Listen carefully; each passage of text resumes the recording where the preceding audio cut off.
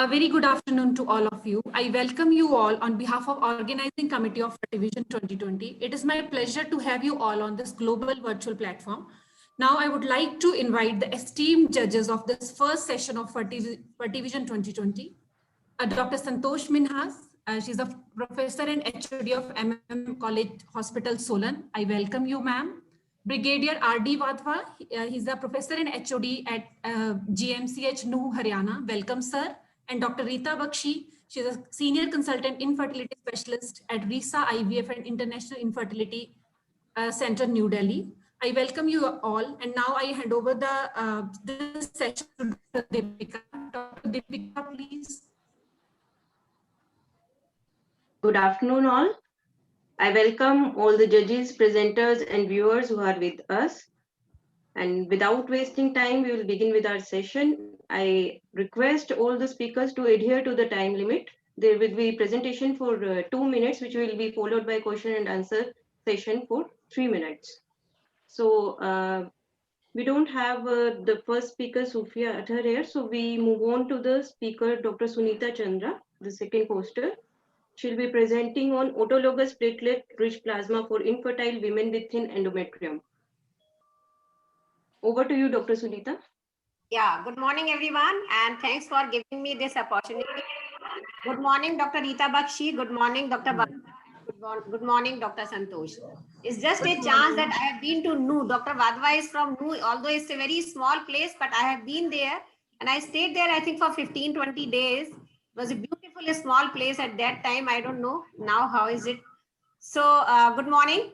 And my presentation, my poster is on autologous platelet-rich plasma for infertile women. So all of us know that infertility is like increasing day by day, and it's not a social problem, it's a global problem also. And the one who are infertile, they only know what is the problem with them.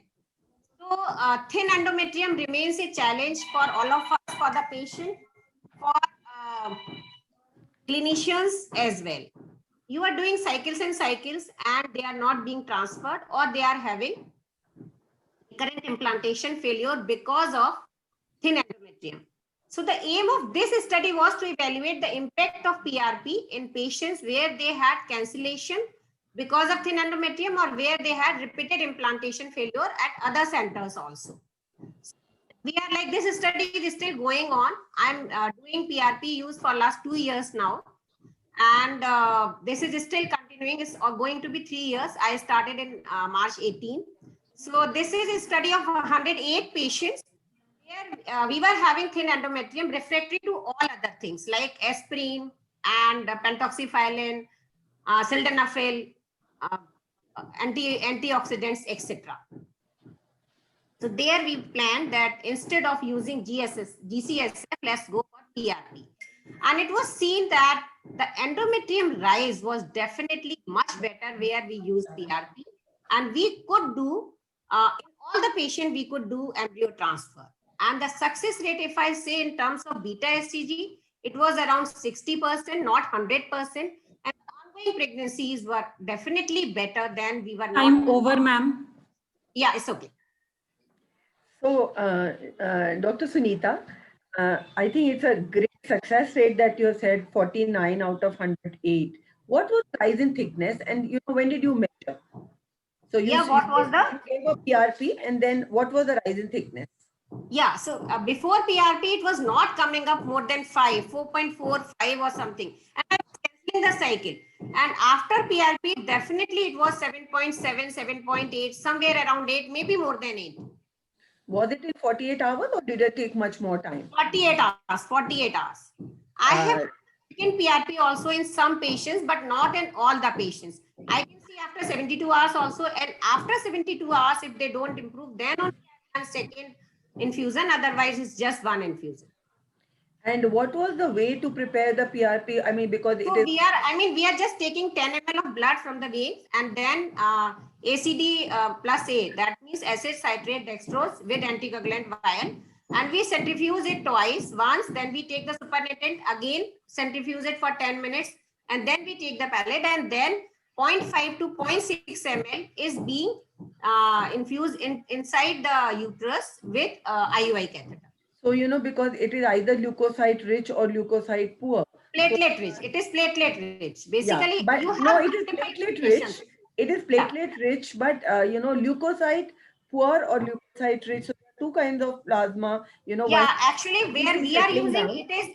it is platelet rich. There are different kind of preparations for different purposes. But because we are using it for thin endometrium, where we need growth factors, that is why we need more of platelet than of leukocytes.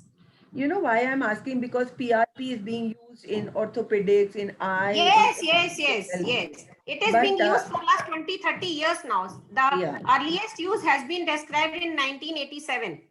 right. So the ways of preparation, they say either it is a leukocyte rich, Yes, where you want inflammation, or the leukocyte yes, do not yes. want inflammation. So Yeah. this is what did you ever Actually, ma'am, I'll just interrupt you in once. This is GCSF is basically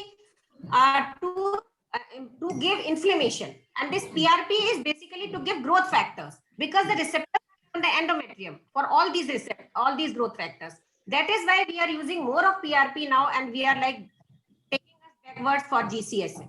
right? And did you ever measure the platelet levels? I mean, how many times they had Actually, increased? I tried to do it, but I could not. Abhi, I was just asking to my technician also, have you tried again that how much is the platelet count? Although I did say it should be somewhere around 5-6 legs, but I have not been able to measure it somehow. Yeah, excellent, Dr. Sunita. I think very I nice. have one question to ask Dr. Sunita. Yeah. Do you take the basic platelet count of the patient Yes. for doing it? And what is the Yes. cutoff there? Cutoff is less than 1. Time over, ma'am. Yeah. Okay. Okay. All right. Thank Thank you, you Dr. so much, Sunita. Dr. Sunita. Thank you. Thank you so Thank much. you. Dr. Sunita. Thank you. Thank you so I now much. welcome. Thank you. I now welcome our next speaker, Dr. Niharika Malhotra, for her post on DHEA, the magic drug for poor responders. Good afternoon, everyone, and good afternoon to all our respected judges.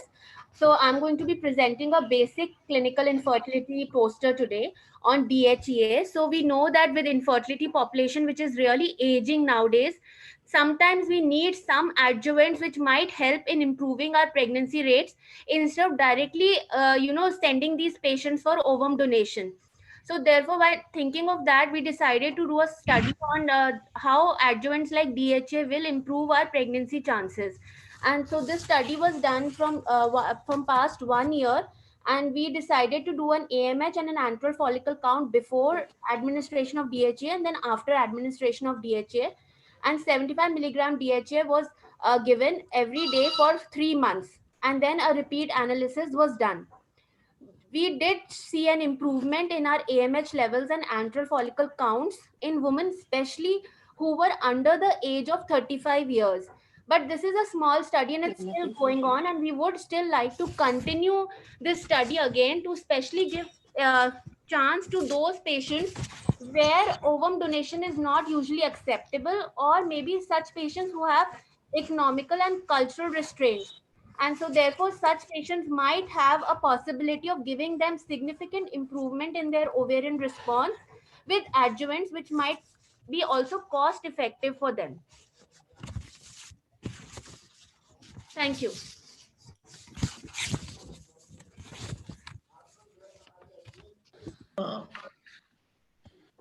So, Dr. Niharika, I have a question to ask. The first question is, which age group did you take specifically?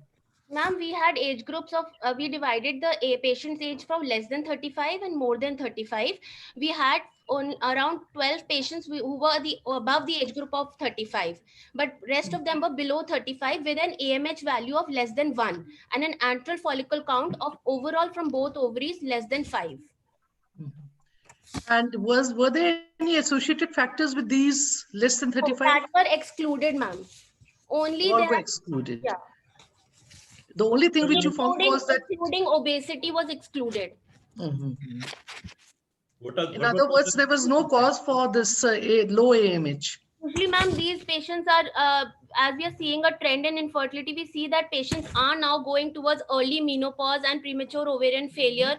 And we, especially with infertility, we're seeing patients coming at the age group of 35 with less antral follicle count and a very poor AMH value. So somehow for such patients who have no other cause, maybe we can try. I'm not saying we should, but we can try, especially if they really want to go for a wait for those 3 months. Ideally, DHA will only work if given for 3 months. So that counseling is also very important. Nowadays, people are using DHA whenever a medical representative comes and people just give DHA for 10-15 days and expect a miracle to happen. That will not happen. So they have to be given for exactly 3 months at least to have the ovarian reserve show some form of improvement. Did you find anything in this socio-demographic profile in these less than 35 years old? Ma'am, Anything mostly specific which could be pointed out towards a low AMH? no, ma'am, nothing as specific, but mostly these patients are patients who have been, taking a lot of homeopathic and other forms of treatment for a long time and not, getting success. Only those patients who, and we don't even know what kind of drugs they were taking. So they have some form of prescription being done, but without any mention of the drugs. Niharika, what do you think about testosterone gel, which has come comparison to DHEA, if you want to? Yes, ma'am. Ma'am, I've just started using testosterone gel also, and it has shorter duration and it's more acceptable to the patient. But testosterone gels, we have just done a study of only 20 cases right now, and it has not shown as much improvement. So if you want improvement for your IVF cycle, especially, then I feel testosterone gel would be a better option because you will only have to give them for at least 20 to 21 days. But if you want improvement and you want to plan only ovulation induction and IUI or something, then I feel DHA would be a better option. And it was nice to see that you had a lot of, most of your embryos were Time over. one. So, Thank you, ma'am. Thank you so much. Thanks a lot, Dr. Niharika. Thank you. We are now ready with our next speaker, Dr. Kriti Agarwal. Yes, she has posted on a study of obstetric referrals, 1 year experience at a tertiary care referral center in Eastern India. Dr. Kriti.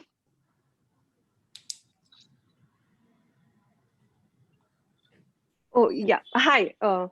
Good afternoon, respected judges, and thank you, Dr. Deepika, for the introduction. I'm Dr. Kriti, and I'm going to talk about obstetric referrals, 1 year experience at a tertiary care referral center.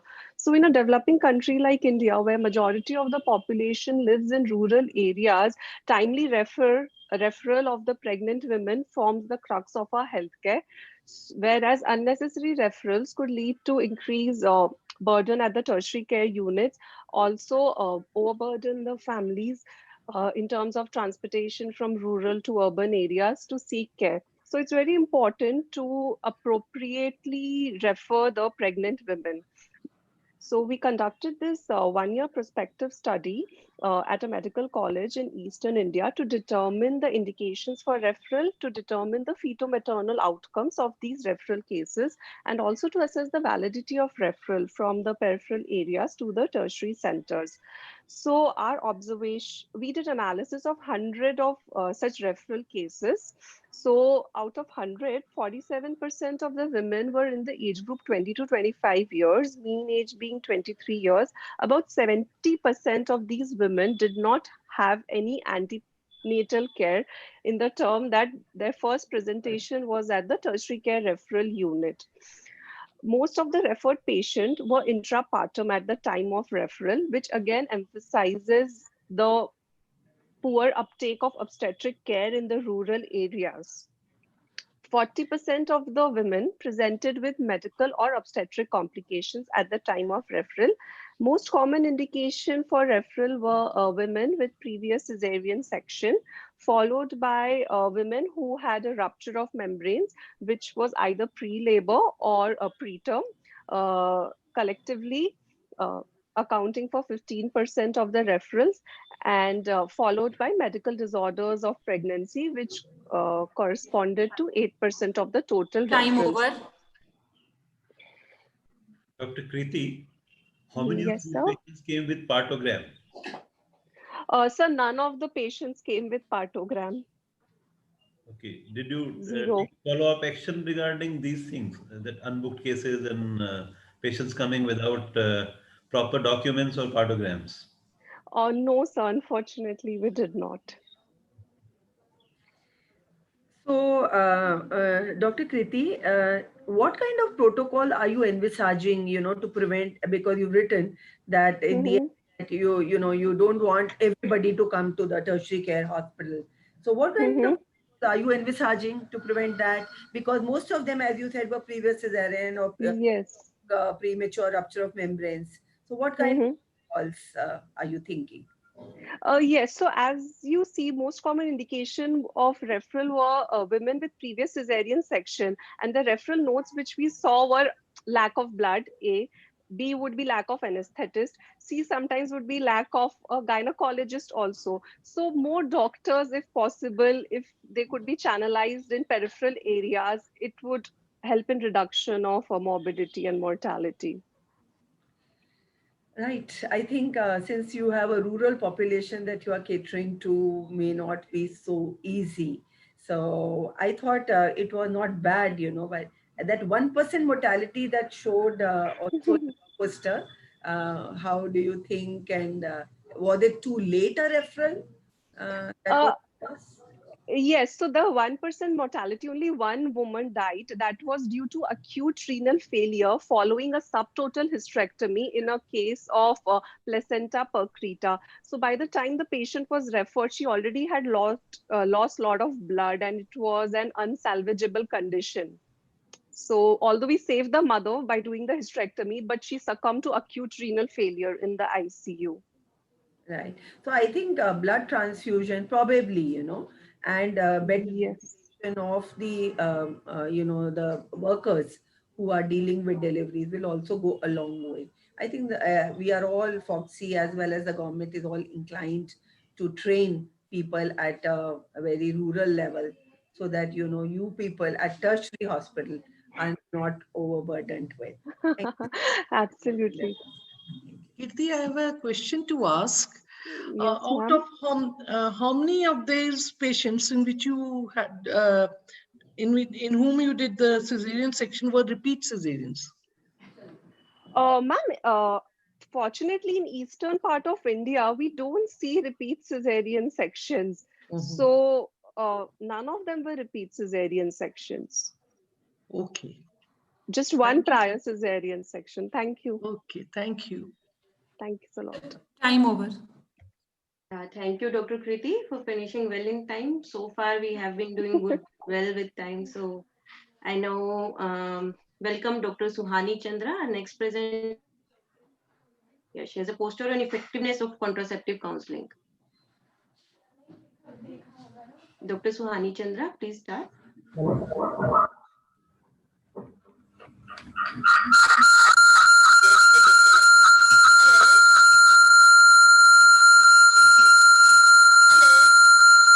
Dr. Chandra, I guess you're also in the same room. Dr. Sunita Chandra. You need to be. Hello. Yeah, yes, madam, we can hear you. Am I audible? Yes, you are, madam, but we cannot see you. Should I start? Hello. Yes, please start, madam. Yes, you can start. Hello. Suhani, go ahead.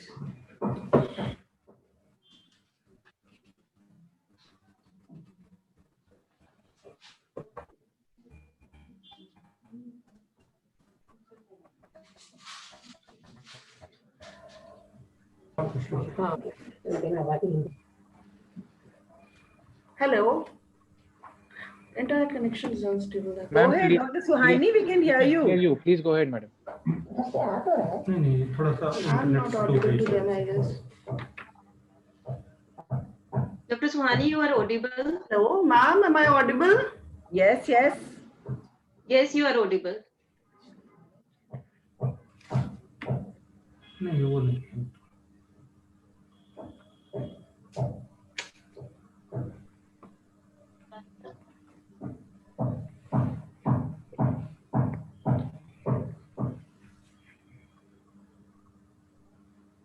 Can we go to the next speaker, please? Sumit, I think we should move to next speaker. I think Dr. Archana has not joined yet. Mr. Sumit, can you please confirm?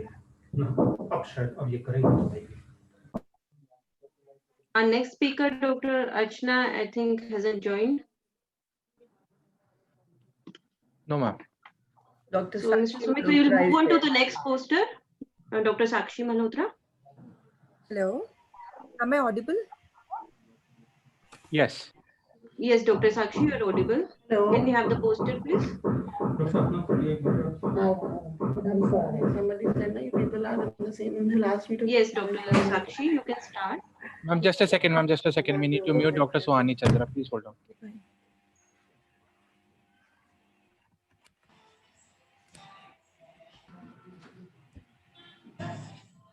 Yes, Dr. Sakshi, start please. Good afternoon, everyone. My topic is recurrent ectopic pregnancy after ipsilateral self-injectomy. So this is a case report. I'll give a brief description about the patient. The patient was 23 years old woman, gravida 3, para 1, live 1, A1, and she presented with lower abdominal pain, amenorrhea, and bleeding per vaginum, the classical triad of ectopic. And she gave history of right self-injectomy in view of tubal ectopic 2 years back from some private hospital. On investigations, transvaginal ultrasound was done and it revealed empty uterus with free fluid in pouch of Douglas, and adnexal mass was seen 3 into 2.5 centimeter in right side of the uterus. The beta HCG levels were 918 and the patient was hemodynamically unstable, so a laparotomy was planned. So when we opened up the patient, a ruptured right adnexal mass of around 2 centimeter was found adjacent to the right ovary. We can see in the image 1. The single arrow shows ovary with the ruptured ectopic mass, and on the left side, the double arrow, the picture is not clear, but the left tube is completely intact and patent. And a corpus luteal cyst was found in the right ovary, single arrow, with no identifiable tubal structure at the right cornual end of the uterus, since the patient had right self-injectomy. The mass appeared, so to us, the mass appeared to be rising from the ovarian surface only. So a histopath examination was done, and on that we found that no identifiable ovarian tissue was found in that mass, and chorionic villi was present in the remnant of the fallopian tube. So the discussion, 2 postulates were made for the recurrent ectopic pregnancy in previous self-injectomy. Firstly is that since partial self-injectomy might had been done, so some part of the isthmus or the fallopian tube was still present. Through that, a fistulous communication might have happened between the endometrial and the peritoneal surface, through which the ovum or the fertilized egg might have got transferred to the remnant fallopian tube in the right side, where the ectopic tubal pregnancy occurred. And the second hypothesis which may be postulated is there might have occurred transperitoneal migration, means that since the left tube is patent and the left ovary was also functional, either the fertilized egg from the left side might have migrated to the right side. Time over. Thank you. So, Sakshi, do you think it was an interstitial ectopic? And if it was, let us say, what could you have done to prevent it? You've done a self-injectomy for a previous ectopic. What can you do to prevent it? You know, ideally, usually the patients which come to us, they are of reproductive age group. So we do partial self-injectomy. But if we do partial self-injectomy, there is a risk of the next tubal ectopic. So ideally, total. 1 minute, Sakshi, why do you do a partial self-injectomy? I mean, if the patient is of reproductive age group and the tubal length is appropriate and the patient does not give consent and she wants fertility preserving surgery, so in that we can do partial self-injectomy. But the main thing is that since the in the proximal end that some patent tube is present, if we do not cauterize the lumen of that tube by diathermy, or like if it is not done, then the fistulous communication may happen. So ideally the cornual end should be like diathermy should be done to block the cornual end, and also the femoral resection should also be done, because femoral ectopic is also risk factor that might also occur. So both cornual end and femoral expression. How do you diagnose that it's an interstitial pregnancy? How do you make out that it's at the lateral end of the uterus? What do you see? Ma'am, in our case, ma'am, the cornual, since there was a self-injectomy, on the cornual side of the uterus on right side, the tube was not visible, but towards the side of the right ovary, there was some remnant tube which was visible. But on an ultrasound, what would you have to make out a diagnosis of interstitial? I mean, see, you can see a pregnancy at one end of the tube. What else would you see? Would you see the myometrium around? Ma'am, in interstitial pregnancy, a thin ecogenic that ma'am line is seen, which around the tubal ectopic, a thin ecogenic ecolucent area is seen, ma'am. Along with the myometrium thickness of maybe around like 2 to 3 mm, it is usually seen, and through that we can diagnose on like ultrasound if interstitial pregnancy is there. And how would you treat that? Ma'am, interstitial pregnancy usually it presents very late, around 12 to 14 weeks, like with rupture, because it is supported by the myometrium. So the patient usually presents with rupture at later stage, 12 to 14 mm. So and the patient, since rupture is there, the amount of hemoperitoneum is very large in interstitial ectopic. So we will have to do the laparotomy. Would methotrexate work had it not been ruptured? Ma'am, in interstitial pregnancy, ma'am, laparotomy is must. According to me, laparotomy is must. Or maybe installation of methotrexate Yes, or ma'am. That we can do by laparoscopic port if laparoscopically into we the are. tac. Thank you, ma'am. Thank you. Time over. Thank you, ma'am.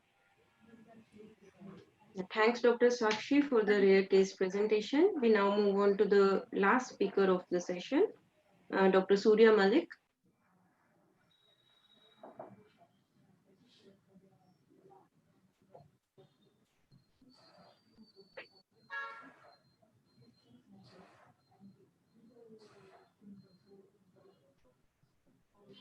Dr. Malik, are you there? Yeah. Hello, am I audible? Yes, please continue. Yeah. Good afternoon to all my esteemed judges. I'm Dr. Surya. I'm presently a fellow at Kraft Hospital. I'm going to present a case report on the first case of the xeroderma pigmentosum we have reported just recently in our institute. The short history of the couple is the couple was 35-year-old female and the 38-year-old male. They both came to us as they were already diagnosed heterozygous for xeroderma pigmentosum. Patient was para1 live 1A1. She had a previous baby who had a xeroderma pigmentosum. Then second twins were she had a twins GCDA. They were aborted because they were diagnosed with they were homozygous for this. And third time she came to us as a solution for this one. So we had a consultation with our genetic person, and she told the couple to go for the PGTM. We did the PGTM for the patient and did the marker and did the primary study. So after that, we had done the cost for her. The patient was a case of DOR with AMH of 0.6 and with the AFC of just 6. So we had a plan of oocyte accumulation. So we did 6 costs for her because 3 were failure and 3 were successful. Finally, we were able to get 10 embryos. Out of those 4 were day 3, 5 were day 5, and 1 was day 6. Out of those, only the 5 were affected, 2 were career, and 1 was undiagnosed. So finally, we did first frozen, FET was done, and that came out to biochemical pregnancy. But the second FET was successful that we did just now in June 2020, and now our patient is 20 weeks pregnant and she's booked for the anomaly scan. So this very well tells it that what is the importance of PGTM and how we gave the couple and how serves as a ray of hope for a couple with genetic disease, since she had 2 previous mishap with her. So how we saved her and gave her a healthy outcome. So that's what the techno we have used in our technique. And now this is India's first case of xeroderma pigmentosum in our hospital. So it's a pride feeling for our institute as well. Thank you. Congratulations, Thank Surya, for that. Hello. Hello. So, Surya, the biopsy that you took was from the trophoectoderm, or was it the polar body? What was the biopsy taken from? And trophoectoderm, because we had five blastocysts. We took the biopsy from the trophoectoderm, and they were day 3, also 4. So there we took from the polar body, and even 1 was undiagnosed due to lack of genetic material. So and in how many cases you get a mosaic, and what do you do about the mosaic embryos? Because many a time when we are getting a PGT, whether it is for aneuploidy or for then there are a lot of diagnoses they give us as mosaic, and they say that we could transfer them also. How many, what is your experience of as far as we are concerned regarding mosaicism?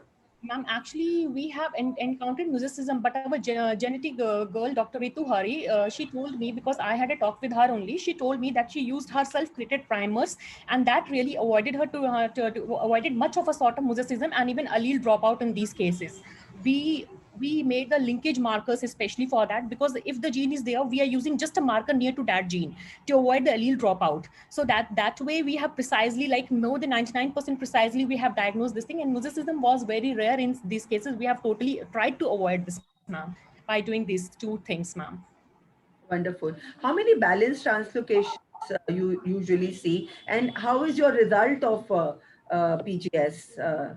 If you are doing a PGS in your institute there. Ma'am, actually, to be very frank, Let us see. I joined here, ma'am, just 2 months back. So it doesn't have much insight about this, but yeah, I will really explore much into this because I still have 10 months to go far. So I will just go into it. But yeah, we are doing PGTM right now with a lot number of cases are there. We are doing, just now we have done one Huntington's chorea also, and the patient is a surrogate, her, because patient has some of the symptoms of Huntington's chorea. So her mother is surrogate for her. So next case, I'm going to present that one. Don't say her mother is surrogate for her, because surrogacy is allowed only in the same generation, and it is not allowed. Okay, ma'am. So, but it's okay. It's okay. I think, Dr. Vadhva, you have Are we anything? done? We are done, I think. Unless Dr. Vadhva wants to ask. Yeah, definitely, ma'am. Ma'am, Dr. Sohani Chandra is here. We can ask Hello, her to everyone. Good afternoon, everyone. I'm sorry for the technical errors. Today's topic for the poster presentation is effectiveness of contraceptive counseling. As we know, contraceptive counseling is a very essential and critical component of family planning services, and it is a client-centered approach that involves communication between service provider, counselor, and clients. So here we did a study with the aim to determine the effectiveness of contraceptive counseling, which included 126 postpartum women at Rajendra Nagar Hospital IVF Center, Lucknow, from February 2018 to December 2019, within 8 weeks of delivery. All women were counseled for the hormonal and non-hormonal methods of contraception, with underlying assumption that 25% of women will switch from less reliable contraceptive methods, that is withdrawal, fertility-based awareness technique, improper lactational amenorrhea method, or no contraception choices, to more reliable contraceptive methods like POPs, injectable contraceptive, IUDs, condoms, proper lactational amenorrhea after counseling. So there were significant differences between the women's choices of contraceptive methods in pre and post counseling sessions. In the pre-counseling, there were 40% of postpartum women selected a contraceptive method, out of which 20% for non-hormonal method and 12% for hormonal method. But after structured contraception counseling, there were 95% of women chose a contraceptive methods. So you can see our results also for progesterone only pills. It was 5.1% before counseling, but after counseling it became 38%, which was statistically significant. And for injectable depot methoxyprogesterone estate, it was 2.9%, which increased to 21%. And for intrauterine devices, it was 10%, and it increased to 23%. Time over. The study showed that POPs are the most frequently preferred contraceptive methods among postpartum women, followed by injection, DMPA, and then IUD. So using a standardized protocol, proper and structured counseling resulted in a significant increase in selection of contraceptive methods by postpartum women. Thank you.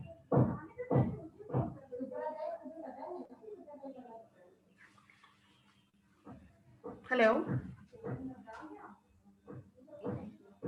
So, Dr. Santosh, would you like to ask? Just ask, you have used the term structured contraceptive counseling. Yes, what exactly do you mean by that?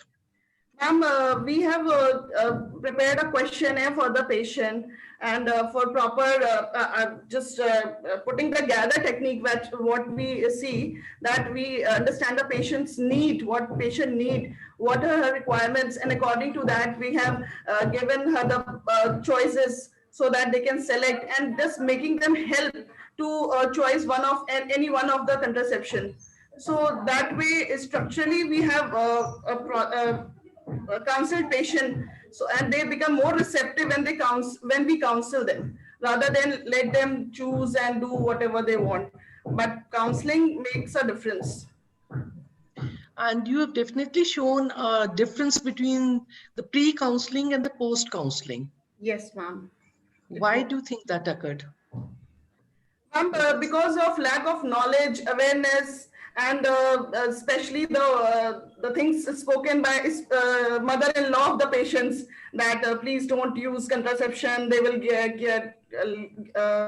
leading for this weight gain, and they are mentally prepared by their mother-in-law. So by counseling from an educated person, we are into it, we are here for them, so they are more receptive for the uses of, and knowing what kind of contraceptions are available for them. So that way. Since DMPA, so Ani, is for a very short time. So how do you counsel for DMPA, and how many takers were there? I mean, Sorry, for ma'am, I'm not injectable? able to hear you. For DMPA injectable, Yes, how ma'am. do you counsel for a short time? And was there good acceptance of DMPA? Yes, ma'am. Firstly, it was that you don't have to come for follow up very frequently, and then she don't have to take medicines daily, and she have to get one IM injection for 3 months. And we have provided them the card telling them the date of injection, and when they have to follow up for the injection after 3 months, and even they can come 2 weeks before according to their timings, and even come 1 week after the timing of recommended injection, next injection. So patient were compliant for that. Okay, we can take IM injection and we can come, and they don't have to take the daily dosing. But this, of course, they were scared of amenorrhea, which DMPA causes. Yeah. But then we have to counsel. Time over. Okay, thank you, ma'am. Thank you. Thank you. Okay. Are we over? Do we have Dr. Archana? Thank you, Dr. Suhani. Thank you, ma'am. No. Okay. Thank you, Dr. Suhani. So that was the last poster of the session. First of all, I congratulate the whole team for finishing well in time. And with my sincere thanks to all presenters for presenting the valuable posters, giving us food for thought. And sincere thanks to all our judges for their valuable discussion and evaluation, making this a great virtual experience. And to all the viewers who have invested their time with us, I close this session. We can now move on to our next session. Thank you. Thank you very Thank much. you so much. Thank you. Pleasure. Thank you so much. Thank you so much. Good afternoon, dear esteemed faculty, my judges and my presenters. And I welcome you all to the oral paper Hall A on the first virtual Global Congress of IFS. It's indeed a proud privilege to be part of this first virtual Global Congress. I introduce my judges. We have a very young and dynamic Dr. Soumya Prasad, who's Assistant Professor, Department of OBGY, Safdarjung Hospital, New Delhi. She's executive member IFS 2022 and also part of SIG IFS for Poor Ovarian Reserve 2022. We have Dr. Rashmi Sharma, a much accomplished gynecologist, Director, Origin Fertility and IVF, New Delhi. She's joint editor of Indian Fertility Society, and recipient of the Best IFS Executive at Fertivision 2018 Kochi. Welcome, Dr. Rashmi and Dr. Soumya. And so now we start with the first presentation. It is Dr. Janani S. The theme is clinical fertility. So I'm stopping my screen share.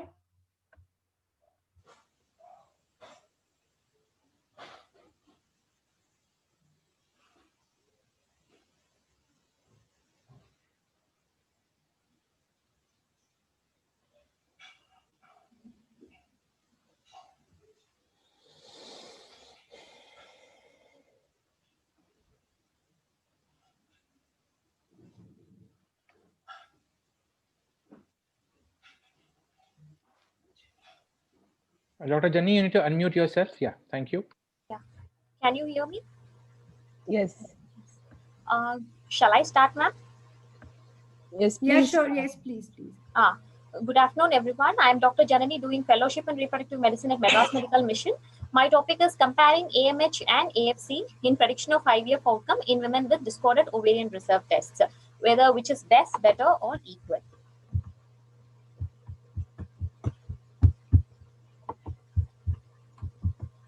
So, in general, AMH is positively associated with AFC. However, there is often discordance between AMH and AFC in clinical practice. Both patient counseling and management could be hampered by finding a disagreement between AFC and AMH.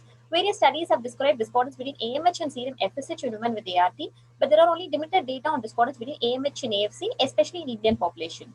So this study is to find the frequency of AMH and AFC discordance in our population, and also to investigate which indicator is more accurate in predicting IVF outcome, and also to find the value of measuring serum FSH in women with discordant AMH and AFC. So it's a retrospective analysis. Totally, we had 583 women who underwent IVF at our institution for a period of 2 years, that is 2016 and 17. And after excluding obese women, PCOS, hypothyroid, hyperprolactinemia, and history of previous ovarian surgery, egg donation, and gestational carriers, 400 women met the inclusion criteria, which was who was undergoing first IVF cycle with antagonist protocol and frozen embryo transfer. So we collected data from the medical records department, and those women were what we did for those women was day 2 serum FSH and AMH levels were analyzed, and AMH was done by Gen 2 ELISA, and day 2 AFC were measured using transvaginal ultrasound, and all patients underwent antagonist protocol, and trigger was given when 3 or more follicles reached more than 17 mm diameter. Oocytes were retrieved 35 hours after trigger, and ICSI was done, and embryos were electively frozen. Embryo transfer was done within 2 subsequent cycles, and serum beta HCG was performed on day 16 after embryo transfer, and if the result was positive, luteal phase support was given for 10 weeks. Our study group was divided into 4 categories: Group A and D, or concordant AMH and AFC group, whereas Group B and C are discordant. So throughout my presentation, the A and D will be in the black color, the charts, everything will be indicating black color, and B and C will be in red color, just for easy understanding. So I have taken a cutoff of more than 7 for AFC and AMH more than 1.1 based on Bologna criteria. And Group B is discordant with normal AFC. That is, AFC is more than 7 and AMH is less than 1.1. Group C is discordant but with normal AMH. That is, AMH is more than 1.1, but the AFC is less than 7. Group A is concordantly normal. Group D is concordantly low AMH and AFC. So analysis was done by SPSS software, and ANOVA variance was used. And we had around 70% belong to concordantly normal group. And among the discordant group, that is these both red bars or discordant groups, we had 17% of women with discordant group having normal AMH but less AFC. This is the distribution of our mean AMH and AFC among various groups, and the BMI, duration of infertility, and dose of gonadotropins were comparable among groups, though the dosage of gonadotropins increased from Group A to Group B.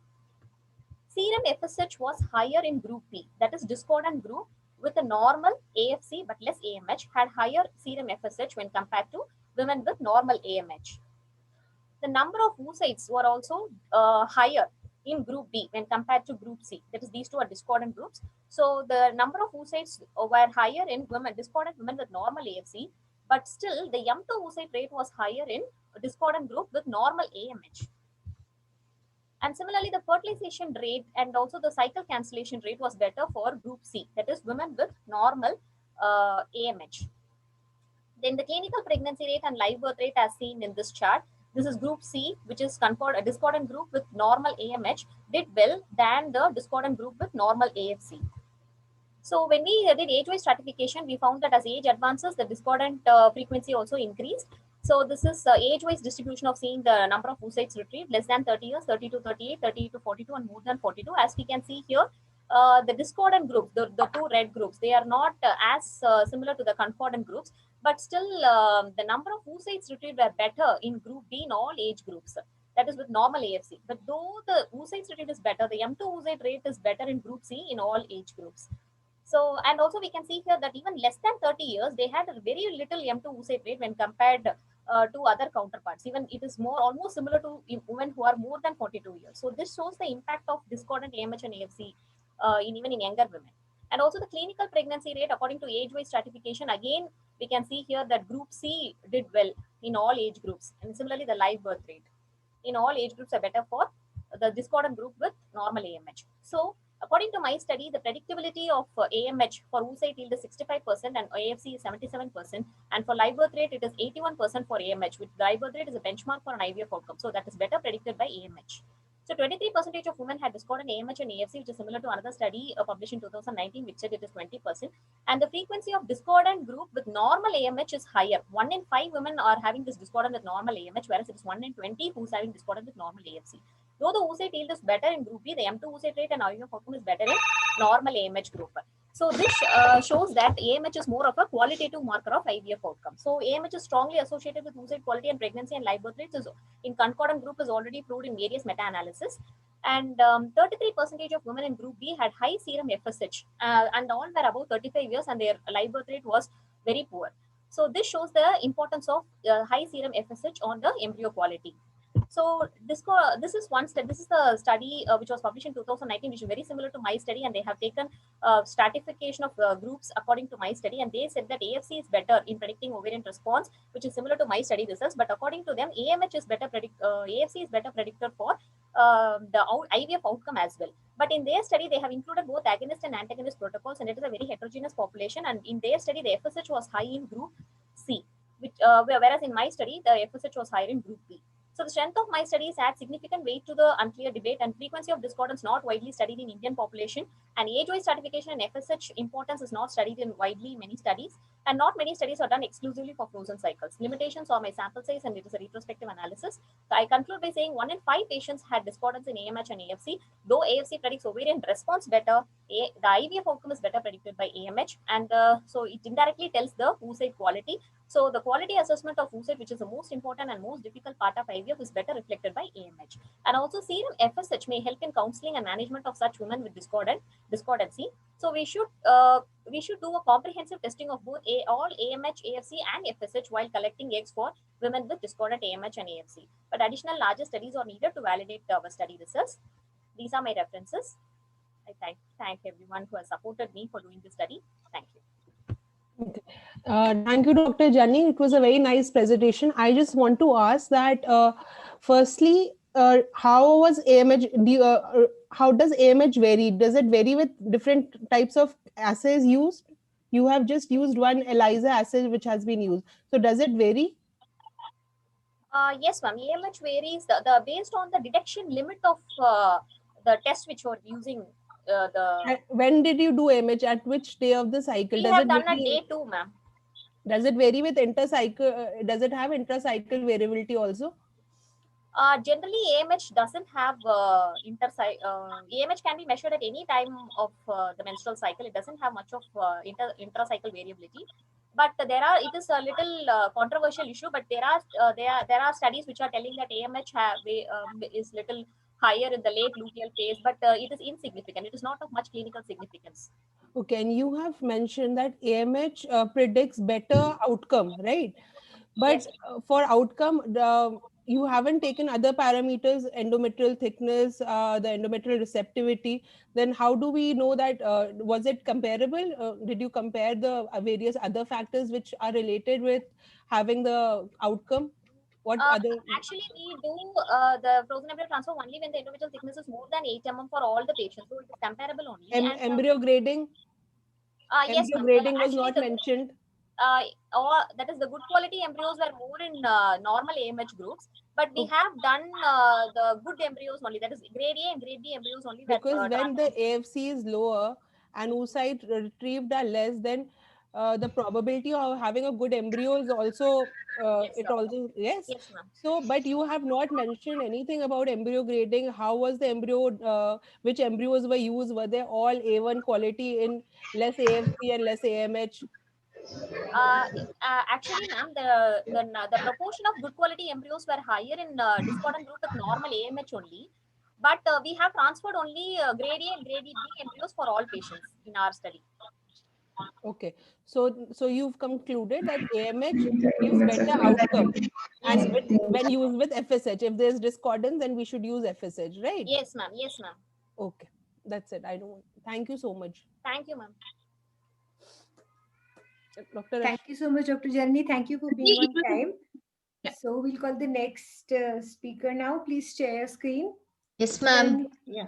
Good afternoon, ma'am. Yeah, good afternoon. Am I audible, ma'am? Yeah, good afternoon, Dr. Rashmi. Thank you for joining. And shall I start, ma'am? Yeah, sure. Good afternoon, everyone.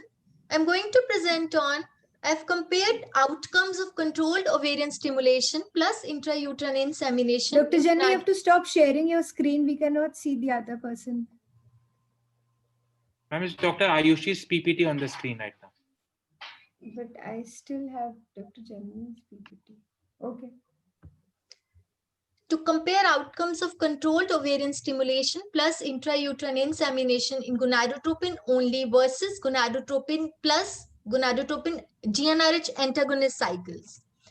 Unexplained infertility contributes to 10 to 30% of couples. IUI combined with COS has been established as a first-line treatment for couples with unexplained infertility. Use of IUI and COS in a well-selected group of patients with unexplained infertility has having comparable cumulative rates when compared to IVF, and hence appears to be cost-effective. But one of the mishaps which occur during COS is the occurrence of premature luteinization, which can lead to cycle cancellation and severe patient distress. Premature LH is defined as a surge that precedes the triggering of ovulation iatrogenically, and it occurs in 23% of the COS cycles. But it can be effectively prevented by administering a GnRH antagonist. Aims to compare outcomes of COS plus IUI in gonadotropin only versus gonadotropin and GnRH NTEC cycles in patients with unexplained infertility. The primary objectives were to compare results of folliculometry on the day of HCG trigger, to compare mean levels of LH and mean levels of progesterone on the day of HCG trigger. The secondary outcomes were to compare clinical pregnancy rates and ongoing pregnancy rates between two groups. It was a prospective case control study which was done in the Department of OB/GY from November 19 to March 2020. Total of 15 women were enrolled in each group, and cumulative pregnancy results after 3 cycles of IUI in each woman were done. But due to onset of COVID pandemic, 8 patients in group A and 14 patients in group B could not complete their 3rd cycle, and 7 patients from group A and 1 patient of group B could not complete their 3rd cycles, and rest of the patients completed all their 3 cycles. In group A, we took patients whom we gave gonadotropins and GnRH NTEC, whereas in group B, we gave only gonadotropins. Age 20 to 35 years, patients with primary or secondary unexplained infertility, the patients who had affordability for GnRH NTEC injections and who were willing for first 3 cycles of IUI were included in the study, whereas age more than 36 years, endometriosis of any stage, PCOS patients who had who needed artificial insemination from donor, who had male factor infertility with sperm concentration less than 15 million per ml, patients who had premature ovarian failure or who had diagnosis of polyp, septum, intrauterine, intramural fibroid or submucosal fibroids impinging on endometrium, and patients with poor ovarian reserve were not included in the study. After obtaining the ethical clearance from the Institutional Ethical Committee, the patients who presented to infertility OPD were divided into 2 groups. They were given detailed patient information sheet, and after taking informed consent from the patient, baseline hormonal profile, which included serum FSH, LH, estradiol, AMH, were measured on the 2nd day. Tubal patency test by HSG and endometrial biopsy were already done as a preliminary workup of infertility. Baseline ultrasound was done on day 2 to rule out any uterine or ovarian factor, and patients were started on highly purified FSH. Transvaginal ultrasound was done every 3rd day from 6th day onward, and till we reached a dominant follicle of 18 to 20 mm. In group A, where GnRH antagonist was added when a follicle reached 14 mm size, 0.25 mg subcutaneously up to the day of HCG administration, and 10,000 international units of urinary HCG was given as a trigger, and IUI was done 36 hours later.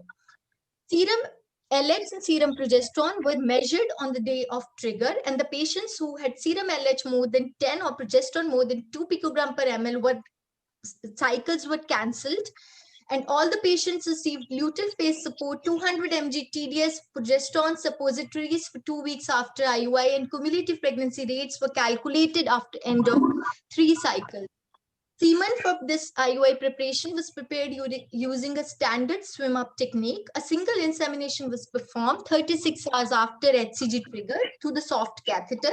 0.5 ml was inserted. Patient was kept in supine position for 15 minutes. And 2 weeks after IUI, HCG was performed. And if was 2 weeks later, clinical pregnancy was defined as a positive HCG along with the presence of fetal heartbeat, and luteal phase support was continued till 10 weeks of pregnancy. Now, these were the results when we compared age, duration of infertility, baseline serum FSH, LH, and estradiol levels. They were comparable between 2 groups. Regarding the IUI cycle characteristics, number of dominant follicles, mean endometrial thickness, total dose of gonadotropins, duration of GnRH antagonist in group A, and mean serum levels of progesterone, they were comparable, whereas mean levels of serum LH on the day of trigger, it was statistically significant between the 2 groups. It was much higher in group B as compared to group A, which was obviously because of the GnRH antagonist which we had given. Clinical pregnancy rates and ongoing pregnancy rates were similar between the 2 groups, probably because the amount of progesterone within the 2 groups did not differ significantly.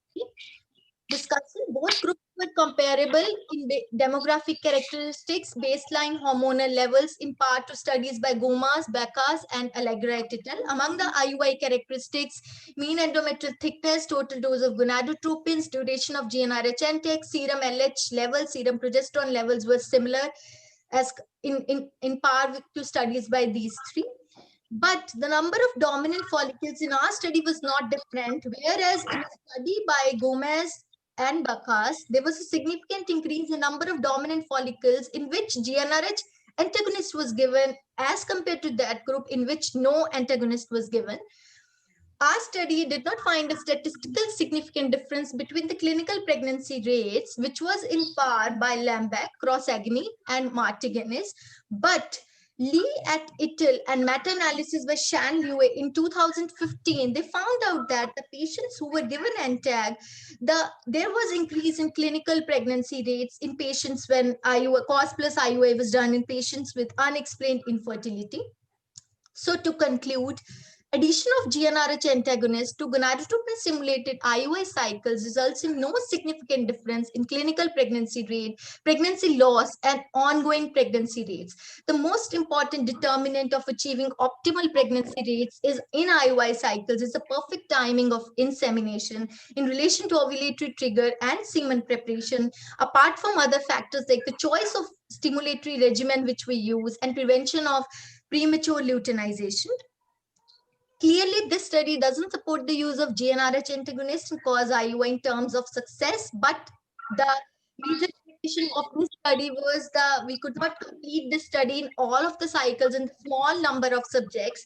But GnRH, please finish, Ayushi. But last slide, ma'am.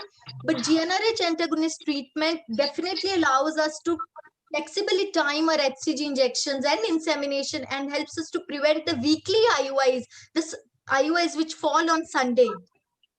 These are my references. Thank you. So, Ayushi? Yes, ma'am. So, next presentation, I just have one question. Yes. That in your discussion, you told about one of the study which said that in the antagonist cycle, they found higher number of the follicles. So, yes, ma'am. what is the reason that they gave? Because in my understanding, why would the antagonist addition will decrease or increase the number of follicles? That is true, ma'am. Ma'am, they have not given clear-cut explanation. It is very clearly written in those studies, 2 studies which have quoted the increased number of dominant follicles, and those studies have not mentioned the clear-cut, the reason why there was increased number of follicles. And very true, ma'am, the follicle number shouldn't vary whether we give antagonist or whether we don't give. Yeah. So second question that I had, Ayushi, that in your studies, the mean number of follicle was 1.3 or 1.4. So yes, do you the mean number of follicles is so low, when the number of follicle is 2 or 3 only, then there will be a significant increase in the incidence of premature LH surge. Did you measure the E2 levels also? Because at what E2 level the LH surge will start? No, ma'am. We measured only baseline E2 levels, ma'am. Not after. After that, we follow up patient only. I mean, by ultrasound, ma'am. Hormonal levels are not done, ma'am. Okay, Dr. Ayushi. Yes, ma'am. I want to ask that you have given gonadotropins and getting so less number of follicles. What was the reason that after giving recombinant FSH, HMG, you having such low follicles recruited? Ma'am, yes, ma'am. It is the reason basically is, ma'am, in PJMER, our patients cannot afford recombinant FSH, ma'am. We are using only highly purified FSH doses, Yes, ma'am. but in gonadotropins also, even if it's not pure, even if it's not recombinant, then also we get more than 1.3. What your mean says? Ma'am, exactly, ma'am. The reason behind this could be because with the kind of patients which we cater to, might be the problem is they are not keeping their injections in the refrigerators in the proper storage as compared to the IVF centers where patient is being called up and is given gonadotropin injections. In our institute, we give those patients in ice packs and they take those. So maybe because of those, I mean, glitch which these had, ma'am. So ma'am, these are the problems we are facing in, I mean, government institutes when we are giving these injections to the patient. I think the most, the reason which is striking to me is, ma'am, this could be the reason. Secondly, at what diameter of follicle were you giving the trigger? Ma'am, 18 to 20 mm, ma'am. So your LH was more in the antagonist Can we cycle, restrict right? the questions, please? We are overshooting the time, Okay, Dr. Soumya, okay. please. Yeah, that's it. Thank you. Thank you, ma'am. Dr. Ayushi.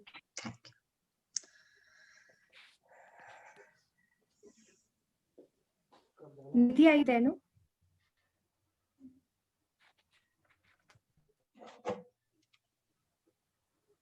Nidhi, you've started sharing?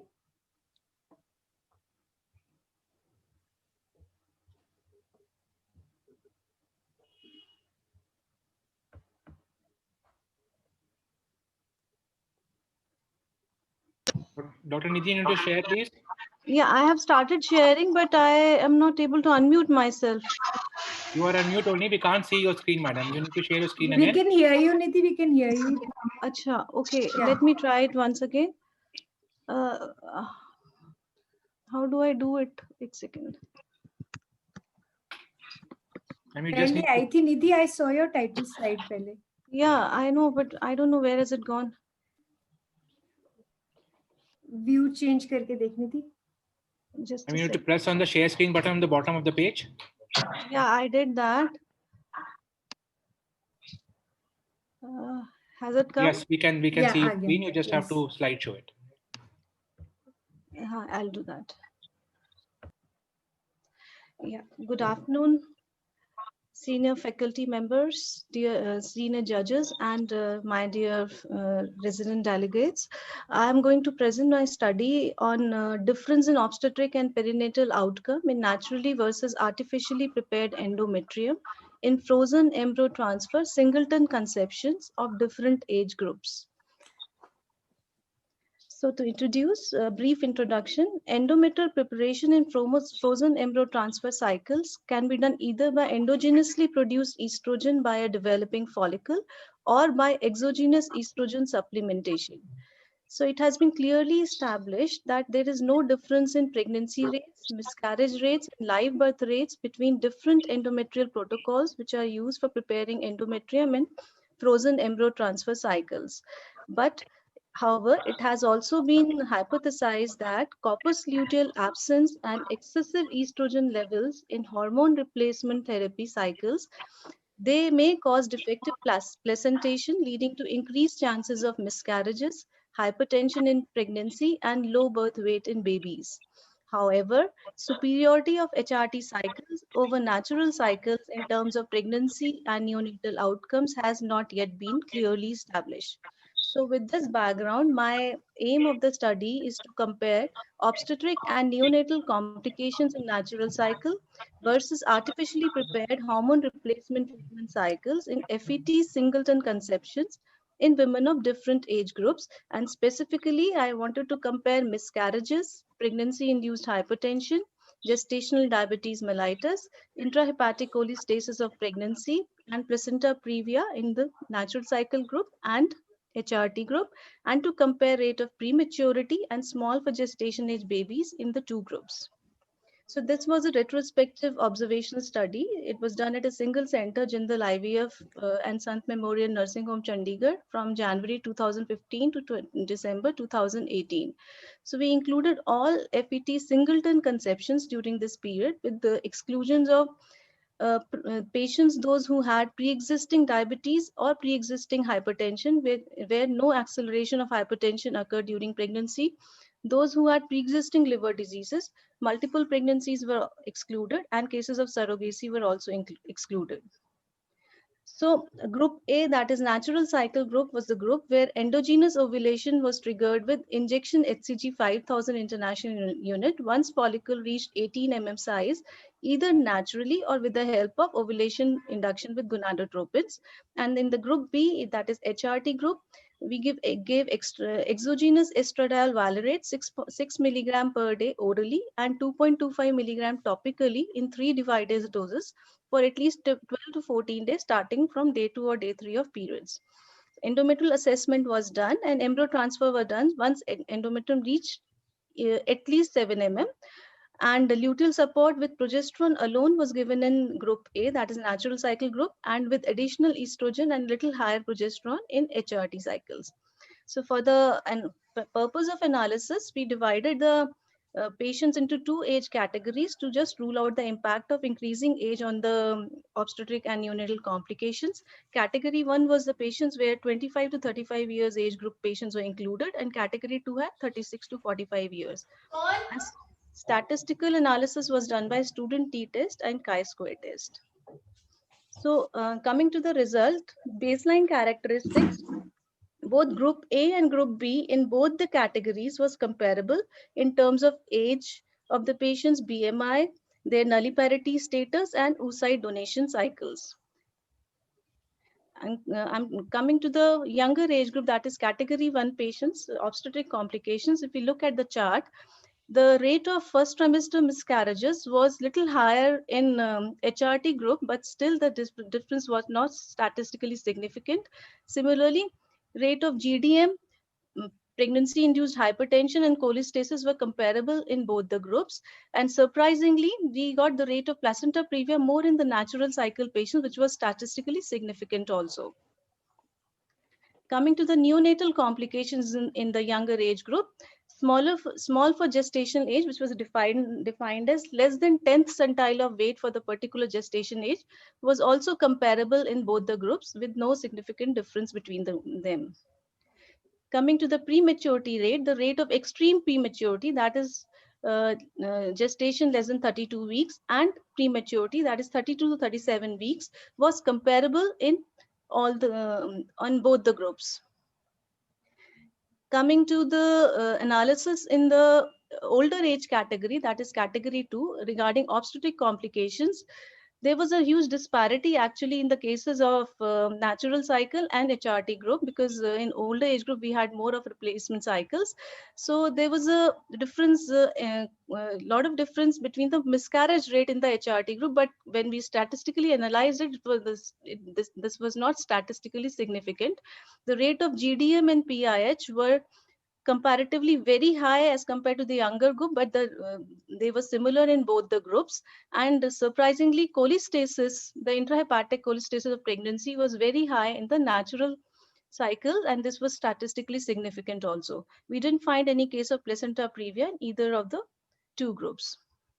So regarding neonatal complications, the rate of extreme prematurity and prematurity was also comparable, and the p-value was not significant. And small for gestation age was also comparable in both the groups, although there was a trend of increasing number of cases in HRT group.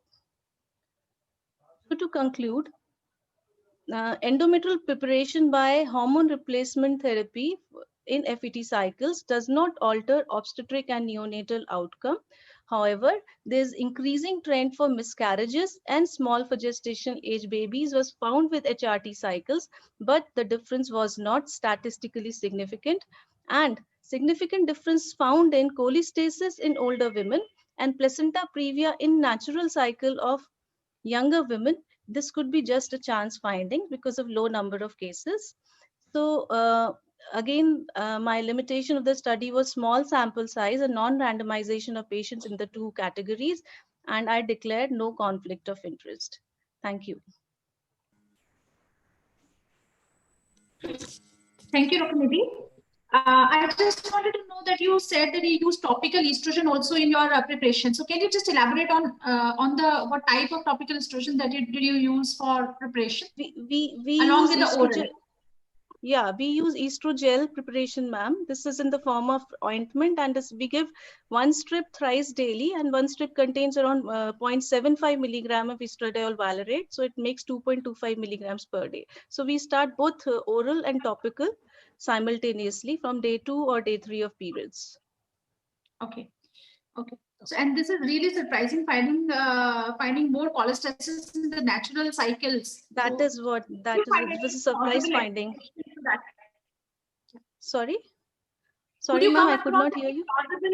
Could you come across any plausible explanation for this?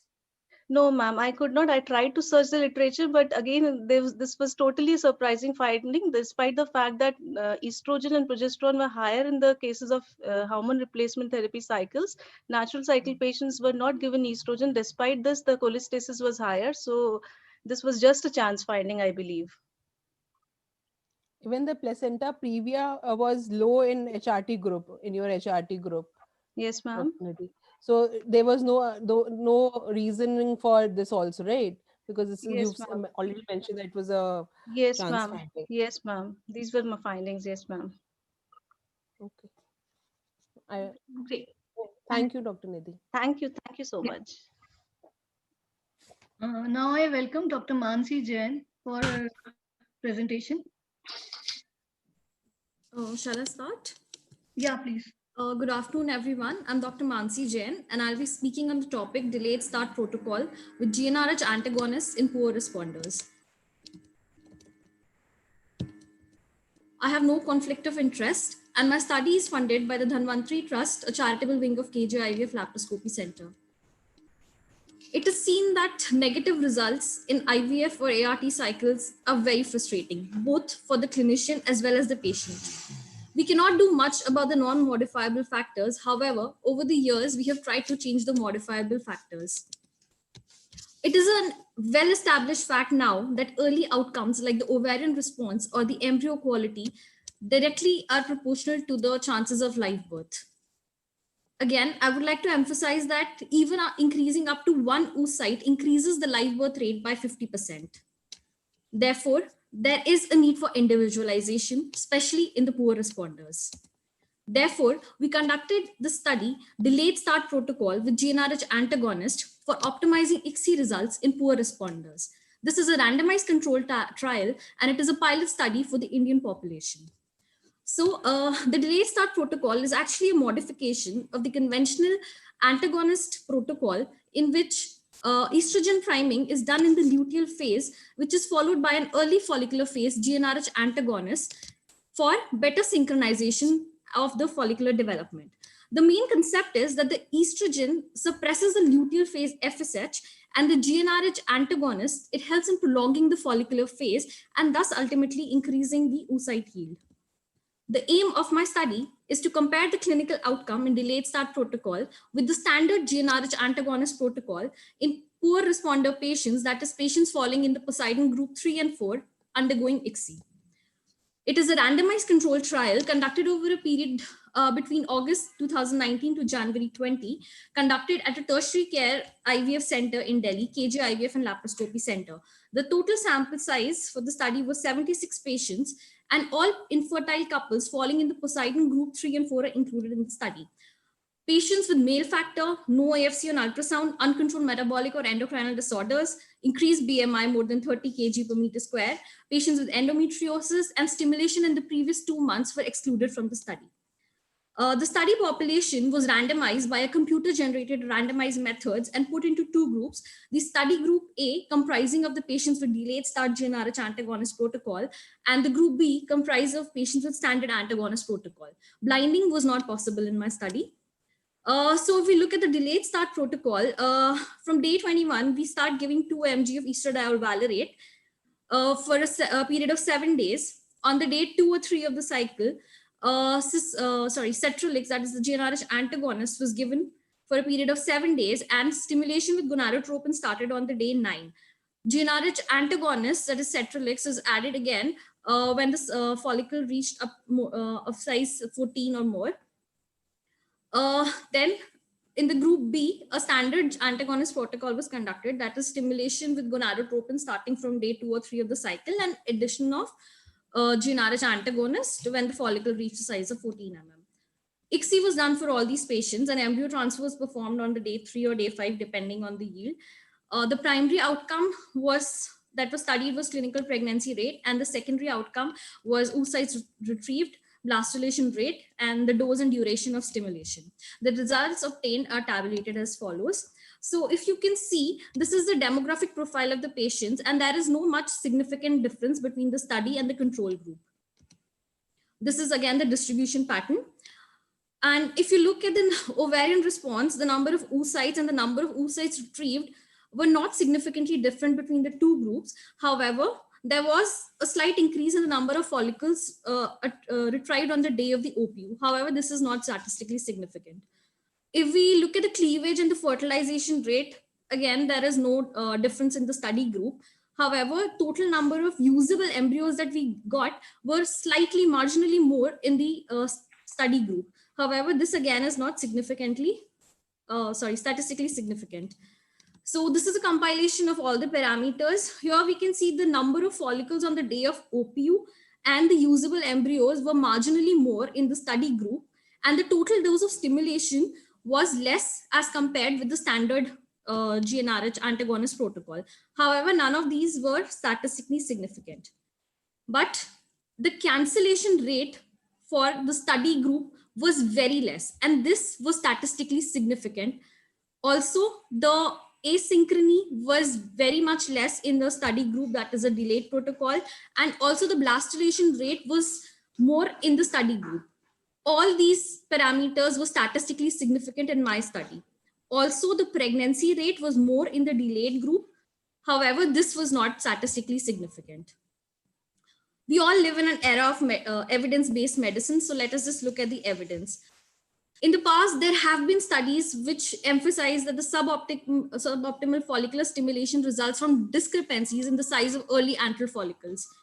Also, there have been studies comparing the short GnRH agonist protocol with the long agonist protocol, and it says a compromised response to stimulation and poor outcome is due to asynchrony between the follicles. Again, there is a study which emphasizes suboptimal response in antagonist cycle due to inhomogeneous size of antral follicles. However, all these studies are small studies with small sample sizes. But these do emphasize the need for individualization.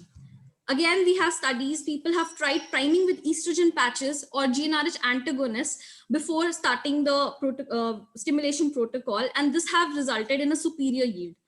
Again, we have the study where GnRH antagonist pre-treatment and progesterone GnRH antagonist protocol helped achieving increased M2 oocytes. But we also have studies which show there is no much difference in the pregnancy rate. This was a major RCT done in 2015 using the delayed start protocol, and has shown that there was improvement in the dominant follicles, M2 oocytes, the number of embryos, fertilization rates, and embryo quality and pregnancy rate. Then again, we have studies by Kackman, which showed that there was improvement in the ovarian response and ART outcome in poor responders with delayed start protocol. However, this is a retrospective study. there is a study by Afratunian, which is a recent study. In 1 minute to go, Dr. Mansi, 1 minute. Yes, ma'am, I'm almost done. This study by Afratunian in 2017, which says there is no significant difference in delayed start protocol. However, this study had only 60 patients, very small sample size. Now, the strength of my study is that this is a randomized controlled trial, and it includes homogeneous population of POR because we have selected Poseidon as our recruiting strategy. Also, the limitations are it increases the cost of the cycle overall, and the sample size of the study is small and a limited time frame. So in the end, I just like to conclude by saying that the delayed start protocol is a novel protocol. It corrects the derangement of hormonal milieu of the early antler follicles, thus providing better synchrony. Also, there is marginal improvement in the clinical pregnancy rate and a significant reduction in the cancellation rate with this protocol. There was also improvement in number of viable embryos, blastulation rate, and also more number of embryos were achieved for freezing. And obviously, it does decrease the follicular synchrony. So in the end, I just like to say that it is a promising protocol for poor responders, but more and larger multicentric RCTs are required to incorporate it in our clinical practice. Thank you. Great, good presentation. So hardly better oocyte yield and better embryo yield was because there was a long pituitary downregulation due to multiple numbers of antagonists used, right? This is how it is leading to endometrial synchrony. It is leading to follicular synchrony. Yes, ma'am. By doing pituitary downregulation for almost 9 days by using antagonist protocol, by using antagonist in the beginning of the cycle. So did you think about comparing this with the routine long agonist protocol? Because it is exactly the same thing that it is doing. And since we are dealing with Poseidon group 3 and 4 and we are not worried with ovarian hyperstimulation, will it be a better idea to go for long agonist protocol? Yes, ma'am. Delayed start antagonist protocol. Yeah. Ma'am, firstly, I did go through when I was going through the literature, so there were studies which used long protocols, that is the agonist protocol, where it has shown, because these patients are already poor responders, so in those cases, it is suppressing it so much that ultimately when you start with the stimulation, you do not get a good result. So already, because there were studies which were not very much in favor of the agonist protocol, so that is why I did not go for the agonist protocol. So now for poor responders especially, so we usually go for the antagonist protocol. So in this study, so we decided to go with a modification of the already existing antagonist protocol. So we were priming, not only we were giving GnRH antagonist, but we were also priming it with estrogens. So how that works is it basically reduces the FSH levels in the luteal phase. So it helps in synchronization of the follicles. And then when you additionally give GnRH antagonist, so it only complements it, because there were studies, as I have quoted in my paper, which used only estrogen, but that we have seen was not very effective. So I have combined both of them, and the result is time's up for the question answers as well. Dr. Soumya, do you have one quick question? Let it be done. Okay. Thank you. Fine, yeah. Thank you so much for understanding. Now I request Dr. Bhavani Shekhar to please start the presentation. Yeah, thank you.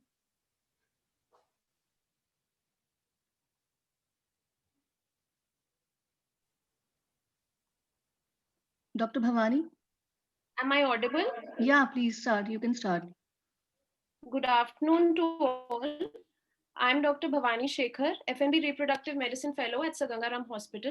The topic for my presentation is role of endometrial receptivity array and personalized embryo transfer in recurrent implantation failure. Lack of synchronization between embryo and endometrial receptivity may be one of the potential causes of recurrent implantation failure. In order to assess the endometrial receptivity, search for an adequate marker led to the development of a molecular diagnostic test known as endometrial receptivity array. ERA consists of a customized array of 238 genes that is able to identify the receptivity status of the endometrial sample and diagnose the personalized window of implantation. Now the question arises is identifying the displaced window of implantation using ERA and subsequent personalized embryo transfer beneficial in patients with RIF? So to answer this question, we conducted this study with the aim to evaluate ERA results in patients with RIF and to compare the pregnancy outcomes after the first personalized embryo transfer in non-receptive versus receptive ERA patients.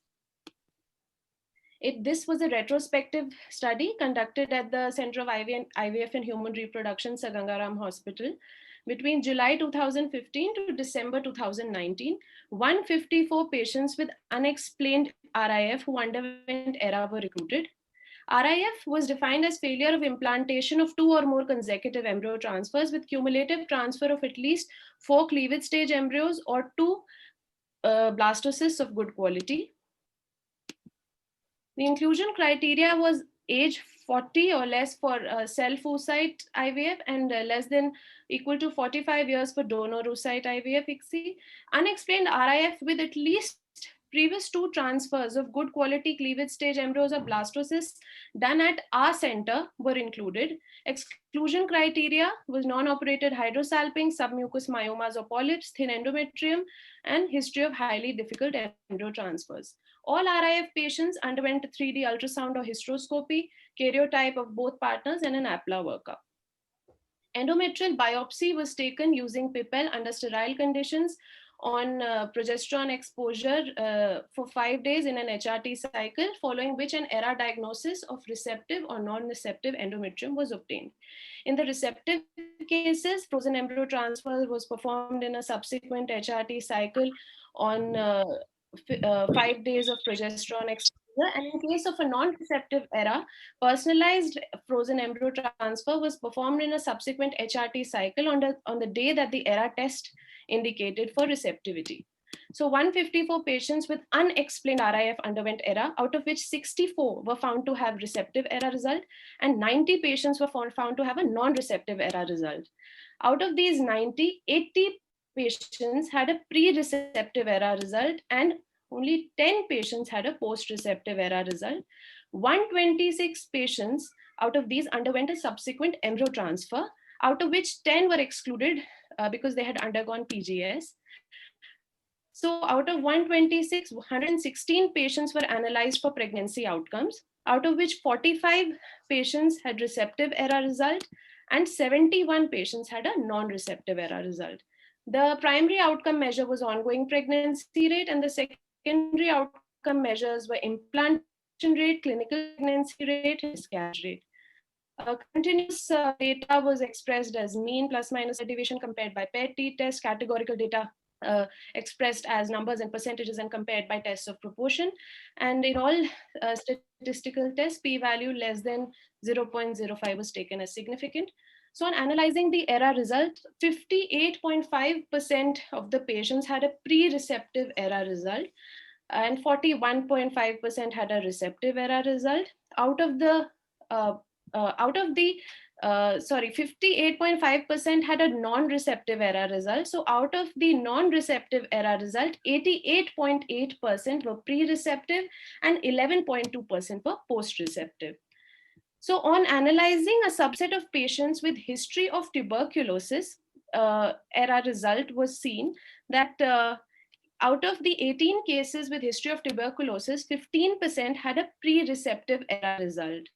That is 83.3%. And on analyzing a subset of patients, it was seen that of the 15 cases with history of ectopic, 11 had a pre-receptive ERA result, that is 73.3% patients.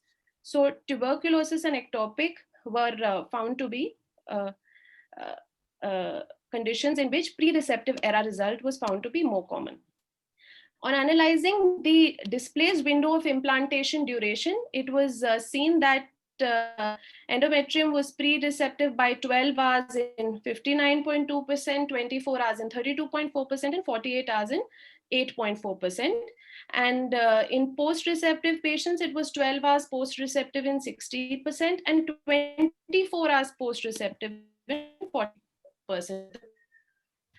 So on analyzing the baseline parameters between the receptive ERA and the non-receptive ERA group, all were similar: age, BMI, previous number of failed cycles, the endometrial thickness, the percent of blastocyst transfer, and the interval from the ERA to the first personalized embryo transfer. On analyzing the pregnancy outcomes, it was seen that in the non-receptive ERA group, the implantation rate, the clinical pregnancy rate, and the ongoing pregnancy rates were greater than of the receptive ERA group by around 12%, but the difference was not statistically significant, probably owing to the limited sample size.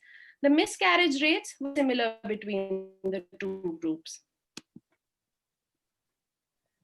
So the first study and the only prospective study done on this topic was by Ruiz Alonso et al., which was published in Fertility, Sterility in 2013, where they analyzed 85 RIF patients, 25 comparison non-RIF patients. In this study, the ERA result gave a non-receptive result in 25.9% 1 minute patients to go, with Dr. Bhavani. RIF versus 12% in the non-RIF patients. And yes, ma'am. So this was the only prospective study which was done, and the pregnancy rates were similar between the between the non-receptive and the receptive ERA results. When analyzing the retrospective studies, there have been 3 retrospective studies published so far, and in all of them, the percentage of non-receptive ERA were much lower than our study. 27.5% in Mahajan et al. Study, in Hashimoto's 24%, and in Patel's study 17%. Whereas in our study, the non-receptive ERA result was 58.5%. In this pre-receptive result is much more than the receptive.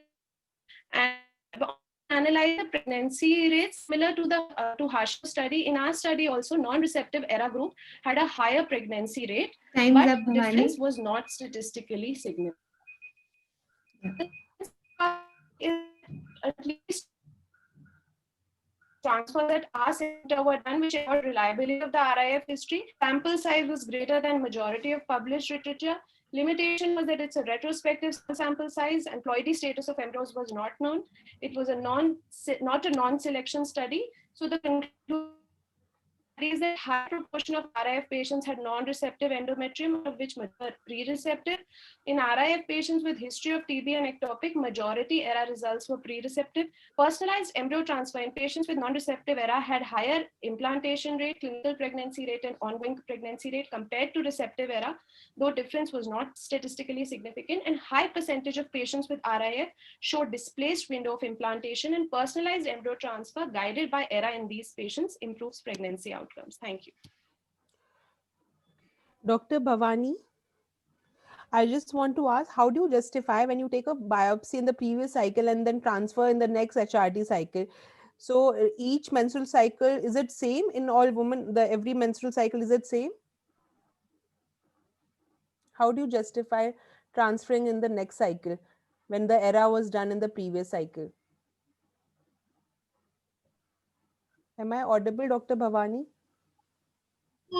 Yes, you're audible. It is better to transfer in the next because the patient may also benefit from the effect of endometrial scratching. Apart from the ERA result, a possible benefit of endometrial scratching may also be there in these patients. So it is preferable to do it in the next cycle itself. I understand that will be an additional advantage, but how does ERA, how does it affect when we are doing ERA in the previous cycle and we are using the same result in the next cycle? Are both the cycles going to be equal?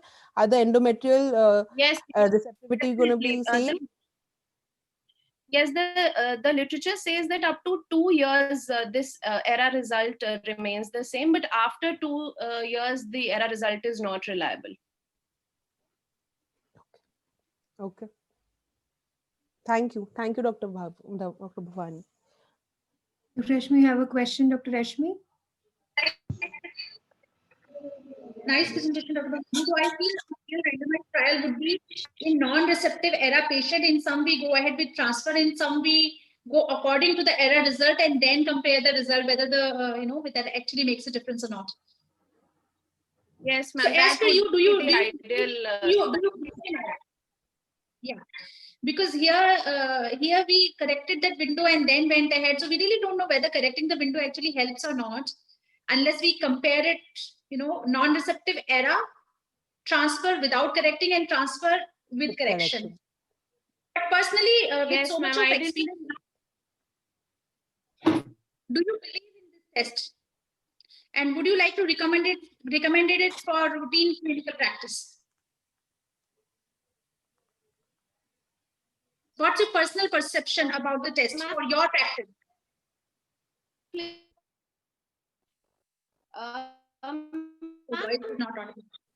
Would not say that it should be for routine. Ma'am, am I audible? Your voice is breaking. Ma'am, am I audible? Yes, now. Am I yes. audible now, ma'am? Yes, yes. Yes, ma'am. Ma'am, I feel for now that for routine practice, it should not be recommended. It is still more valid for the RIF cases. Because as literature has also shown that in non-RIF cases, in majority of cases, the endometrial displacement is not seen on ERA. Okay. Okay. Dr. Rashmi, let us finish. Let us go for inauguration. Thank you, Dr. Bhavani. Yes, sir. Yes, sir. Yes, sir. Thank you, everyone. Judges and participants, please, ma'am, post the results to Dr. Monica Verma or either on a mail or on a WhatsApp group. Thank you on her WhatsApp. Thank you, ma'am. Thank you. Thank you so much. I thank everybody for being on time. Thank you, dear judges and respected senior faculty. Thank you so much, the attendees. Thank you. Thank you, the organizing team of the free communication. Good afternoon, respected seniors and dear friends. I'm Dr. Neeti Tiwari on behalf of the organizing committee of Fertivision 2020. I welcome you all to the first ever virtual Fertivision. Due to the corona pandemic, we could not meet physically in the beautiful city of Chandigarh, but this pandemic also gave us an opportunity to bring the who is who in the field of reproductive medicine to all of us, and we could gain from their experience and knowledge. So as is customary, we will start with the inauguration function. Mr. Sumit, to please start the inauguration function.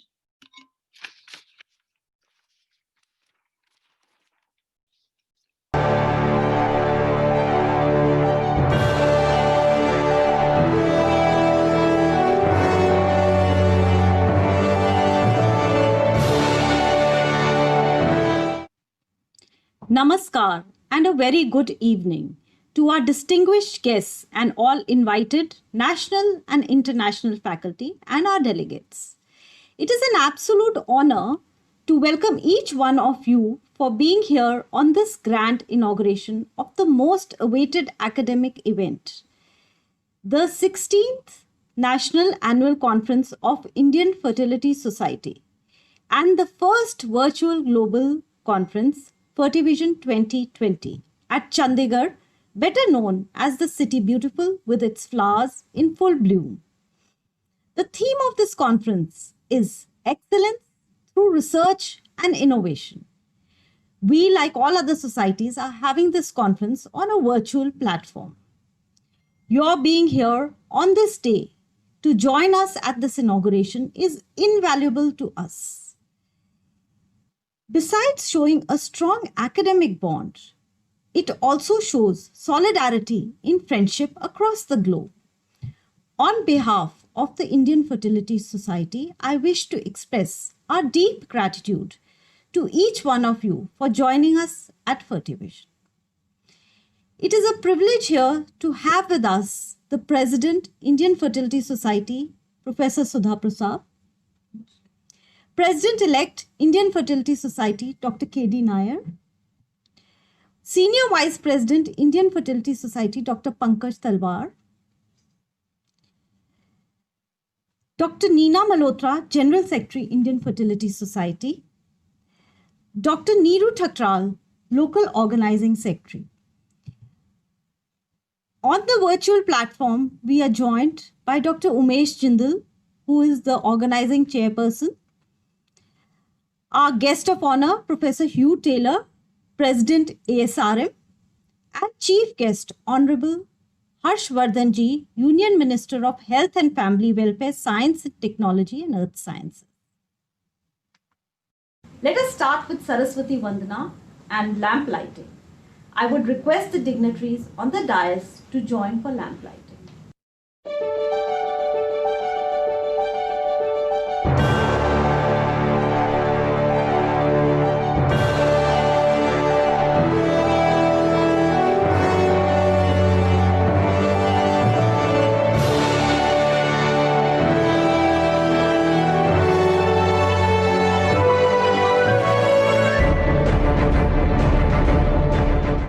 कुरुत्वं कल्याणम् आरोग्यं धनसम्पदः शुभं कुरुत्वं कल्याणम् आरोग्यं धनसम्पदः शत्रुबुद्धिविनाशाय दीपज्योतिर्नमोऽस्तु ते दीपज्योतिर्नमोऽस्तु ते शुभं कुरुत्वं कल्याणम् आरोग्यं धनसम्पदः शुभं कुरुत्वं कल्याणम् आरोग्यं धनसम्पदः शुभं कुरुत्वं कल्याणम् आरोग्यं धनसम्पदः शुभं कुरुत्वं कल्याणम् आरोग्यं धनसम्पदः शत्रुबुद्धिविनाशाय दीपज्योतिर्नमोऽस्तु ते दीपज्योतिर्नमोऽस्तु ते शुभं कुरुत्वं कल्याणम् आरोग्यं धनसम्पदः. With the COVID pandemic, the initial thought which crossed our mind, should we postpone this annual conference and take it to another date? However, conceive, believe and achieve sums up how our organizing chairperson, Dr. Umesh Jindal, brought this conference to its current level of success. For her, mediocrity is never an option, and she has always dedicated all her efforts to the execution of excellence in all her academic endeavors year after year. Her hard work brought Fertivision to this level even at a virtual platform. I would like to invite Dr. Umesh Jindal for the welcome address. On behalf of the Joint Organizing Committee of 16th Annual Conference of Indian Fertility Society, Fertivision 2020, our first virtual and global conference, I extend a very warm welcome to our chief guest, Honorable Health Minister Shri Harshvardhanji. Guest of honor, Professor Taylor, IFS President Professor Sudha Prasad, General Secretary Professor Neena Malhotra, President-elect Dr. K.D. Nair, invited esteemed international and national faculty, delegates and industry colleagues. This conference is being hosted jointly by our 4 northern chapters of Punjab, Haryana, Himachal and Chandigarh. Corona pandemic has thrown unprecedented challenges to the medical community worldwide. But the zeal of learning has not dampened by the lockdowns and social distancing. The Indian Fertility Society is committed to provide the reproductive scientists a platform for educational activities. We feel very proud to have recognition and participation by International Federation of Fertility Society, British Fertility Society, Middle East Fertility Society, and Mediterranean Society of Reproductive Medicine. We are also honored by the participation of our sisters Indian societies, the ISAR, AIS, INSTAR, and ISSRF. The Infertility Committee of FOGSI has recognized the conference and awarded 15 ICOG credit points. We have tried to create a real-time conference experience on a digital platform.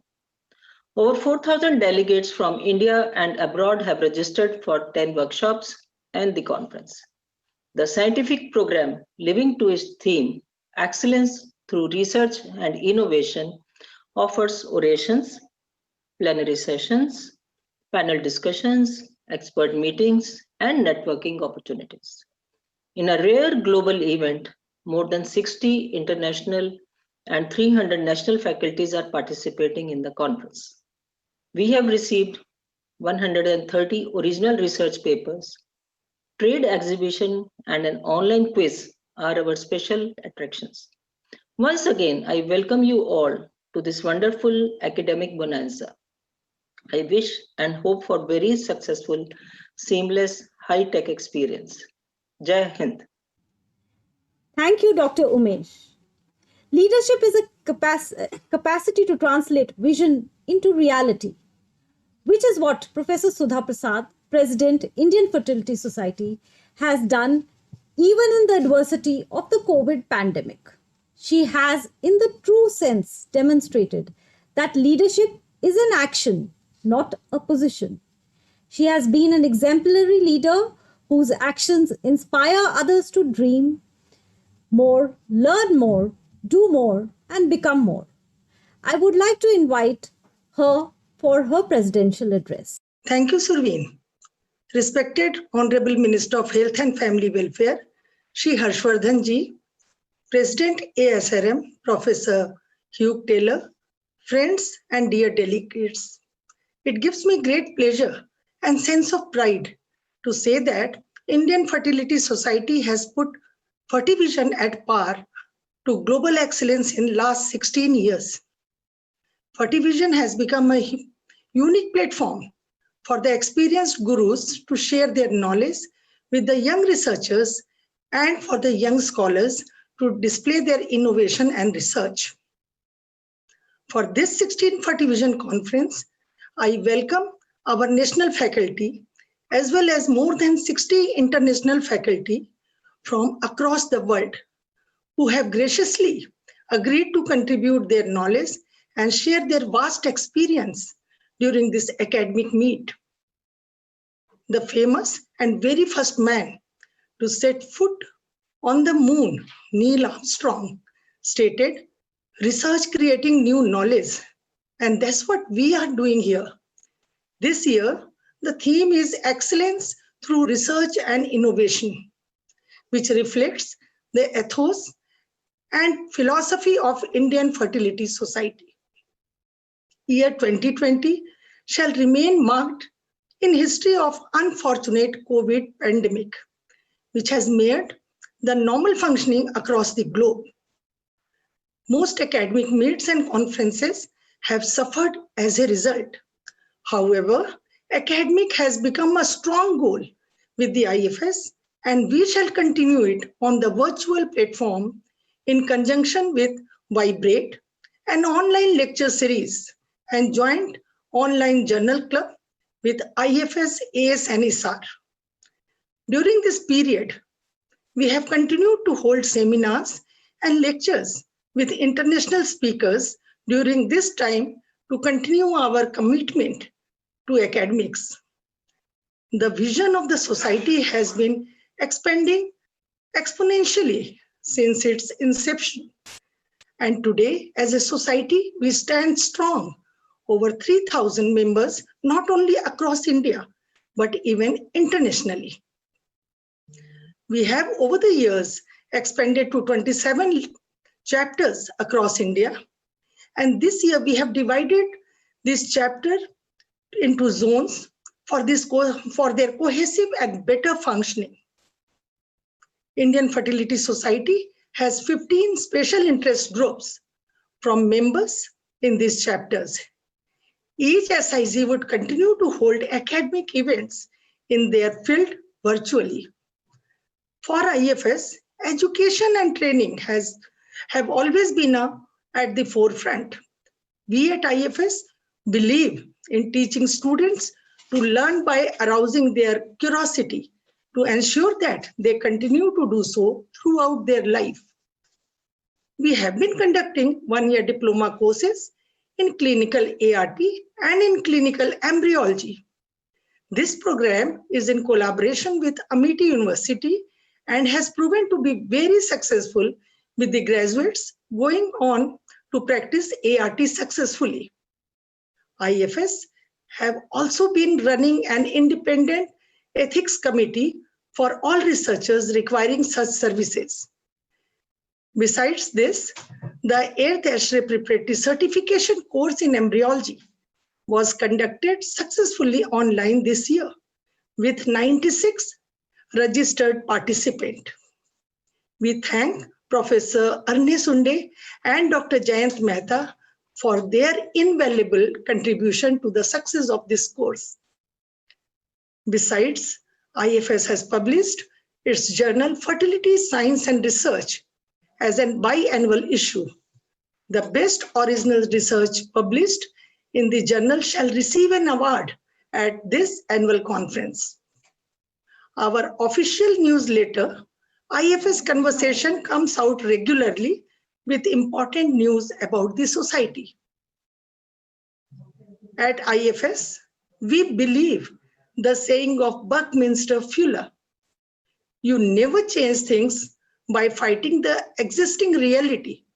To change something, build a new model that makes the existing model obsolete.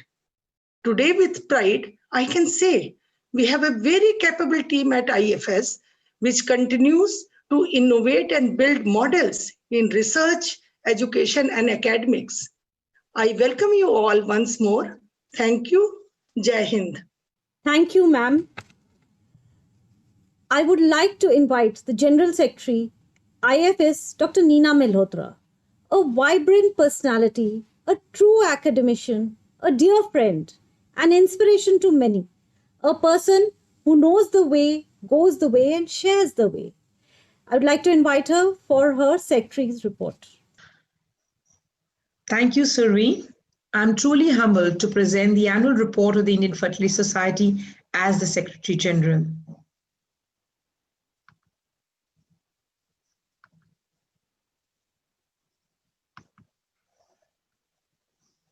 As you all are aware, we took over as a team in a very unprecedented situation of the pandemic and a complete lockdown on the 1st of April. And truly, when we took over in these adverse situations, we realized during the change and we discovered ourselves what as a team or as a society we are made of grit that refused to quit. And as intelligence is the ability to adapt to change, so did we, adapting ourselves from the physical world to the virtual world. And today, this virtual world is a reality for our society.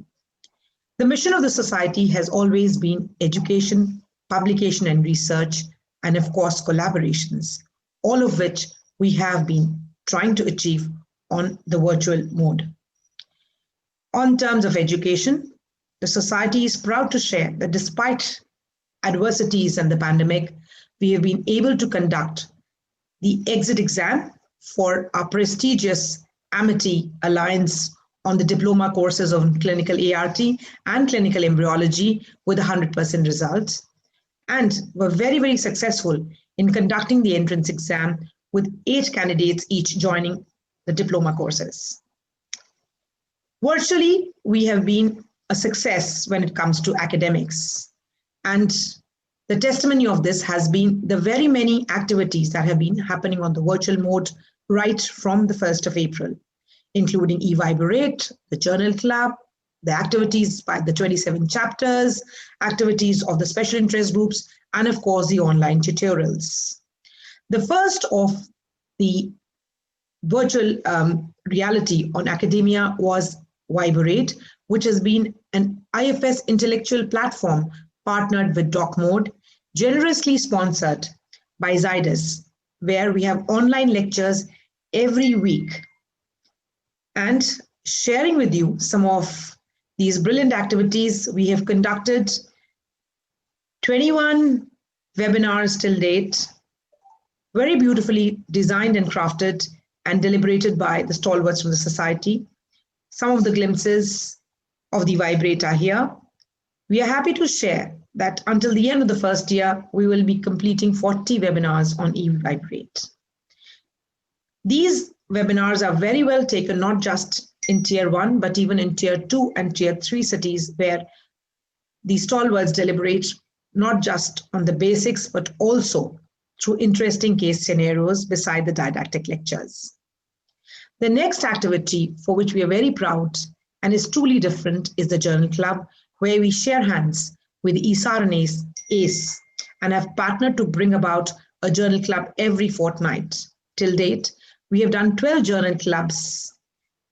Again, the testimony of this journal club is the popularity wherein viewers are logged in right from Canada to Hong Kong. And the topics that are covered are some of the recent advances in the field of embryology from the lead high impact journals. Some of the glimpses of the journal club are here that I present you on these slides. Special interest group has been a true niche area of the society. This year, besides the 13 SIGs, we added 2 additional special interest groups, one from early pregnancy and the other on environment and fertility. The charisma of the special interest group has truly reflected in the series of webinars that have been conducted by the special interest group, right from embryology to research methodology, and also from endoscopy to applied genetics. The topics have very well thought, very well presented, and very well taken by the viewers. These are some of the glimpses of the webinars that have been conducted by the special interest groups. Coming to the chapter activities, as a society, we are proud to share that we have 27 chapters across India, which we have designated to 5 zones for smooth working, including a chapter in Nepal, dividing these 25 chapters into 5 zones, including North, South, East, and West. Each chapter has been brilliant, and the teamwork and sheer dedication has been reflected in the chapter activities in the form of webinars beginning as early as April, going until the end of October. The topics were well thought and truly inspiring for great attendances in all these webinars. You can see that there have been 26 webinars conducting from a range of subjects which have spanned in the field of reproductive medicine. Some of the glimpses of the chapter activities as I show in these presentations. While we have been well known to conduct workshops in the physical world, we had to move this to the virtual mode, which was definitely challenging. But the tenacity of the team to never say die has really reflected to see tutorials online going for subjects like endoscopy, research methodology, andrology, and IUI. The tutorials on hysteroscopy have been very well taken, with participants coming from across the Middle East besides India, and the tutorials of this research methodology, which have been very well attended, not only by our postgraduate diploma students, but DM students and postgraduates across the country. We are very well known for our publications, including our biannual journal, the regular conversation newsletters, and of course, a new addition in the form of fertility focus from the special interest group. FSR has been punctually bringing out its journal, and we are happy to share that in this conference, we will be coming up with a supplement, which is a conglomeration of all the abstracts that have been accepted in this Congress. The editorial team has really worked very hard and have been very punctually coming up with the quarterly publication of Conversation, which has been keeping all the members up to date on a diverse subjects that you can see. Again, another feather in the cap of the society has been the joint effort on bringing out the recommendations jointly with ESAR and ACE.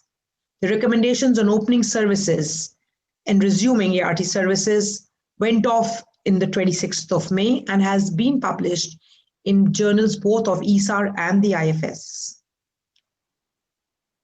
We are happy to share that the monthly newsletter has been very punctually presented by the editorial team, covering a variety of topics right from COVID to sperm DNA damage to even the very controversial subjects on ART and a lot of subjects including lifestyle, fertility, and environment.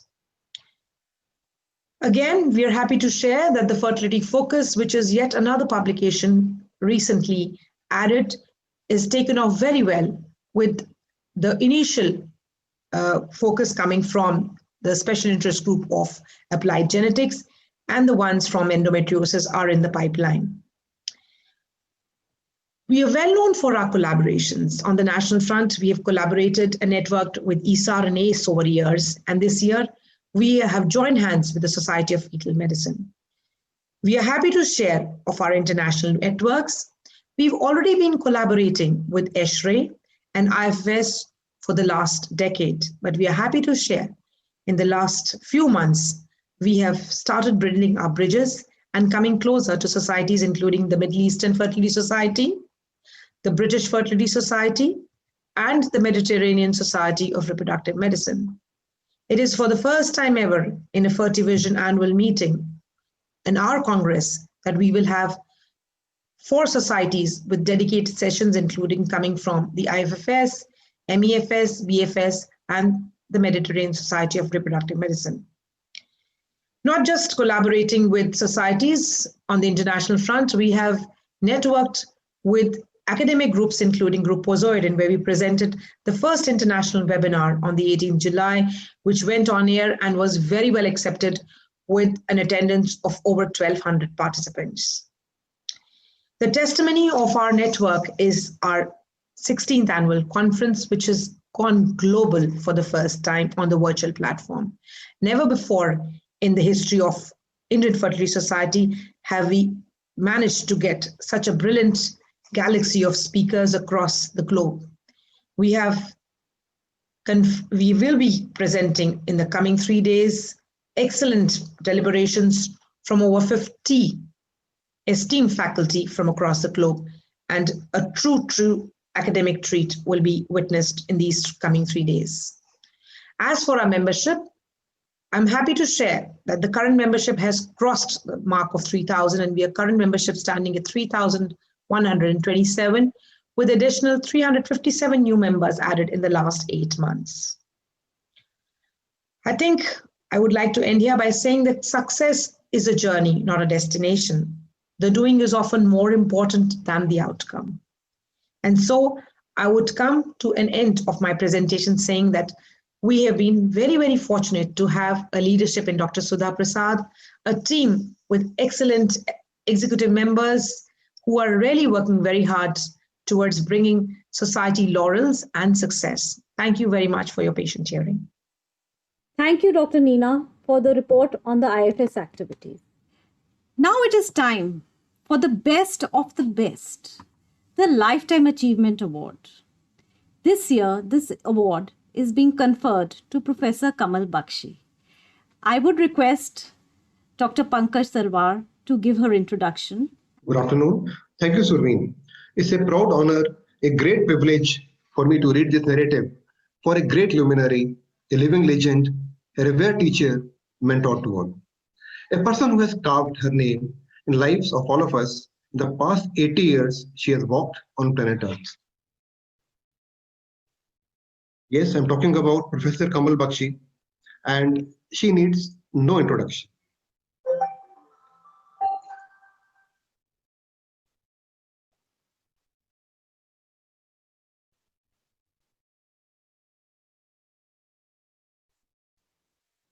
Dr. Kamal was born in year 1939 in Peshawar, and she joined the first batch at AIIMS in 1956, and then she had 7 decades of excellence. In 1965, she did her MD research thesis on placenta and its pivotal role in pathogenesis of fetal disorders. The year I was born, 1966, she had her first publication on Pseudomyxoma peritoneae. She had long leaps of growth in her life. In 1970, she was appointed as a faculty member at AIIMS, and where she nurtured in an environment of research and publications. In 1972, she was married to late Shri Manmohan Bakshi at AIIMS, Quadrangle. She told me on that particular day, she did a cesarean in the morning, and then in the afternoon or late evening, she got married. In 1972, she was selected by WHO as a senior research fellow in Sweden, a great achievement for anybody at that point of time. Then again, in 1984, she was selected as a research fellow of Norwegian Academy of Sciences from India. She had many firsts on her name. In 1985, she very proudly started the Test Tube Baby Center at AIIMS. At that point of time, It was the third IVF unit in the country. She did a lot of work in the branch of fetal medicine, and she has multiple papers over that. It was in year 1988 when she performed the first intrauterine fetal transfusion with real-time ultrasound guidance in the country. And then she did something very big. The first time in the world, she performed ultrasound-guided fetal skin biopsy to diagnose fetal disorders. She carried out her work in the field of fetal medicine, and she has multiple publications about that. She had a very nice presentation in year 1984 about the use of in vitro method to predict response of human ovarian carcinoma cells to the chemotherapeutic agents. She did a lot of work in the field of hirsutism, and she did a lot of trials on the effectiveness of cimetidine in the treatment of hirsutism. Dr. Kamal Bakshi had a landmark paper on uterine balloon therapy to treat menorrhagia, and that was in year 1998. She has many accolades, many first of her name, and these are few pictures of her phenomenal growth, phenomenal rise, and that gives phenomenal evidence of her leadership. She was awarded Dr. B.C. Roy National Award, Bharat Jyoti Award, Indo-Norwegian Scientist Award for IVF and ART, a Living Legend Award by the Gynecologic Society of India, Woman of the Year Award at USA, WHO Senior Scientist Award, APJ Kalam Living Legend Award. She is a living legend, as I've told you earlier also. There are proud moments from her life. These are few wonderful pictures, wonderful memories. She has always worked for the safe motherhood, and many villages of the country were adopted by her dynamic leadership, and she was able to help women all across the country. She was the first president from North India to become FOXY president, where she worked for Safe Motherhood Initiative. She was the ex-president of ISOPAP, and she has more than 250 international and national publications. These are few of the pictures of her glorious achievements. Kamal Bakshi Oration has been instituted in recognition of her pioneering work in the fetal medicine. She is Emeritus Professor of NAMS. She is Examiner, DM Genetics and Endocrinology. These are few pictures of a lovely family at work, lovely family at home. Our words of gratitude can never speak enough about you, ma'am. We can never speak enough about your achievement and laurels, Dr. Kamal Bakshi. I end my narrative here, wishing you, your family, many more accomplishments, and I wish you, your children, and your grandchildren best of luck in happiness in coming years and decades. Thank you very much. I would now request Dr. Sudha Prasad to give the award to Professor Kamal Bakshi.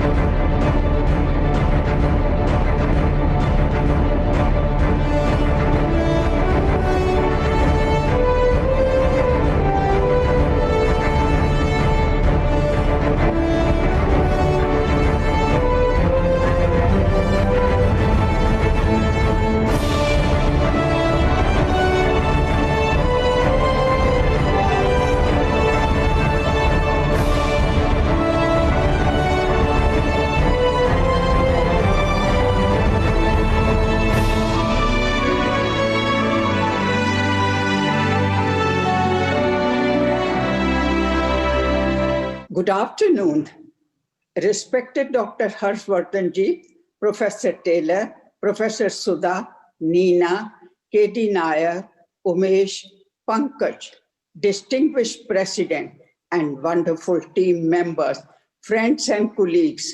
I am humbled and touched by this great honor.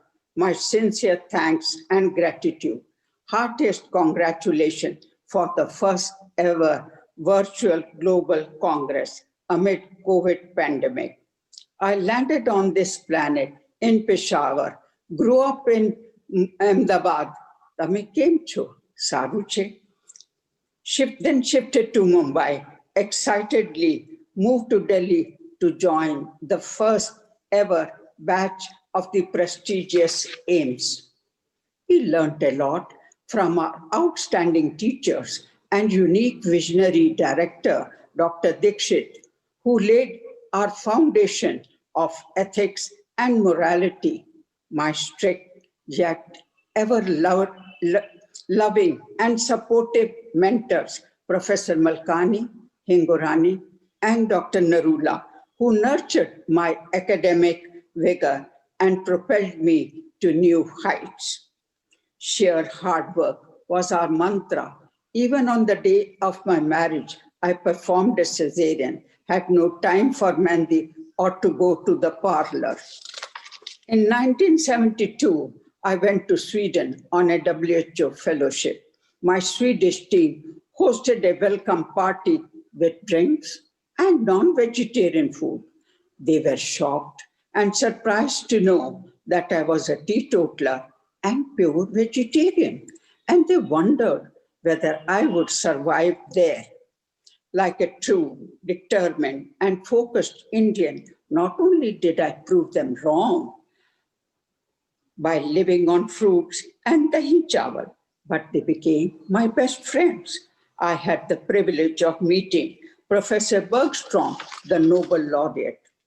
Back home, looking at the sorrowful plight of the infertile patient and cries of mother of losing babies in utero and in the neonatal period motivated me to set up the test tube baby and the fetal medicine subspecialty in mid-80s at AIMS for the first time.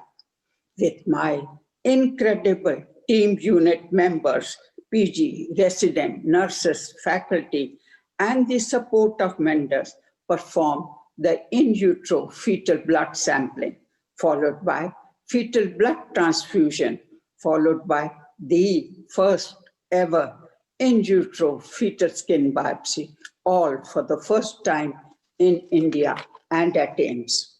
Further, to help the depressed young hirsute females, we started the novel treatment of cimetidine, followed by spironolactone, and again for the first time in India and AIMS. However, the dismal survival rates of the cancer patients broke my heart. Thus, along with Dr. Chapekar, we ventured on vitro, culture and sensitivity to find the best chemotherapeutic agent on an individual basis. And to save the helpless uteri in patients with bleeding, we started uterine balloon therapy for the first time. My magnificent journey would not have been possible without the pillar of support of my husband, ever smiling, late Mr. Manmohan Bakshi, and my two sweet angels, Tanya and Natasha, the most precious gift of God. They are my saviors and my torch bearers. Today, I am overjoyed to see that my superstars have superseded me and are the masters in the various fields. You can see Sudha here, Nina, Sunish, Dekka, Neera, Nija, Sunita, Alka, Dekka, Gauri, Shakuntala, Vatsala, Ashok Khurana, Ashok, JB, Kalol, Haldar, Pankaj, Abhay, Kiran, and many more in India and across the world. Due to shortage of time, I cannot name them all from my galaxy stars. The truism of yesterday are the questions of today and possibly the truths of tomorrow. Namaskar. On behalf of the Indian Fertility Society, wishing Professor Kamal Bakshi a long life and having her blessings with us always. Fertility Science and Research is the IFS journal, which we are proudly publishing biannually. This year, the conference proceedings are being released as a supplement issue. I would request our President, Dr. Sudha Prasad, to please release this issue.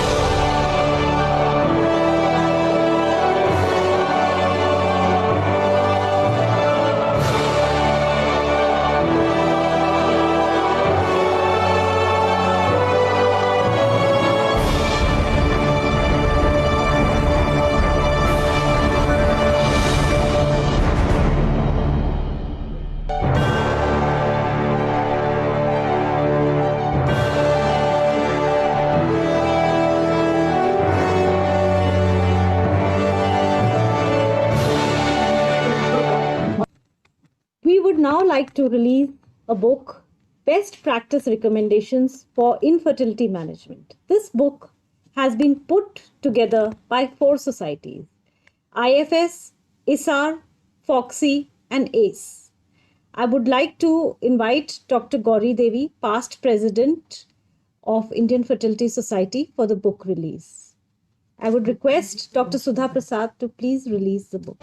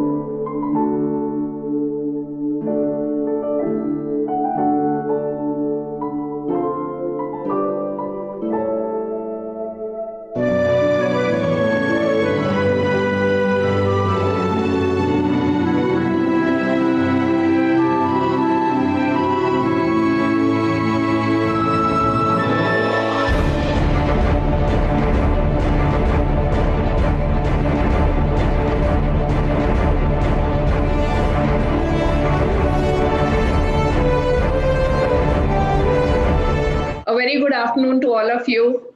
I'm Dr. Jaideep Malhotra, past president ISAR. There is immense power when a group of people with similar interests get together to work towards the same goals. And I really would like to put on record my heartiest congratulations to the Indian Fertility Society, where we, all of us from ISAR, IFS, ACE, and FOXY joined together to bring about a consensus on the fertility practices of India. It is with the aim that women of our country deserve the best as you and I. And our fraternity needs the direction to move with a positive uniform practices. So a beautiful consensus on infertility management has been brought to each and every one of you all over the country and the region to practice uniform guidelines so that a great direction towards moving towards positive goals and giving the best to our patients. I would really like to thank Dr. Gauri Devi, Dr. Nandita Palshetkar, Dr. Priya Kannan, and Dr. Madhuri Patil for giving us all full-hearted support from all the organizations in bringing this wonderful document out. And I'm sure that each and every one of you who is practicing infertility will immensely benefit. And through you, our patients are going to benefit. Thank you very much. Thank you, dignitaries. Any job well done has been carried out by a person who is fully dedicated and is always a source of inspiration. This year, Tamil Nadu and Chennai chapter have held exemplary activities both in quality and in number. And behind this is the dynamic chapter secretary, Dr. Raj Priya, along with her team. The Best Chapter Award is being conferred to this chapter. I would request our president, Dr. Sudha Prasad, to please give this award to Dr. Raj Priya.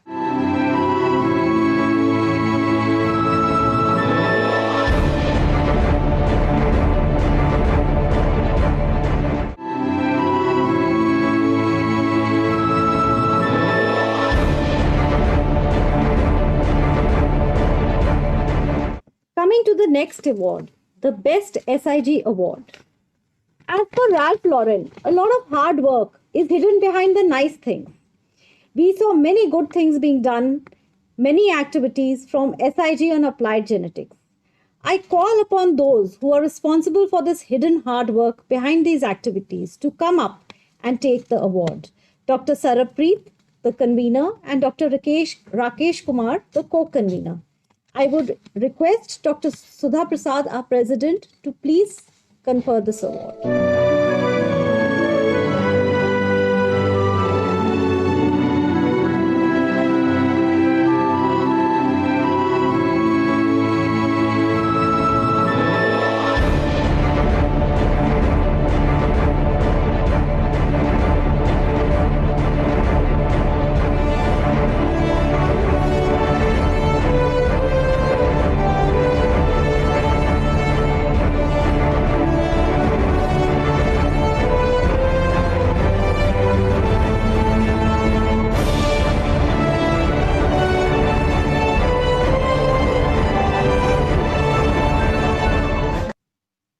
Thank you, dignitaries. In the words of Colin Powell, there are no secrets to success. It is the result of preparation, hard work, and dealing with adversity. Such is the effort which has been put in by our dynamic editor, IFS, in bringing out the IFS conversations and in doing all the editorial work of the Indian Fertility Society. The Best Executive Award goes to Dr. Shweta Mittal. I would request Dr. Sudha Prasad to please give her this award.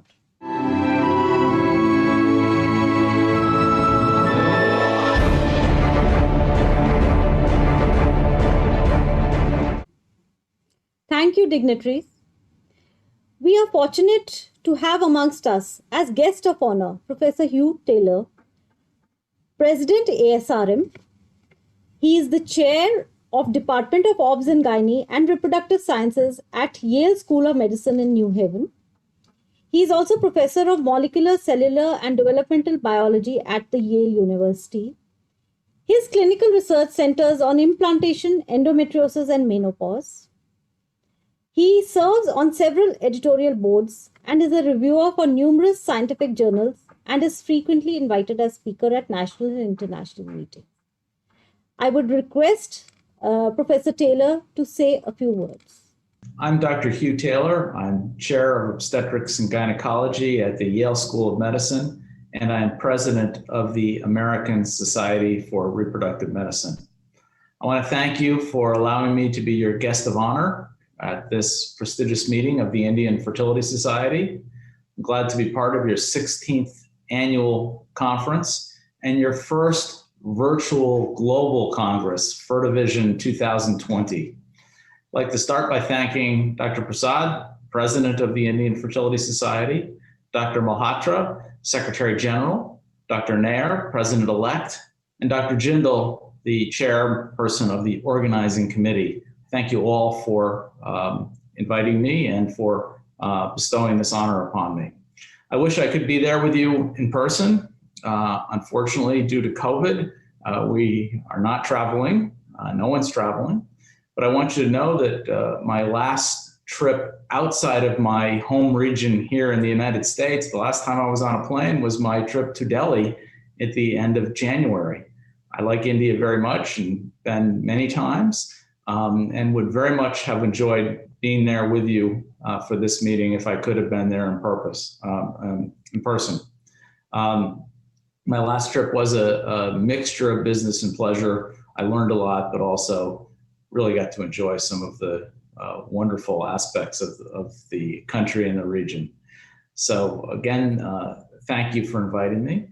As ASRM president, I want to send my official greetings from your sister society, the ASRM. We are two very close societies who share so much common interest.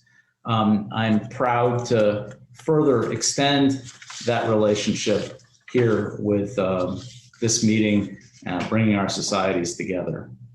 COVID has been indeed devastating, but we've learned how to be closer through COVID.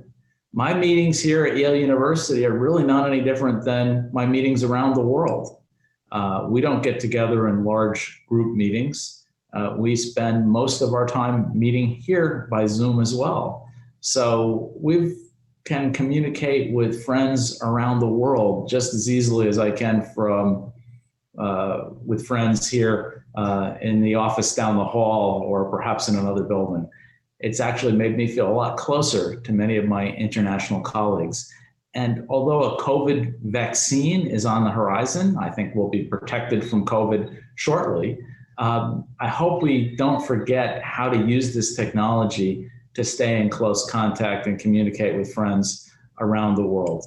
Again, we've been able to maintain many of our meetings locally with Zoom, and I hope we can continue to do that worldwide and stay close to our friends.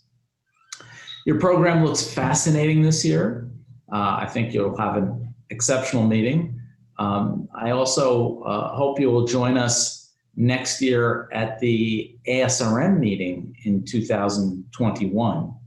This past October, we had our first ASRM virtual Congress that was a tremendous success. We learned how to interact, again, remotely, and it was much more accessible to people from around the world. I imagine next year's meeting will be a hybrid. I hope we're traveling by October of 2021. But I think the future of many of these meetings will be hybrid in that some people will come to the meeting, but we've learned how to conduct these meetings remotely and virtually so that we can enjoy seeing our colleagues and learning from our colleagues around the world. So I invite everyone to attend the ASRM 2021 meeting, which again will be likely a virtual and in-person meeting simultaneously. Our theme for next year will be the future of reproductive medicine. We're going to call it Reproduction Reimagined. I think reproductive endocrinology and infertility, IVF, is the most exciting field in medicine today. While our discussions these days often center on COVID, I hope that COVID will no longer be an issue shortly with the vaccine on the horizon. But what is going to change society is the expansion of infertility and IVF technology. PGT, well, we use it now to select embryos, but there's so much more we can detect in terms of the genetics of an embryo. We can detect many more diseases than we currently screen for. We can detect all sorts of other characteristics or traits. The bigger question now is not what we can do based on the technology, not what we can do, but what should we do? What's ethical to do, and what should we as a society allow? What sort of traits should we be testing for? I also think we're on the verge of developing gametes from stem cells. Someday, we may be able to safely generate eggs and sperm from stem cells, allowing anyone to reproduce, but also allowing for the generation of hundreds, if not thousands, of gametes. And that combined with testing of embryos can potentially have a huge impact on society.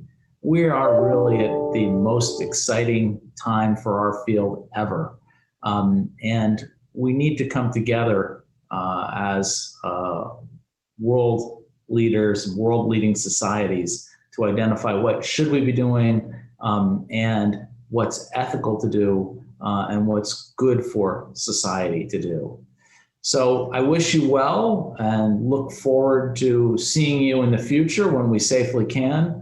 Have a wonderful and exciting meeting. It is an honor to have with us Honorable Minister Dr. Harshvardhan Ji, Union Minister of Health and Family Welfare.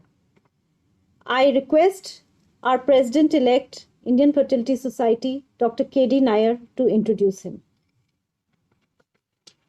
Good afternoon, ladies and gentlemen. It is my proud privilege to introduce the chief guest for the inaugural function, Dr. Harshvardhan Ji, the Union Minister of Health and Family Welfare. An extraordinary personality, a prophecy of distinctiveness, an originator of multifarious notions. He was born in Delhi on 13 December 1954. He did his MBBS in 1979 and then MS in ENT in 1983 from Kanpur. 1993, he was appointed as the State Minister of Health and Minister of Law for Delhi. And Dr. Harshvardhan, as the State Minister of Health in 94, oversaw the successful implementation of the pilot project of the Pulse Polio program. He later became the State Minister of Education in 1996. In 1997, the Delhi Prohibition of Smoking and Non-Smoker Health Protection Act was passed in Delhi Assembly, which was one of the first anti-tobacco law implemented by any state government. He was also appointed in the Cabinet of India as the Minister of Health and Family Welfare on 26 May 2014. Presently, he is also the Minister for Science and Technology, the Minister for Environment, Forest and Climate Change, and Minister for Earth Sciences. Dr. Harshvardhan has been elected as the Chairman of the WHO Executive Board on 22nd May 2020. Ladies and gentlemen, please put your hands together to welcome the Chief Guest, Dr. Harshvardhan ji. Thank you. It gives me immense pleasure to be a part of Fertivision 2020, the 16th annual national conference being organized as the first virtual global congress by Indian Fertility Society from 4th to 6th December 2020.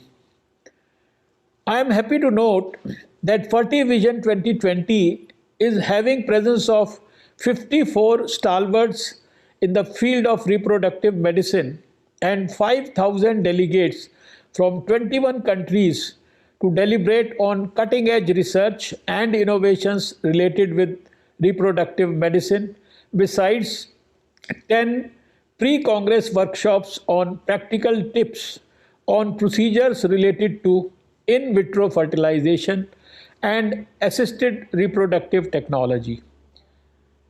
Childlessness or infertility is a social stigma inflicting huge physical and mental agony that compromise the quality of life of almost 25 to 30 million couples in India. With advances in technology over the last 20 years, clinicians in India have treated infertile couples in the most ethical and scientific manner, helping many couples to enjoy the fruits of parenthood through assisted reproduction techniques. I am confident that the efforts made by the Indian Fertility Society in organizing the scientific feast and delivering academics in this novel form will truly showcase India on the world map and add value to the proficiency of reproductive medicine practice. I extend all my good wishes for success of this annual national conference. Thank you, sir. No duty is more important than the one which displays gratitude. I would like to now request our organizing secretary, Dr. Neeru Thakral, Chapter Secretary Haryana, for the vote of thanks. She would be talking on behalf of all the organizing secretaries, Dr. Harinder Oberoi from Punjab, Dr. Swati Verma from Chandigarh, and Dr. Alok from Himachal. Thank you, Dr. Surveen. Good afternoon, everyone. Being local organizing secretary of the conference, I feel honored and privileged to thank each one of you. First of all, I'm highly thankful to IFS for giving us this opportunity to organize 16th National Annual Conference and first Global Virtual Congress of Indian Fertility Society. My special thanks to our chief guest, worthy Health Minister, Dr. Harshvardhan ji, for sparing valuable time from his busy schedule and giving pearls of wisdom to all of us. A big thanks to Dr. U. Taylor, President ASRM, for accepting our kind of invitation as guest of honor. I express my sincere gratitude to our President, Professor Dr. Sudha Prasad ma'am, a leader par excellence, President-elect Dr. K.D. Nair sir, and Dynamic Secretary Dr. Neena Malhotra for their guidance, inspiration, and help to organize this mega event. My sincere thanks to Dr. Umesh Jindal ma'am, local organizing chairperson, for her tremendous hard work, dedication, and exemplary team leader qualities to make his conference a grand success. I also thank my co-organizing secretaries, Dr. Harinder, Dr. Swati, Dr. Alok, and other team members, especially Dr. Manisha. I shall like to express my sincere thanks to all esteemed national as well as international faculty, president and chairs of various societies for sharing their vast experience and knowledge to all of us. No conference is successful without participation of delegates. I am thankful from bottom of my heart to all the delegates for attending this conference. My heartiest thanks to all our pharma partners who, in spite of their financial constraint in pandemic, have come forward and supported us to organize this event. I shall fail in my duty if I do not mention Conference International, Mr. Sumit, Tanvi, and other team members working day and night for success of this conference. I express my gratitude to our head office supporting staff, Poonam and Santosh, for their untiring efforts. Lastly, I thank everyone once again who is directly and indirectly involved in organizing this mega event. Thank you, and thank you so much. Thank you, Dr. Neeru. I now request all of you to join in for the national anthem.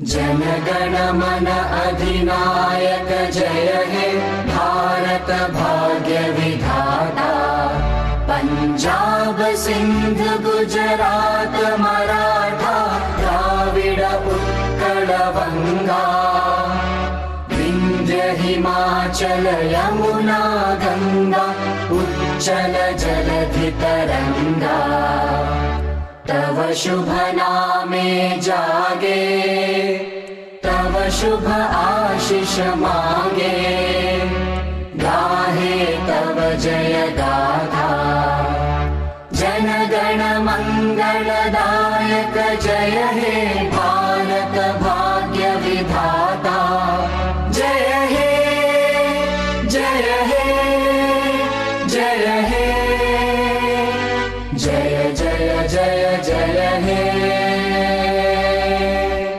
On behalf of the Indian Fertility Society, I thank you all for joining us today and wishing you a good academic interaction ahead. Thank you.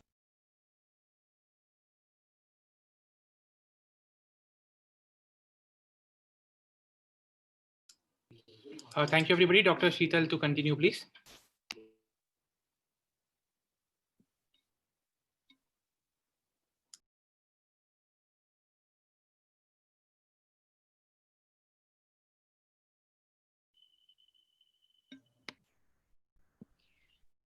Dr. Sheetal, you need to unmute yourself maybe. Dr. Sheetal, unmute yourself.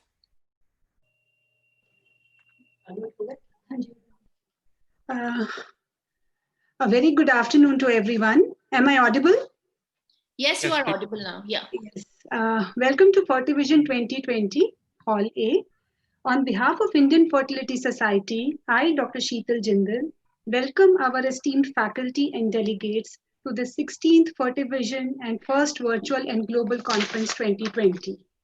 We are starting with the keynote oration for today, and I invite the chairpersons, Dr. Kuldeep Jain. Yeah, but just click on He is Director, Kuldeep Jain, IVF and Laparoscopy Center, New Delhi, Founder and Secretary, Past President, Indian Fertility Society. I welcome you, sir. Dr. Surveen Bhuman, she is Director and Head IVF, Max Super Specialty Hospital, New Delhi, and Treasurer, Indian Fertility Society. I welcome you, ma'am. And then Dr. Kundan Ingle, he is Chairperson, Infertility Committee, FOXY, and Director, Nimriti Clinic, Pune. Over to you, chairpersons. Thank you. Thank you, Dr. Sheetal, for your kind words. And I welcome all of you to this Fertivision 2020 and first virtual conference. It is my pleasure to invite our first speaker for this oration, which is the first oration, and what could be the best person better than Dr. David Gardner, who is one of the most highly cited scientists in the field of reproductive medicine. Everybody has read Dr. David Gardner. Everybody has heard about Dr. David Gardner, but now Fertivision 2020 is presenting him on virtual platform. He is the scientific director of Melbourne IVF, distinguished professor in the School of Bioscience, University of Melbourne, and currently he is the president of Alpha Society. He will be speaking on a very important subject, which is always a concern for all ART consultants and embryologists. That is the optimization of culture system. Dr. David, the stage is all yours. I welcome you to Fertivision 2020. Thank you so much. Let me share my screen. There we go. Wonderful. Thank you for those kind words. It's an absolute pleasure and my honor to be here with you all today. And it really is an honor to give this opening oration to your Congress. I wish you all every success with the meeting. And I'm very much looking forward to giving this lecture. So I was asked to talk about optimum embryo culture. And here are my disclosures. All right. So here we have the pre-implantation embryo as it develops and differentiates it from a single cell into the multicellular blastocyst. And as it does so, it undergoes many significant changes in physiology and its metabolic functions. But as you can see, it's always in close proximity to the maternal environment. And indeed, this is a cross-section of the human oviduct, and you can see how close proximity the embryo is to the maternal environment. And we know that as the embryo progresses, there are nutrient gradients that the embryo is exposed to. Now, when we consider how we grow embryos in the laboratory, it's quite far removed. Historically, we used to use these box-type incubators. And you can see we used to grow embryos in drops of medium under oil. With the advent of time-lapse, we now routinely grow embryos in these micro wells. So the embryos are in a smaller environment and can create their own microenvironment, but it's still a polystyrene dish. So I think you can all see this is very different to what the embryo sees in vivo. And as a direct result of that, we introduce stress onto the embryo. And stress can do many things to our embryos in the laboratory. And you can see some of these, such as the embryos grow slower and they fragment. You may get fewer blastocysts. And if you do get blastocysts, they have small inner cell masses. The things you can't see that happened as a result of stress are altered metabolic function, gene expression, imprinting, all of which culminates in reduced viability. So stress is something that we want to avoid. But what are the sources of stress? What are these issues that cause the embryo problems? So I'm going to give you some examples. The first one being serum. For those of us who've done this for nigh on 40 years, will still remember the days we used to add serum to culture medium. Serum is a pathological fluid and damages the embryo. Poor medium composition. So such as a simple salt solution without amino acids, that can induce stress. Ammonium, if you have embryos in a static system for too long, amino acids can deaminate and be metabolized to form ammonium, and that could be a stress.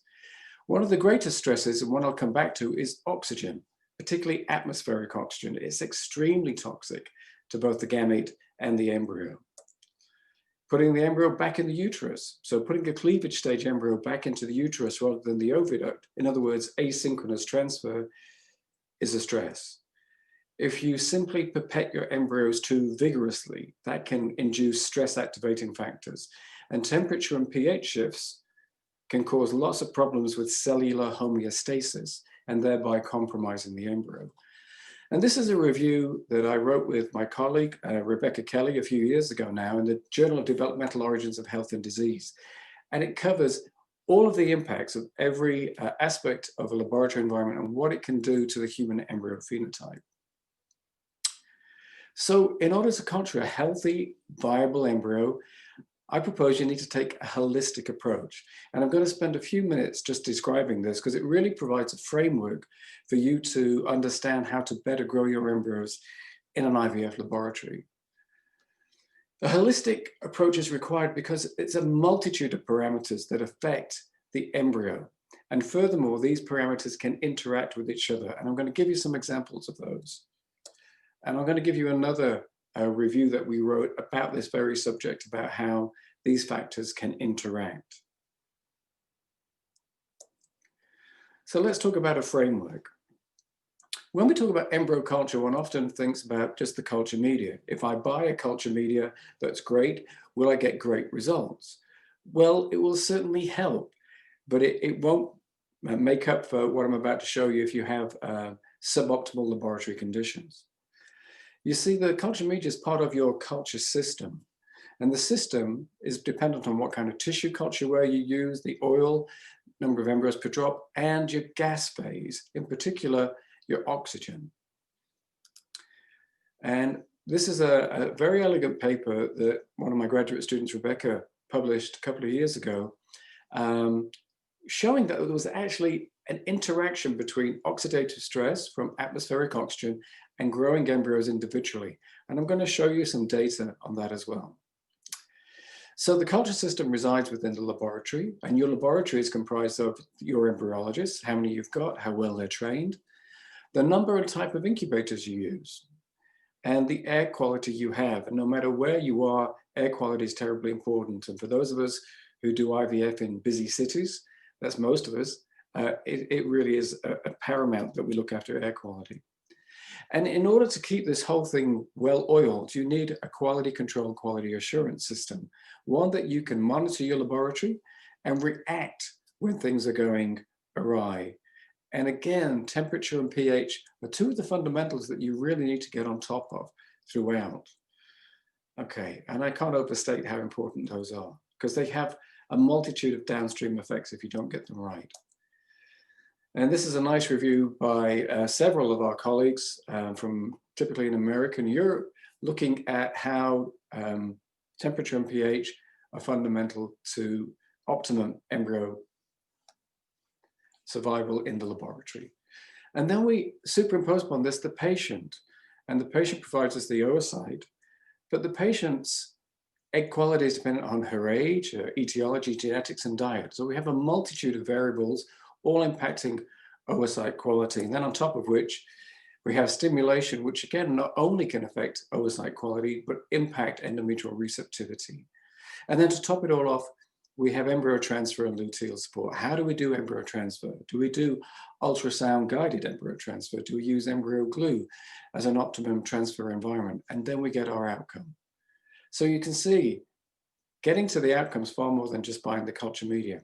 You need to have all of these aspects optimized and analyzed at any given time. So that I would provide you as a very useful framework to optimizing how you grow your embryos. But I'll talk a little bit now about culture media. I alluded to the fact that the embryo changes its physiology. And as it does so, as it progresses, it changes its metabolic function. So the human egg, the largest cell in the female body, has a very low metabolic activity. And that's not surprising because it's been sitting in the ovary for up to 40 years. But as it's fertilized and starts to develop, slowly it starts to activate its metabolic functions. They increase in activity as mitotic divisions increase. And then when we get to compaction and the embryo enters the uterus, something incredible happens in the formation of the blastocele. But as the embryo forms the blastocele, it has a very interesting metabolism in that it utilizes glucose, but it does so in a particular way called aerobic glycolysis, and that's the production of lactate in the presence of oxygen. And that's a trait blastocysts share with cancers. And that's a whole lecture in itself, but it's fascinating. So here we have our cleavage stage embryos that reside in the oviduct, and post-compaction, the embryo enters the uterus. So as it does progress through the oviduct, the embryo is exposed to a changing gradient and increasingly complex environment. Okay, and the changes complement the needs of the embryo. So even before you get pregnant, the mother knows what's best for each stage of embryo development. All right, and here we have this beautiful blastocyst, which is performing aerobic glycolysis. And for those of you who are interested, this is a review that we wrote in Fertility Sterility, really highlighting the metabolic differences and the complexities that occur in this metabolic shift from fertilization to implantation. It really is a fascinating subject. But understanding the metabolic functions of the embryo has been key to us understanding how to grow embryos and develop better culture systems. And we've known from a long time that if you compromise metabolic function, the embryo loses its developmental potential. And as a result of which, measuring metabolism is not only very useful for making better culture media that minimize metabolic stress, but they also turn out to be very good biomarkers of health and viability. So what's interesting is as embryo progresses to the blastocyst at compaction, you see that it's actually a decreasing susceptibility to stress. So what we're saying is that the oocyte, the fertilized egg, are the most sensitive to stress. And that once a transporting epithelium is formed, the embryo is less sensitive to stress. And that means that we have to pay the greatest attention during these first few days of life to shifts in temperature and pH, because this is where they have their greatest effects. Okay, so many years ago now, working with John Leeton at Epworth, we were able to take samples of oviduct and uterine fluid, and we determined that in the oviduct at the time when the embryo would be there, the fluid is characterized by high levels of carboxylic acids and low levels of glucose. And those are the very nutrients that the embryo requires. And when you look in the uterus, glucose is much higher than it is in the oviduct. And remember, the embryo at this stage is heavily dependent on glucose. So we have these nutrient gradients. And it was really back then in the early 90s that led us to develop sequential media. Now we fast forward 25 years and you have a choice of lots of different media to use. You could use sequential media, you can use monophasic or time-lapse media. So how do we explain which is best for you to use? It seems to be a bit of a difficult thing to explain, but it isn't really. It's all about a balance of stress. I explained some of those stresses to you. So if we consider sequential media, sequential media provides a changing pool of nutrients to mirror that in vivo, and that's physiological. You can remove all of any ammonium produced by the medium and/or embryo, and it is completely physiological in its approach. However, it does involve more pipetting, and that brings in the potential for pH shifts and a loss of paracrine factors. If you have a monophasic system or a time-lapse medium, on the other hand, you don't get any pH or temperature shifts on day 3. That's a critical time when you're looking at the embryos. There's less pipetting and therefore less stress.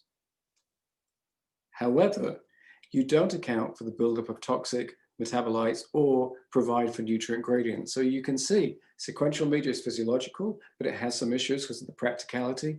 Monophasic decreases the physical chances of minimizing or affecting pH or temperature, but you don't account for the gradients or ammonia buildup.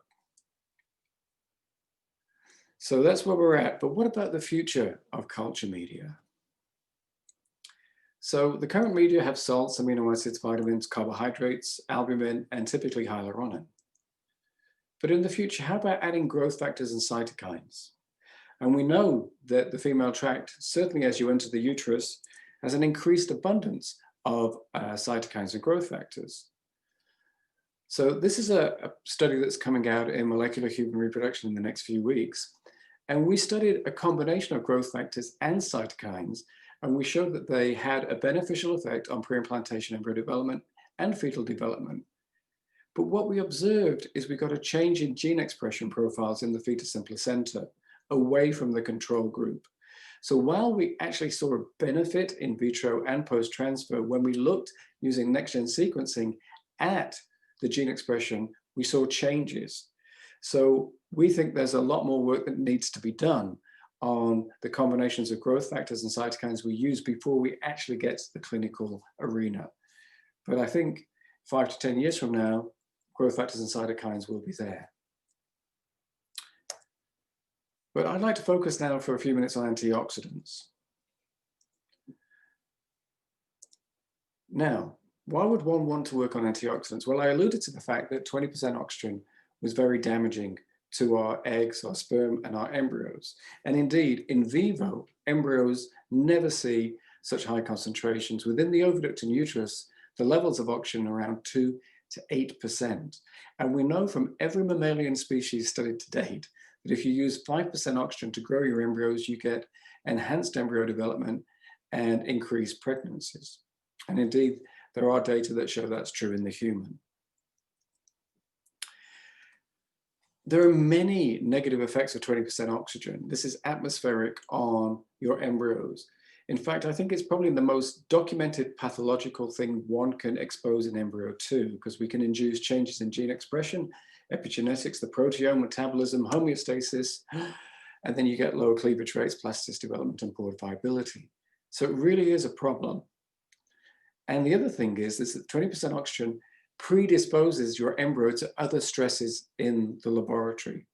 So it's a double hit effect. So what are the sources of stress? Well, I've alluded to atmospheric oxygen being an oxidative problem. And we see that at gamete collection, when we collect our eggs, when we collect our sperm, when we do sperm preps, when we do ICSI, when we do biopsy, FERT checks, we're exposing eggs, sperm, and embryos to a very high level of oxygen. And unfortunately, embryo culture in 20% is still quite common in a lot of laboratories. There's also endogenous reactive oxygen formation, as I'll show you in a minute. But we also induce reactive oxygen species formation during sperm preparation, when we spin sperm, and during cryopreservation. So we can't seem to escape from oxidative stress. We've known for many years that reactive oxygen species damage our embryos from the membranes to their very DNA, and it impairs development of eggs and sperm, and hence the embryo. So let's have a look at what reactive oxygen can do. Oxidative stress induces reactive oxygen species. Now, unfortunately, these reactive oxygen species are also formed from within, from general cellular metabolism from the mitochondria, both within the sperm and the embryo itself.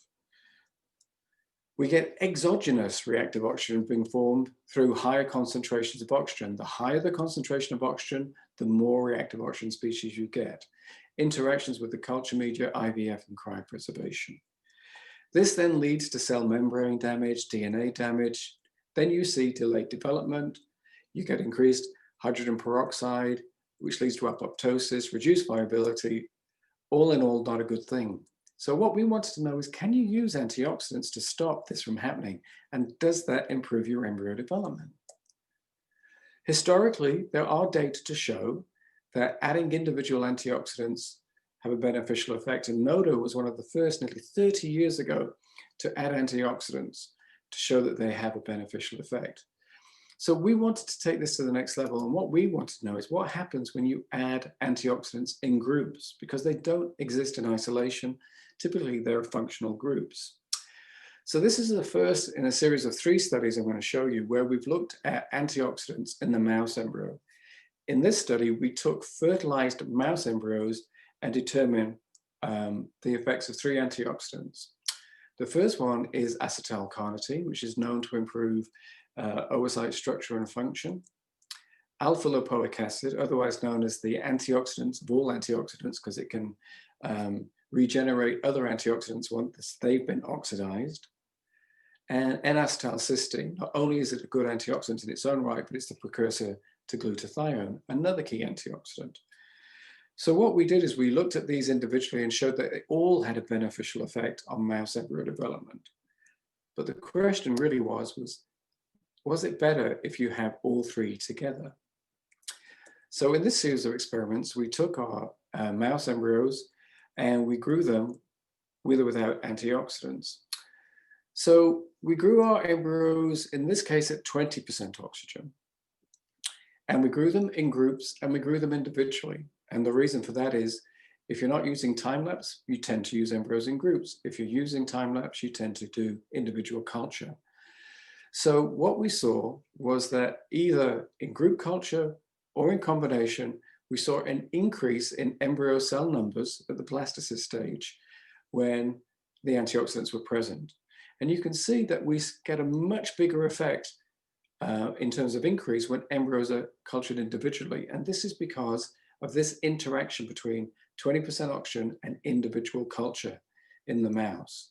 You can see compared to the control, the only difference here is this is a group culture and this is single culture.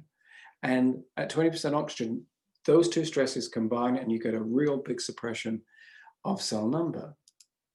So the triple antioxidants had a greater effect than the individuals, and they have a greater effect on individual culture when at 20% oxygen. Now, what happens if you repeat that at 5% oxygen? Well, you actually get a very similar trend. You get significant benefit in terms of increase in cell numbers when the antioxidants are present, even at 5% oxygen, which shows you that it's combating endogenous reactive oxygen that's been formed. But what you can see is that when you drop the oxygen to 5%, you don't see this big drop in cell numbers when embryos are grown individually. So if you're going to grow embryos individually, it's really important you grow them at 5% oxygen and not 20%. So we did embryo transfers. Here's our control, and this is our combination of antioxidants. And this is embryos that were grown at 20% oxygen. And we saw an increase in fetal weight, placental weights, and crown rump length, and a 10% difference, although it wasn't significant in implantation. Now, although we saw an increase in fetal weight, that's a good thing in mouse embryo transfers because even this is about 20 milligrams less than an in vivo developed fetus. So we have significantly improved fetal weight. It's not a bad thing in a mouse model. When we did the same thing in 5% oxygen, we saw the same improvement. So even at 5% oxygen, we got an improvement in transfer outcome. We then wanted to know whether this had an effect on IVF. So we went back and collected the gametes with or without antioxidants and grew the embryos at 20% oxygen. So we had a 2x2 matrix. And what we found, here's our IVF control and control IVF with antioxidants in the culture. So IVF and then culture. So no antioxidants in the IVF, but antioxidants in the culture, and we saw a benefit. Vice versa. When we had antioxidants just for IVF, but not in the culture, we still saw a benefit. And when we had antioxidants from IVF and through culture, that was the greatest effect. So that was really exciting. And the final thing we did was recently look at the effects of antioxidants during vitrification. Cryopreservation, of course, is an essential part of what we do in IVF. And it's increasing all the time as we do more and more FETs over fresh and we use PGT. And indeed, oocyte donation and oncofertility. So we need to know what happens during cryopreservation. Cryopreservation itself actually induces, unfortunately, oxidative stress. And that leads to cryo damage. And here we go again, DNA damage, delayed development, etc. All the things I've shown you before. So what we want to know is, do antioxidants prevent cryo damage? And some of the things I show you here are interesting because we actually know for the first time that cryo damage can lead to modification of histone methylation and acetylation. And that means cryopreservation can directly impact epigenetic state. So again, we use a 2x2 design to determine whether antioxidants were beneficial in the vitrification solutions and or warming solutions. And what we found was, here's our control. So mouse blastocysts were cultured and then vitrified without antioxidants. But when we added the antioxidants to the vitrification solutions, we got a beneficial effect post warming. But if we only added it to the warming solutions, we didn't see it. So clearly the damage has been done during vitrification and not warming, and antioxidants appear to have a highly beneficial effect during vitrification. And I'll just show you this slide because it's important to see that we actually looked at acetylation status of our mouse embryos after cryopreservation. And what we found was after vitrification, we got a significant drop in acetylation of 2 key histones. But when we added the antioxidants to the vitrification solution, we somewhat alleviated. It was a significant alleviation. We haven't restored the control levels yet, but it's clear that the antioxidants are having a profound effect on the epigenetic state in a positive way. And again, we did embryo transfers, and you can see that once an embryo had been vitrified in the presence of the antioxidants and transferred, we got an increase in fetal weight, chromosome length, limb, and fetal age. It's all very good. And again, we did that at 5% oxygen and saw beneficial effects. So whether you grow embryos at 5 or 20% oxygens prior to vitrification, antioxidants during vitrification are beneficial. So all these animal studies are very reassuring. We're having a combination effect, and we're getting a beneficial effect post-transfer. So what we want to know is, does this affect the human? So we have started several clinical studies, and I want to show you data from, this is my last few slides, on a prospective randomized study we did with colleagues in Japan. And it's a multi-center comparison of sibling oocytes. Now the oocytes were split within a patient. The sperm never saw antioxidants, only the eggs and then the embryos. We grew them to the blastocyst, vitrified them, and then transferred them. And what I want to show you is this table that came out of the work we did. When we looked at growing embryos in the sequential media G1, G2, when you look at patients under 35, our implantation rate was what we expected. It was around 50%. And in the older age groups of 35 and over, we saw a typical age-related decline in pregnancy rates. However, when we looked at the same patients with A3, the antioxidants, we see similar pregnancy rates compared to the control, but we don't see the drop-off in pregnancy rates in the older patient groups. So it seems that in younger patients, the antioxidants may not have an effect, but in the older patients, they do. So in summary, and to keep time, in order to maintain the developmental potential of your embryos, your beautiful embryos in your laboratory, you need to take a holistic approach. Embryo culture is so much more than culture media. It's essential that you invest in quality control, quality assurance, so you can manage your systems adequately. I hope I've shown you that antioxidants do improve IVF, embryo transfer, and vitrification in a mouse model. And that's really exciting data to see that we've actually increased fetal development in all 3 of those studies that I showed you. And indeed, antioxidants may assist in alleviating the age-related decline in human embryo viability. And there's other data out in the literature which shows in other animal models that indeed antioxidants are actually powerful at preventing chromosome misalignment. So I'd like to say that embryo culture has not yet been optimized, but I can assure you we're all working very hard to optimize it, and we're constantly looking at ways to improve. That was a lot of information. I'd like to leave you with that slide. It's a lot of recent references. Hopefully, if you're still interested in embryo culture, you can get a lot of information out of that slide. And it leaves me my pleasure really to thank all the people I work with at the University of Melbourne, Melbourne IVF, and my collaborators, particularly Mai, who's worked with me on the antioxidant story, to my embryology team, John Stevens, my lab director, who I've worked with for many, many years in America, and all my collaborators. So thank you very much for your attention, and I wish you all the best for the rest of your Congress. Thank you. Thank you, Dr. David. I think that was excellent deliberation on the optimum embryo culture. We know it is a very important backbone of the IVF lab, and getting an embryo, I think the evolution is still happening, and it's going to happen more and more in the future. And I think you have opened that Pandora box of embryo culture by giving us the incidence and the role of antioxidants in the mouse model. And I think we are looking forward for more and more human trials in future. And I think probably it will help us to really achieve that goal of optimum embryo culture. Well, Dr. we're 1 year into a prospective randomized trial. So I hope I can come back and deliver some more data and it's based on 1,400 patients. So that's exciting to be part of something that big. Thank you, Professor Gardner. I think this was an eye-opener, your study on antioxidants. And I think the whole world is stressing on the culture media. The Cairo consensus done last year was also stressing on that. And they came up with a thing that there's only one thing that's truly important in an IVF lab, and that's everything. And I think the choice of embryo culture medium not only affects the success rates of IVF, but it also affects the health of the future child. An ounce of prevention is worth a pound of cure. And we as reproductive medicine specialists have the responsibility of preventing anything in the coming fetuses.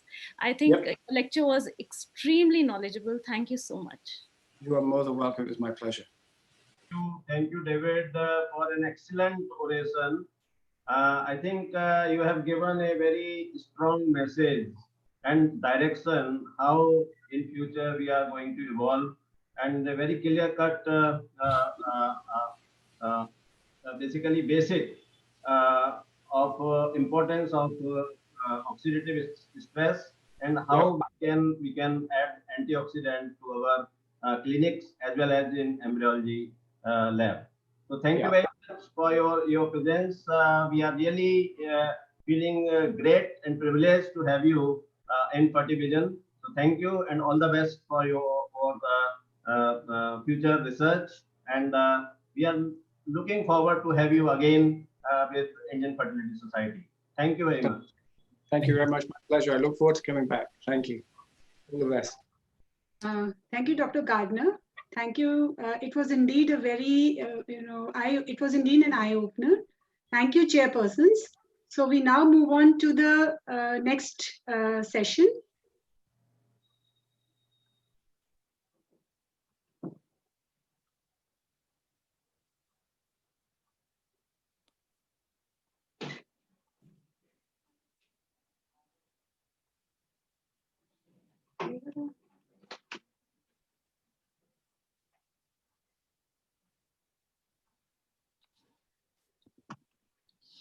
To chair this session, I invite Dr. Geeta Haripriya. She is chairperson and medical director, Prashant Fertility Research Center, Chennai.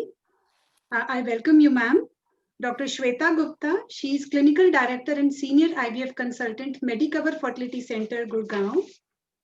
And Dr. Umesh Jindal. She is director of Jindal IVF, Chandigarh, and the organizing chairperson, Local Fertivision 2020. Over to you, chairpersons.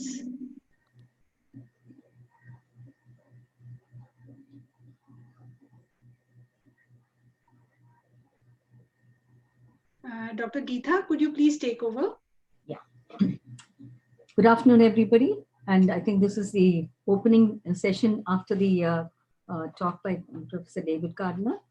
The topic is the microbiome and ART. And we have no other than Shari Mickens. She's a research fellow at the University Hospital, Brussels, Belgium. Her research expertise is in the area of endometrial receptivity and human embryo implantation. We all know that the microbiome has now gained a lot of importance in recurrent IVF failures and miscarriages, and she'll now highlight the current scenario in the microbiome and ART. Over to you, Ms. Shari Mickens. Hello, thank you for this nice introduction. I will share my screen with you, and if all goes okay, you should be seeing it now. Is this okay for you? Can you see my presentation? Yes, we can. Perfect. So before I start, I would really like to thank you for the invitation. It's exactly 1 year ago that I was in India for the first time. I'm very happy to be with you today. However, I would have, of course, preferred to be with you in real life, but we will make the best of this virtual meeting. On the first slide, I was asked to give you a short overview of my CV, but thanks to the nice introduction, you already know who I am. Let's go to our topic of today, which is indeed the human microbiome. And as the chairperson already told you, it is a trending topic. not only in gynecology and fertility, but all over the different subspecialties in medicine, it is gaining more and more ground. What you see here is the evolution in techniques, and this is also why we hear a lot more about microbiota today than 5 years ago. There has been an enormous evolution in techniques. Sequencing has really changed the field, and next generation sequencing allows us to look into detail much more today than we were ever able to do before. When we go to our field in medicine, you see that there is a potential influence of the microbiome at all different steps of fertility, getting pregnant, and also in obstetrics. So you see that there can be an influence at the level of the oocytes and the sperm cells, at the level of the fertilization throughout pregnancy, with also implications for pregnancy complications like preterm birth, for example. What we already know is how the normal and healthy vaginal flora looks like, and we know that what we actually expect is a large content, a large amount of lactobacilli. This is the normal flora which we expect, and on this next slide, you see the different community state types that have been presented in previous research. So in general, we see these 5 clauses, and in the following slides of the presentation, what will become more relevant is the clause 4, which does not only consist of the lactobacilli, but also has other organisms within it, and this is more the dysbiotic clause, this clause 4, which we expect to be the basis of a potential negative effect in IVF. So let's go to our specific field. Let's go to IVF. Why do we expect, or can we speculate on how the microbiome is linked to our outcomes? Probably the immune system is the link between these two subjects. We know that the microbiome is associated with immunology. And what we definitely know is that immunology plays a very important role in assisting implantation. And this is a very nice human reproduction update paper in which they speculate on all the potential mechanisms on how the microbiome might affect our success rate following IVF.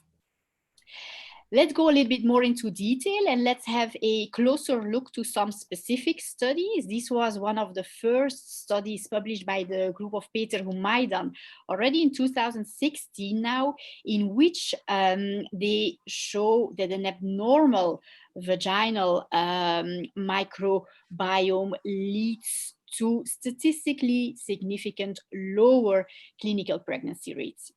However, what you also see when you look at the table is that the sample size of the study is rather small, and this is really what we are working on now in the field, to have larger sample size to confirm what we saw in the first studies, of course. So this is one important paper. A newer one is this, published by colleagues of the Netherlands, published last year in Human Reproduction, where you see that the clause 4 with its dysbiotic state, that this is the group that has a lower success rate after IVF.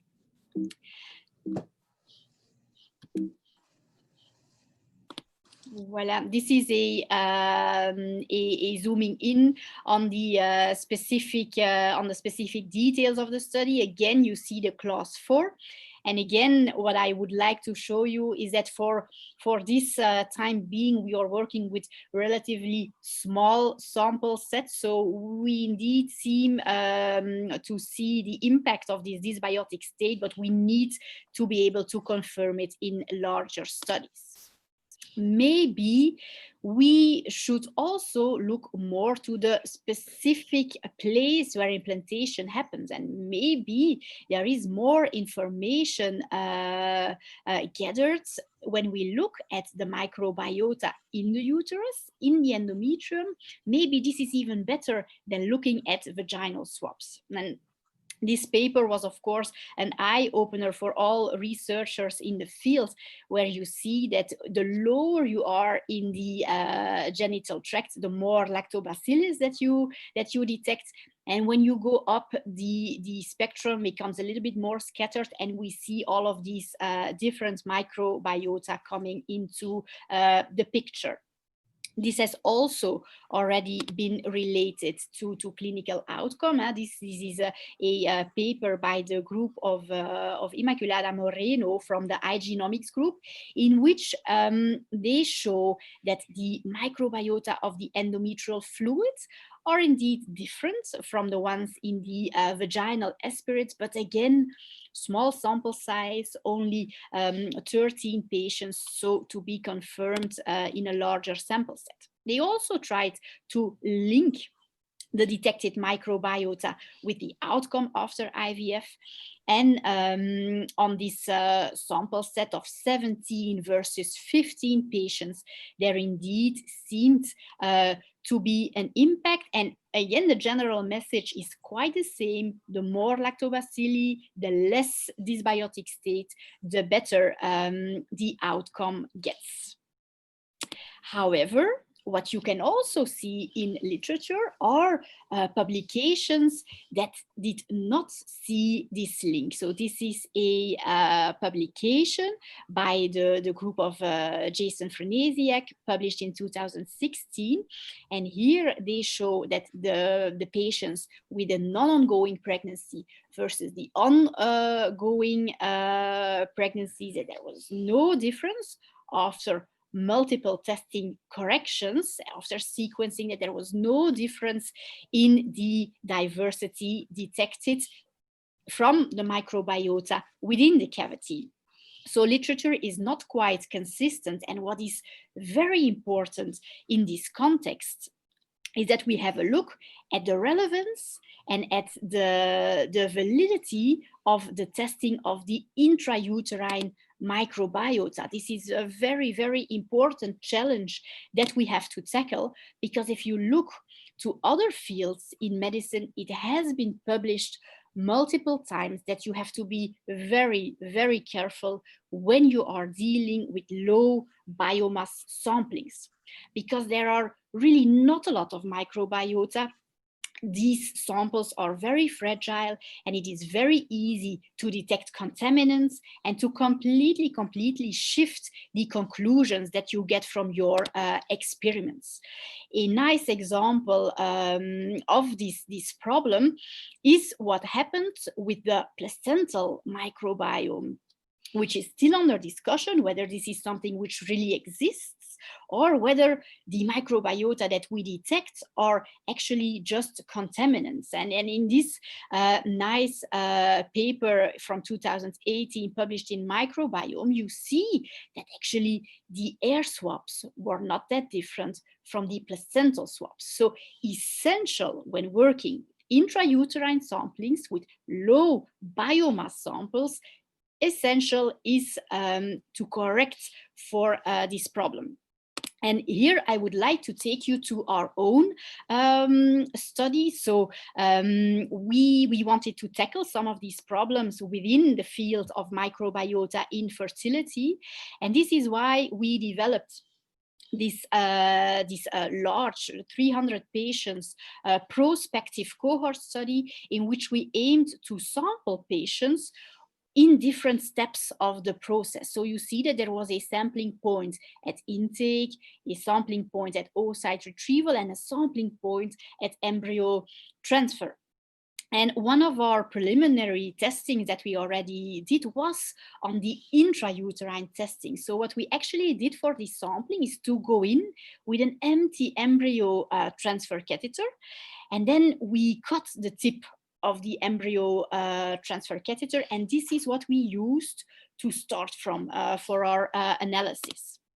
And this is the first results that we saw in our lab. And you see that these red bars are extremely frequent, and you see that they correlate to the detection of the Achromobacter.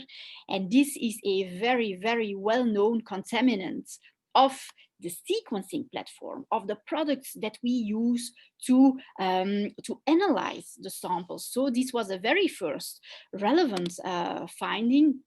We checked these testings a little bit more, and for 38 women, we had 2 samples available. We also took within the analysis the technical controls, and we compared actually 2 different kinds of analysis. One, an automated extraction, and the other one was a manual extraction in a clear loom with UV light, really, really taking care of this problem with low biomass and contamination before we proceeded to the sequencing.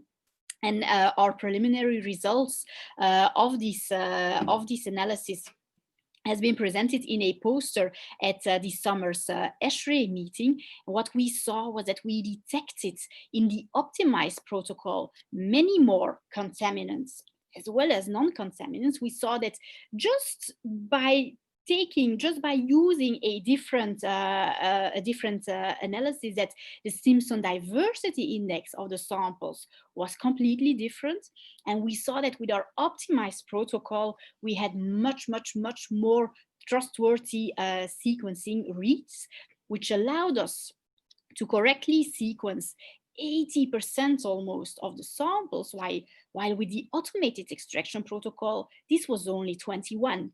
These are all things that are, most of the cases are not taken into account in all of the articles nowadays published, and this is very, very relevant and very important that this will be the case in the future to have valid results. Another thing that we should take into account are the temporal dynamics of the microbiota. In this very nice study already from 2012, you see that there is this variation, which is not the same for all patients, but which is definitely there. So it really matters when you sample the patient. And on this slide, you see the impacts of the menstrual cycle, where you see the classical graphs of the hormones with the estradiol going up at the moment of ovulation. And what you also see is that actually the diversity drops here in this study following natural cycles. So we were also very interested in what happens to these microbiota profiles over the process of IVF. And here I would like to show you a second preliminary outcome of our prospective study, where we try to answer this question and where we looked at how ovarian stimulation altered the microbiota. And here you see the result. And what we actually detected was that by doing the stimulation, we actually increased statistically significantly our diversity. And we also wondered whether this was correlated to the outcome.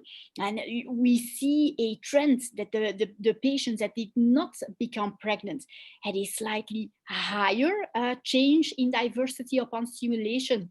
And we are awaiting the final outcomes of our study to see whether this might be a statistically significant and thus clinically relevant observation. What we should also take into account is the ethnic variation. So we have these data that show that the ethnicity has an impact on the microbiota that are detected. And what we should also not forget is the influence of the male microbiota, which is definitely also present and which of course interacts with the vaginal microbiome. So to come to a conclusion, I think that it is very important that as a first step, we define what is normal. We know that a high lactobacillus content is what we expect, what is normal, what is healthy, and what we actually want for our patients. But we should take into account all these other relevant factors that impacts and that make that the microbiota profile fluctuates. So we want high lactobacillus content that gives us a low pH, so that of course there is no overgrowth of other bad bacteria. But if it is as simple as that, do we then need to sequence? Should we really have waited for this evolution of sequencing to develop a clinically applicable test? Well, if you ask our colleagues in Denmark, they are not that convinced of that fact, because here in this article, they actually show that with a limited number of sequenced, not sequenced, but detected by PCR, so by detecting a limited number of microbiota, that you actually see the same associations with the outcome. So maybe we should focus on some relevant bacteria, and maybe a whole 16S rRNA sequencing is not really what we need in clinic. So definitely to be continued. They also saw a relevance when they limited their testing. And then, of course, if we are able to confirm this impact, this association between microbiota and our IVF outcome, then the next question, of course, will be how can we alter the microbiota? And there, the next step of research, of course, comes into the picture, because we have to do this with antibiotics, with probiotics. Should we just wait for time to change the profile? Can we advise certain lifestyle changes to our patients? These are all very, very interesting questions, all under current research today. So to go back, I would like to finish again with the slide of our prospective cohort study. I already showed you two preliminary testings. We have finalized the harvesting phase now. So we hope to come back to you very soon with more answers on all of these remaining questions in the field of microbiota. And we hope that in the future we will have clear answers and really straightforward messages that we can apply in our daily clinical practice. That would be, of course, the goal of all of this research. I thank you for your attention, and I look forward to your questions in the Q&A session.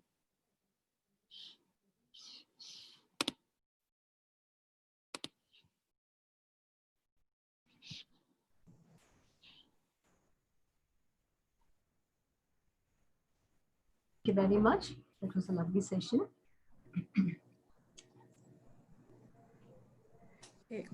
Dr. Shweta can start introducing. Yes, so I'm going to invite Dr. Christophe Blockhiel. He is a medical director, Center of Reproductive Medicine, University Hospital Brussels from Belgium, and his main area of interest is reproductive endocrinology. And he has published many articles in peer-reviewed journals. He is going to speak on a very interesting topic today, and actually very practical and basic topic, individualization of ovarian stimulation and beyond. So over to you, Dr. Christophe. Thank you so much, dear colleague, for these kind introductory words. I was asked to give a presentation about individualization, and it's a presentation that I gave a couple of months ago for another society in India, and probably this got the attention. So I'm going to maybe repeat a couple of slides for some of you, but anyway, it remains of big interest. I would also like to congratulate you with the organization of this virtual congress with many very nice speakers. If we stimulate the ovaries, if we start stimulation in our patients, we always want an ideal distribution. We will always want a appropriate number of oocytes. We don't want to have cancellations because of poor response. We do not want to have OHSS, which is still enemy number one in reproductive medicine because of excessive response. But then, of course, we are helped, we are overwhelmed even by a number of biomarkers to help us tailor ovarian stimulation. And of course, we have antral follicle count and AMH as the most important biomarkers that we use on a daily basis. And if we look at the studies trying to tailor the dose, the gonadotropin dose, well, it was difficult because many years ago, when we had the consort calculator based on FSH, BMI, H, and AFC, and also the Optimist recently published a study based on AFC, it was obvious that actually individualization did not show any improvements in ovarian response, ongoing pregnancy rate, or live birth rates. So these are models that did not implement AMH into the model. Today, of course, we are a bit more clever, we are smarter, and we do know that AMH, especially AMH, but also AMH and AFC combined, are better predictive factors for excessive response on one hand and for low response on the other hand. So it is true that when AMH came into the model, it is true that the prediction of gonadotropin dose could be better. But we are talking about an optimal number of oocytes that we want to retrieve, but is there an optimal number of oocytes? And this is, of course, the question: how many oocytes do we want? Is it between 8 and 14, or do we want more? Well, if we need to believe Nikos Polizos from Dexeus in Spain, who used to work with us in Brussels, he said, well, I analyzed 15,000 women, and actually the more the better. When talking about cumulative live birth rates, it is true that the plateau, let's say if you can see a plateau, that this is observed around 27 oocytes. And maybe we do not want to retrieve 27 oocytes, although we can avoid OHSS by having the GnRH agonist trigger. It still remains burdenful for the patient. But anyway, I think that we should try to get off of the 15 oocytes. Talking about cumulative live birth rates, it is maybe true that the more the better. But of course, we always need to make a distinction between fresh live birth rates and cumulative live birth rates. We want the family to be complete, and if the couple wants more than one child, then it is important to look at cumulative live birth rates as well. So the increase is becoming more and more moderate beyond 27 oocytes and more. But of course, those numbers of oocytes, if you retrieve many oocytes, doesn't it have a negative impact at the level of the euploidy? Does it result in less competent blastocysts? And this is, of course, the next question that we have. Well, there is some studies, and let's go to Italy now. And it was Filippo Ubaldi who said, well, the more oocytes we retrieve, the higher the mean number of blastocysts will be. So stating that we prefer a lower number of oocytes because then we have a higher euploidy rate is not true. What is true, and this is a study from Santiago Munet at the time that Barish Atta from Turkey was in the US, he said, well, let us have a look at the number of blastocysts and then in the age ranges, percentage of normal embryos. You can see that regardless the number of blastocysts that you have 5 days after the oocyte retrieval, regardless the number of blastocysts, you see an equal number or percentage of euploid blastocysts. it is just the age that is important. So if you are 38 or 40 years old, if you have 2 blastocysts or 8 blastocysts, there is a similar percentage of normal euploid blastocysts. And this is, of course, of crucial importance. Let us have a look at the difference between stimulated cycle versus unstimulated cycle, because we say, well, it's because of the stimulation that there is less euploidy, but it is not true. Because look here, if we compare a natural or managed natural cycle, unstimulated cycle with a stimulated cycle, you observe that the number of, or the mean chromosomally abnormal embryos is completely similar in both arms of the study. So no differences there. The next step is to choose the protocol. And of course, there is a lot of experience with the long agonist protocol, but I do believe that in India, this protocol belongs to the past. And today we are spoiled with the GnRH antagonist protocol. We observe the shorter stimulation period. We do know that OHSS rates are significantly lower when talking about antagonists as compared with the long agonist protocol. We know that the likelihood of continuing the ovarian stimulation is higher with antagonists as compared with agonists. So the dropout rates will be lower with the GnRH antagonist protocol.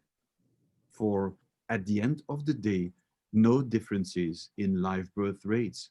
So it is true that whether you use agonists or antagonists, that you will have the same live birth rates and ongoing pregnancy rates. Even if Dr. Ali Nani from Egypt tells us that it is the case, then we really need to believe it, because Ali Nani, you remember the studies of 2002 and 2006, he always stated that the long agonist protocol was superior. So now, after lots more of experience, it has become similar. You will listen later today to Christos Venetis, Professor Venetis from Australia now.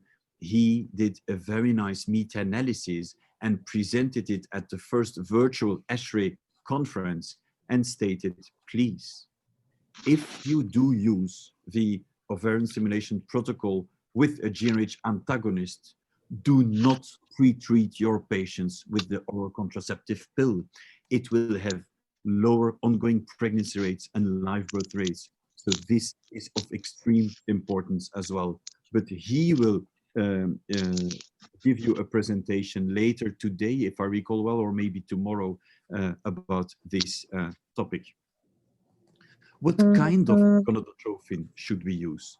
What kind of gonadotrophin? We have urinary products, we have recombinant technology, we have today the long-acting FSH, we have folitropin alpha, beta, delta, we have so many different injections available to tell you that in the end, whether we use urinary product or HPA-HMG containing HCG-driven LH activity versus recombinant FSH, that ongoing pregnancy rates will be completely similar in both arms. When we look at this study, a very recently published study in May of this year, looking at the difference between HPA-HMG in the blue bar and recombinant FSH in the black bar in high responder patients with AMH of more than 5 nanogram per ml, we observe again similar ongoing pregnancy rates.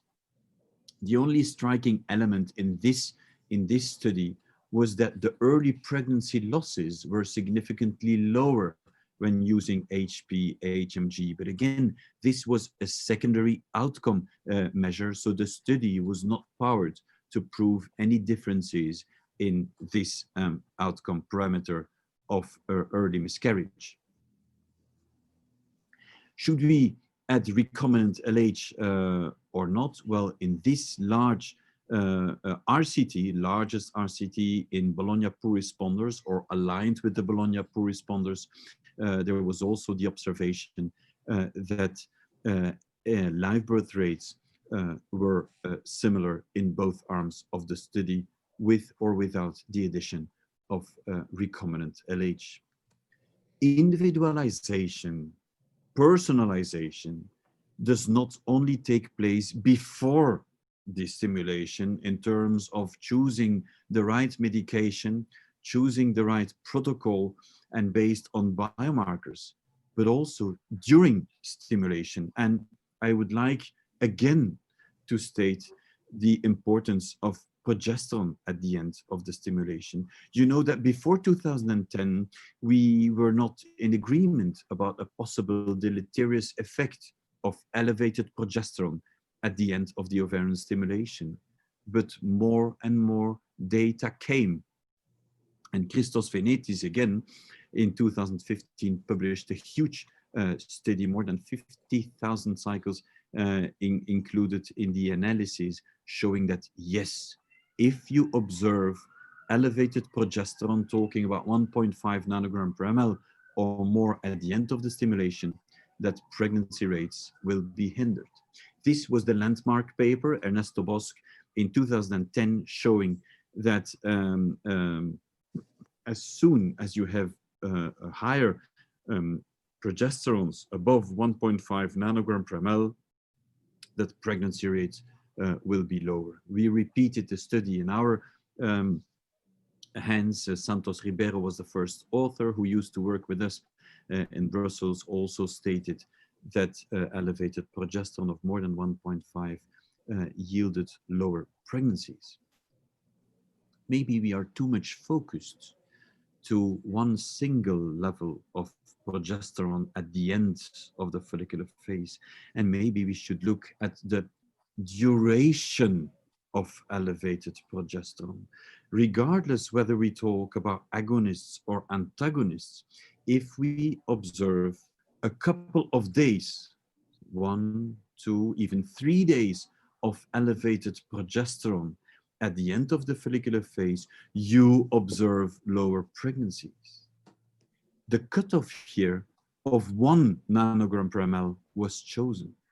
So we said, let us repeat that study in Brussels. And we did not come to that conclusion, stating that if you have more days, so not only 1 day, but even 2 or 3 or more than 3 days of elevated progesterone of more than 1 nanogram per ml, so LFEP, as you can see on the slide, means the late follicular elevated progesterone.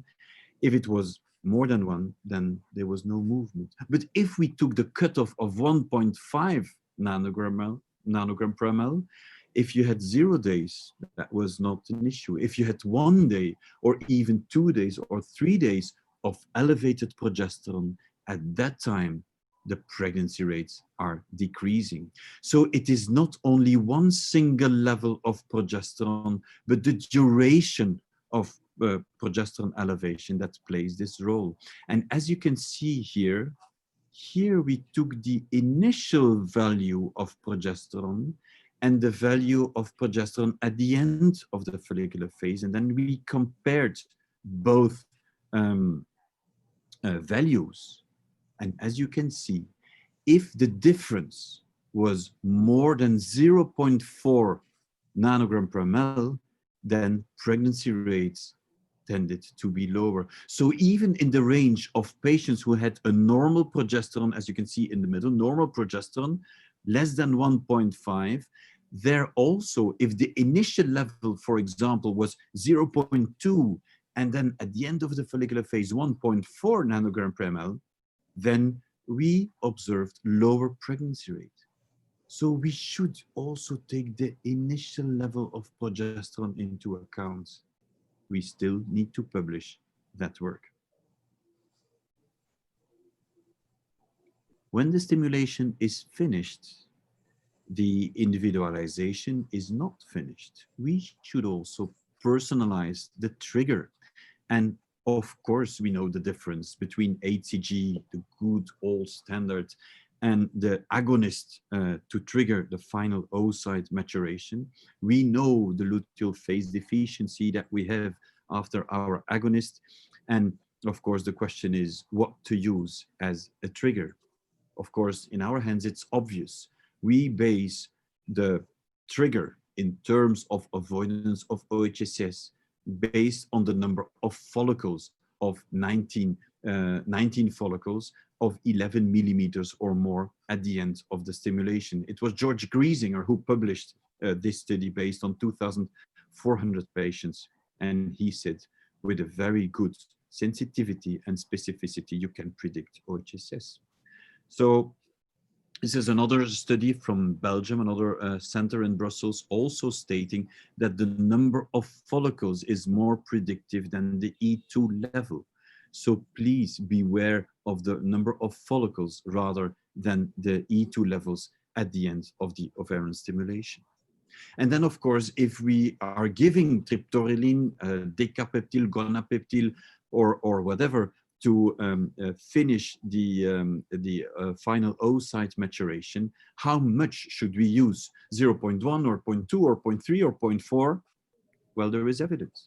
We have an RCT from Vietnam. We have a retrospective analysis from the group of Kolibianakis in human reproduction in Greece, stating that in the end, oocyte maturation, metaphase 2, duration of the luteal phase will be exactly the same when we inject 0.1, 0.2, or 0.4 milligram. So this probably does not play an important role.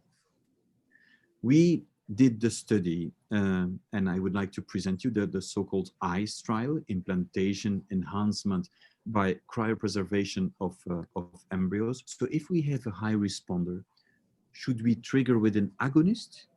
I think yes. But then the next question, should we freeze or should we fresh?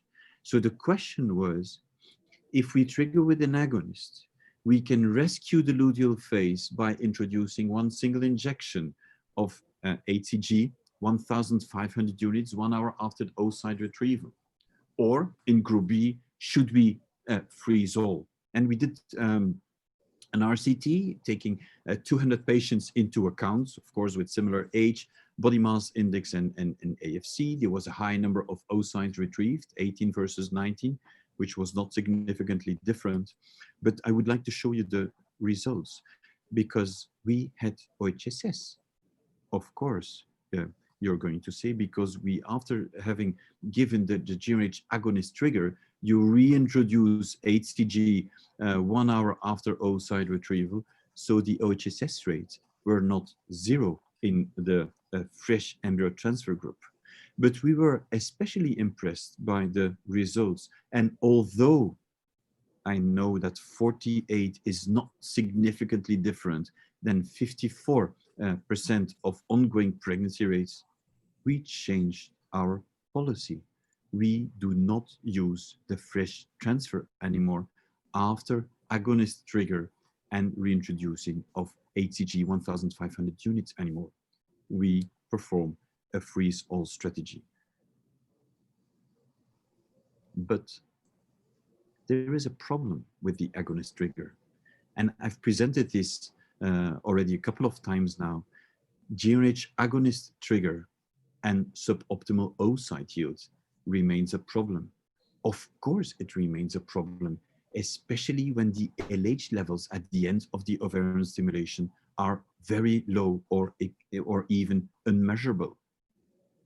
So we have scrutinized all the patients who had an agonist trigger, 3,300 patients.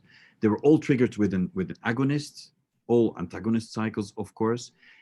And we excluded the hypo-hypo patients because there it's obvious that you will have no response with your agonist trigger. And we looked at the patients in the suboptimal range of response. And we looked at the LH, not at the end of the stimulation, but at the start of the stimulation. And it was true that if you had unmeasurable or extremely low levels of LH at the beginning of the cycle, that in those cases, we ended up in the lower quartile, so in the less than 45% of oocyte yield. So we should measure LH at the start of the stimulation. And who are the patients that have low LH at the beginning? The pill users. I just told you that Venetis has stated so clearly that please do not use the pill as a pre-treatment. Well, another reason why not to use it, because you will suppress the LH, and adding LH activity to the stimulation will not help you. Giving a higher dose of a GnRH agonist will not help you. You will need to give HCG per definition. But of course, if you reintroduce HCG, there might be a risk of OHSS. So please beware of suboptimal response in those patients. In normal responders, in low responders, there is something else. Actually, this is a very recent study from 2020 showing that dual trigger offers better results than mono trigger with HCG. So I'm not talking about OHSS, I'm not talking about high responders where we cannot give HCG, but just about normal responders. And although this was a series of 150 patients only, it was obvious that the oocyte yield was not only higher, but also that the number of top quality blastocysts was higher in the dual trigger group. And on the terms of pregnancies, that pregnancy rates were higher in the dual trigger group. So based on this, sorry to interrupt. We are just running out of time. If you can wind up. It's my last slide. It's my last slide. Okay, then. Okay. I would like to state that we changed our policy in our clinic and now went to dual trigger for normal and poor responders instead of mono trigger with HCG. So, ladies and gentlemen, individualization, yes, but not only before, also during and at the end of the ovarian stimulation. Thank you so much. Thank you very much, Dr. Christophe, for a wonderful talk. Not only you touched on the very basic aspects, and I think a lot of debatable issues. So I'm sure we'll have some questions later on in the question and answer session. And please do stay with us. So we'll have a discussion after the last speaker. Thank you very much once again. Thank you so much. Thank you, Shweta. And I welcome Dr. Alvigi to the group and invite him to speak on use of LH in ART. He is a professor in reproductive medicine and University of Naples, Italy. His main research area has been role of LH in folliculogenesis, and the Poseidon classification is one of his main areas where he has a lot of work. And I think we all have read his work, and now in person we'll listen to him. Welcome, Dr. Alvigi. Over to you.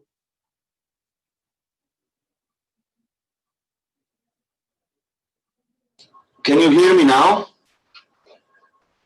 Yeah, yes, we can hear you loud and clear. So you can see the screen at the moment. Yes, we can see your screen also. So first of all, let me thank you for this wonderful opportunity to share ideas and information with you. I'm very happy to be here today, and I do thank you and I congratulate for the nice organization of the meeting. So I will talk about the use of LH in ART, which is an intriguing topic. So the history is still open, but I do think that in the last years, evidence is growing. And so I would like to share with you what's going on at the moment in this field. This is my disclosure. And I would like to address three specific points. The first is to try to identify the best indicator of the effect of the LH.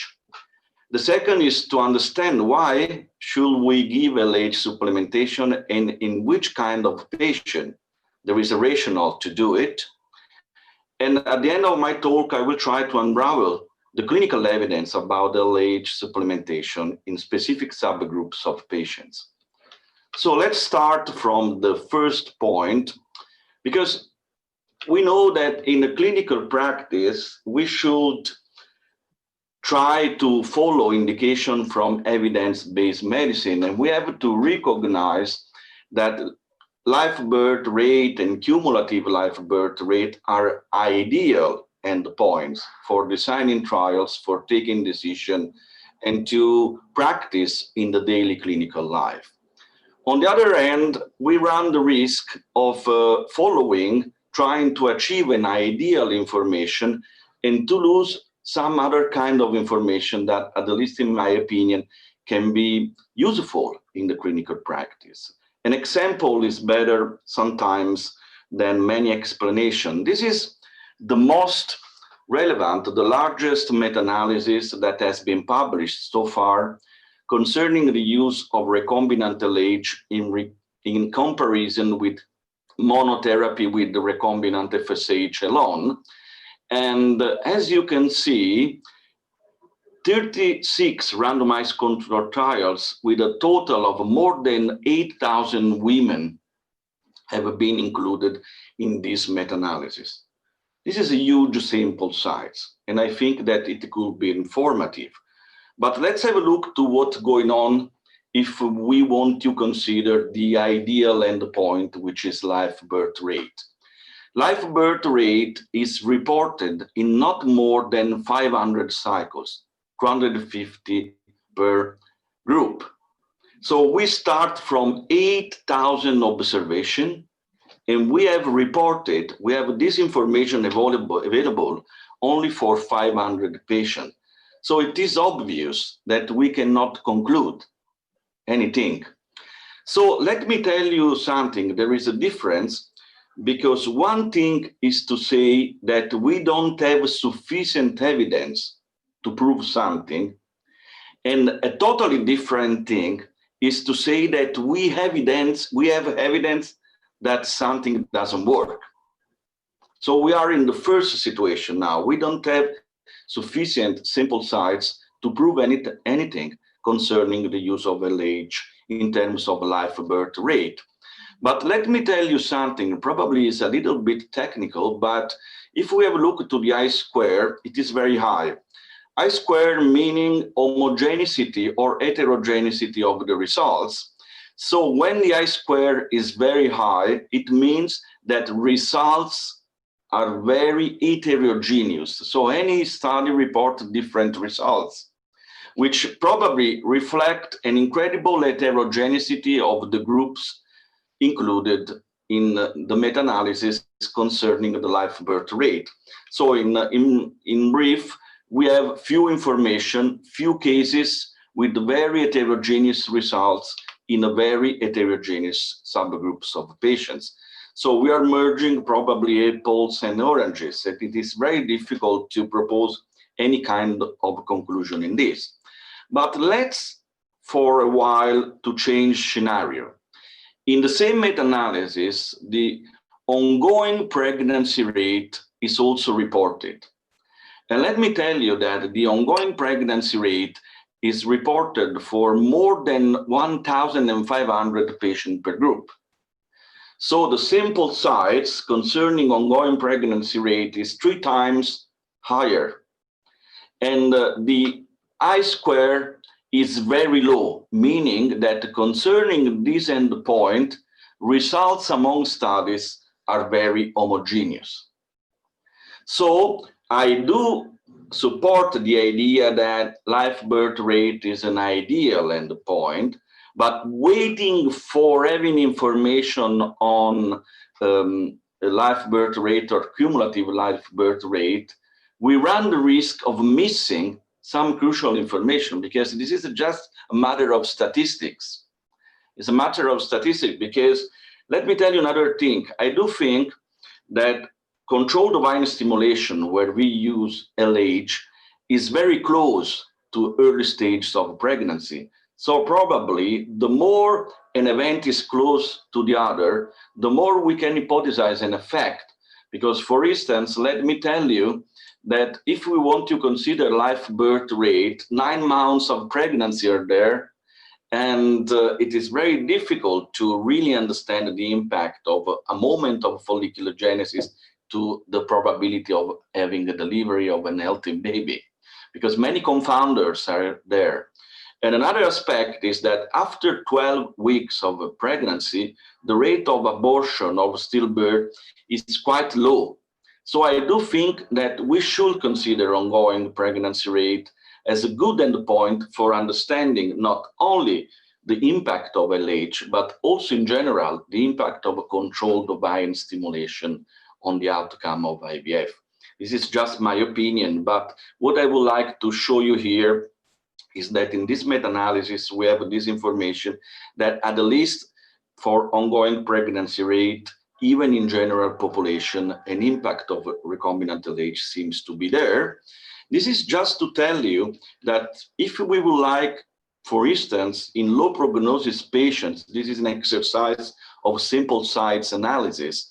If we would like to have an information on live birth rate in low prognosis patients, probably we should have 5,000 patients per arm to have a reasonable and reliable information, which is not at the moment, in my opinion, consistent with our kinds of trials and our profile of literature. So let me go rapidly to the second point, which is to understand the reason why in some specific subgroups of patients, there is a rationale for, at least a rationale for LH supplementation. This is the rationale that I would like to explain in few slides, because if we don't understand what we are doing when we give LH, probably we only see literature, but not in a critical way. So let me just remind you that according to the classical model that we call two gonotrophins, two cells theory, LH is active in theca cells continuously at any stage of gonotrophin-dependent levels of maturation of follicles. So the action in theca cells is crucial during early stages of our stimulation and even during the month before for the production and release of androgens. Androgens move to granulosa cells and they are classically converted in estradiol by means of aromatase activity, which is under the direct control of FSH. So two compartments, LH working in theca cells and FSH working in granulosa cells. But let me show you what happens when codominant follicles reach 10, 12 millimeters in diameter. What happens is that codominant follicles, growing follicles, express LH receptors also in granulosa cells. So at the least in follicles overcoming 10 millimeters, LH and FSH work together in the same compartment, which is granulosa. Granulosa is not able to produce androgens. It is not the main rule of granulosa. So what is the rule of LH in granulosa cells? We don't know exactly, but some concepts are there. The first concept is that LH converge with FSH in similar post-receptorial, we can see transductional mechanism. So LH is able to support FSH, for instance, in promoting a local network of paracrine activities, growth factors, and even in enhancing the aromatase activity. This is very important because what I like to propose is this kind of example. Let's imagine LH and FSH in the granulosa cells as two guys moving a table. If the two guys are in good health status, so they can distribute the effort, and each one of the two will work less in equilibrium with the other. But if one of the two is weak, is not perfectly in healthy status, the other one has to work more. For instance, if in the FSH system are present some polymorphism. This is just an example. The receptor can be a little bit more resistant. So we need to push the system, and we can do it by increasing FSH or by adding LH, because at the least in granulosa cells, LH converge, and there is even dimerization of receptor of FSH and LH at the granulosa level. So the other can counteract the effect of the first. On the other side, if there is a weakness in the LH system, polymorphism of the receptor, or just aging, the FSH, the increase in FSH, can help the LH system to work properly, because I repeat, they converge. But another crucial aspect is, summarizing all the things I said, is that what we have to keep in mind is that the LH has two rules in the follicular genesis. The first is continuous in TICA cells since early stages of follicular genesis, and it is crucial for inducing androgen production. Androgens, if are in the right window, are crucial for inducing FSH receptor. So it means that if androgens are in the right window, we have a good expression of FSH receptor, and this is crucial for recruitment, what we can call FORT, follicle output rate, meaning that the sensitivity of the follicles to exogenous gonadotropins early stages of follicular genesis and our stimulation can be improved. If we give LH in the middle of stimulation when growing follicles are there, we are also doing something different. We are also working in granulosa cells. And working in granulosa cells, we are supporting the FSH activity, meaning we are optimizing the steroidogenesis, we are optimizing the aromatase activity, we are optimizing all the biological activities of the granulosas, and we are in a very fine and smooth way regulating even the number of cells of granulosa supporting the oocytes, because it has been proven in many in vitro models that LH has a very nice anti-apoptotic activity in granulosa cells. So if the LH is in the right window, the number and the biological activity of granulosa cells is optimized.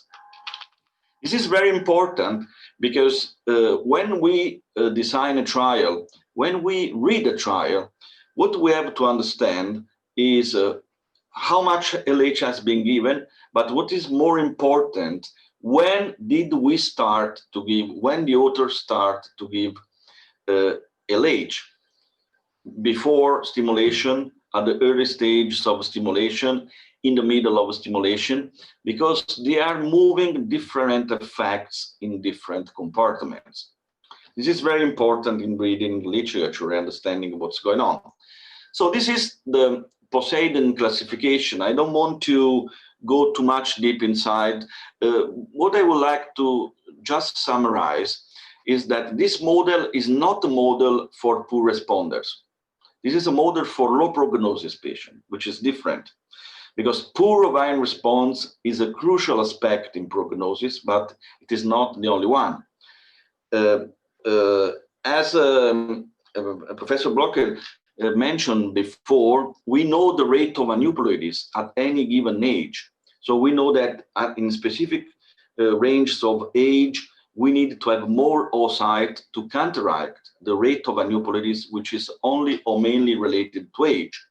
So what I can say, for example, that in a 28 patients, 8 years of age patient, probably 7 oocytes are sufficient for having 1 or 2 euploid embryos. In a 41 years of age patients, probably 15 eggs are not sufficient for having 1 euploid blastocyst. So the number of eggs is crucial, but has always to be reported in consideration of age. So in Poseidon classification, the rate of aneuploidies is considered, and it's also considered the sensitivity of the ovary to gonadotropins, because we can have a patient with a normal ovarian reserve that have hyposensitivity to gonadotropins, and they have less follicles than expected during stimulation, less oocyte retrieved than expected. So they are unexpected, suboptimal, or poor responders. So the Poseidon model tries to match altogether this aspect. So basically, we have group 1 and group 2 are patients with good ovarian reserve, where suboptimal or poor ovarian response was unexpected. So the ovary was more resistant to standard stimulation. Group 3 and group 4 are represented by patients where the poor ovarian response is expected because they are patients with low ovarian reserve. The difference between the left side of the screen and the right side is age, because group 1 and group 3 are patients below 35. Group 2 and group 4 are patients with having age 35 or more, because 35 is the cutoff where the rate of aneuploidies overcome 50% of blastocysts, where the rate of aneuploidies became significant, and the moment where the rate of aneuploidies begins to increase rapidly year by year. It's quite stable up to 35, but the rhythm of increase of aneuploidies after 35 is very high and accelerated. So 35 is an ideal cutoff. So this is a model trying to identify different groups, but homogeneous inside of low prognosis patients. So, and I'm going to finish my talk. When we tried to analyze the literature concerning the use of recombinant LH, we tried to have, in this systematic review, we tried to have the Poseidon model in mind, trying to separate clusters of study consistently with the Poseidon subgroups. So let me show you, for instance, an example. If we take into account the studies that had been performed in hypo responders that are consistent with the group 1 and group 2 Poseidon, we have not so much study, only 4 study with 600 patients per group, 600, 700. So the sample size here is quite small, but the study design and the characteristic of the patient in these trials are very homogeneous. The I-square is low, and if we try a meta-analytic approach, we see that we have both an higher implantation rate and clinical pregnancy rate in patients that have been supplemented with recombinant LH. So if the patient has a history of hyperresponse, adding LH in the next cycle will improve both implantation and clinical pregnancy rate. Obviously, one can say is not sufficient because we don't have information on live birth rate. So until we will not have this information, we will continue to say it is not recommended or there is no evidence. But I repeat what I said before. One thing is to say we don't have adequate sample size for proving something. One thing is to say there is evidence that it doesn't work. We are in the first situation. We don't have information on live birth rate, but the information on clinical pregnancy rate is very consistent. So this is something that I think that we have to at least to take in consideration in our taking decision. What about patients above 35 years of age? This is, in my opinion, the most intriguing information because it clarifies what's going on in literature and what happens probably by biological point of view. If we perform a selection of studies that compare FSH alone with FSH plus recombinant LH in patients between 35 and 39 years of age, we can see that, again, the use of recombinant LH significantly increased the clinical pregnancy rate. And this effect is also observed if we include the patient until 40 years of age. But if we analyze all trials, including patients above 40 years of age, 41, 42, even 43 and 44, the effect of recombinant LH disappears. So it is proven between 35 and 40. It is not evident above 40. But at least in my opinion, the explanation can be related to the effect of gonadotropins. I don't think that gonadotropins, including recombinant LH, can change dramatically the ovarian reserve, the expected number of eggs. But what is important, I don't think that any gonadotropin can change the rate of aneuploidies. So above 40, usually we have lower ovarian reserve, but we have rate of aneuploidies overcoming 70, 80%. So few oocytes, higher rate of aneuploidies. And no gonadotropins can counteract this. It is not expected to me that gonadotropins, including LH, can change something above 40. Probably it works, but we need at least 1,000 patients per group for proof an effect of a gonadotropin. Between 35 and 39, probably LH, in these patients, the ovarian reserve is still acceptable. In the vast majority of the cases, we have more than 5, 6, 7 oocytes, and the rate of aneuploidies is still below 70%, 75%. So the rate of aneuploidies is lower and the number of eggs is higher. So probably we can see an effect of LH because probably it works in the androgen milieu, it works at cytoplasmic level, it probably improves something in the granulosa cells, improving oocyte and embryo viability, but in a different mechanism when compared with aneuploidies. So this is the reason why, in my opinion, the ideal population for recombinant LH are patients between 35 and 40. Probably it also improves something above 40, but we cannot prove it in statistical models because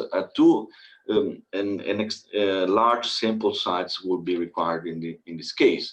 So in conclusion, despite we have to recognize that live birth rate and cumulative live birth rate are essential and informative endpoints, it could not be appropriate for, at the moment, if we want that in the next future, we have more information from controlled ovarian stimulation, we should take in consideration, in my opinion, the idea of quoting some endpoints, intermediate or surrogate endpoints that are under-evaluated, but are closer in time to controlled ovarian stimulation. So in robust statistical models with large sample size, I think that even information deriving from these intermediate endpoints could be taken into consideration. So, but in terms of classical evidence, what we can say that at least one meta-analysis seems to demonstrate that at the least even in a general population, in larger sample size, LH supplementation improves the ongoing pregnancy rate. But if we want to identify two ideal population at the moment to try to improve your experience and test this kind of approach in your model, are patients that we can say hyperresponders, meaning the patient that despite apparently normal ovarian reserve show an ovarian resistance during stimulation, meaning that they had less oocyte than expected, less follicles growing than expected in the previous cycle, or that respond in a very slow level during the current cycle.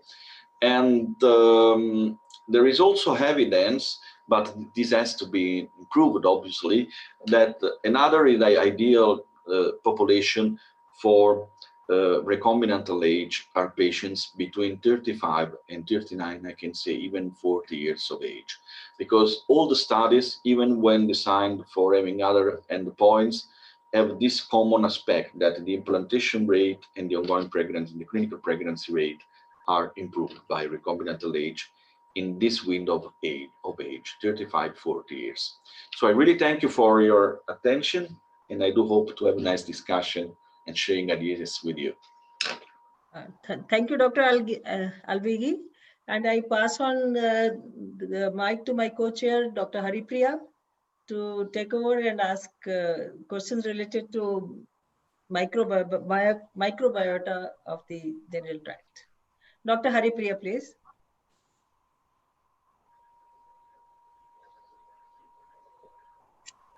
Okay, Dr. Haripriya. Yeah, coming up.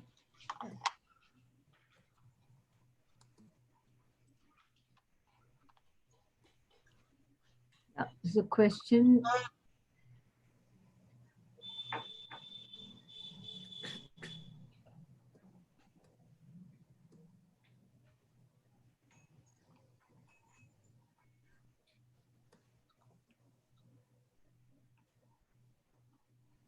Yes, Dr. Haripriya? Yeah, just checking on the questions.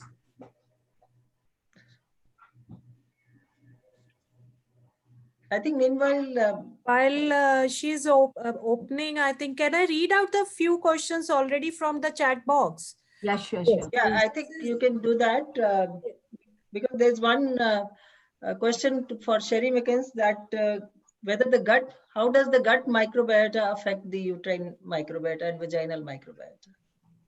Yes, that's a very, very interesting question. It's also one of the items that we're addressing in the study we are currently performing.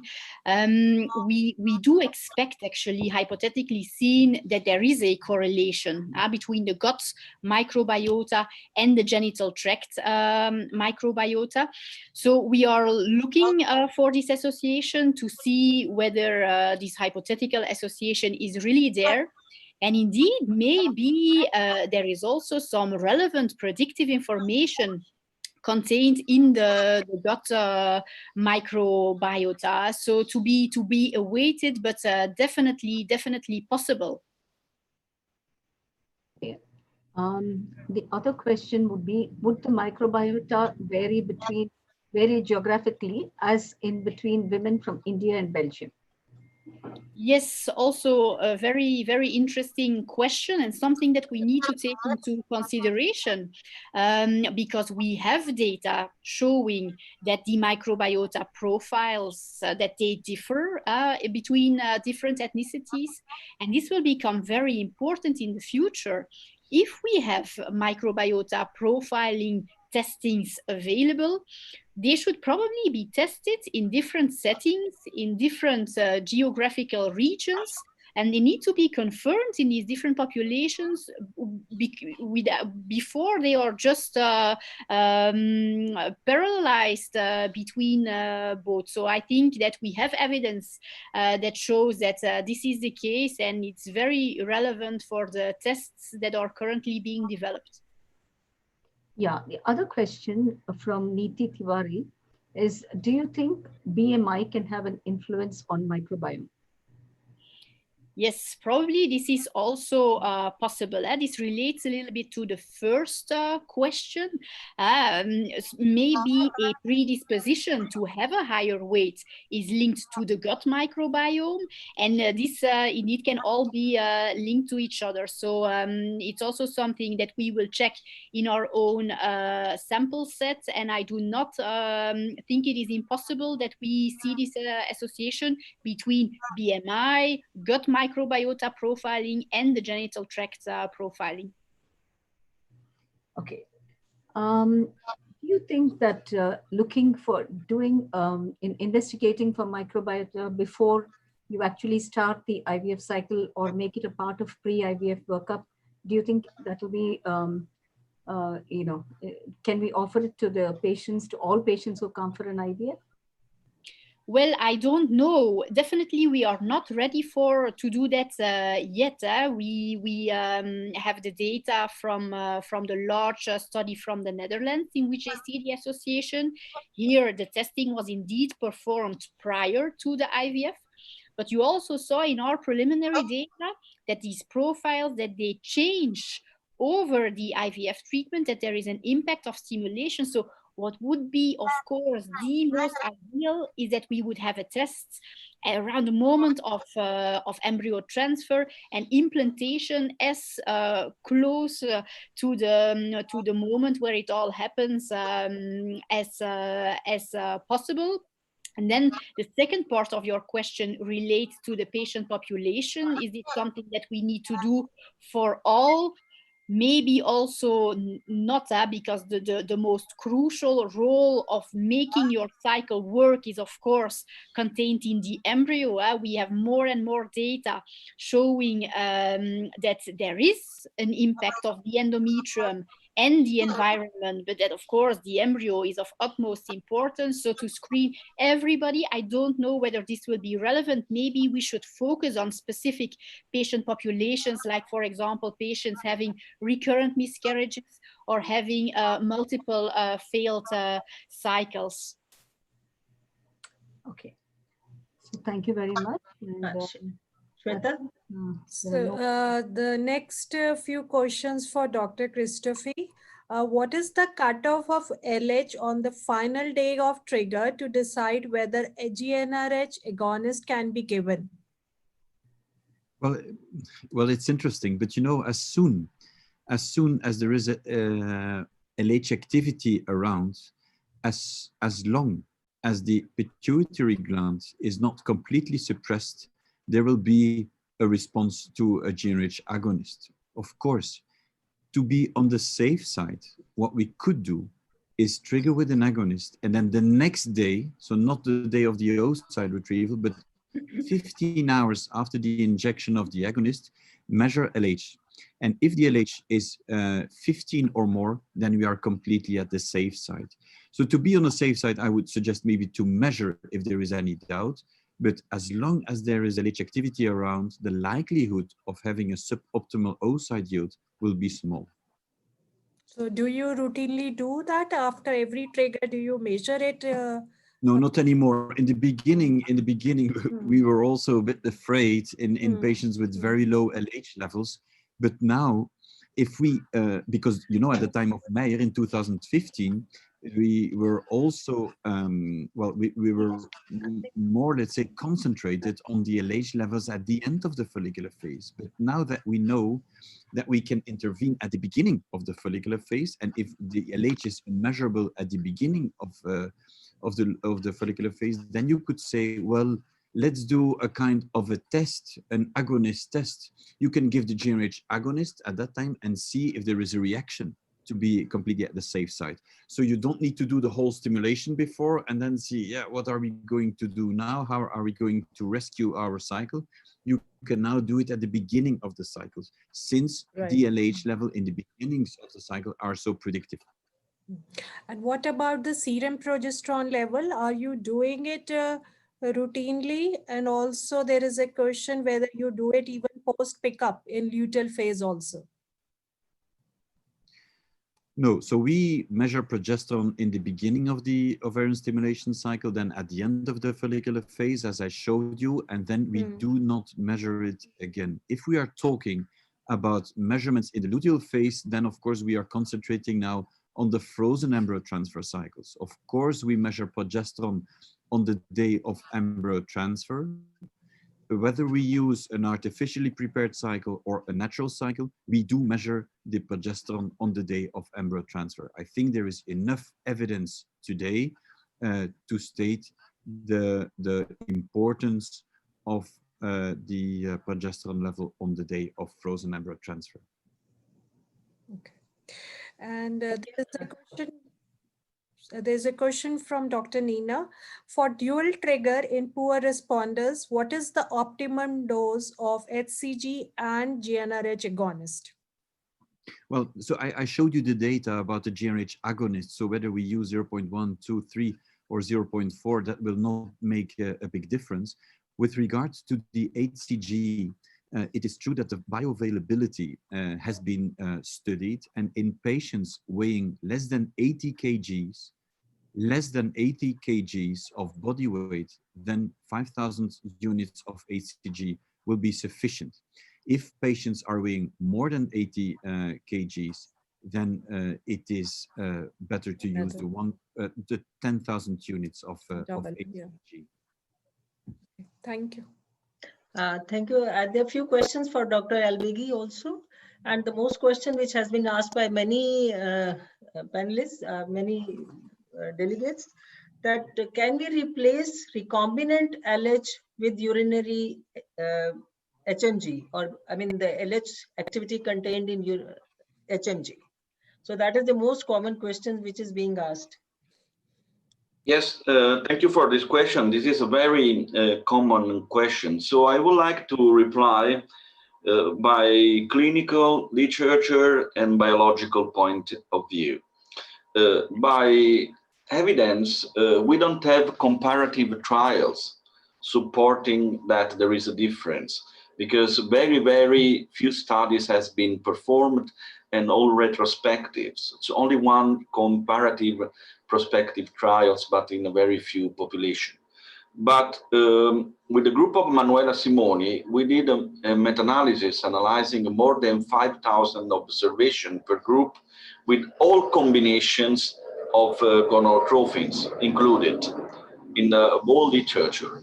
And what emerged is a trend in favor of recombinant LH in larger analysis of larger groups. But let me tell you something. What we have to keep in mind is that we are not giving LH. We are giving two totally different gonadotropins. Let me tell you, if I have a patient with low ovarian reserve, what is important, in my opinion, is having the highest FORT, so the highest recruitment and the highest number of oocytes. And this is something that I can do with the recombinant FSH because it's more potent gonadotropins. So it makes no sense to renounce to this effect by changing FSH, because if I move from recombinant FSH to HMG, I'm using a good gonadotropin, but we have to keep in mind that it is less potent. So I think that probably adding recombinant LH is the best way to have recombinant FSH activity and having a recombinant, anyway, an LH activity together.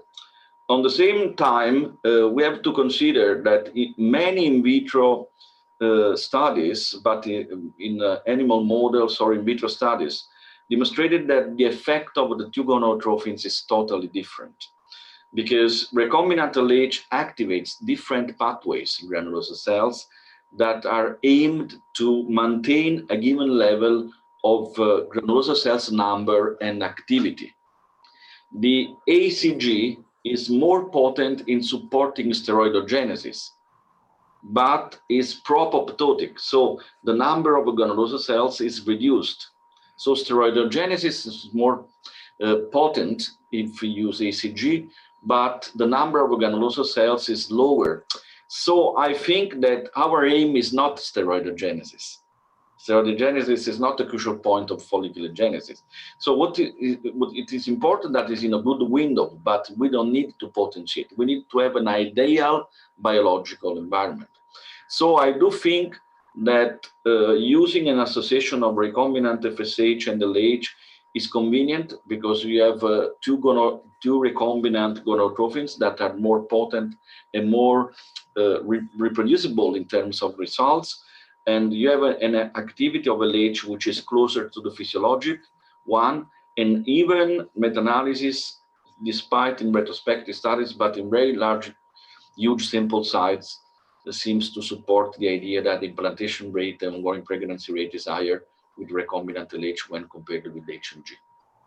Thank you, Dr. Alvigi. And we have one more short question, and we have now 3 minutes more to go. And this question is when do you start LH in the cycle, and how many days would you give throughout? You will start on day 1 and give it throughout the stimulation, or you add on day 5 and then continue only for the later part of follicular phase?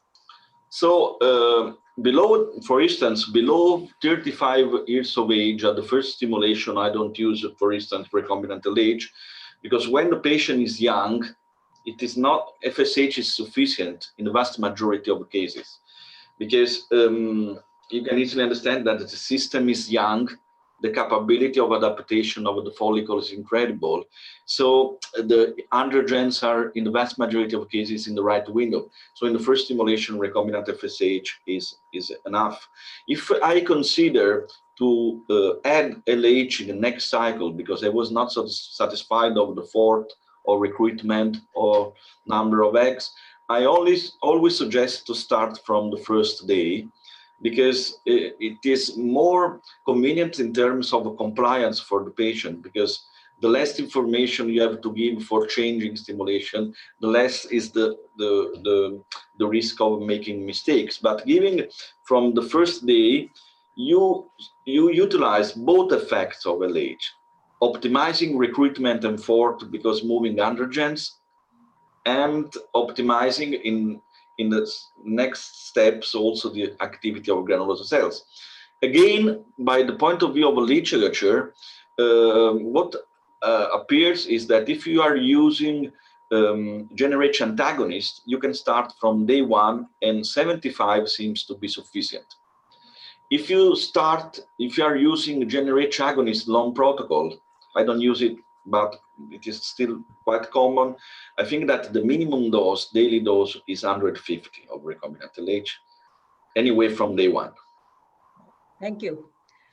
And with that, I think we can thank all our speakers, Dr. Sherry, Dr. Blockale, and Dr. Alvigi. And we can, and I thank all my co-chairs, and we can close this session. And I hand over the session to Sheetal, who will proceed with the next session. Thank you very much. Thank you very much, everybody. Enjoyed the session, enjoyed the discussion. Thank you. Bye-bye. Bye-bye. Thank you, chairpersons. This was a very interactive session. So, hello.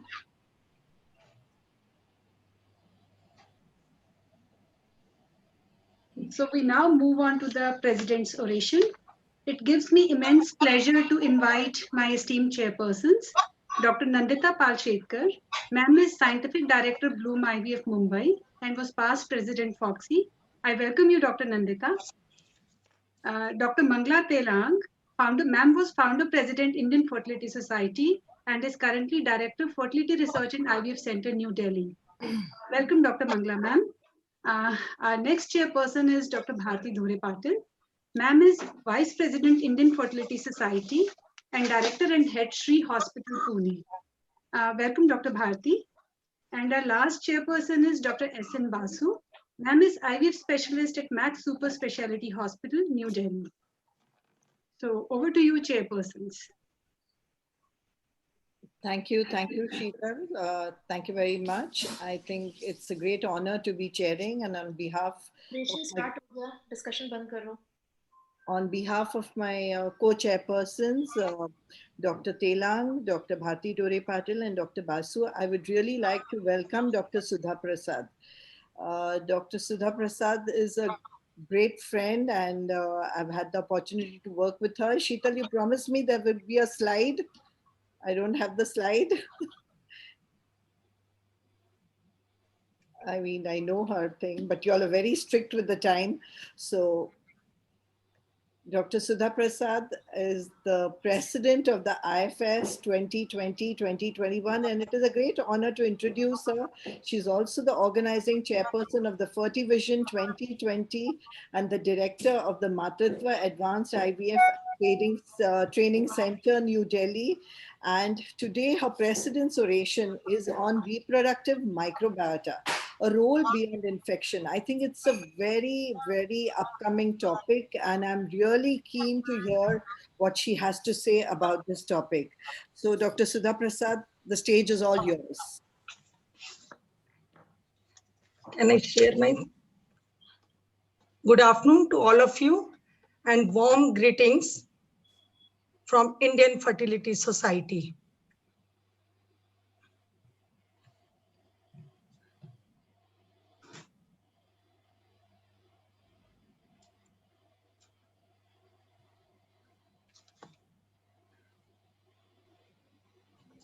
Although it is quite clear now that the microbiome can have a major influence in host. But recent research has also shown that the reproductive microbiome can have the significant effect on the reproductive function and the health of the male and female. Dr. Shari has already explained that how the delicacy, how the skill is required to culture the microbiota in the reproduction and how it is related. So my talk will be restricted to reproductive microbiota, a role beyond infection. So first, all the microorganisms in the environment, including bacteria, archaea, single cell eukaryotes, are called microbiota. And the collection of genomes of the microbiota are the microbiome. This is just for the introduction to everybody, and it is very upcoming topic. So earlier we knew during years together that uterine cavity and the fetus was thought to be sterile unless otherwise it is infected.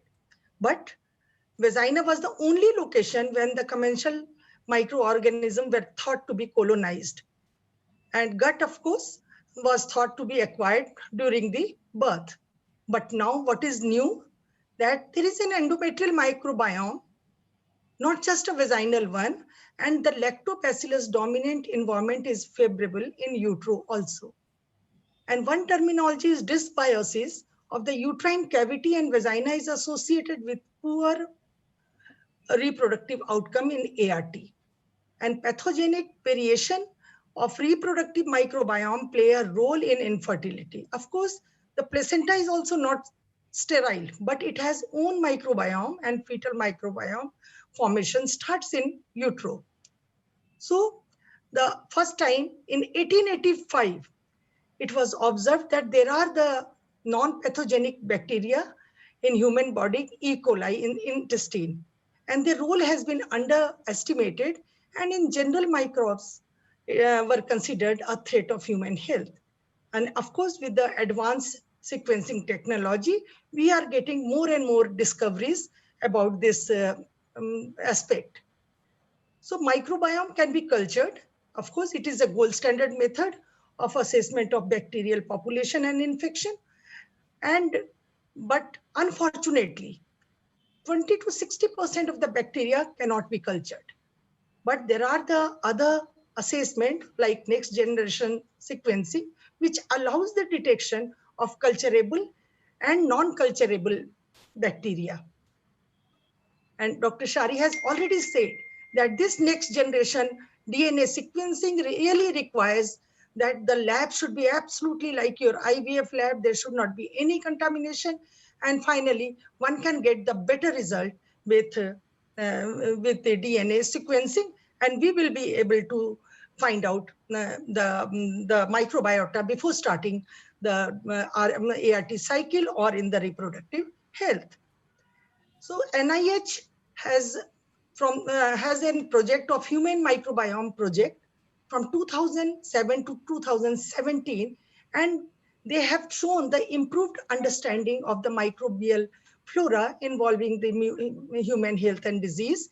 And the aim was to characterize the human microbiome and analyze its role for the health and the disease. And of course, the microbes contribute more genes responsible for human survival and the human own genes. One can see that we have more microorganisms in our body than our own body cells. And that bacteria protein coding genes are 360 times more abundant than the human gene. So each of us have our own second microbial genomes and microbes in the body. The human microbes are like this, that at present there are the 5 distinct microbiome according to the body side. It can be in the oral cavity, it can be in the nasal cavity, skin, genitourinary tract, and gastrointestinal tract. So it has been seen that microbial influence reproductive function and what is from the symbiosis to pathogenesis. There is a term estrabolome. The bacterial species found in GI tract possesses the enzyme activity to process estrogen. So these bacterial species collectively called estrabolome. An alteration of estrabolome can alter the peripheral circulating level of estrogen even. And so it can affect the reproductive function. So dysfunctional gut microbiome may be responsible for reproductive dysfunction and symbiotic relationship even with the pregnancy. There are the reduction in both microbial richness and the diversity throughout all stages of pregnancy when compared to non-pregnant women. And in this paper, they have shown that there are the enhanced expression of lactobacillus and bifidobacilli responsible for the favorable immunomodulation to accept the pregnancy and protection from the pathogenic invasion. And the bacteria colonizing placental tissue modulates overall placental function and may be indicative of placental and the maternal health. So the fetal inoculation can also happen, and the favorable bacterial transmission from the mother to the fetus during gestation and to populate the fetal tissue to form the favorable microbiome. And we knew that the vagina has so many microbiome, but it can have a normal microbiome like the lactobacillus predominance, but it can have the abnormal one also, which can have the pathogenic organism predominant environment. There can have the dysbiosis. When we call dysbiosis, when the low percentage of lactobacillus are available and ultra low biomass, the amount of the flora is extremely low. So this vaginal microbiome, the lactobacillus function is to protect the reproductive tract, utilizing several mechanisms, primarily by the production of lactic acid, which lowers the pH of the vaginal environment, and it neutralizes and prohibit the colonization of harmful pathogens like bacteria and virus. This activation inmates the immune response, so improves the host defense and formation of physical barrier against the pathogen adhesion. And of course, the when there is a non-lactobacillus dominant community to regulate the vaginal ecosystem are relatively, we have to explore it. So what can be the dysbiosis causes? A change in its natural state. So it can change the endocrinal and metabolic disorder and can have the bacterial vaginosis like PCOS, the endometrial hyperplasia, cancer, endometriosis, even obesity and diabetes also can happen to have with the dysbiosis of microbiota. If the vaginal microbiome are unfavorable, then it can affect the ART outcomes also. So it has been seen there are the 5 types of vaginal microbiota, and out of these 5 types, the community state type is CST4 is the most commonly associated with negative ART outcome. The women with CST4 increase the pregnancy morbidity and more likely to deliver preterms, and bacterial vaginosis and aerobic vaginitis can be also associated with CST4. And the vaginal microbiota, if there is the bacterial vaginosis, you can see that it can have the candidiasis, gardnerella, urolithosis, and uriplasma, and finally it reduces the lactobacilli, and there can have the fertility problem in these women and reduces the local defense against STD, and of course it can affect the fallopian tube, and finally it affects the reproductive health too. Then there is a relation with IVF, with the IVF outcome, and there are lots of literature about it, and they have shown if the vaginal microbiota is rich in lactobacillus, chances are there that the more positive outcome with the ART will happen. And this is the recent study which has shown that if there is the dominant of lactobacilli, then chances are there the higher live birth rate also. The stability of the vagina is not all, vaginal microbiome is not in all full in the both cycle, in the menstrual cycle. The stability has been seen maximum during the proliferative phase, and divergence increase the progressive during the secretion, and even through the protective function remain. And there is a divergence of vaginal microbiome during the menstruation when the estradiol levels were very low. So there is a relationship between the estradiol and the vaginal microbiome. It can have in the endometrium and it can suffer the implantation too. So what can happen if there is the endometrial dysbiosis is there, then it can cause the implantation failure and it can lead to infertility. So what can happen that the sequencing based technology has made characterization of the microbiota really reliable and easier. And there is now the next generation sequences is available, which have shown to evaluate the bacteria specific with the ribosomal gene to assess the microbiome. And in this paper, they have shown that there were 35 women and prior to IVF cycle, and they have compared the presence of non-bacillus, lactobacillus dominant microbiota, and they have seen that the pregnancy rate and the live birth rate have suffered when there is a non-lactobacillus was dominated. So even the birth and the live birth is also, pregnancy is also suffered by if the microbiotas are less in the number. So what happens during pregnancy? The placenta and the amniotic fluid surrounding the fetus during the pregnancy, if are not sterile environment, and the presence of bacterial species has an impact on gestation and parturition too.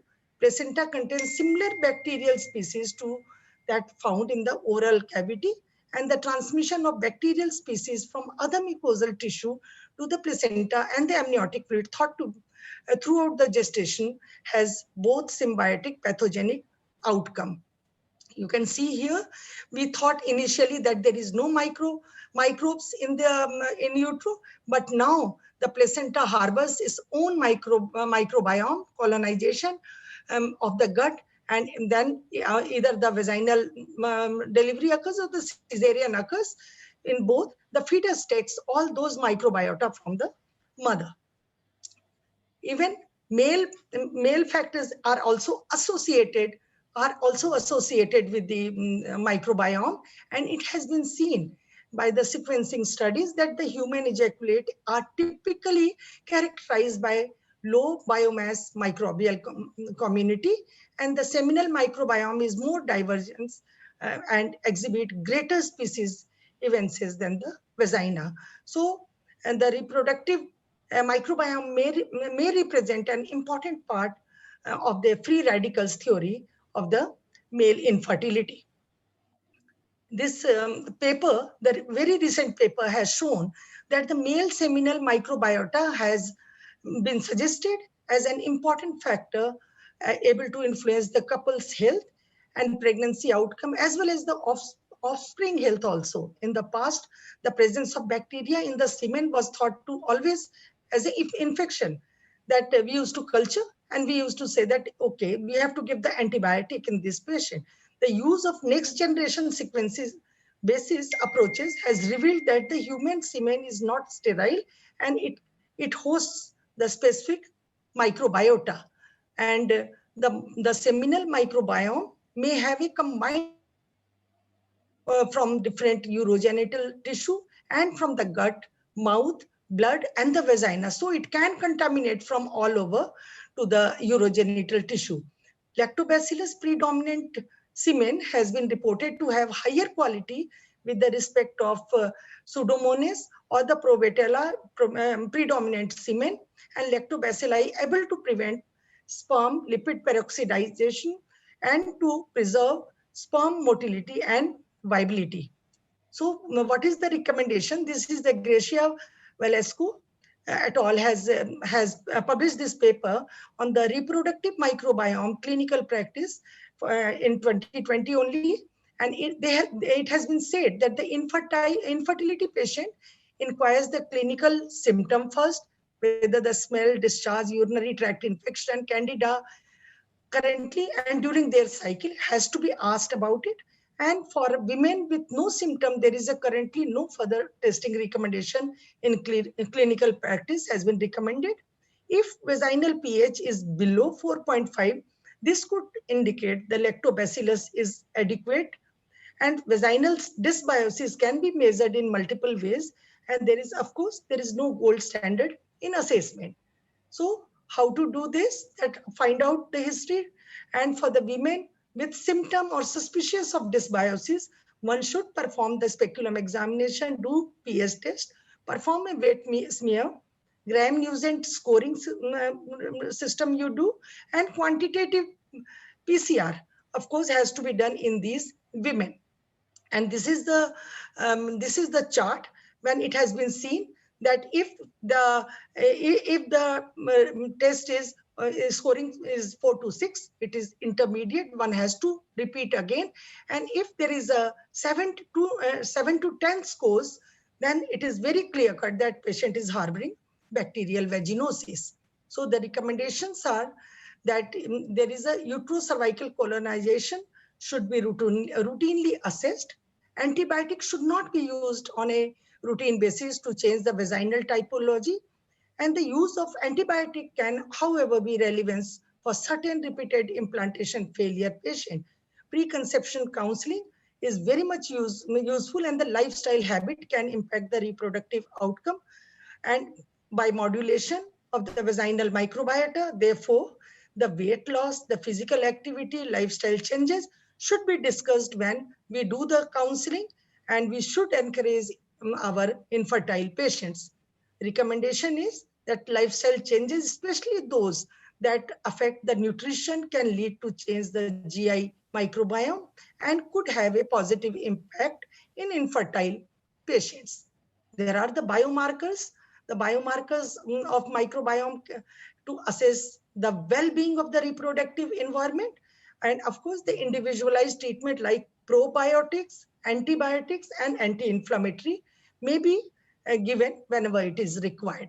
There are the future initiative. Of course, there is no published studies that examine the association of the GI or microbiome or the urinary microbiota with the pregnancy outcome following IVF. But of course, tobacco, alcohol, cannabis, stress, physical activity, infection, lack of sleep, the body mass index, antibiotic exposure, drug exposure, sexual, all these things should be taken in account when we are talking of microbiota and the lactobacilli. The hygiene habit might impact the microbiome composition. So modification is very much required. The future is of NGS. NGS can detect the new bacterium, and in the vagina, the highly represented in the vaginal microbiota of the women suffering from the idiopathic infertility. When a less specific analysis is there, then the Nugent score should be done. There is no difference has been detected between the fertile and infertile women. And of course, future is NGS and other molecular technique can use for the prognosticating the counseling to optimize the time of embryo transfer. So if we individualize the medicine for the human microbiome, the therapeutics are to assess the microbiome. One should do the clinical evaluation, microscopy, culture, sequencing testing, and finally one should find out whether it is normal, abnormal, or dysbiosis or ultra low mass, which has already been explained, and one has to treat accordingly.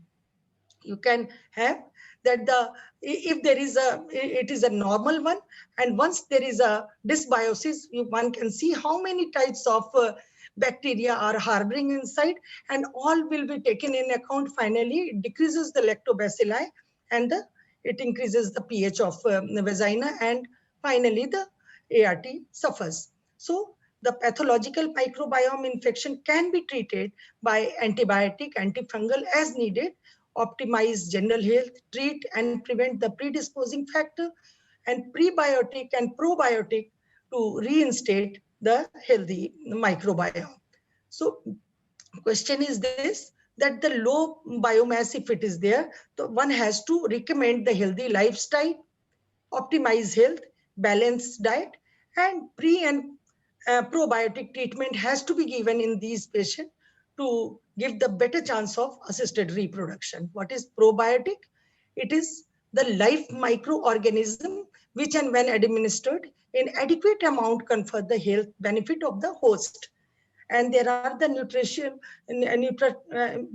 nutraceuticals are defined as food products that provide the therapeutic or the physiological benefit beyond the basics nutritional need, can be used for the dietary supplement, and the prebiotics are the food for the probiotics. So this is also required when we start treating the microbiota if it is there before ART cycle. So these are the different type of food rich prebiotics like the garlic, onion, underripe, bananas, raw honey, whole grain. And these prebiotics are the types of fibers that feed the friendly bacteria in digestive system. So prebiotics are the food for the probiotic, but of course there are the killers of the prebiotic also in this. So consuming caffeine, overuse of antibiotic, alcohol, smoking, sugar, all these are the killers. So during counseling, we should take care and before starting the ART cycle.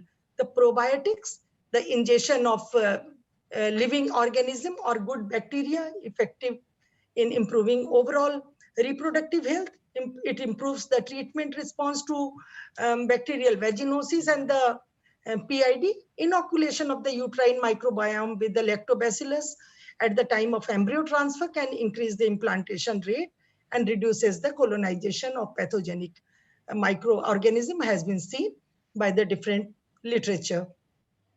These are the probiotic administration in the infertility, and most commonly used probiotics for modulating the fertility dysbiosis are these many, which can be taken care, and it increases the microbiota. So in this study, and they have the 47 causes of the lactobacillus dominant endometrium, and 45 cases where non-dominant patients were there, and it has been seen when it was treated with the antibiotic, prebiotic and the probiotic successfully, and they become the lactobacillus dominant, and the pregnancy rate has been by the single verified bomb blastocyst was transferred, and when it has been seen the lactobacillus dominant group will have the 59% of the patient got the pregnancy, but the chances and in the different group was 36%, but it was not very significantly different. It has been shown in this pilot study.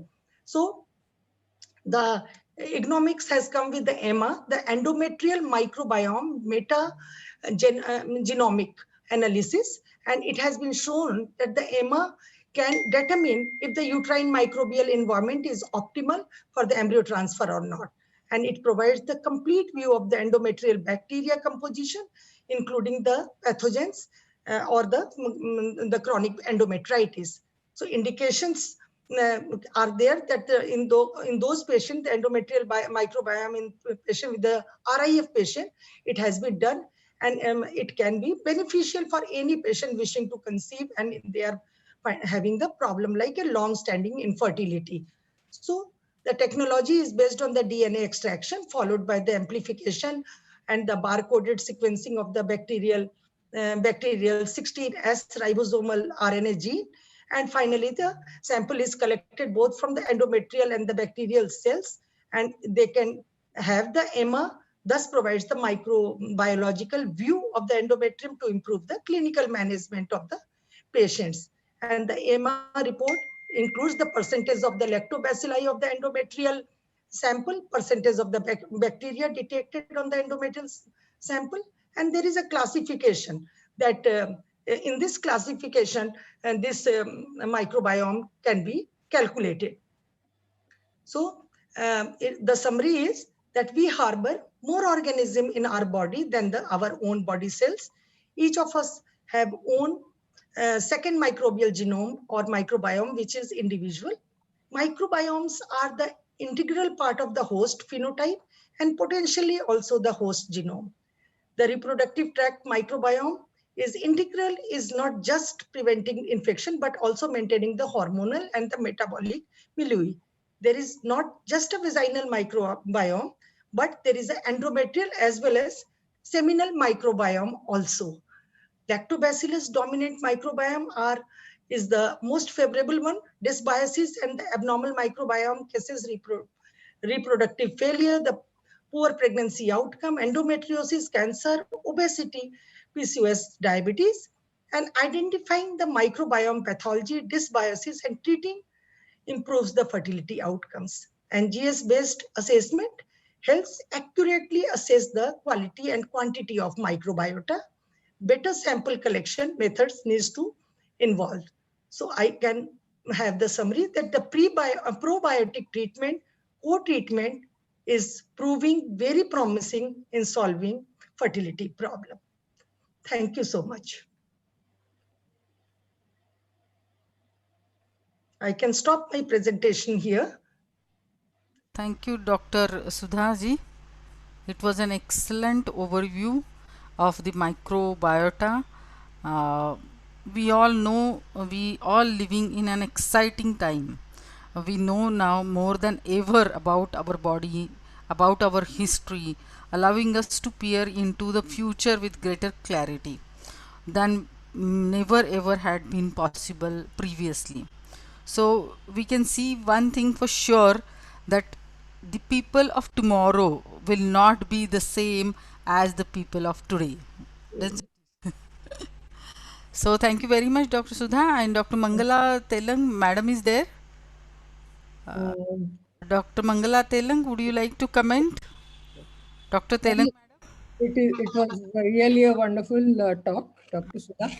And I also want to congratulate you and your organizers, and also Dr.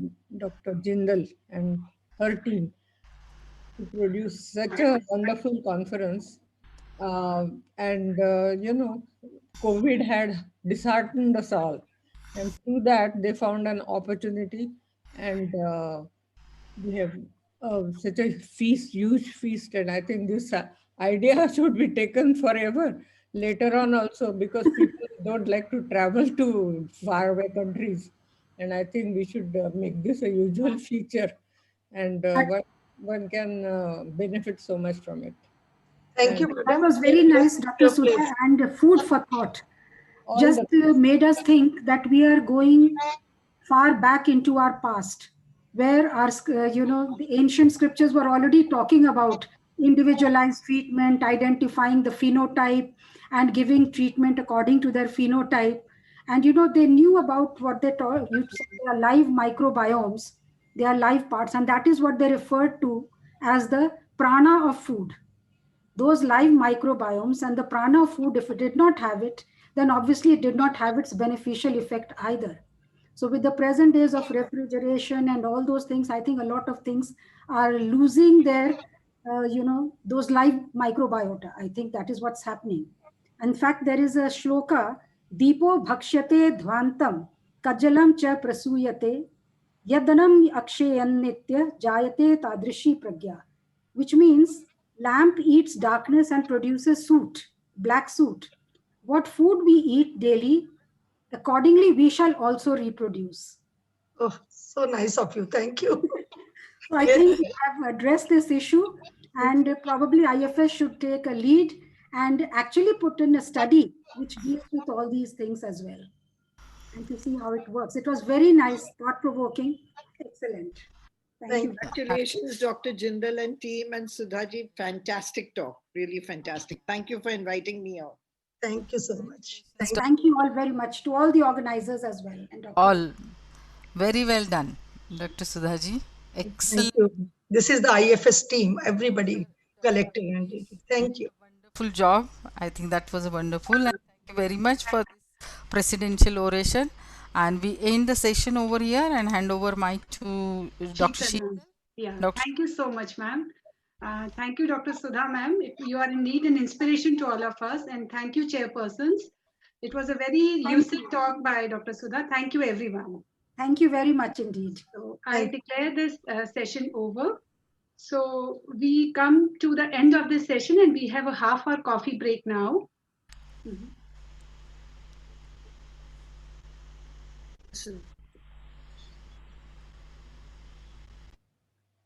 So all the members are requested to visit the stalls of pharma companies through the lobby, and everyone is invited and requested to participate in the quiz, which will start at 9 p.m. sharp. We have very attractive prizes. And lastly, please join us back for the next session at 5 p.m. sharp. Thank you so much, everyone. Good evening, everybody. We would like to start with a panel discussion, which is on refractory endometrium. And we have our expert moderator come speakers, Dr. Sonia Malik. She is Director and HOD, South End Fertility and IVF Center, Vasant Vihar, New Delhi. And she has served as past President, Indian Fertility Society from 2014 to 16. Welcome, Sonia ma'am. And another moderator, second moderator is Dr. K.U. Kunjimuddin. I'm sorry if I'm pronouncing your name not correctly, sir. He's a chief consultant and founder MD of ARMC IVF Network Kerala, Karnataka and Tamil Nadu. And he's current joint secretary IFS 2020. Welcome our moderators. And now I would like to invite our panelists. So our first panelist is Dr. Jayesh Amin. He's clinical director, Wings IVF Group Hospital at Ahmedabad, Rajkot, Surat, Udaipur, and Kenya.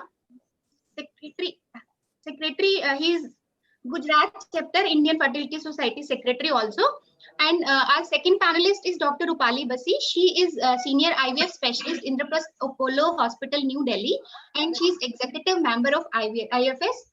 And third panelist, Dr. Parsuram Gopinath. He is medical and scientific director, CIMAR Infertility Centers, Kochi and Coimbatore. Welcome all three panelists. And now another panelist is Dr. Tanya Bakshi Rohtagi. She's a principal consultant IVF reproductive medicine and surgery at Max Super Specialty Hospital, Delhi and Gurgaon. And our next panelist is Dr. Anju Mathur. She is managing director of Mangalam Hospital, IFS Rajasthan chapter also. And our another panelist is Dr. Leena Vadhva. She's professor and IVF in charge, ESI Basaizarpur, New Delhi. And she's additional secretary to IFS also. So over to you, moderators, ma'am, Dr. Sonia Malik and Dr. Kunjumui. Thank you very much. Thank you very much for this, Dr. Sheetal. Can you just stop sharing your screen, please? I brought this. This is Dr. Sangeeta, ma'am. Oh, Sangeeta, sorry. So thank you very much. And first of all, at the outset, I would like to congratulate IFS and Dr. Sudha and her team, and of course, Dr. Umesh Jindal, who are the heart and soul of this conference. They have done a superb job, and we are really, really enjoying ourselves. So we hope that we can take this up as well and as enthusiastically as the rest of the program. And I hope you will enjoy being with us in the next 1 hour. We are, as you have been told, we shall be talking about what is called the refractory endometrium. So here you can look at my screen, please. Our moderators have already been introduced, and of course my panelists are already there and they have been introduced. So just a recap on what we are looking at. We all know what the endometrium is. It is the uterine lining of the uterine cavity, and it is made up of many, many layers, and they keep shedding and coming up again. We have the central echogenic line, which represents the uterine cavity, and then we have the basal layer and the functional layer of the uterine lining, and that is what we will be talking about. Sometimes it behaves erratically and it does not keep changing the way it should. It doesn't respond, and that is what we are looking at. Then if you just look at this beautiful picture of a blastocyst as it enters this endometrium, which is so receptive and which is so good, then you wonder whether a uterus like this, which looks like a rainforest and is actually going to receive the endometrium, are we going to be able to produce something like this when we are doing our cycles? Or do we have cases where the endometrium is not going to behave like this and it is going to remain as bald as this, with these openings, which are actually the gland openings of the uterus? This is an SEM picture of the uterine cavity showing the glands over there. And of course, this is another photo which shows us that this cobblestone appearance is not very, very conducive to implantation. This is not the window of implantation. So with this, let us just describe and see what a thin endometrium is like and what are we looking at when we are talking about a refractory endometrium. We all know that the endometrial thickness keeps on changing, and a thin endometrium actually talks about this thickness, which ranges from 1 to 4 millimeter during the menstrual phase to as thick as 7 to 14 millimeter in the secretory phase. And for a normal endometrium to be actually good or of value to us, it is supposed to be in the tune of 6 to 8, and 8 millimeter has been correlated with a very good chance of pregnancy, but 7 and above is also acceptable. What then is a receptive endometrium? These are terms which we use day in and day out. And receptive is actually referring to the microscopic and molecular levels of the endometrium, the tissues, the gene repertoire within the endometrium, which is actually making the endometrium what we call as receptive. And then we have the refractory endometrium. A refractory endometrium actually does not only mean the thickness, it also means the impaired pattern, the impaired blood flow, the decreased volume, and of course, even the non-receptive endometrium. So all this together would constitute a refractory endometrium. And with that, this background, let me just take you and my panelists through a couple of cases. With me joining is Dr. Kunj Moideen. So both of us together have gathered some cases which would be of low interest to you in your day-to-day practice. So first case I would like to address, and we have formed kind of teams over here. So for the first case, I am going to ask these questions to my two great girls, Tanya Bakshi and Leena Wadhwa. They shall be discussing the first case with me. And here it is, the first case coming up. So she's a 32-year-old lady with secondary infertility, and her husband is 34 years. They have been unable to conceive for the last 2 years.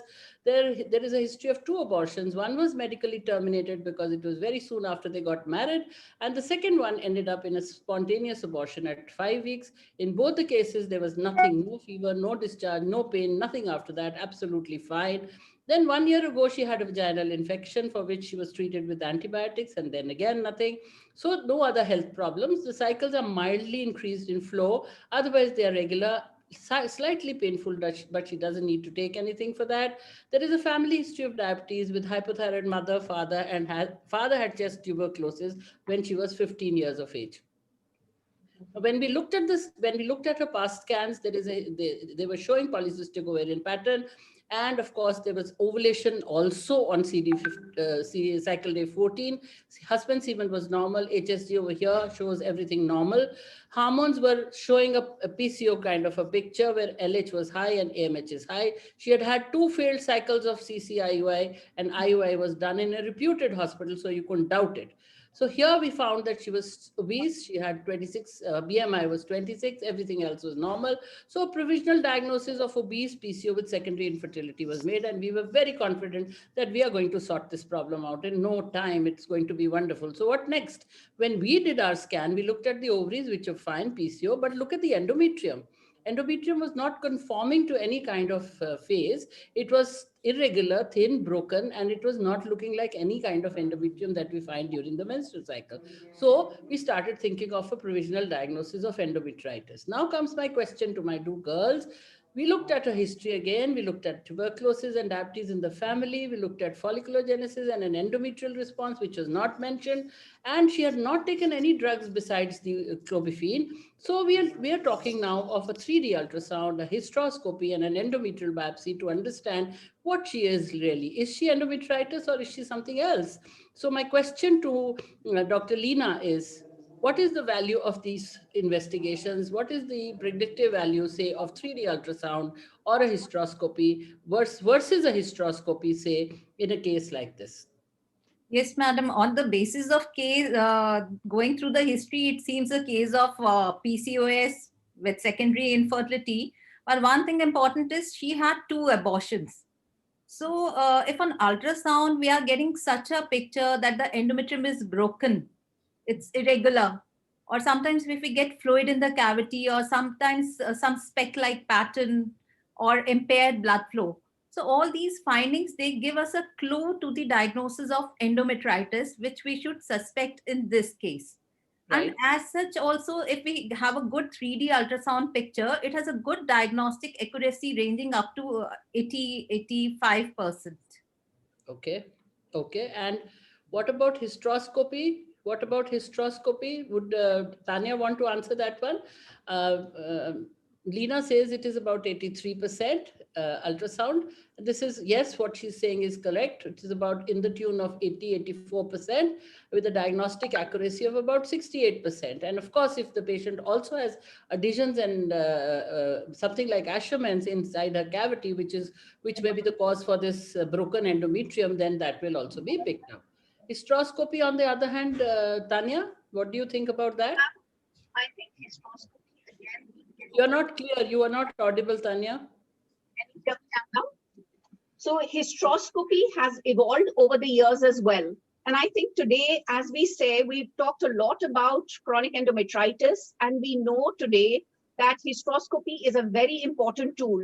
And if we know what we're looking for, its accuracy, it's a wide range because there's a lot of inter-observer variability. Accuracy has gone anything from 60 to even as high as 90%. So actually, Cincinnati has given very clear-cut guidelines and how we should look at various parameters. So simple things like when we're looking at a hyperemia, maybe a strawberry pattern, if you're looking at periglandular, as you had showed in the SEM picture, if you look at the little micro polyps, so the fine little micro polyps, they're also suggestive. If you look in the follicular phase, you've got an edematous, you've got a thickened endometrium, then again, this suggests that these are features of chronic endometritis. So I think when we do the hysteroscopy as well, we have to be very carefully going in, looking at all the walls and taking a deeper view, keeping the diagnosis in our mind. And I think the better we are now over the years because we have evolved as well. So I'd say that, initially where they were giving a very low accuracy to now, where they say that the accuracy is as high as anything up to 90%. But I'd say it's also, ma'am, sometimes missed because people tend to think, hysteroscopy is very easy and they go rather fast without looking at each of the features. Yes, absolutely correct, Tanya. You are absolutely right. This paper actually describes the criteria of looking at endometritis, and they have actually identified these points A, B, C, D, E, F, and F. Wherein, if you have any of these, you can think of a diagnosis of endometritis. I would like to take you just backwards a little bit to emphasize on what has been done from India, and especially in tuberculosis. This is our group from Jaipur, Alka and Atul Kumar. They work only in hysteroscopy, and this is a moth-eaten endometrium which is seen before the TB when TB was diagnosed, and when they did a second look after treatment, look at the cavity, it has improved so much. And similarly over here, this bizarre appearance of the endometrium is actually related to tuberculosis, and all their studies which have been published are all based on PCR diagnosis with hysteroscopy. I just wanted to show this. This is our studies from India. And sometimes even that very simple methylene blue test is done where they have this starry sky appearance where if you put methylene blue and you can see that the white caseous material, which doesn't pick up the blue dye, stands out like shining stars in a blue background. Absolutely. So that is also something which does look more towards tubercular rather than the non-specific CE. So basically, our patient finally had micropolypi and hyperemia. So we were kind of sure. So we did a biopsy as well. So when you have a biopsy, endometrial biopsy, what all will you send for sampling? What all will you send for sampling? Yeah, what tests? In such Continue, Tanya. So, ma'am, the samples that we sent, you've asked really what day. So I think if you're thinking more towards tubercular, you've got to be very careful that it should be premenstrual. I think if you do it quite early on, you'll miss the tuberculosis. So if you're really looking for that, what you have to send for, what we send is the AFD stain. You will be sending for the culture, the gene expert, and the histology. Okay. So what you have to look at is all of them along with what you've seen on hysteroscopy. Okay. So Lena, do you agree with what she's saying? Would you like to do all this, or would you want to do something else as well? Yeah, in histology, I would specially ask my pathologist to look for the plasma cells to rule out chronic endometritis. Right. And if we have the facility of immunohistochemistry, then CD138 plasma cells, they have a higher sensitivity as compared to searching for the plasma cell in the histology picture. Absolutely. So Okay, so the sensitivity of all these tests, the histopathology and the microscopic AFB culture, AFB microscopy and the culture is not too good. It is in the tune of 8%, 18 to not more than 20% in any case. In the AFB LJ medium, the pickup rate has not been more than 18%, and the backtech culture also does not pick up very high rates of AFB. Therefore, we are always, at a fix. We do not know whether this is really tuberculosis or not. And then we have actually PCR, which has got a very very variable pickup rate from 8.6% to even 97% that has been reported in different studies. And therefore, PCR is always negated. We are very doubtful about prescribing treatment on the basis of PCR. So these are the tests which you have suggested. What about this microbiome? Dr. Sudha has just talked about the microbiome in detail. Leena, what would you say about the microbiome testing? Would you think it is something which is going to help us in diagnosing these conditions in the future? I would like to say this is the future of reproduction in ART. In fact, I read a very good article by Morano and Cisnelli in which they have compared the conventional methods of diagnosing chronic endometritis, which we have discussed, that is histology, hysteroscopy, and conventional cultures, with the molecular methods, that is real-time PCR. And then also the results, they they did the microbiome testing using ribosomal RNA 16, and they found a good agreement with the using the molecular testing for these cultures. Absolutely. So this is the study that you're talking about, and this is a very recent study but it's a research, it is basically still at research stage. However, like you said, I'm sure in the coming years, we will see more of this in our clinical practice, and we will be using this test more often. But as of now, what we can say is when we use all these three modalities together, whether it is the ultrasound, the histology, and the hysteroscopy, when we use it all together, our diagnosis becomes much better. So then, what about giving treatment now? Is it correct to give treatment only on the basis of a positive PCR? And in this case, do you think there are other pointers also which will help us to actually put this patient on treatment? We actually prescribed anti-tubercular for 6 months because that is what a report showed. It showed a PCR positive. So would you want to put her on? Would you have also done the same or something else? So, ma'am, I think you're very right in saying that. Ma'am, just not on the basis of PCR, you've got to look at the complete picture. So you look at the clinical picture, and as we've seen sometimes, even after a pregnancy loss, there can be a reactivation of tuberculosis. And like in our case, she has that history. She has a history where her father had tuberculosis. Then again, we have that ultrasound picture, which is suggesting, and we have our hysteroscopy. So we have many parameters that fit into our box. So I think that we would treat based on the complete picture, not just on PCR alone. So basically, yes, the index TB guidelines, which the government of India made in 2016, the recommendation is that not on the basis of PCR alone, there have to be other findings as well, with which you can put the patient on TB treatment. And in this patient, we had all these things, and therefore we decided to put her on treatment. Now, should a repeat biopsy be done after a course of ATT, Tanya? So, ma'am, this is a very contentious issue, and I think not for all cases, but you have to individualize. Now, there are certain cases, for example, as you showed in the Kumar et al. Study. So where before you stop the ATT, you should revisit and look. So if you've got signs of severe chronic endometritis, then often you will repeat and see whether an improvement has been there or not. Correct. But not a blanket policy to say after every ATT. So I think individualize your cases and see. Because often when we even are counseling our patients and telling them that what is their chance really with tuberculosis, that will also be based on how bad the damage was and how much improvement we've seen post ATT. So absolutely.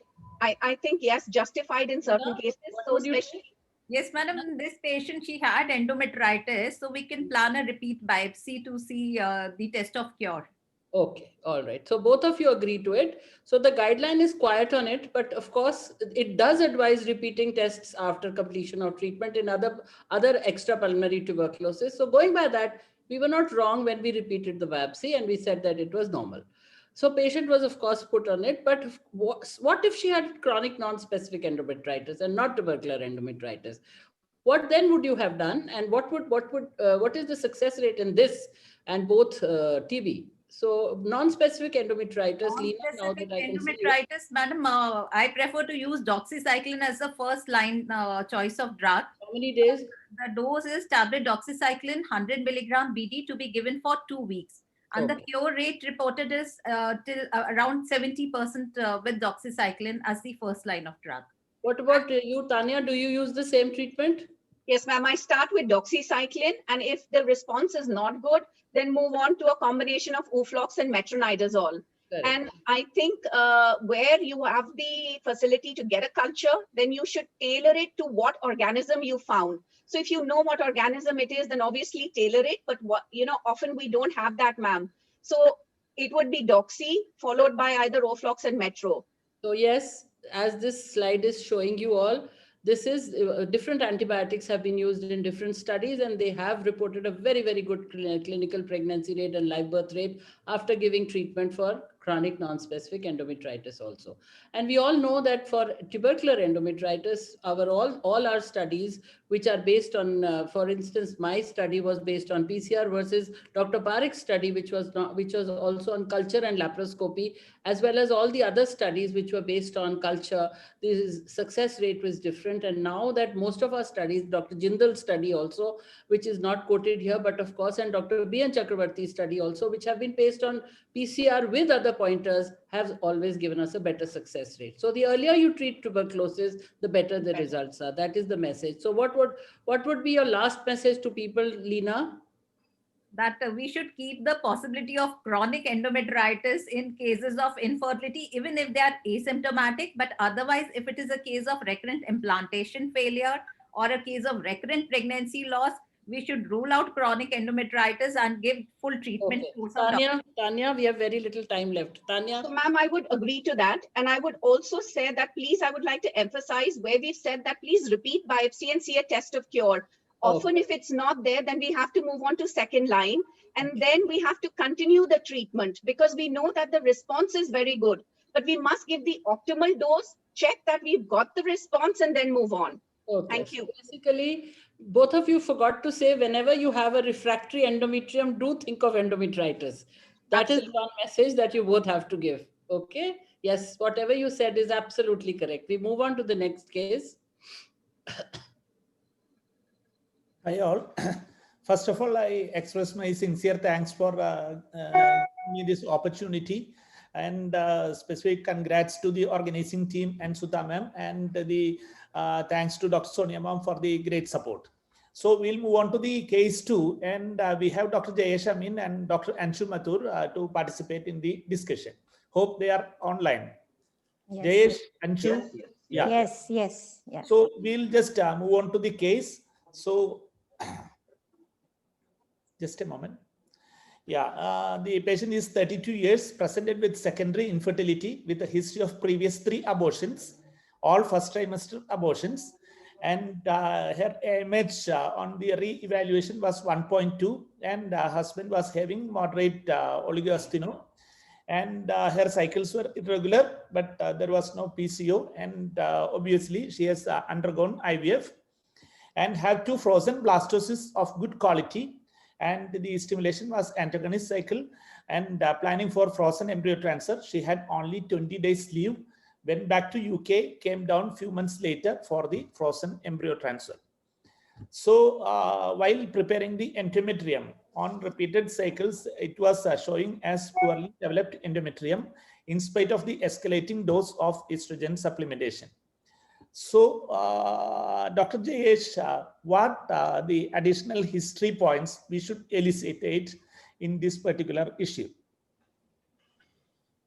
Basically, the patient is having a previous 3 abortion is there. She has been gone through the one IVF. And there is no mentioning regarding what is the endometrium, because we do have a routine when we are doing it during IVF, we are mentioning the endometrial thickness. Okay. Whether it is centraling line or something hypogenicity, because I have seen something abortion history, then it do have associated with some endometrial problem. Maybe it is not central line, maybe some echogenicity, maybe some thin endometrium is there during your journey when you are freezing the embryo. So it is always better to that history, and also you can ask the history regarding her. Suppose to go before that, also she might have some scanty menses. She might have some other associated infection disease that already previously we discussed. So these are the two parts that I want to go ahead for the this case, especially during before And freezing. And yeah, also I can say something. It is also important in the era of that 3D 4D sonography. You need to also confirm either it is associated with any congenital malformation of the uterus, because it is also important that it might she's having a unicornate uterus and everything, which was missed might be. Yeah, and the history was showing the laparoscopy. She had a laparoscopy 16 years back for severe dysmenorrhea, probably during the adolescent time and married time. And clinical report was showing the excision of the rudimentary horn of uterus. Rupali, what is the role of hysteroscopy in this patient? Dr. Rupali? I think I am Dr. Anju Mathur, doctor. Do you want? Yeah, as Dr. Jayesh has already mentioned, that we should have seen the endometrium as we were stimulating the patient and doing OPU for her. What was the endometrium at that time? And as the patient went for UK and she came back after a few months. So we would like to know for whether she was on oral contraceptive for all that while. Suppose she has come in 3 months, 4 months, but she was planning to come in between, and she has all the while all those months she was taking oral contraceptives, because oral contraceptives also lead to poor development of endometrium.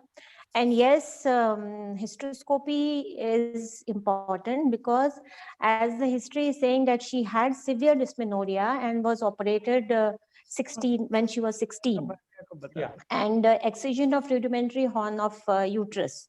So when the endometrium is not good and there is a history of surgery in the uterus, so there might be a chance of injury to the endometrium during that surgery, because she had severe dysmenorrhea.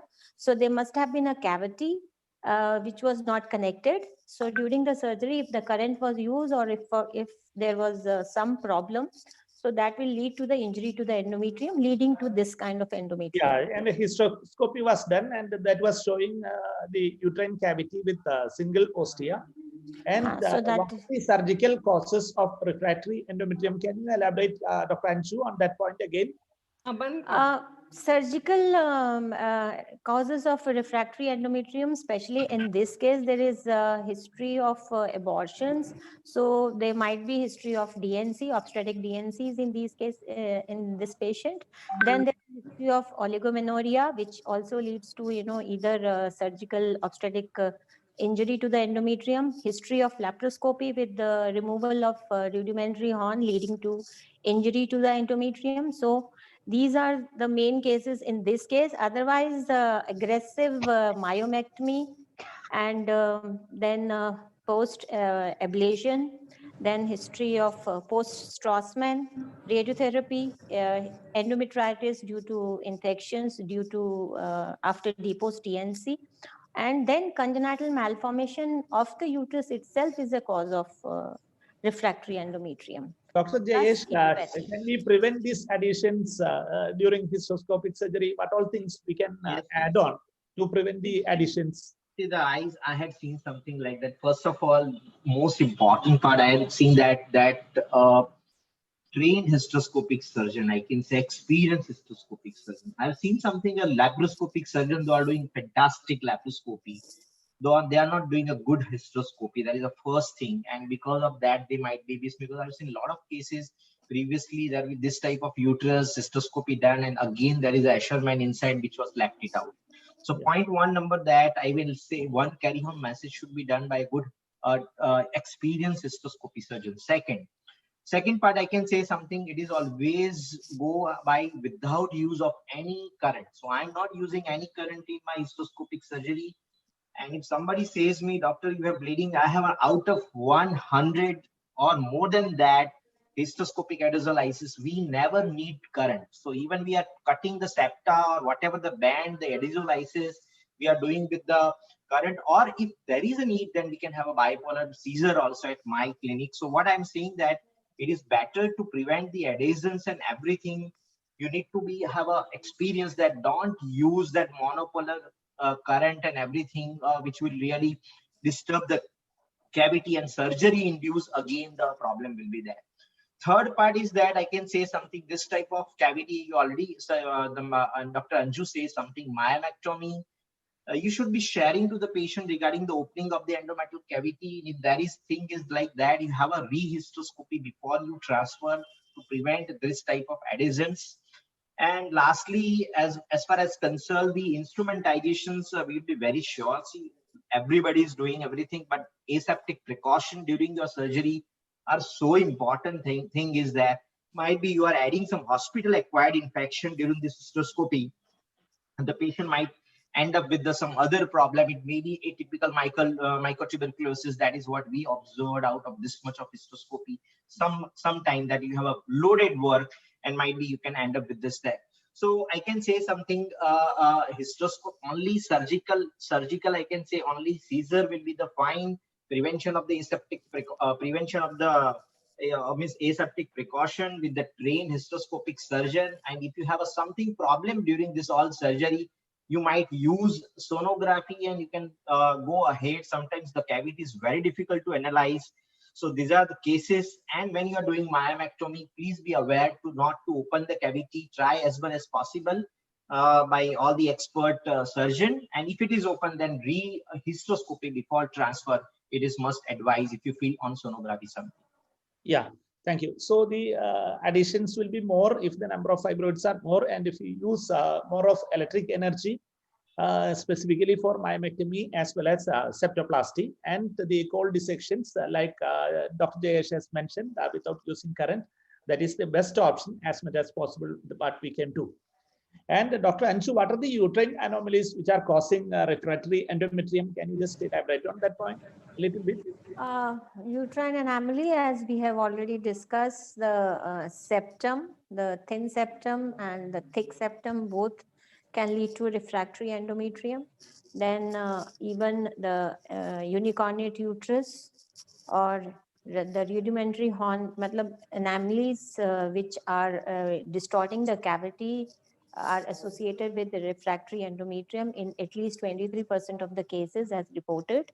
And besides this, yeah, actually the association between the Mullerian anomalies and refractory endometrium is poorly documented.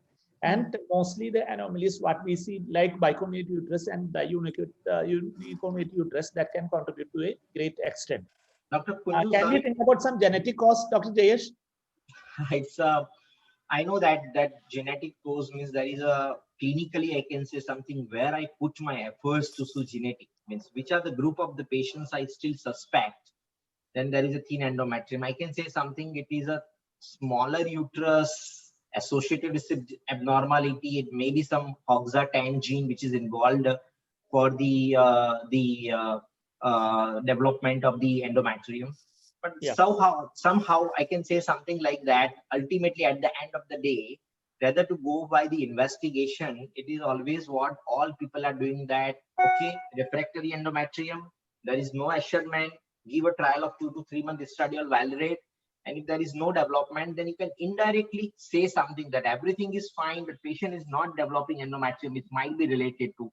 So very small percentage is related to development genetic disorder like HOXA gene, which is responsible for that. Yeah. In some cases, chromosomal abnormalities like Turner's and hypo also have refractory endometrium in some cases. Yeah. And this point is already mentioned regarding the intrauterine additions, how to deal with the cold dissection. That is the best option. And see, this practice guidelines and the strategies to manage the refractory endometrium. That is the thing which we have really reviewed the article, gone through it. And what should be the FET cycle strategy? Specifically, what are the hormone therapeutic options when we go ahead while preparing this patient? Dr. Anju, can you just explain what you are doing in your practice? For preparing the patient for FET cycle, I normally take the patient for a mock cycle in the previous thing. If I'm expecting a problem in the endometrium in the cycle in which I have stimulated. And then accordingly, I plan myself with the hysteroscopy and the treatment with, I start on the higher dose, starting with the 2 to 6 milligram and then slightly escalating it. If there is still problem, then on the 9th or 10th day, either we give GCSF intrauterine. If that is not coming up, then we go in for PRP. That is also on the 13th and the 14th day. You just please tell regarding the hormone part only, hormonal therapeutic option. Hormonal, we gradually we increase from 6 milligram to 16 milligram. And I plan to give vaginal also and gel if required, because sometimes the oral doesn't work so much. And there are some prescribed with HCG as well as agonist. Yes. HCG, yes, 150 milligram HCG, 4-5 days, starting from 10th day to 11th day. Yeah. That is the LH part. Yeah.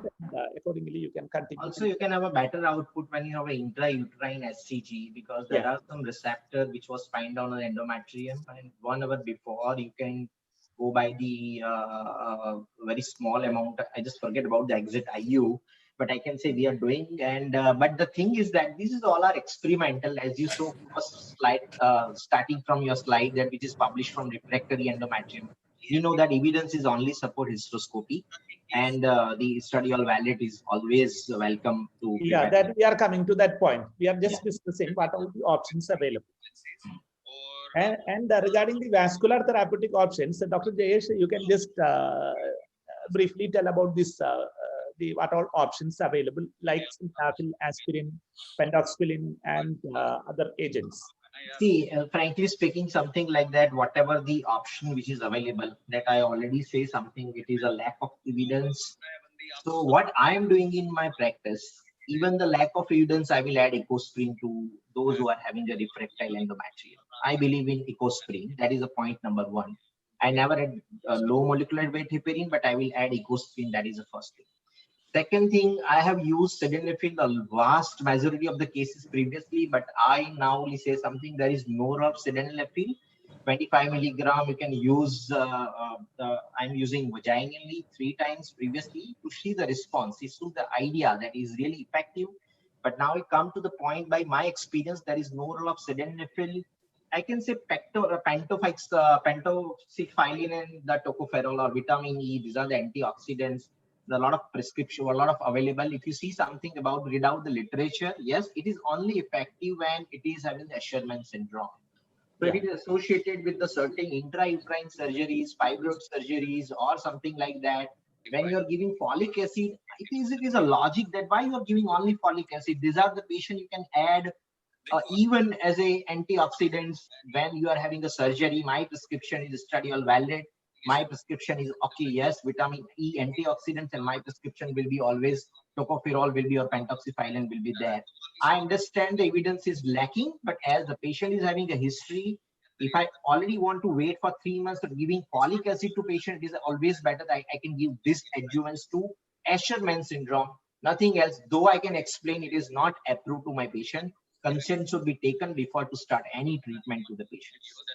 So apart from that, I don't think so any vascular therapy will be there. Yeah, these are the things which are coming up, like growth factor therapeutic options like GCSF and PRP. And even with regard to GCSF also, the Cochrane review in 2020 that is compiled by Shesh Kamal and Mohan Kamath, that is not showing any beneficial effect with regard to the pregnancy. And PRP, which is telling needs a lot of further studies. And Dr. Anshu or Dr. Jayesh, do you have a personal experience with PRP? Yes, I am using PRP, and it is giving say 12-13% result in last 1.5 years that I'm using it. Basically, But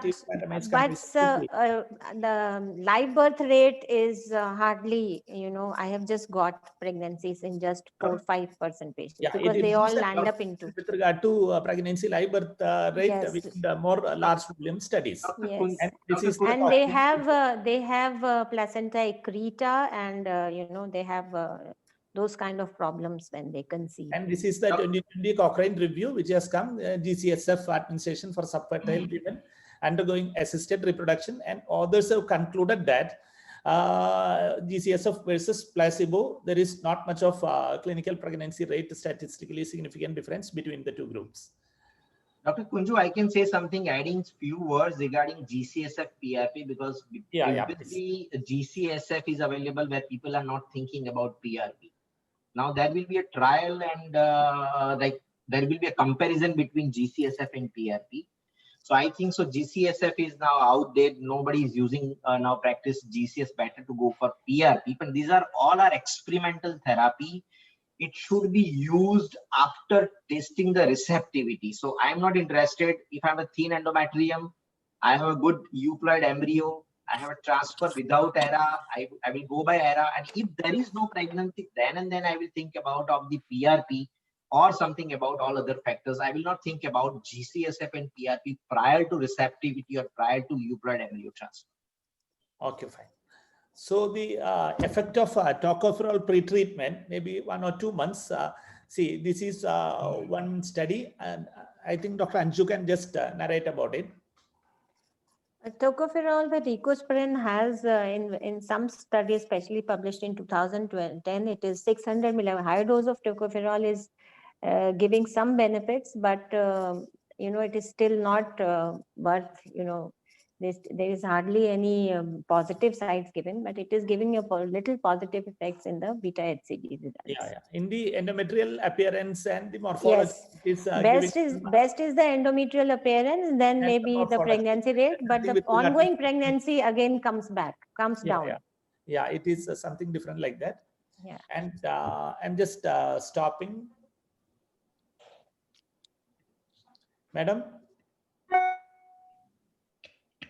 Unmute, madam, unmute.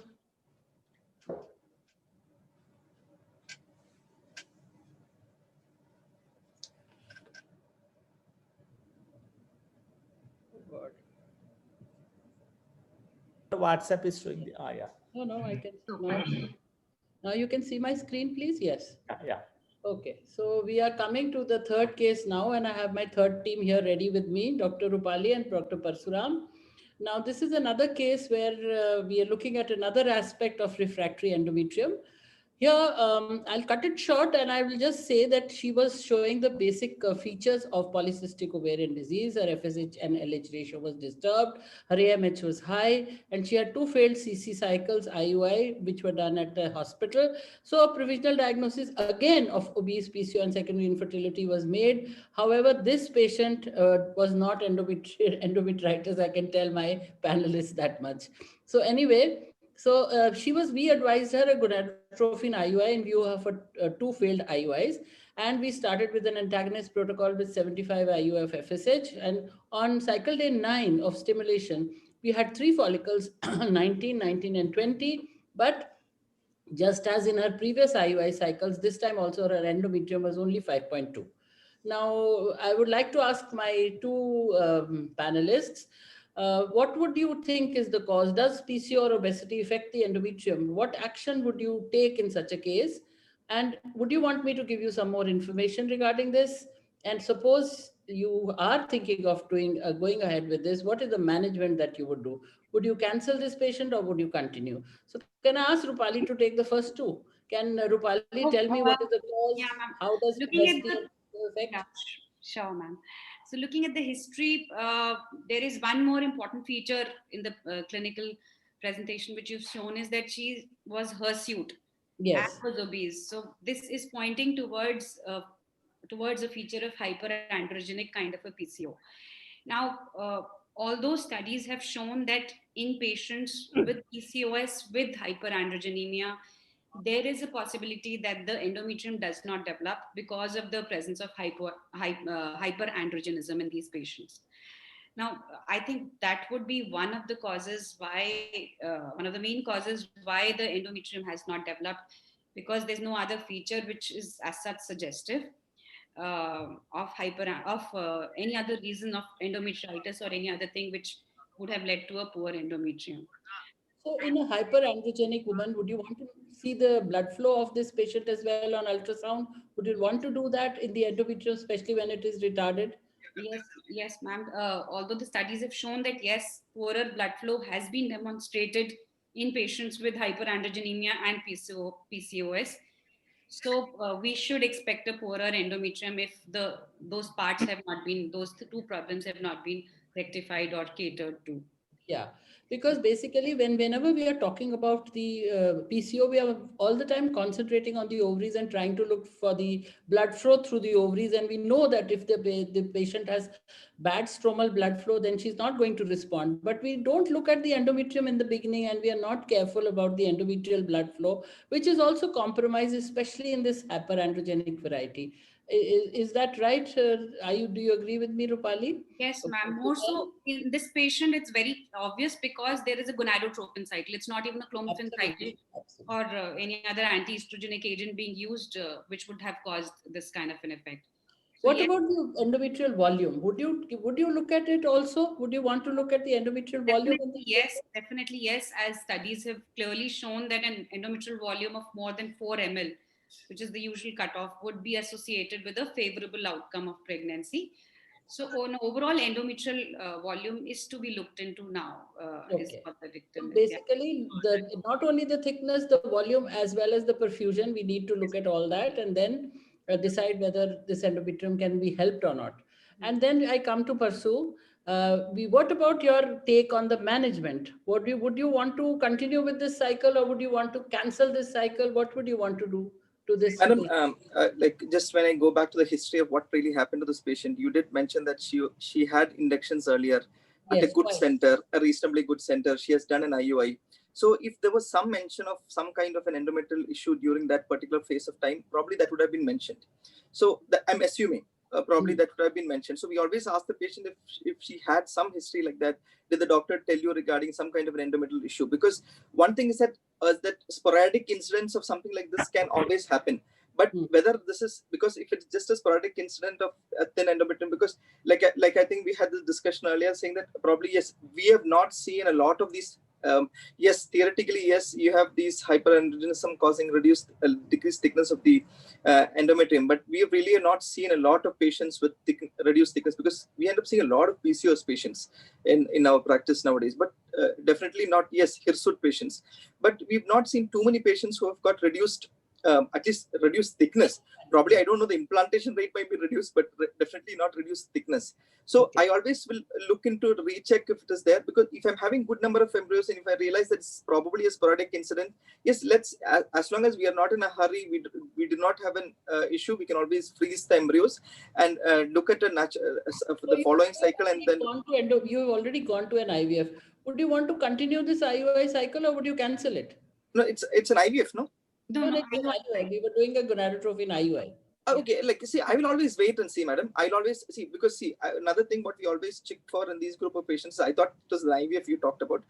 Whenever we look into all these things, we always wait and watch. We wait for another 2 days. I agree that a lot of people have this thing of actually the follicular size being 17 millimeter, 18 millimeter. You are in a hurry to give a trigger. We always wait and watch. We always wait for another 1 or 2 days and see if the endometrium is picking up, because we have seen a lot of patients, because people are in a hurry to start on with some kind of estradiol therapy and things like that. But we always wait for 2 days and reassess the endometrium. And most of the time, at least I would say 80-90% of the time, the endometrium picks up within 2 days, 2 or 3 days. And then if the endometrium, and there's also the possibility that patient even can rupture on its own. And we always, again, after 2 or 3 days, if it's rupturing on its own, we always look back at the endometrium and see that sometimes, a lot of times, by that time, endometrium would have picked up and come in a good pattern. Okay, so you will not cancel the cycle. You will go on and wait for a I'll wait and watch. I'll not be in a hurry.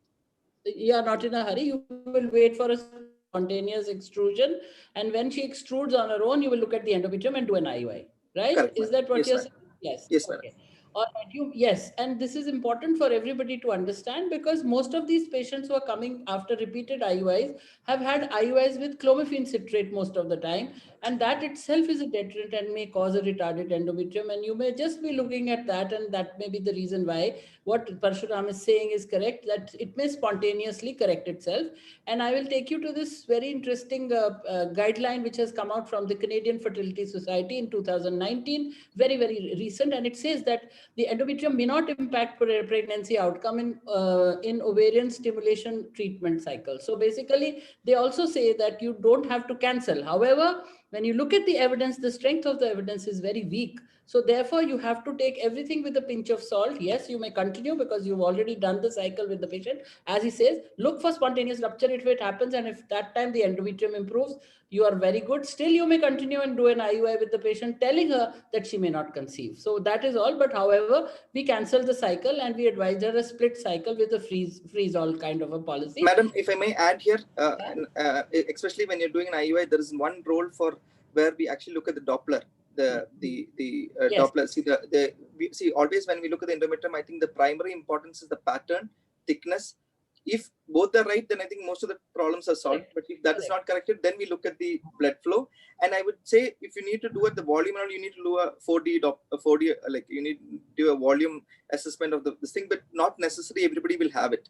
So I think at least up to a Doppler, I think a lot of people can actually keep doing. Correct. So everybody, I think, who is doing their own ultrasound is now doing Dopplers also. So that is important. And I think Rupali mentioned very well that we need to look at all that, not just the thickness. However, we did it, and then we did an intact protocol. The endometrium reached 6.5 in this case, but the E2 was 6,000. And of course, we gave a GnRH agonist trigger. 16 oocytes were retrieved, M2 and 8 embryos. So do you think we are going to freeze this, or do you think we should be trying to do a fresh transfer? Rupali, can you answer that? Prefer to do a frozen cycle, ma'am. Why would you want to do that? One reason, OHSS is one reason. Anything else that you would hamper? Anything else why you don't want to do it? I would like to evaluate the patient in case there are some features of hyperandrogenemia. Again, I would like to correct it. Look at the obesity part, try to, reduce those things, and then probably go ahead with the transfer after some 2 to 3 months of therapy. When I hope that the endometrium develops at a much more better manner. So basically, we've just heard from the doctor before this on the role of GnRH agonist trigger. That itself can sometimes cause a problem to the endometrium, and therefore, we already have a compromised endometrium. So for both reasons, both for the OHSS prevention and both for that, maybe we will not transfer and we will freeze. And as Rupali says, she's going to wait. Parshu, are you also going to wait? What is the time gap that you give to a patient like this when you are thinking of an FET? Immediately or after 2-3 months? When do you advise them? Madam, if say I'll always reassess an endometrium, the natural cycle, the next cycle. And if the endometrium is picking up well, I don't think there is any reason for us to wait. Unless she is a person who's having a consistently, thinner endometrium. Otherwise, I wouldn't really want to wait. All the time. At that point of time, probably, yes, we can look at the possibility of hyperandrogenism causing thin endometrium. You can talk to them regarding weight loss. You can talk to them, put them on metformin. You can give them dexamethasone. We can even put them. See, now again, the use of OC pills or progesterone withdrawal bleeding in these group patients are also in a big debate. I think the most commonest thing what a lot of people do are OC pills. But of late, I think we have more and more evidence that is coming in for the use of progesterone withdrawal rather than using the full OC pills. Okay. So Rupali, what about metformin? You think you will use metformin, but will you use it with caution or give it to everybody? No, ma'am. We'll use it with caution, especially in these kind of patients in a little lower dose, because in higher dose, it's shown to be detrimental. A lower dose, maybe along with dexamethasone, has shown to improve the endometrial effect of hyperandrogenism. Especially if you find that the androgens have been tested and found to be raised. Suppose you have a higher testosterone level or you find that the hyperinsulinemia is too much, then you can give a combination and then it may help. However, it is said that high doses of metformin are detrimental to the endometrium. And as Parshu said, OCP or progestin, it is better to keep on having a withdrawal with progestin because that is not going to harm the endometrium, whereas OCPs, produce a thin endometrium and therefore they themselves are detrimental and give a lower birth rate and pregnancy rate. So I think I can, what is your protocol basically? What is your protocol? Ma'am, sorry for interruption.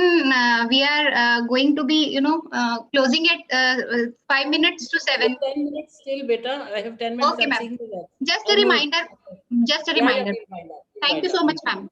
Thank you. We'll wind up. So what is the endometrial preparation? Any specific for them or anything is good?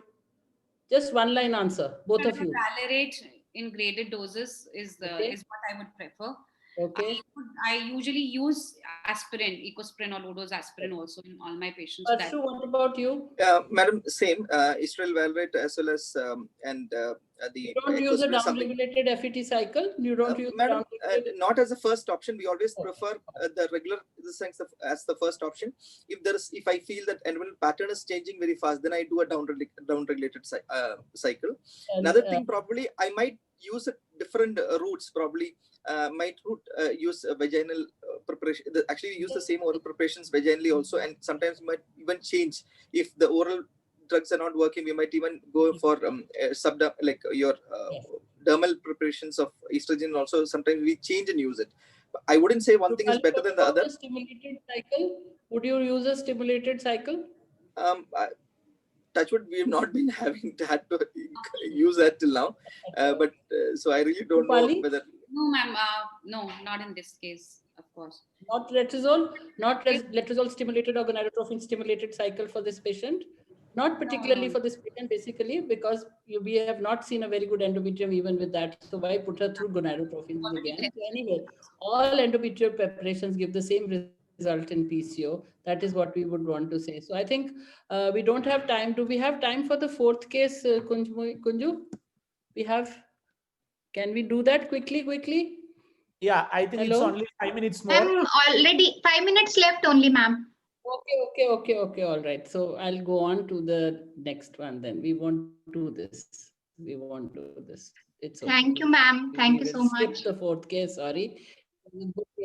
It was a good case, and we know, see, this is what Jesh was telling us, that out of all the treatments, it is only the hysteroscopy which is evidence-based, and the rest of it is no evidence or unclear effect. That is what the study of 2016 says. And if you look at this latest study, which is of 2019, again, there is not much difference. Everything is just the same. We still haven't been able to say which treatments are good and which treatments are not good, to the extent that even estrogen administration and adjustment is not showing evidence that this is the best for a refractory endometrium. So we have to take everything with a pinch of salt when we are talking about refractory endometrium. And to conclude, this is basically, we are looking at a very frustrating problem, and we should use all available evidence to diagnose the problem first, just as he was mentioning.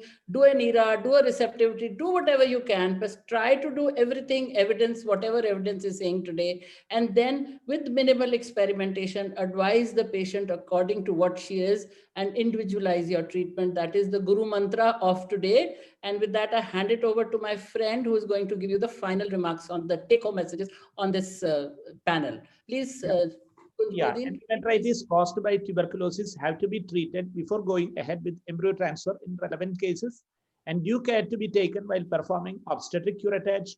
Evidence-based approach is the basis for managing case of uterine anomalies. Proper correction of endocrinopathies improve ART outcome in PCOS, as we have discussed.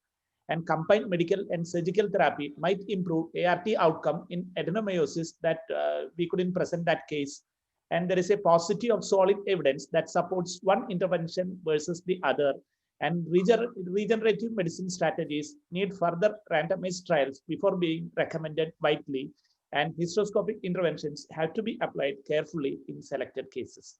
With that, we'll wind up. We thank you all very much for being here with us. Thank you, my panelists. Thank you for rushing you, but thank you for being here. You were an awesome panel. Thank you. Thank you, madam. Thank you, ma'am. Thank you so much. And on behalf of all panelists, I would like to thank the Fertivision team, Madam Dr. Sudha Prasad, and yes, very good job. All time management is fantastic. Thank you, all the panelists and moderators. Thank you, madam. Thank you, Sangeeta. Thank you very much. Thank you for wonderful discussion, ma'am. Thank you. So we would like to move over to next session, which is session A3. So I would like to invite our chairpersons. First chairperson is Dr. One second, check. Ila. Oh, this is one ad. We finished three minutes before, you see. Thank you, ma'am. Dr. Sudha, aise na karo. So, for chairperson for my session 3 are first chairperson is Dr. Papa Dasari, Professor Jawaharlal Nehru of Institute of Postgraduate Medical Education, Medicine and Surgery, Max Super Specialty Hospital, Delhi and Gurgaon. Oh, sorry, I'm sorry. Postgraduate Medical Education and Research, Zipmer, Pondicherry. And second chairperson I would like to invite is Dr. Sushma Sinha. She is Senior Consultant OBG and Coordinator Indraprasth Apollo Hospitals, New Delhi. Welcome, ma'am. And third chairperson is Dr. Ila Gupta, Director and Senior Consultant Reproductive Medicine, Fertility Clinics. And our fourth chairperson is so Dr. Ashima Taneja. She is Professor and Head, Dayanand Medical College and Hospital, Civil Lines, Ludhiana. So I hope everybody is on the board. And now over to you all chairperson, respected chairpersons.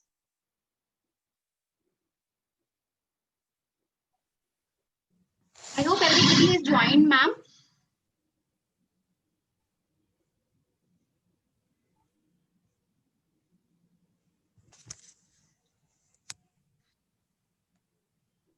Dr. Papa Dasari, Dr. Sushma Sinha.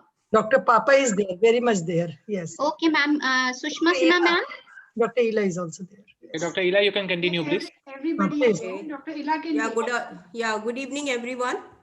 And so let's start this session now without any delay. And I have the privilege to invite our first speaker, Dr. Abha Maheshwari. She is the clinical director and the andrology lab director at Aberdeen Fertility Center, Aberdeen, UK. And she'll be speaking on donor selection. So to you, Dr. Abha, please start the talk, and we are keen to hear what's the criteria of donor selection at your place. Thank you very much for Fertivision, and thank you for the panel for asking me to speak and share my experiences for Scotland and about the donor recruitment. So these are my credentials. I'm going to kind of speak about most of our experiences, which we run a very good donor service. You started sharing me. You can't see your screen. You can't see the screen. Okay. Sorry.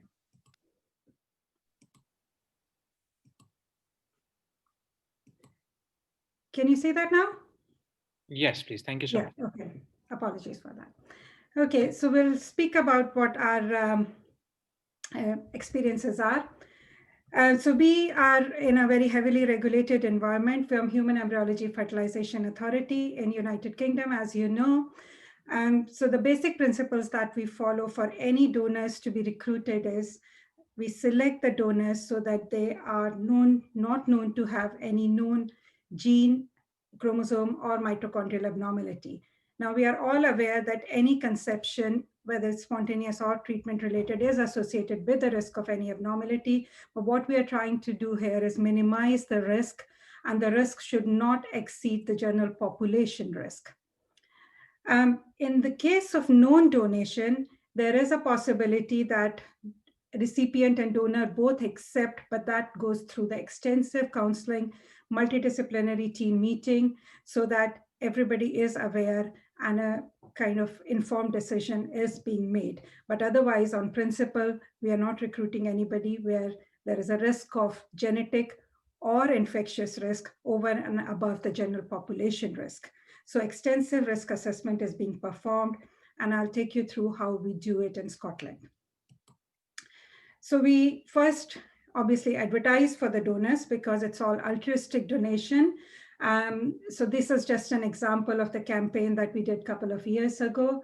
And for egg donation, healthy female, 18 to 35-year-old, and if anybody wanting to help, it is all altruistic donation, and we give them the contact details.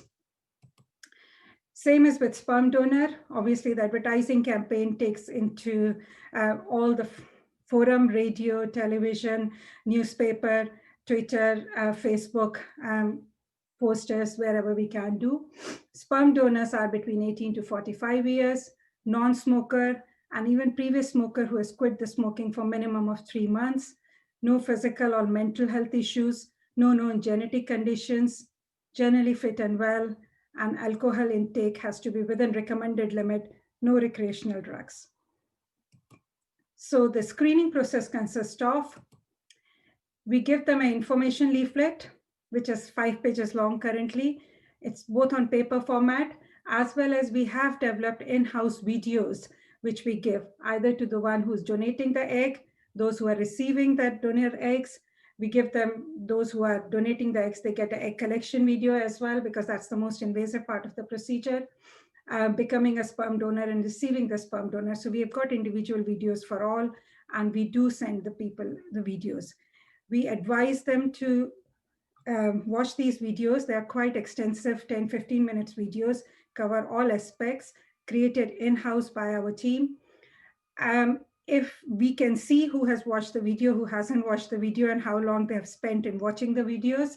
If they haven't watched the videos, they don't proceed any further, so that we are absolutely ensured that they have read the information, they have understood the information, especially because it's all altruistic donation. We then ask them to fill an initial inquiry form, which is electronic. As you can see, it asks for basic details about the contact details. We ask them whether they were adopted or not, because if they were adopted, they may not be able to give the extensive family history, which then they are out already. If they smoke, what about their BMI? BMI has to be less than 35. Are they able to give family history of grandparents on both sides? And are they aware of any genetic illnesses in their family? And how have they been recently traveled anywhere? After they pass through the initial information, only then they proceed to the next level. Next, we ask them to fill a donor profile and health questionnaire. Now, as you can see, this has been jointly developed by all big centers, 4 big centers in the Scotland, and in liaison with Scottish National Blood Transfusion Centre, because there is a lot of learning that we have learned from SNPTS, because they're blood and tissue donation and gamete donation. So we have both sides learn from each other, and we work collaboratively with them. This is a 15-page document. And you can imagine the screening they can go through. So just to give you what's in this document, just to snapshot, they obviously filled all their details, including their passport number, unique identifying number, because as per HFEA regulation, we need 2 to 3 identifying details, their ethnic background, because that will depend on the number of tests and genetic tests we do, their personal biological history, their fertility history. So all these are being filled in. In terms of medical history, this is just an example from those 15 pages. For each system, they have to answer about them, their mother, their father, brother, sister, maternal grandmother, maternal grandfather, paternal grandfather, paternal grandmother, if they have any children, or if they don't know about it. For each system, we have got a detailed kind of information that we ask them. And all this was developed by collating all the forms that are available in the Word together. And we went through extensive process of peer review and cutting and shorting what we need, what we don't need. So they took 2 years to develop these forms, but they are there now, and we are extensively using them. We also try to find out if they have traveled recently anywhere. I mean, right now, nobody is traveling anywhere because of COVID, but even before, there is a risk of Zika, Ebola, malaria, and other things. So we use the Geographical Disease Risk Index, and this is live one, developed for blood transfusion and centers, but we use it. We put the name of the place if they've been recently traveled anywhere, and we find out which diseases are they susceptible to, and accordingly act on that. Then we also ask in those 15-page document lots of questions about them, their partner, about each disease, about in last 3 months if they've had sex with anybody, to know about HIV, hepatitis B and C. We ask about their personal health. We ask about their any medication, operations, infections, and at the end, they have to declare as to what they're giving us. The information is true to what they know, because they are also taking some of the responsibility. Initially, when we created these forms, it appeared like 15 pages. Nobody will come for donation, but actually it doesn't take minutes for donors to fill that. So it was very reassuring. We did piloted this with donors. We asked their feedback, and it was all very positive feedback. It is all tick box exercise, so that it's easy for them to fill in. We haven't had any problems with the donors for that. So based on that form, what happens if they take anything yes or no in that form? How do we deal with that?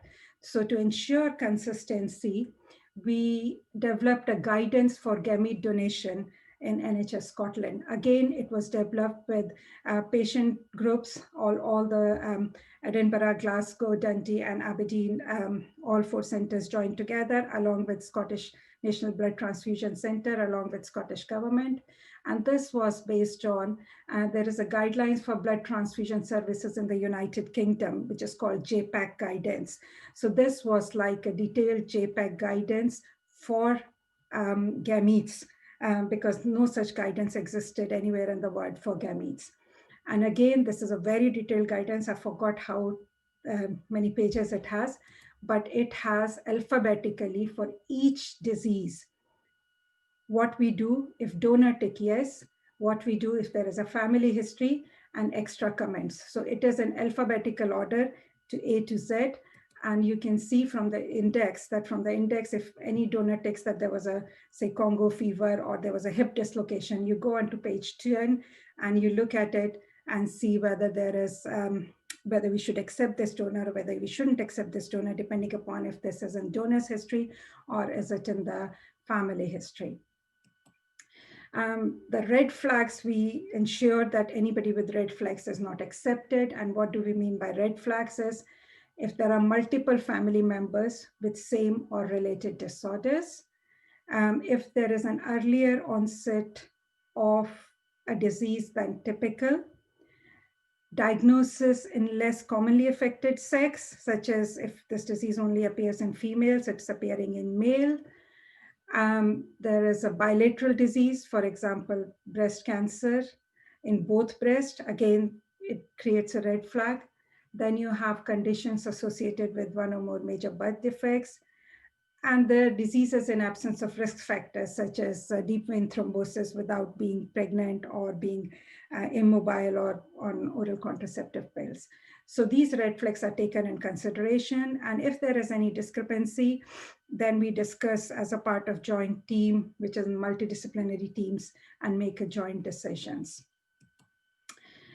So once all the screening has happened, then we arrange clinic appointments, which are now virtual, quite a lot of them, unless patients have to come in for anything specific. So the initial appointment is, again, we ensure that they have had information provision. We have checked their personal and family history. And if anything is being identified from this extensive questionnaire and extensive list that we have already done, then we either contact the general practitioners. We have got access to all their medical records. So we go through it and make sure that all has been ticked before we accept them as donor. Then we have to arrange counseling, because as per regulation, every potential donor has to go through counseling, and we do screening tests, and then they go through consent forms. So screening test for egg donors, obviously ultrasound scan of ovaries. We do test for ovarian reserve. We test for bloodborne virus screening, syphilis, CMV, genetic testing, karyotype, and cystic fibrosis. Again, this is all determined by the questionnaire that we do as well. If anything specific comes up, we obviously add extra tests. We do the swabs for any infections. We don't routinely do the extensive carrier screening currently, but we do targeted screening. Everybody get karyotype, cystic fibrosis. Second layer is if there is any extra genetic test needing because of ethnic backgrounds. And third layer will be, if required in future, maybe carrier screening for everybody, but currently we are not doing that. Same is for sperm donor. Again, all these blood tests and genetic tests are done. We do semen analysis, and along with semen analysis, we do test freeze and thaw to see how that sample survives, because we prepare them and then store them in vials so that we exactly know what the sample is suitable for, how many vials will be needed, because that information is very much needed for recipients, because otherwise it gets very unrest when you have to use 2 vials instead of 1 vial. So for the criteria for accepting for sperm, we have it at 3 level. The sample has to be equal or better than WHO criteria, or we have to have at least more than 7.2 million total motile sperm and anti-sperm body negative. Second level is that the final sample has to have 25 to 40 million motile sperm and a minimum of 2 straws for sperm. And the sample have to have a final outcome of post-thaw is more than 5 million motile sperm and more than 4% post-prep morphology. So very, very strict criteria. So roughly, if you've got 100 donors coming in, you only select 5 to 10 to really reach the final stages.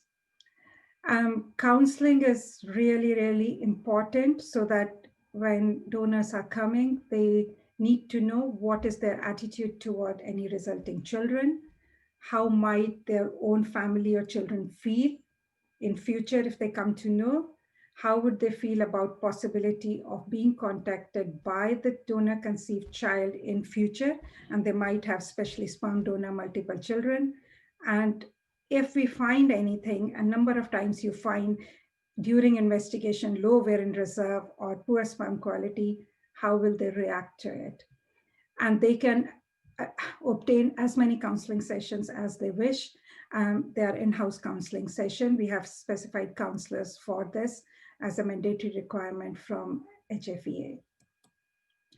The results take, in the appointment that we have done the bloods and everything, it takes about 6 to 8 weeks to come back, or we don't see them before that, simply because we feel that donor do need time to think about extensive information that has been given to them. We need them to reflect on the information that they have had discussion with counselors.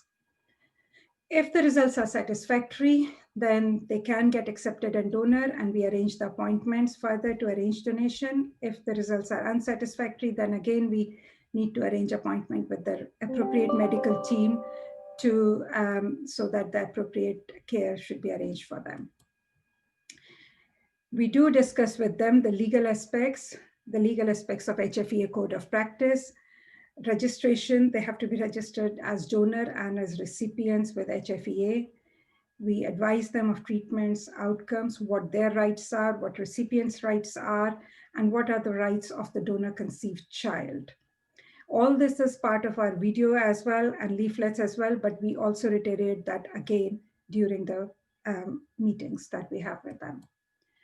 The HFEA consent forms are very, very extensive. They fill consent to disclosure of identifying information.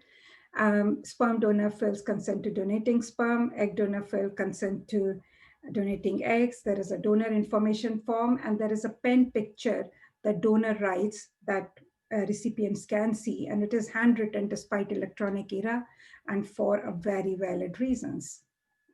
There is a lot you can do, obtain information from handwriting of anybody. The legal implications for donors are that they have no legal or parental responsibility. The process is fully confidential. Recipient doesn't know their identity unless it's a known donation. They can withdraw consent anytime up until the use of the samples. They can only create 10 families for sperm donor. For egg donors, most of the time, there is not more than 3 donations really. They can find about the number, sex, year of birth of the children born as a result of donation, and child can access non-identifying information about the donors from the age 16 years and identifying information after the age of 18 years. And they are made aware repeatedly that they will be contacted in future by a child that was born as a result of donation once they reach 18 years of age. There is a compensation paid, although I said it's an altruistic donation, so not a huge amount of money gets paid, but per egg donation cycle, £750 or £35 per clinic visit if they don't proceed with egg donation. For sperm donation, again, £35 per clinic visit, and that's all that is allowed in the UK law. What recipient can find out about donor is the non-identifying information, which is such as height, weight, hair color, eye color, ethnicity, biological parents, if they're adopted, conceived through donation, medical history, number and sex of children. Optional information can be found out, and request for information must be submitted in writing to HFEA, and they can ask if any further children are born from same donor. What donor conceived children can find out at age 16, they can find out if there are any sibling, number, sex, year. They could find out if they're related to somebody they're wanting to marry, and non-identifying information about donor. At the age of 18, they can actually find out identifying information about donors. And nowadays there are all websites and genetic testing available, and my ancestry kind of commercial test where people are getting connected together, even if we don't give them this information. But by law, we are needing to give them this information as per HFEA. So this is a very extensive program for donors, but this is the best gift anybody can give. And we do send them thank you cards and thank you flowers, those who have donated, because there is a biggest gift of life that they are giving to us. So I've actually nutshell cut through in 20 minutes, just an overview. I'll be happy to answer any question because I'm aware that I won't be able to stay back further.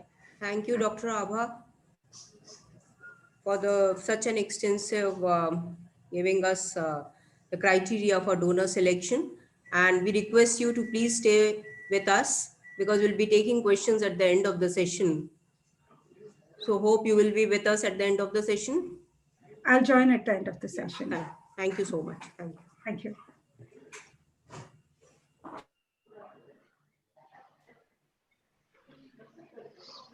So I hope Sushma ma'am has joined. Yeah, I'm here. Okay, ma'am. Over to you, ma'am. Yeah. Our next speaker is Dr. Huma Fatehi. He is the medical director from Middle East Operations, IVI, RMA Middle East Fertility Clinics, UAE.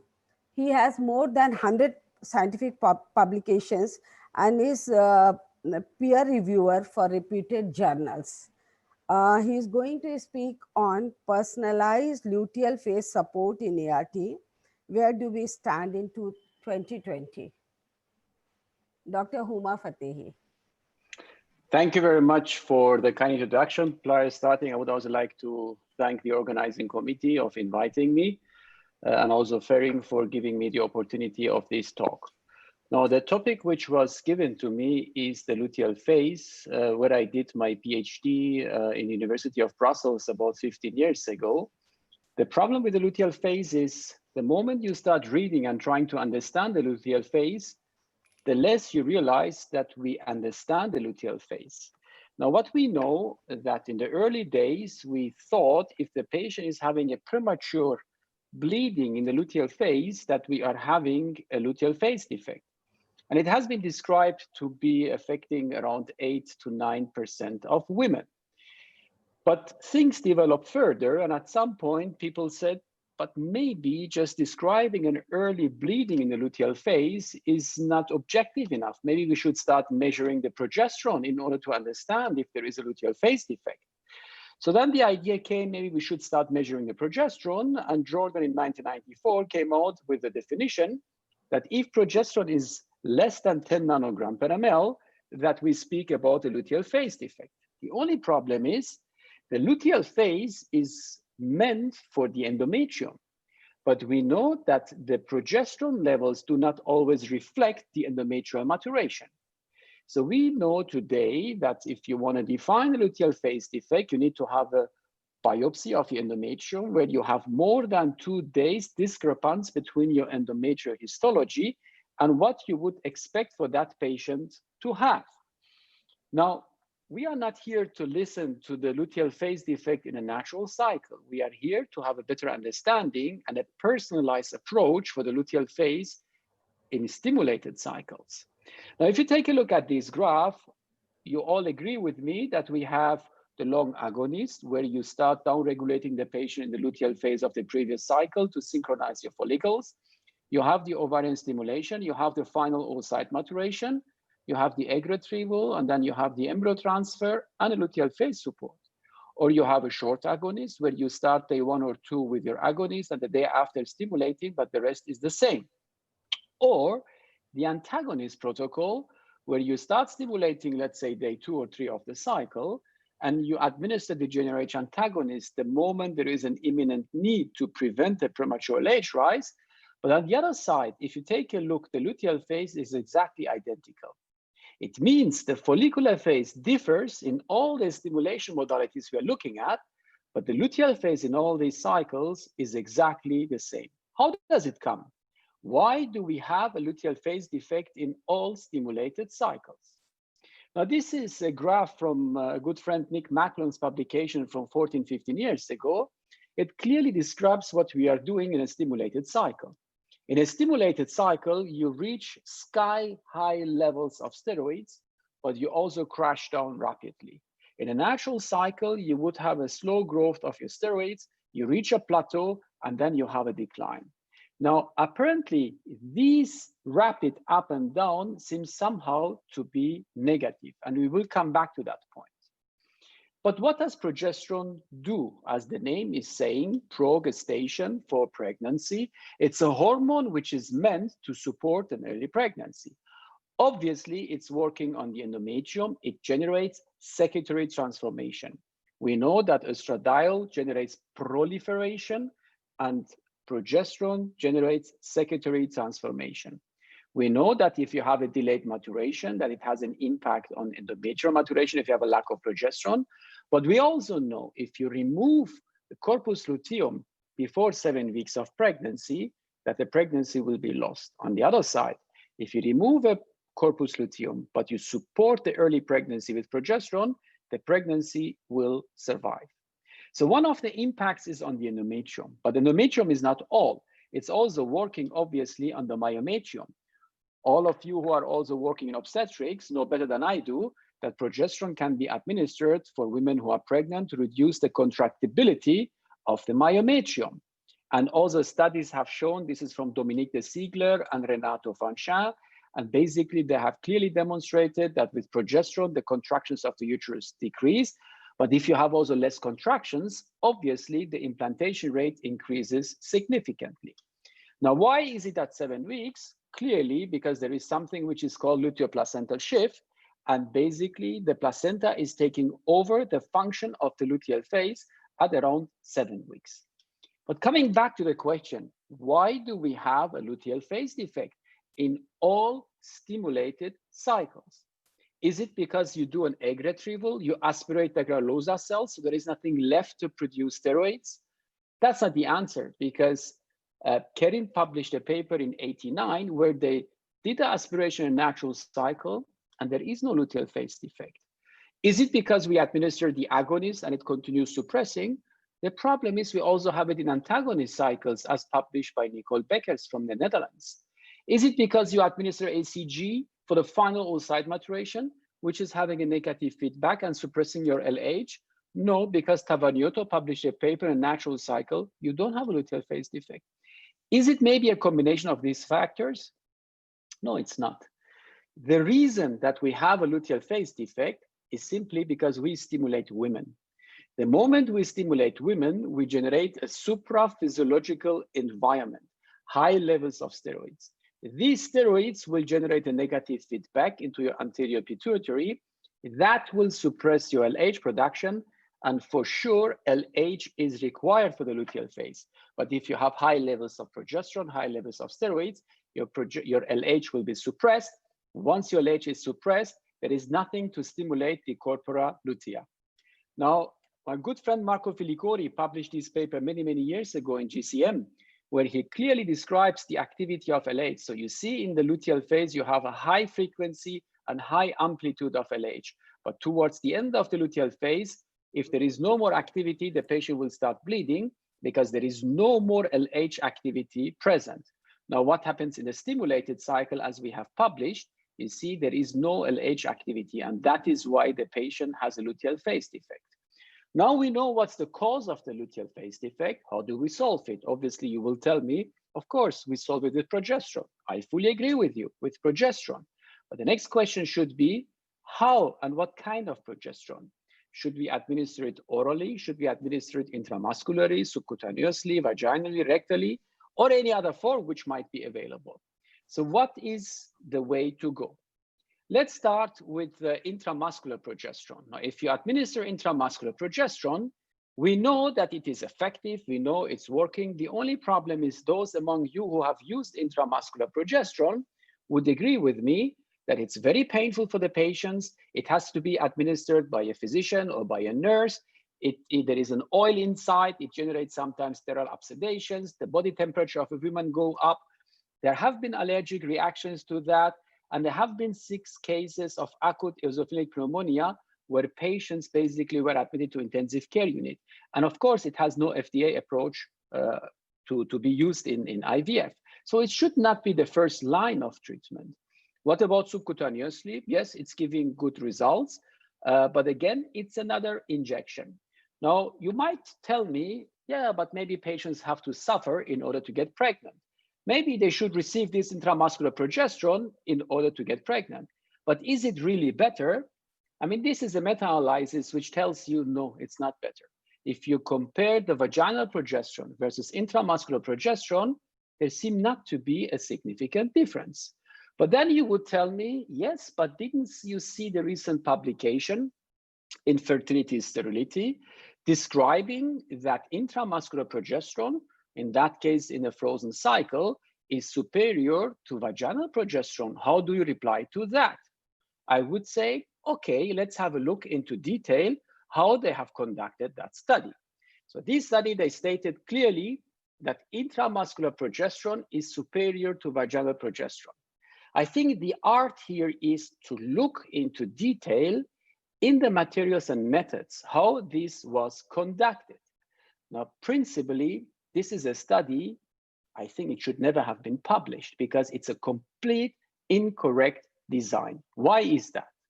So I just copy pasted it from the paper itself. Now, if you take a look, when you have a patient who is ovulating today, when you have the metaphase 2 oocyte in your hands, is the first day where the embryo has been exposed to progesterone. It means the endometrium is always exposed 1 day longer than the age of the embryo. Meaning, if you have a day 3 embryo, the endometrium has to have 4 days of progesterone.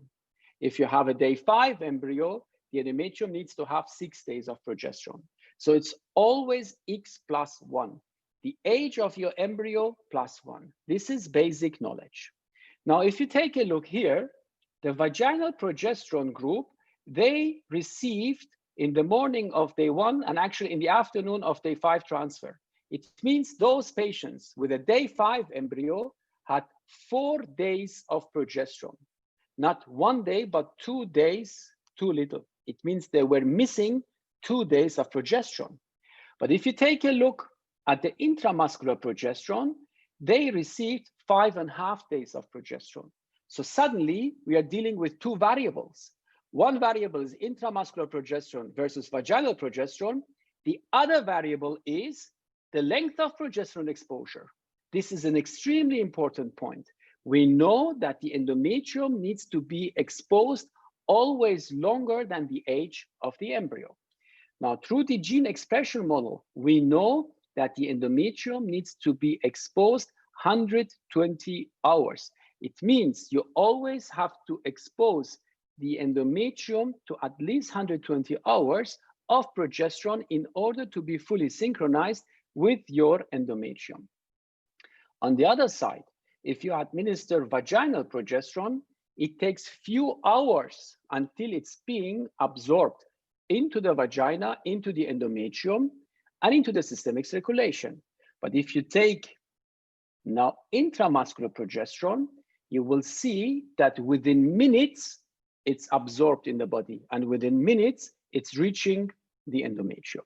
So this is another source of bias. So it's important that we go more into details. Another interesting paper looking into the progesterone levels after women becoming pregnant, it seems that those patients who have been treated with intramuscular progesterone, their corporal lutea are suppressed once they are pregnant. They produce less progesterone as those women who have had vaginal progesterone.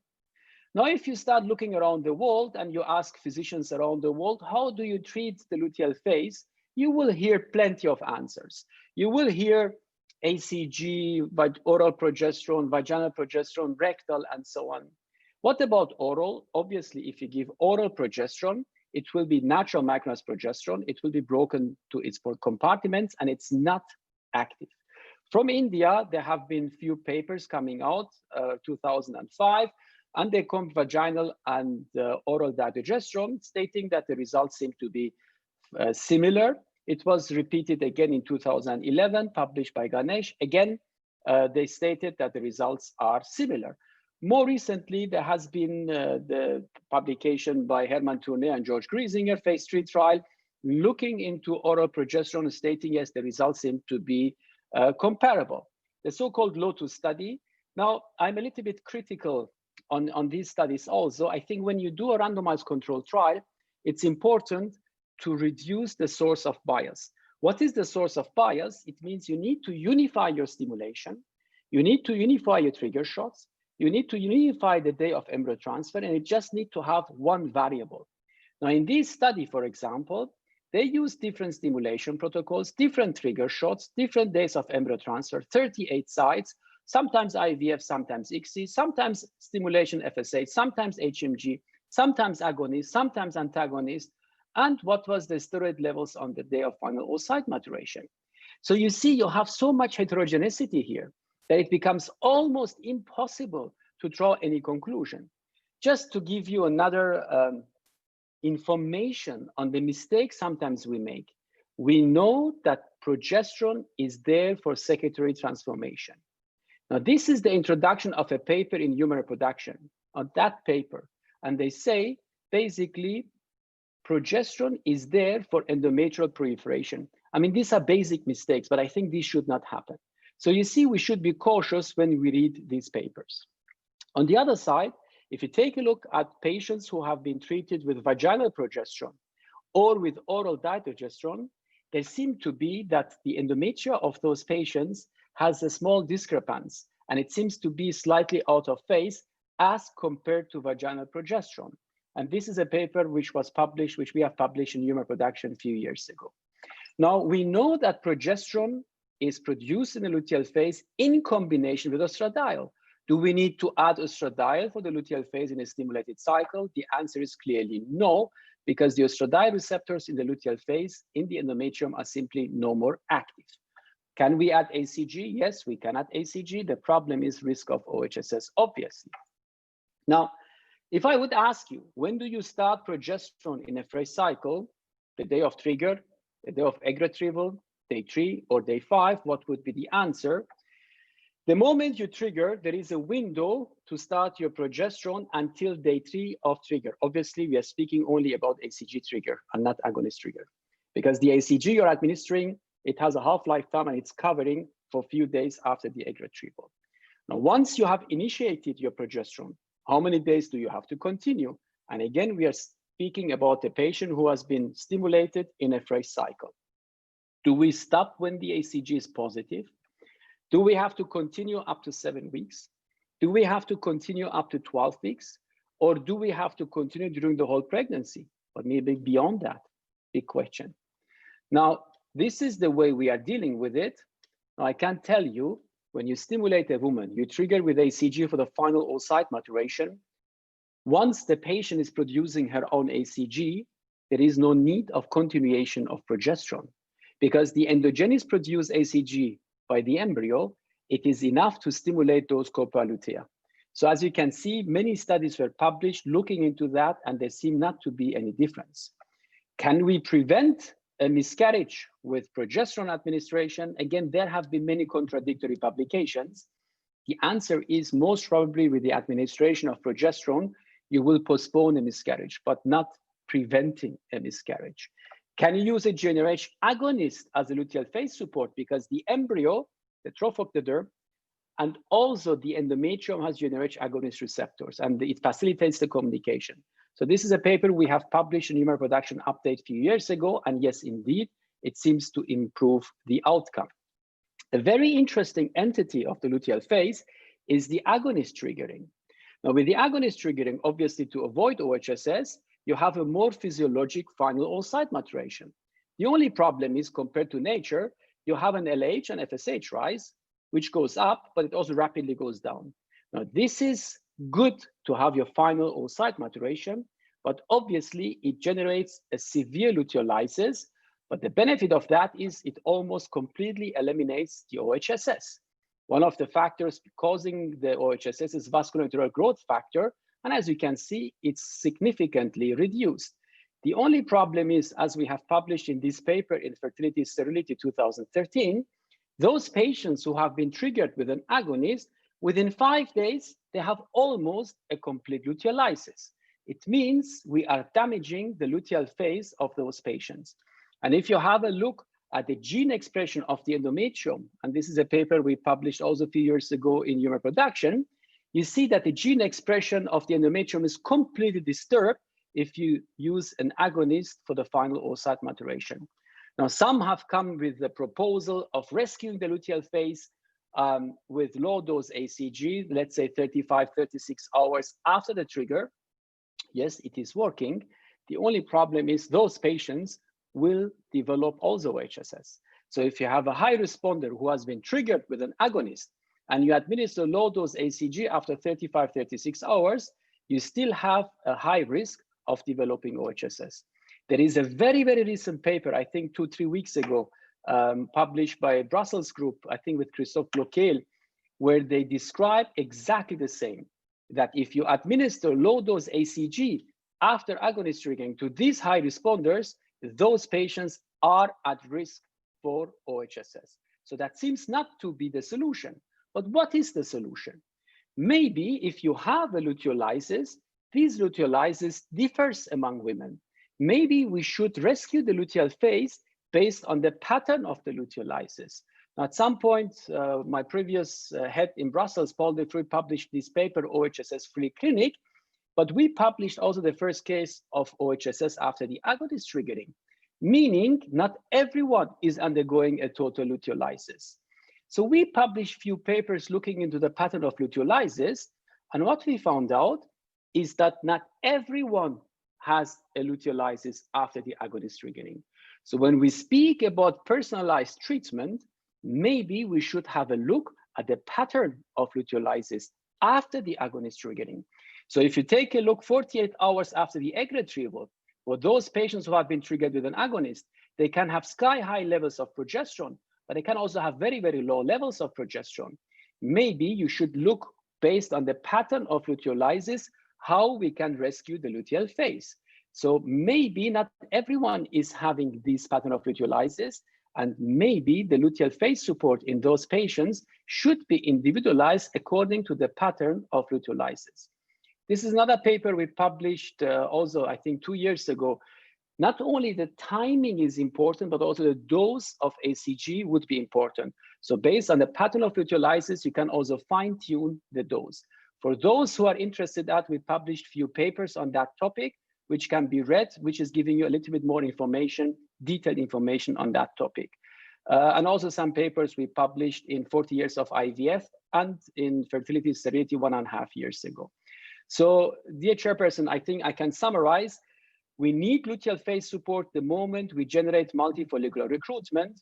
If you compare intramuscular subcutaneously, they are comparable, and I think intramuscular should never be the first choice based on the facts we described.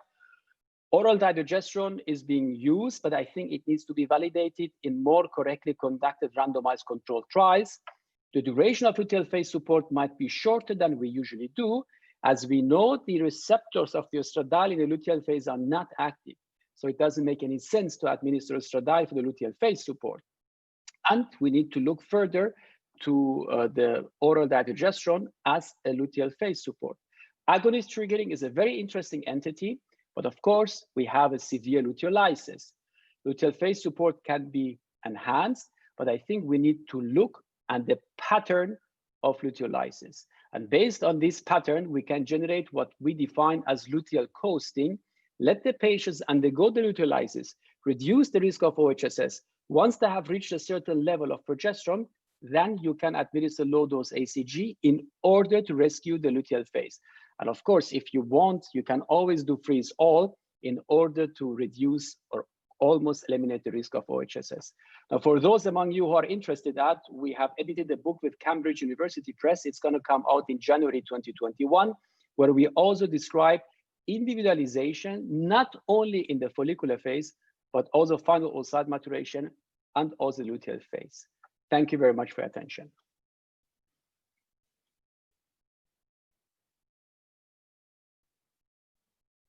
I think you have to unmute your, yes. Thank you, Doctor. It is a very enlightening talk on luteolysis, and a great appreciation for your analysis on the literature on luteal phase support. I think we are taking the questions at the end of the next talk. Actually, Yes, the topic itself is very, very interesting, and a new concept as well, that you are individualizing. I have a question that you said that you should look at the pattern of luteolysis. Dr. Sushma, please, you take the questions in the end. We have the third speaker in line. Yeah. After that, Okay, we'll take sure. the questions. Sure. So I request the chairpersons to quickly introduce the third speaker. Yeah, next speaker for the topic on breaking the myths of high responders, we have our esteemed guest, Dr. Peter Pertu from the University of Brussels, Belgium.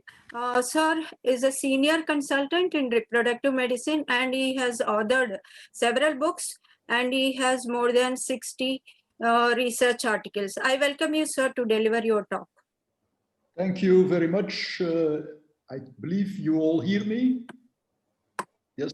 So I'm Dr. Plateau from Brussels, and it's a nice, cold, but sunny afternoon here.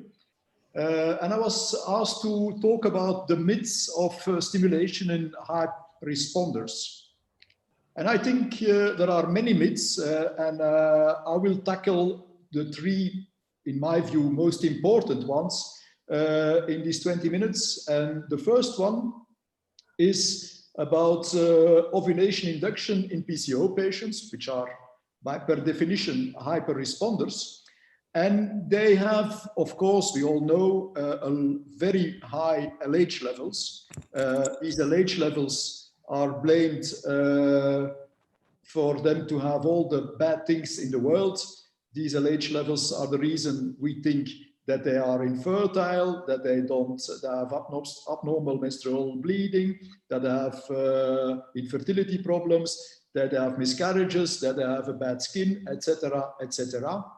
So what we've always been taught at university is that PCO patients full of LH, you should not stimulate them in an ovulation induction program with a gonadotropin, which contains on top of that also LH. But is this true, or is it just a myth? Well, I'll show you a study that we did a long time ago, was published in 2006, in these PCO patients, where we asked ourselves the same question. And what we did is, well, just do the study and then we'll see what is the answer.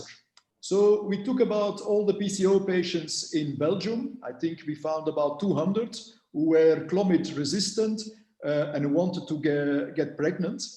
And we randomized them prospectively in one group who received just pure FSH and the other group who received menotropin HP, which contains ACG, of course, full of LH activity.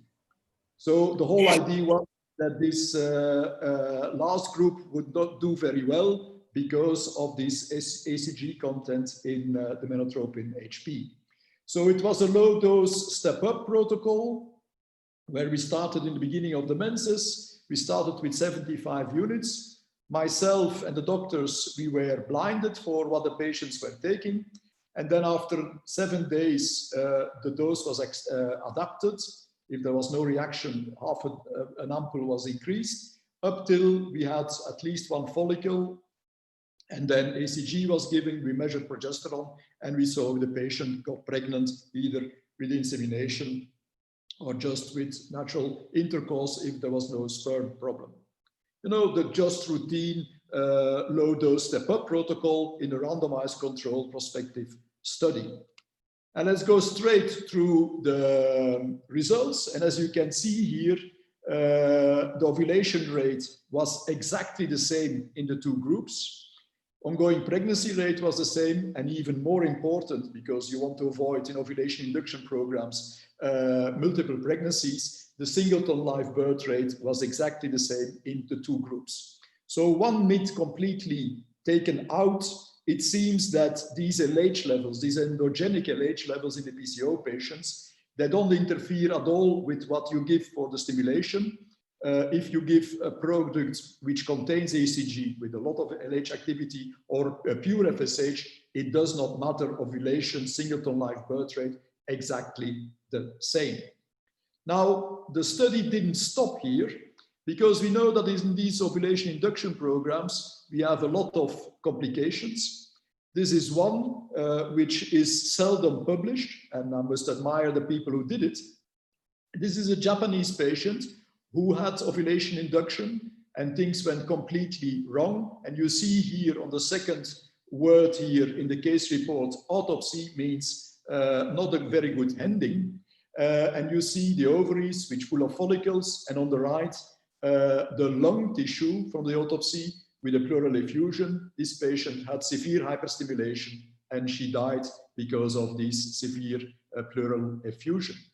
Another complication doesn't need much comment, but is the one where we have problems in ovulation induction programs. This doesn't happen anymore in IVF programs because we transfer 1 or 2 embryos maximum. We don't transfer 8. This is ovulation induction when you get too many follicles, intermediate follicles, and you think you're going to get away with it, you might end up getting it wrong, and these dramas, these disasters happen. So when we looked further in our study, how did it happen with our patients? We saw that the number of hyperstimulation was 1%, 3%, which was no difference. There's a low number of patients. Multiple pregnancy rate was no different at all. But the one in the middle, you show that if we were using pure FSH, 10% of the patient had to be cancelled. That means, you know, they paid all the money for all these drugs and scans and blood tests, and then stop. It's too dangerous for hyperstimulation or multiple pregnancy. And next time you come back and we do it all over again. Compared to 2% in the patients who received the gonadotropin with ACG. So 5 times more cancellations in the pure FSH. And why is this? Well, this is the last slide of this study. And here you clearly see the differences in stimulation. On the left side, you see the number of follicles at the end of the stimulation, the day of ACG. The small follicles were the same in the two groups. At the right, the number of follicles, the big follicles, were also the same. But the big difference is in these intermediate follicles. You know, the follicles between 12 and 16 millimeters. And there you see that there was a double of intermediate follicles when the patients received the pure FSH. And of course, when you have these intermediate follicles and you think, well, we can get away with it, they will not give the pregnancy, you sometimes end up with disasters, as I showed you in the previous slide. And this is the middle group there. These intermediate follicles made it that 10% of these patients had to be cancelled compared to 2% in the patients who received an HMG with ACG thing. So the myth, there is no difference in live birth rate, in ovulation rate, and even, I think it's safer, there is less cancellation rate if you use a product with ACG, with LH activity to stimulate these PCO patients. Next myth, what are we doing with hyperresponders in IVF patients? Which gonadotropin should we use? Because in these hyperresponders, we know that the more oocytes you get, the more embryos you will get. And then, of course, you will get more higher pregnancy rate. And especially, you have to talk about cumulative live birth rate, the fresh embryo transfers and also all the frozen transfers. So what is the best one? Well, again, we'll look into a study. And the most recent study that was done in this field was the Megaset HR study. And as you can see, these were the patients who were involved in this study. This was an all-American study, about 30 different centers. All the patients had to have an AMH of more than 5.2 nanogram per milliliter. So, you know, really very good hyper-responders. They all had antral follicle counts of over 20 follicles. So, you know, very good young patients, but also some risks of hyperstimulation. So the study was again a randomized controlled prospective study. I think there were about 350 patients involved in each group, 600-700 patients in total. And the patients received either 150 units of HPHMG, which contains the ACG, and or recombinant FSH, pure FSH. After 5 days, this dosage could be adjusted. Most of the patients went a little bit down because they were all at risk of hyperstimulation. And then it was an antagonist protocol. Then they were triggered. And then the patients, once they had 3 follicles of 17, they were triggered, and then pickup was done. And at the day of day 5, the day blastocyst, they were had a transfer. And then we'll follow up for ACG, clinical pregnancy, and ongoing pregnancy. Here you see the details of the stimulation. And you can see already that when you use the pure FSH, you have a 1 day shorter stimulation. And I stress on this because it will come back further on. And of course, if it's shorter, you use less gonadotrophins. And then further on in the recombinant FSH, you had an average 22 oocytes compared to the HPHMG group, where there was 15 oocytes. So 7 oocytes on average different in favor of the recombinant FSH, and more than a day shorter stimulation. So let's go to the pregnancy results, because at the end of the day, that's what we're interested in. And you see that the ongoing pregnancy rate was about nearly 5% higher in the HPHMG group, 35 towards 30. When you look at the live birth rate per transfer, there was 52 compared to 48, it's nearly 4%. And when you look at the early pregnancy loss, you see already that it's nearly significant, a nearly significantly higher miscarriage rate in fresh transfers. And I'll come to that further on. So these were the results. So you see ongoing pregnancy live birth rate was a clear trend to be higher in the HPHMG group, the one who has ACG. Why is that? Well, I think it's always the same story. We know that the ACG content in this HMG keeps the progesterone levels lower during the proliferative phase. I think Human Faten already talked about that in the previous talk. And you don't like progesterone in the follicular phase because it destroys your endometrium. It changes, brings the implantation window forwards. And probably this is the reason why 4 or 5% of the patients in the recombinant FSH who had this problem with the progesterone levels too high and didn't have a pregnancy, although beautiful embryos. Here, I think it's a beautiful slide to show a little bit the differences in stimulation and then in post-retrieval laboratory parameters in these patients. Pure FSH, no ACG, HPHMG containing this ACG. So you see on the left that we start with the number of oocytes, and the one the first group with pure FSH had 22 oocytes, the HP-HMG 15. So 7 oocytes different. So you can imagine, you know, the two ladies, one received pure FSH, the other one received the ACG product. They are in the recovery room post pickup, and the one with 22 looks down to the one who only has 15 and thinks by herself, what a loser, she only has 15, I have 7 oocytes more, my chances of a pregnancy are much higher. And she's very happy about it. But then you see how it goes further. When you look at the mature oocytes, the difference is 5.8. When you look at fertilization, the difference comes down to 4.7. When you look at blastocysts, the difference comes down to 2.4. When we look at excellent blastocysts, it becomes 1.1. And the one blastocyst where they could do a trophectoderm biopsy, because they did that in these patients, it comes down to 0.9. And then it's the day that the patients meet again for the transfer. And you can imagine the disappointment of this lady who started with 22, that at the end, maybe she has 0.9 blastocysts more than the one who started with 15. And in fact, we know from the live birth rate that the chances that she will get a baby are 4% less than the one who started with 7 oocytes less from the beginning.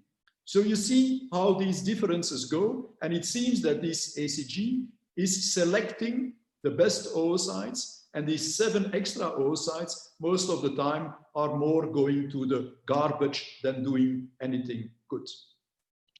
Going further, we talk about cumulative live birth rate. That means also the frozen transfers, especially in these hyper responders. So the study was extended, and patients could go up to 6 months after the first pickup having a frozen blastocyst transfer. 6 months, why? Well, because otherwise you can continue for 20, 30 years and then you cannot publish your study. And secondly, because in the States, usually most patients who are not pregnant in the fresh cycle do their frozen transfers within 6 months. After these 6 months, there's not many patients that come back. Usually either they've given up, maybe divorced, but it's stopped all there. So what were the results there? Well, when we looked at live birth rate with frozen transfer, there was a 12.7 difference in favor of the ACG preparation. When we looked at cumulative early pregnancy loss and cumulative early pregnancy loss fresh and frozen on the right, we see that now it is significant. There is a 14 or 11% difference in miscarriage rate. And this is significant, and this is worrying. And the question is, why is that? Why is it that with pure FSH in these hyper-responders, you have more miscarriages than with the ACG preparation? I don't have the clear answer to that, but as I mentioned already previously, you saw that this pure FSH stimulation is quite explosive. It's quite fast, and in 8-9 days, the patients are ready.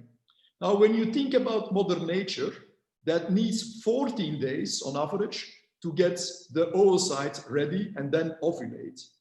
Who are we to suggest that this is much too slow and that we can do it in 8-9 days?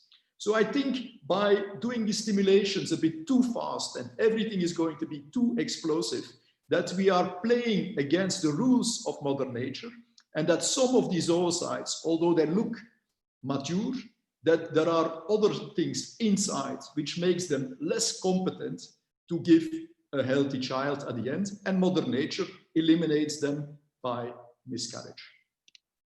So what about the cumulative live birth rate now? Well, as you can see, cumulative live birth rate, fresh cycles and frozen cycles together, between the two gonadotrophins, no differences at all. What about the cumulative live birth rates in the 6 months achieved? Well, you see that for the same cumulative live birth rate with the HMG preparation, you need fewer transfers. In fact, 43 less transfers. So the time to pregnancy is much shorter in the ACG preparation. And what about the number of embryos that you had to be transferred? There were 65 embryos less in the ACG preparation compared to the pure FSH to achieve the same cumulative live birth rate. So in conclusion, time to pregnancy in these hyperresponders, IVF, when you compare the two gonatrophins, is shorter if you give an ACG preparation. You need fewer oocytes, fewer embryos, fewer embryo transfers to get the same cumulative live birth rate. The miscarriage rate is much lower in the HMG HP group, and you have the same cumulative live birth rate. And you could say it in another way. How does it come that you need with FSH, pure FSH, 7 oocytes more to get the same cumulative live birth rate comparing to a preparation? We can do it with 7 oocytes less. Now, the last myth is the risk of OHSS. And we know this HP-HMG contains ACG. ACG is a long-acting LH. It's about 30-32 hours when you compare it with the natural or the recombinant LH, which is about a few hours. So it's a very long-acting. And you can imagine that people say, okay, but this is a bit scary in hyperresponders to give extra ACG during the stimulation.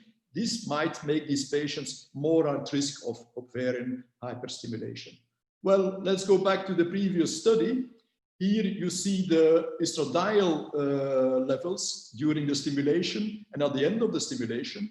And you can see that in the pure FSH, the estradiol levels were a little bit higher at the end than in the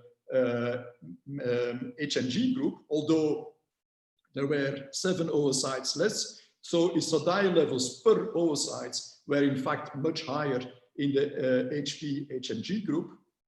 And when we look at OHSS, then we see here significantly higher number of patients with hyperstimulation in the pure FSH.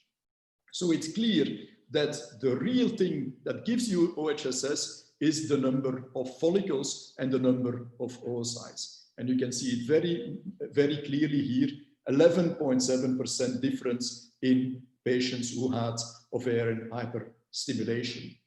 So in conclusion, for the hyperresponders, lots of myths based on not much evidence. Thank you very much.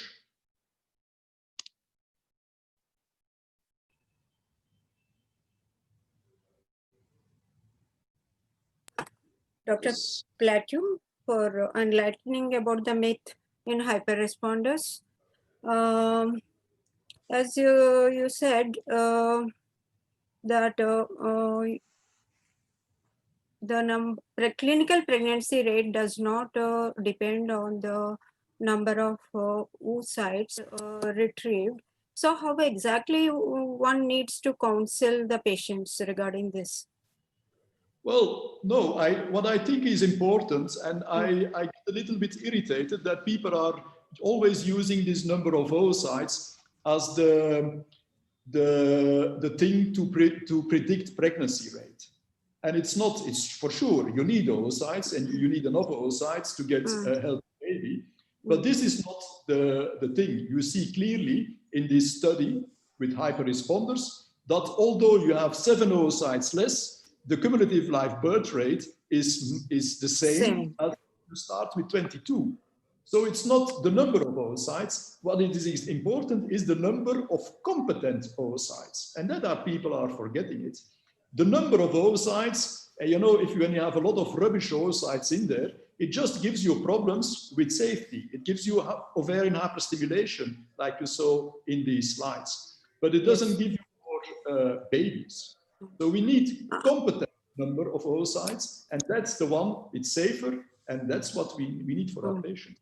Another query, of course, it is not a myth. There are some studies coming up to decrease the OHS using metformin and laparoscopic ovarian drilling.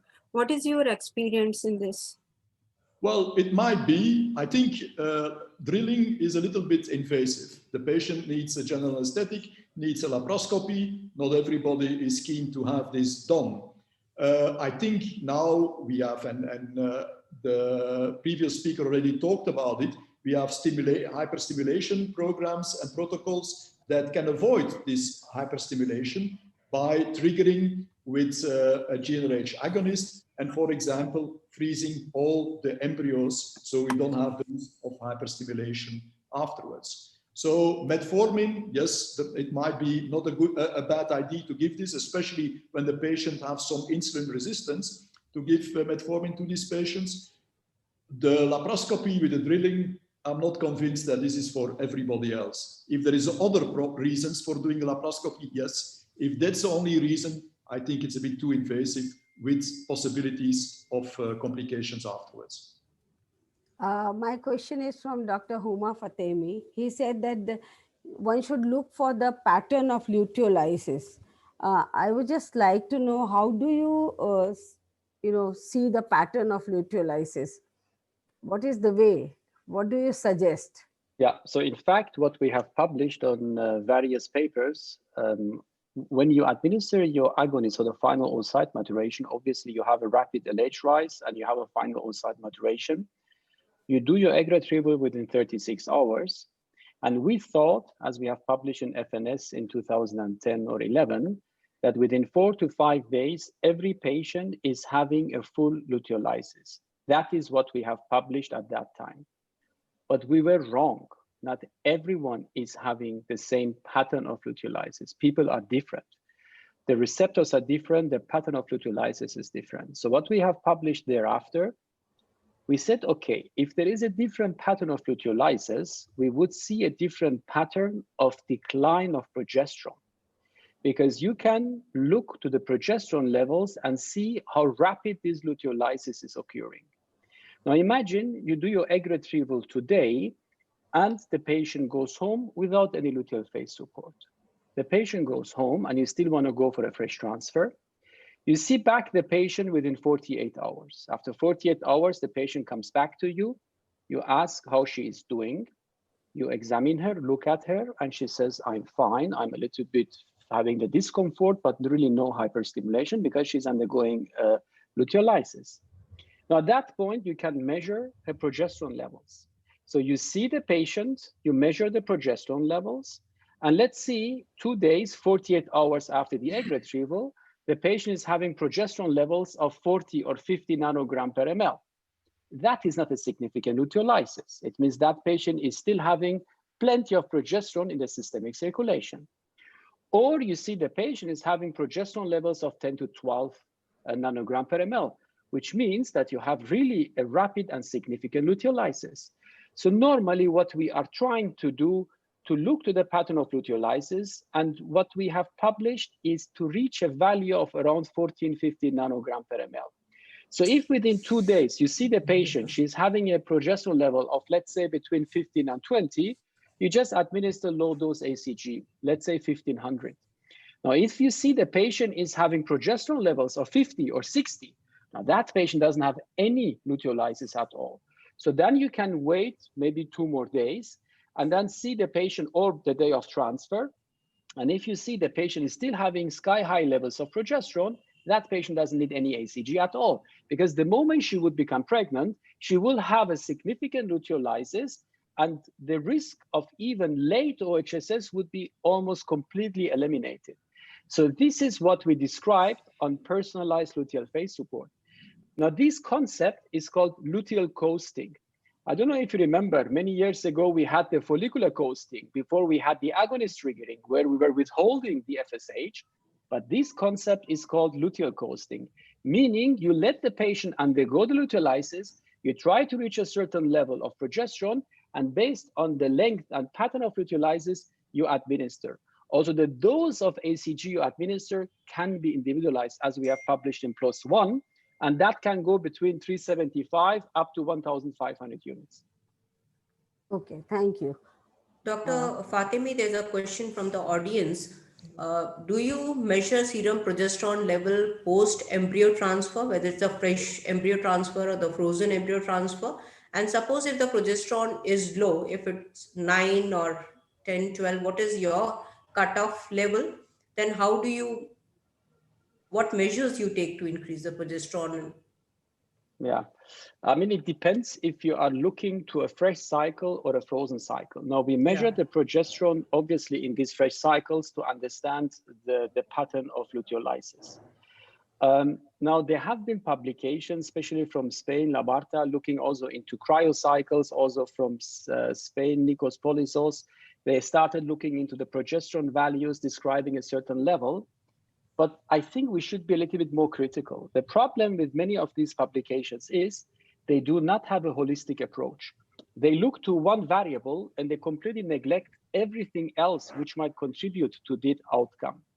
To give you an example, there was a publication recently from Dexeus, from Nikos Polisos group, looking into a natural cycle and describing a certain level of progesterone and stating, okay, this progesterone, if it's lower than this before the day of transfer, the pregnancy rates are low and you have to give more progesterone.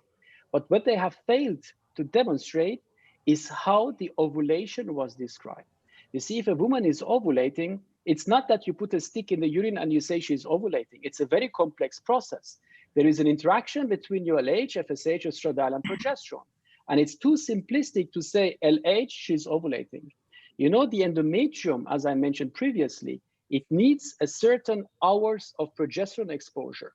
So I think the level of progesterone is one thing, the timing and the length of progesterone is a more important issue, which needs to be addressed more objectively in future studies. But if you ask me in fresh cycles, do we measure progesterone? First of all, we have stopped doing fresh cycles a few years ago, so we only do frozen cycles. But while we were doing agonist triggering, of course, we were measuring. But with the ACG triggered cycles, no, I don't think there is a need to measure your progesterone as long as you're administering vaginal progesterone for the luteal phase support, because that vaginal progesterone will be mainly absorbed in the uterus, in the endometrium, and you have very little systemic circulation. So imagine if you administer high dose of vaginal progesterone, what will be absorbed in the systemic circulation is around 8-9 nanogram. So, but this is what you measure in the blood. But what you're interested in is the endometrium and not the systemic circulation. Okay. Thank you, Dr. Pad. Dr. Peter Plateau, I'm just asking you, in all the hyper responders, so you are using HMG? Are you using HMG only for hyper responders, PCOD patients? Yes, yes. I think with the two studies that I showed you, the first one is in ovulation induction. It was the same ovulation rate, the same live birth rate, but a 10% higher cancellation rate in pure FSH, which you don't like. Patients get angry when you cancel their cycle. You don't like that. So it's 10% or 2%. So if the same results are there, but you have 5 times less cancellation, I think it's very clear which gonadotropin you use. For the IVF patients, this last study now from the US is also a very, very nice study. And you know, it takes guts to do this study, because at the end of the day, the results are there that one has 22 oocytes compared to 15 on average. And you know, you see these numbers 22 against 15, then the people, the sponsors, they must have had a bit of a thing in their throat to swallow this. But when they looked at the end results, and at the end of the day, that's what, who cares about the number of oocytes? It's the babies that we're interested in. It was exactly the same, but it was a much safer product when you looked at OHSS. And also, we should not forget this miscarriage rate, which was significantly higher in pure FSH. So lower miscarriage rate, lower OHSS rate, and same cumulative live birth rate.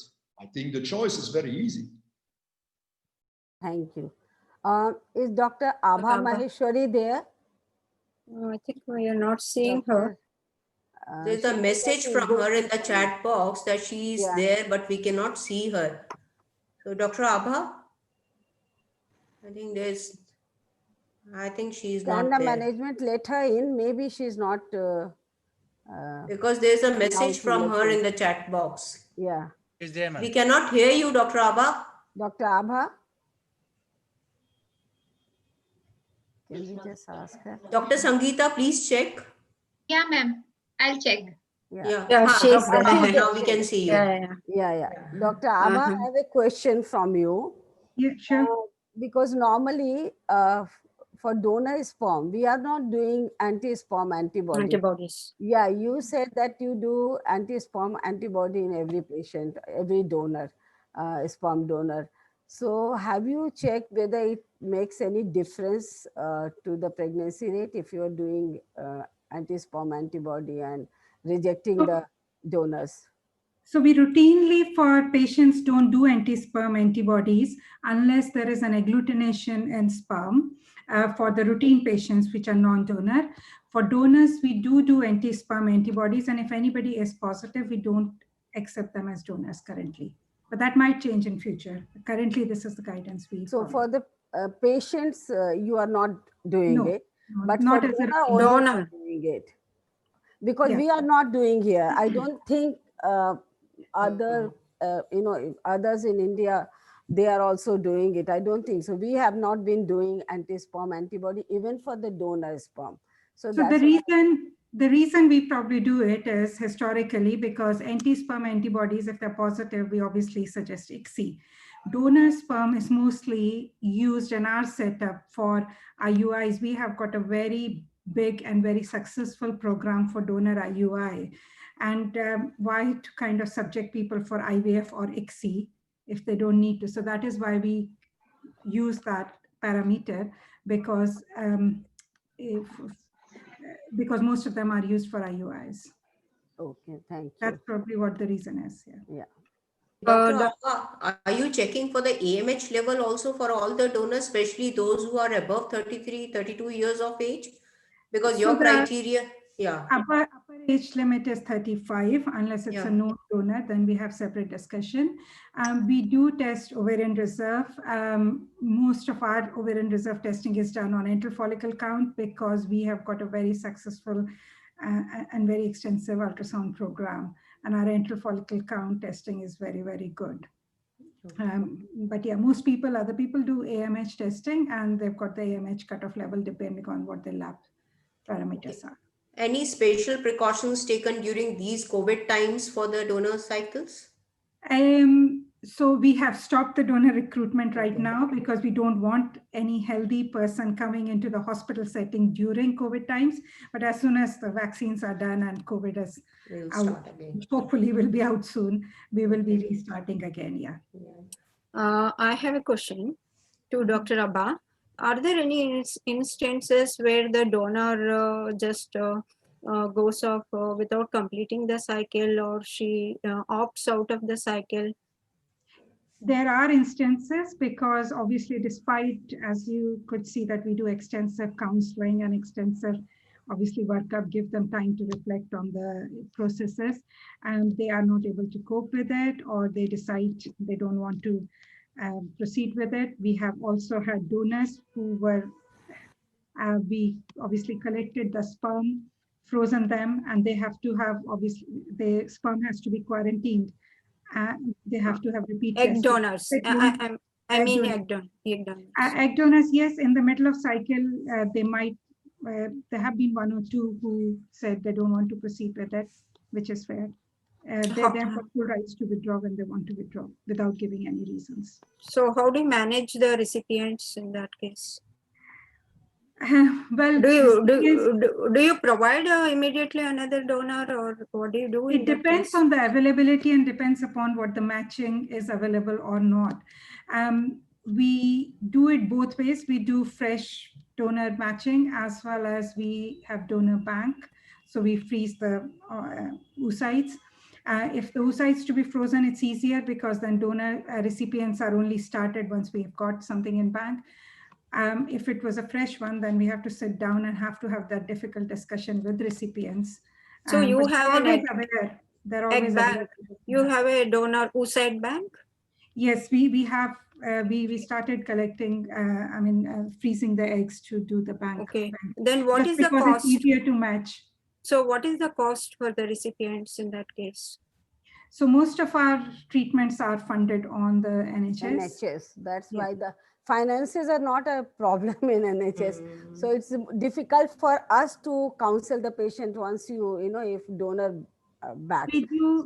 We do patients who are funding themselves as well, but there is a costed treatment plan, and they are aware that they will be in the top of the waiting list if if the current donor get cancelled. I mean, donor can get cancelled for multiple reasons. Despite good ovarian reserve, they may not respond, they may not have good quality eggs or whatever.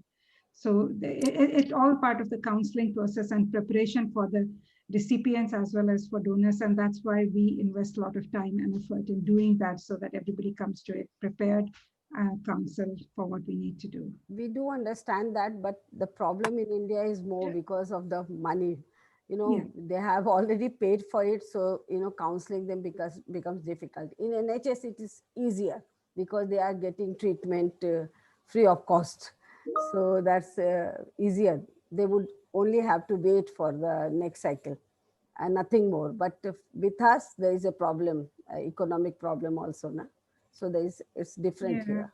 Yeah. But equally, because there are altruistic donors, there are not that many donors as well. Yeah, that's true. That's the problem with you people, because we get the donor otherwise also, but you get only altruistic donor. So there's a waiting list is NHS as well, and so it's equally both sides. I mean, both sided. Yeah, understand. Respected chairpersons, can I put a question to Dr. Fatemi, please? Yes, sure. Dr. Fatemi, that was a very good insight into the personalized luteal phase support. So I just wanted your comments on progesterone resistance in endometriosis in luteal phase. So what do you think would be the optimum luteal phase support in such cases? So first of all, thank you for the question. As you know, a mistake we used to do is putting back the embryos in especially endometriosis patients in a fresh cycle. So you know that there have been recent publications that patients with endometriosis would benefit from transferring in a cryocycle. So the first thing we need to do is avoid putting patients with endometriosis in a fresh transfer. The moment you administer FSH, you increase the levels of steroids, you increase the levels of estradiol, you are fueling the endometriosis tissue. Endometriosis needs estradiol to grow. Now, if you stimulate those patients and you have your luteolysis and you go with these patients to frozen cycles, we know that this increases significantly the pregnancy rates. Now, whether you will have a progesterone resistance, it's a very dangerous word. You need to define what is a progesterone resistance. Now, if you speak about progesterone resistance, you need to identify what dose, what kind of progesterone, and how long the progesterone administration was done. I think there is not a significant difference between a patient with or without endometriosis who has had a correct amount of progesterone. There is a beautiful publication published in Nature Medicine a few weeks ago by Carlos Simon's group. Wang is the first author, where they describe the so-called window of implantation. We used to think the window of implantation is maybe 4 or 5 days. It's totally wrong. The window of implantation, it is opening based on the hours of progesterone exposure. And it's a beautiful graph, and I would advise you to read that paper. You see, it's a sudden opening of the window of implantation. It's not a gradual opening. It means once you have progesterone exposure, independent if you have no endometriosis or no endometriosis, based on the hours of progesterone exposure, you have a sudden opening of your window of implantation. And this window of implantation remains open for approximately up to 150, 155 hours. So if you make sure that based on this exposure time of progesterone, you have an embryo which is synchronized with the endometrium, you have a high chance of conception. Furthermore, there are beautiful publications from Bruce Shapiro, who works in Las Vegas in the US, where he even goes one step further. You see, this is when I say holistic approach, we are looking now to the endometrium. We are looking to endometriosis or even adenomyosis. What about the embryo? You see, when you have the hours of progesterone exposure, you also have to have a look at the embryo division pattern. You see, if you have a blastocyst, your blastocyst might reach the blastocyst stage on day 5. It might reach the blastocyst stage on day 6. It might even reach the blastocyst stage on day 7. Now, would you compare that with the same endometrium? Most probably not. Another issue is not only the division pattern, it's also the diameter of the blastocyst. If you have a blastocyst with a bigger diameter, independent of the day, it has much better chance of implantation with less hours than progesterone than if you have a blastocyst with a smaller diameter. So you see, there are so many variables which have to be put into account in order to draw conclusions. There was a recent publication from Christophe Bloquel, also from Brussels, said, look, 5 days or 6 days, you have the embryo day 5 or day 6. What they have completely neglected in that paper is the genetic information of the embryos. We published a paper recently looking into the prevalence of abnormalities if a blastocyst reaches a blastocyst day 5, day 6, or day 7, and significantly more embryos are abnormal on day 5 as compared to day 6. So you need to identify also not only the diameter of these embryos, the division pattern, but also obviously the chromosomal information of those embryos.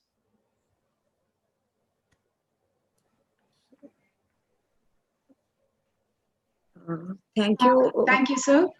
So you mean to say that it depends on the window of implantation, and there is nothing like progesterone resistance which occurs in endometriosis. Is that what you mean to say? Yes, I mean, when you say resistance, I think you need to identify, are you speaking about endometriosis? Is it adenomyosis, which is to me a very difficult diagnosis? Of course, you can do that with a good scan today. But on the other side, I think if you respect the hours of progesterone exposure in the endometrium, then you should be successful. I think the biggest mistake you can do with those patients is to transfer in a fresh cycle, because you're just stimulating the tissue in order for the endometrium to become less receptive. Right, sir. Thank you so much. Thank you. So with this, we come to the end of this session. Thank you all chairpersons and all speakers for their beautiful discussion as well as their lectures. So over to Dr. Sheetal for next session. Thank you. Thank you. Thank you.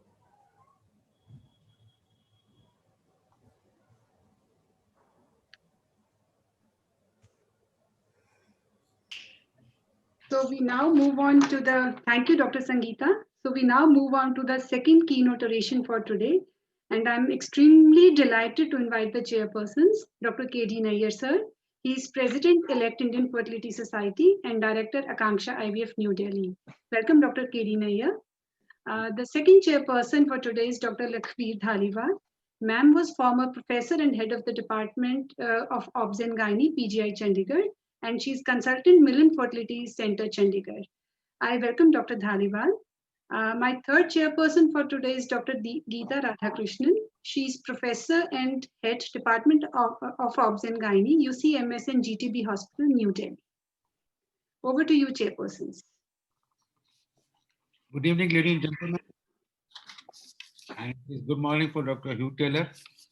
It is my pleasure to invite you for the second oration of the day.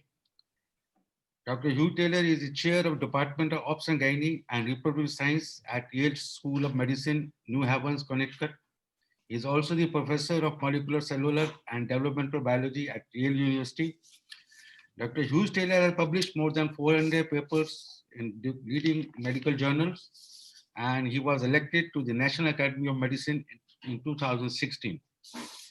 Welcome, Dr. Hugh Taylor. He is going to give a talk on endometriosis, a chronic systemic disease. Yes, sir. Thank you. I've just shared my screen. Can everyone see it? Yeah. Good. Well, thank you very much for that kind introduction. I wish we were all in person meeting. It would be nice to see everyone together, but I'm very honored to be here today. I'm going to talk to you about endometriosis, and my point today will be that endometriosis really is a systemic disease. We often think of endometriosis as a few lesions in the pelvis, but there's a whole hidden aspect to this disease that's often overlooked, and I think very important to take into consideration when we think about this disease, how to recognize it and how to treat it. Okay. There we go. Sorry. I think you all know the definition of endometriosis is this ectopic endometrial glands and stroma that's thought to arise through retrograde menstruation, and most of it probably does, lands in the pelvis. But I think this simple definition really doesn't give a full appreciation of the extent of disease. That we see sometimes the blue lesions, sometimes the white lesions, the red lesions, the big endometriomas. There's a lot more to this disease than simply that ectopic glands and stroma definition would imply. Not only does it appear very different in the pelvis, but the clinical presentation can be very different. Some present with extreme pain and may not even have extensive lesions. Some have no pain and just infertility. Some may have both, and some may have extensive disease that's just discovered incidentally and have had no symptoms. So again, that simple definition, what we see in the pelvis, doesn't explain the complex clinical manifestations of the disease. We also know that the amount of disease you see in the pelvis doesn't correlate with pain. Whether we look at dysmenorrhea, non-menstrual pelvic pain, or dyspareunia, there's similar numbers at any stage of disease. So again, what we see in the pelvis is really just a piece of this disease. It's not the entire explanation, nor does it fully explain the extent of manifestations of the disease. We know there are lots of other symptoms associated with endometriosis that involve much more than the pelvis. Pain may be directly in the pelvis, but often effects on mood, depression, anxiety are very common and increased in women with endometriosis. Fatigue is common. Bowel and bladder dysfunction we see, and that may be because of a local effect, but there's a generalized systemic inflammation, there's infertility. We know that women with endometriosis on average have a lower BMI, and they're even prone to cardiovascular disease. So it's a lot more than just what we see in the pelvis. A few years ago, we did an experiment, and I won't go into all the details of this, but this was looking at to see if there really were effects that depended on location of the endometriotic lesions. And here we took mice and we created endometriosis by transplanting endometrium either into the pelvis near the uterus or remote from the pelvis. We put it between their shoulder blades, just under the skin. And then we looked at uterine gene expression, and we looked at the genes that are known to be involved in endometrial receptivity that mediate embryo implantation. And you can see when the lesions were in the pelvis, we saw a little more profound repression of these genes, including lower progesterone receptor expression and progestin resistance. But even when these endometriosis was placed remotely, we could see a significant effect on many of the genes required for implantation, and even more profound effect on the progesterone receptor. Again, showing that it's not just proximal to the uterus that's leading to uterine receptivity defects. This is a systemic disease that can have far-ranging manifestations. So clearly, it's involving more than just the pelvis. How do we explain that? Well, we've, over the last several years, come up with several different mechanisms that explain some of this remote action of endometriosis. First, we think most endometriosis arises from Sampson's theory, but that's probably not the entire explanation. Retrograde menstruation certainly explains the more common lesions in the pelvis. And certainly we believe that they do arise through retrograde menstruation, but they don't, but this theory does not explain the lesions that are seen outside of the pelvis. And we've all seen endometriosis in the lung, in the brain, in other remote areas. And a matter of fact, in the old days when men were treated with high doses of estrogen for prostate cancer, we even found some endometriosis in men. So it's not just coming from the uterus, whether it's through retrograde menstruation, hematogenous, or lymphatic spread. Endometriosis clearly is arising from some other source.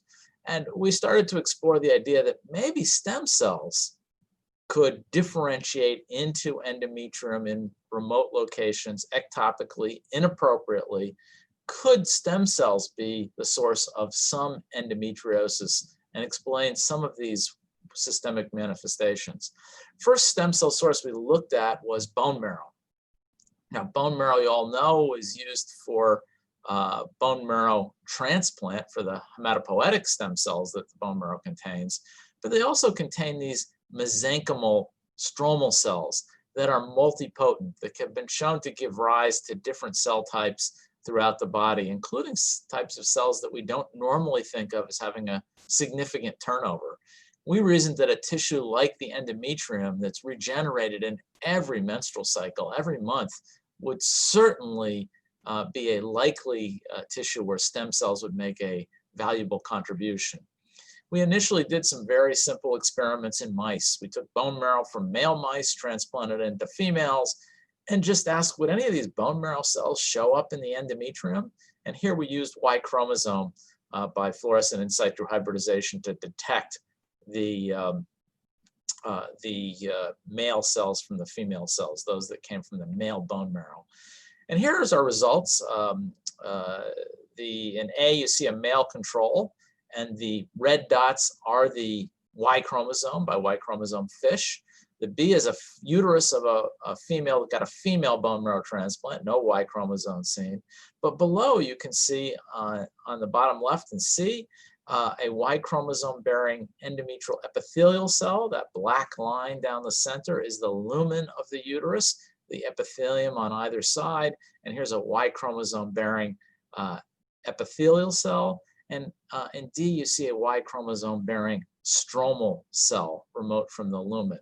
So we show that these cells can contribute to the endometrium, and I won't go into it. We looked at a lot of other markers to demonstrate that these really are endometrial cells and not leukocytes or some other cell that might travel to the uterus. We also looked in women. We looked at women who'd had whole body irradiation and chemotherapy, followed by bone marrow transplant. And again, bone marrow transplant in the old-fashioned way, where it was really a bone marrow biopsy rather than peripherally mobilized cells. So you really do get these mesenchymal stem cells. And we looked at women who had a single HLA antigen mismatch in their bone marrow transplant, and then we stained for the mismatched HLA antigen. And the brown stain here shows the HLA antigen of the bone marrow donor. The left shows a gland, an epithelium, with stem cell derived epithelial cells from the bone marrow donor shown in brown. And on the right, you see the arrows point to the brown staining stromal cells. The arrowheads point to the blue nuclei that don't stain for the mismatched HLA antigens. These are the resident or endogenous stromal cells that were there in that patient before the bone marrow transplant. But you can clearly see that there are some stromal cells derived from bone marrow. The red cells are staining with a leukocyte antigen. Those are some leukocytes that are after bone marrow transplant, all of bone marrow donor origin. We also showed that these stem cells in a mouse model could contribute to the ectopic lesions.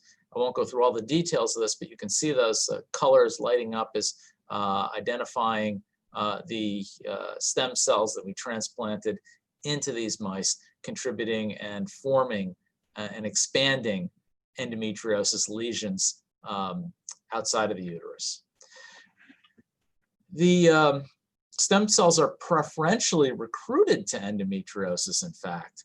The black bar shows the number of stem cells from bone marrow recruited into endometriosis lesions. They are inflamed. They express a lot of the chemokines that attract these stem cells. The uterus, shown in yellow, does not attract as many stem cells. But interestingly, when we have a uterus in the presence of endometriosis in red, we see even fewer stem cells going to the uterus. It probably is a competition for the limited number of circulating stem cells, with the endometriosis attracting more and taking them away from availability to the uterus. This may play a role in endometrial repair and lead to some of the endometrial receptivity defects we see in endometriosis. Not only that, but the endometriosis cells proliferate more when bone marrow-derived stem cells go to the endometriosis. They not only contribute directly by being transformed into endometrial cells, but they also contribute to the growth of endometriosis, whether we look at CDK1, which is a marker, cyclin-dependent kinase 1 as a marker of growth, or Ki67 as a marker of growth.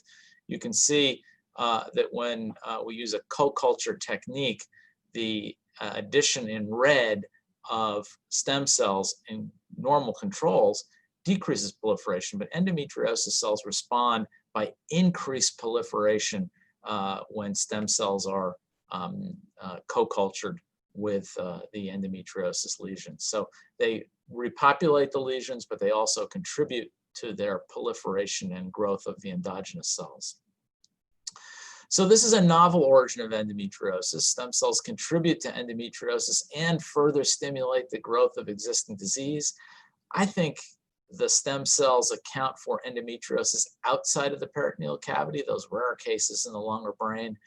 And this is an entirely novel mechanism for disease in general. Endometriosis is just the first case of a stem cell-derived disease where ectopic inappropriate differentiation of stem cells leads to disease. But I wouldn't be surprised if we find this is also true for other diseases as well. We'll see how that develops in the future. We also found that these stem cells can leave the endometriosis. This looks at, in our mouse model, tag cells in the circulation, and stem cells from the endometriosis then go out into the circulation and can actually populate other organs. So this is, again, a systemic effect. We can find these cells in the circulation, and they probably contribute to some of these manifestations of disease. So this cartoon illustrates our model so far that endometriosis is a disease. We've always known it's a disease of cell trafficking. We've always thought that retrograde menstruation, cells leaving the uterus, gives rise to most endometriosis. But we also know that bone marrow-derived cells can contribute to both uterine endometrium, but to endometriosis. And I put a larger arrow going to the endometriosis because, as I showed, endometriosis attracts more stem cells. But not only that, the stem cells then leave the endometriosis and go to other organs, including back to the uterus, and may contribute to some of the, again, endometrial receptivity defects we see in endometriosis. We've also shown that blocking the chemokine that attracts stem cells to endometriosis does lead to shrinking the lesions. This is a complex slide where we show a lot of the histology, the changes in inflammatory markers, but I want to just point out in the center at the top here, if we use the agent that blocks the receptor for that CXCL12, we get a decrease in the number of stem cells, but most importantly, a decrease in the size of the lesion. These are representative lesions from 2 animals, and here's the graph showing the average decrease in the number or the size of lesions after we block stem cell recruitment to the lesion. So it shows you what an important contribution stem cells do make to the continued growth of endometriosis. The other thing we've looked at that is not localized to the pelvis that contributes to the systemic effects of endometriosis are microRNAs. Now, for those of you who aren't familiar with microRNAs, these are small RNA molecules that are encoded in the genome. They are transcribed, but they're not translated. They don't encode proteins. They're heavily processed, exported from the nucleus, and they can bind to messenger RNA, generally leading to the degradation of that mRNA or blocking translation. So they generally downregulate other genes. Interestingly, these can be included in exosomes and enter the circulation and have this effect on cells very far away from where they're made. They have a hormone-like effect. Here's some of our early data looking at microRNAs in endometriosis. We showed here the control normal cell endometrial cells in black, and LET7A family, the LET7 family A through G, were all decreased in endometriosis, and in the more aggressive endometriosis shown in red were particularly decreased. So this microRNA is very different in endometriosis than normal cells. We find that another long non-coding RNA, H19, binds this LET7. That's what decreases it, so there's less of it free in the cell, and has an effect on multiple mRNAs, including, for example, IGF-1 receptor, but many different microRNAs and downstream targets of LUT7 may change cell proliferation. That happens not only in the endometriosis, but again, some of these microRNAs are decreased in the, or altered in the circulation, either decreased or increased, leading to some of the remote effects. So we asked, could we use these microRNAs potentially as biomarkers of endometriosis? Could this potentially be an endometriosis test? They are different in endometriosis. And because there are thousands of these microRNAs, rather than using any single molecule like CA125, we can come up with a panel and get a very specific signature of microRNAs that might represent endometriosis. So initially we looked at a large-scale screening with a microarray of all of them known microRNAs and looked to see which were either overexpressed or underexpressed in endometriosis. And indeed, we found a lot that were. And when we asked whether we could find a panel here, we used 6 microRNAs to determine whether we could use serum microRNAs to detect endometriosis compared to a gold standard of laparoscopy. Women who had their blood drawn prior to laparoscopy, microRNAs measured and predicted whether we'd find endometriosis or not. In a training set, we could find a training set we could find a perfect correlation with the right algorithm. And we tested this on a separate independent population. We had a receiver operator characteristic curve that still showed about a area under the curve of 0.94. So excellent sensitivity and specificity ability to detect endometriosis. And we've licensed this out to a company that's planning on developing this as a commercial test. However, that's not my point in today's talk. It's really to talk about the systemic effects of endometriosis. Those microRNAs are not in the circulation waiting for us to develop a biomarker. No, they have a biologic function. So we asked first, would they have an effect on circulating white blood cells? And here we looked at macrophages and used a macrophage cell line. And when we mimic the changes in microRNAs that we see in endometriosis, shown in black, either increasing here microRNA 125 or decreasing LET7 with a LET7 inhibitor, so we mimic the lower levels seen in endometriosis, we get an increase in macrophage production of all of the inflammatory cytokines that we typically see in endometriosis. TNF-alpha, IL-1 beta, IL-6, IL-8, all increased by these changes in circulating microRNAs, showing a mechanism by which endometriosis has a profound effect on inflammation, can have an effect on the entire body. MicroRNA 370 is another one that induced FSF1 expression, steroidogenic factor 1, that increases all the steroidogenic enzymes, may potentially increase estrogen production in lesions. Similarly, we looked at the effect of LET7 on aromatase. LET7, here the mimic decreases aromatase expression. Remember, LET7 is decreased in endometriosis, so decreasing, you'd expect to increase aromatase.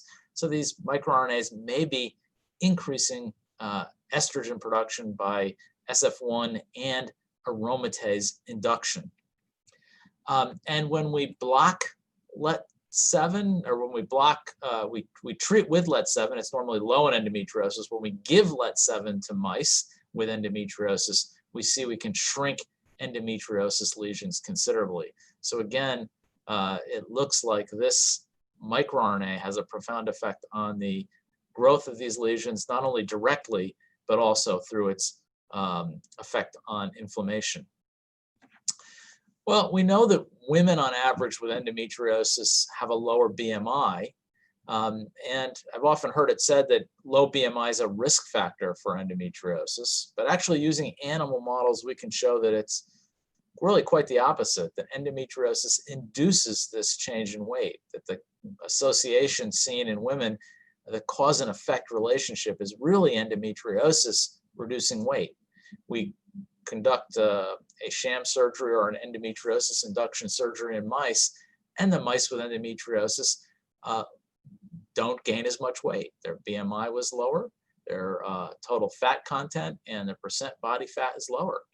When we looked at this, we saw changes in their livers that were changes in certain enzymes and proteins in the livers that would be predicted to lower body weight, that are metabolically active proteins that help regulate glucose metabolism and body weight. So there is a metabolic phenotype of endometriosis. And what I don't have here, we haven't published yet, is many of these changes in these liver enzymes are induced by microRNAs.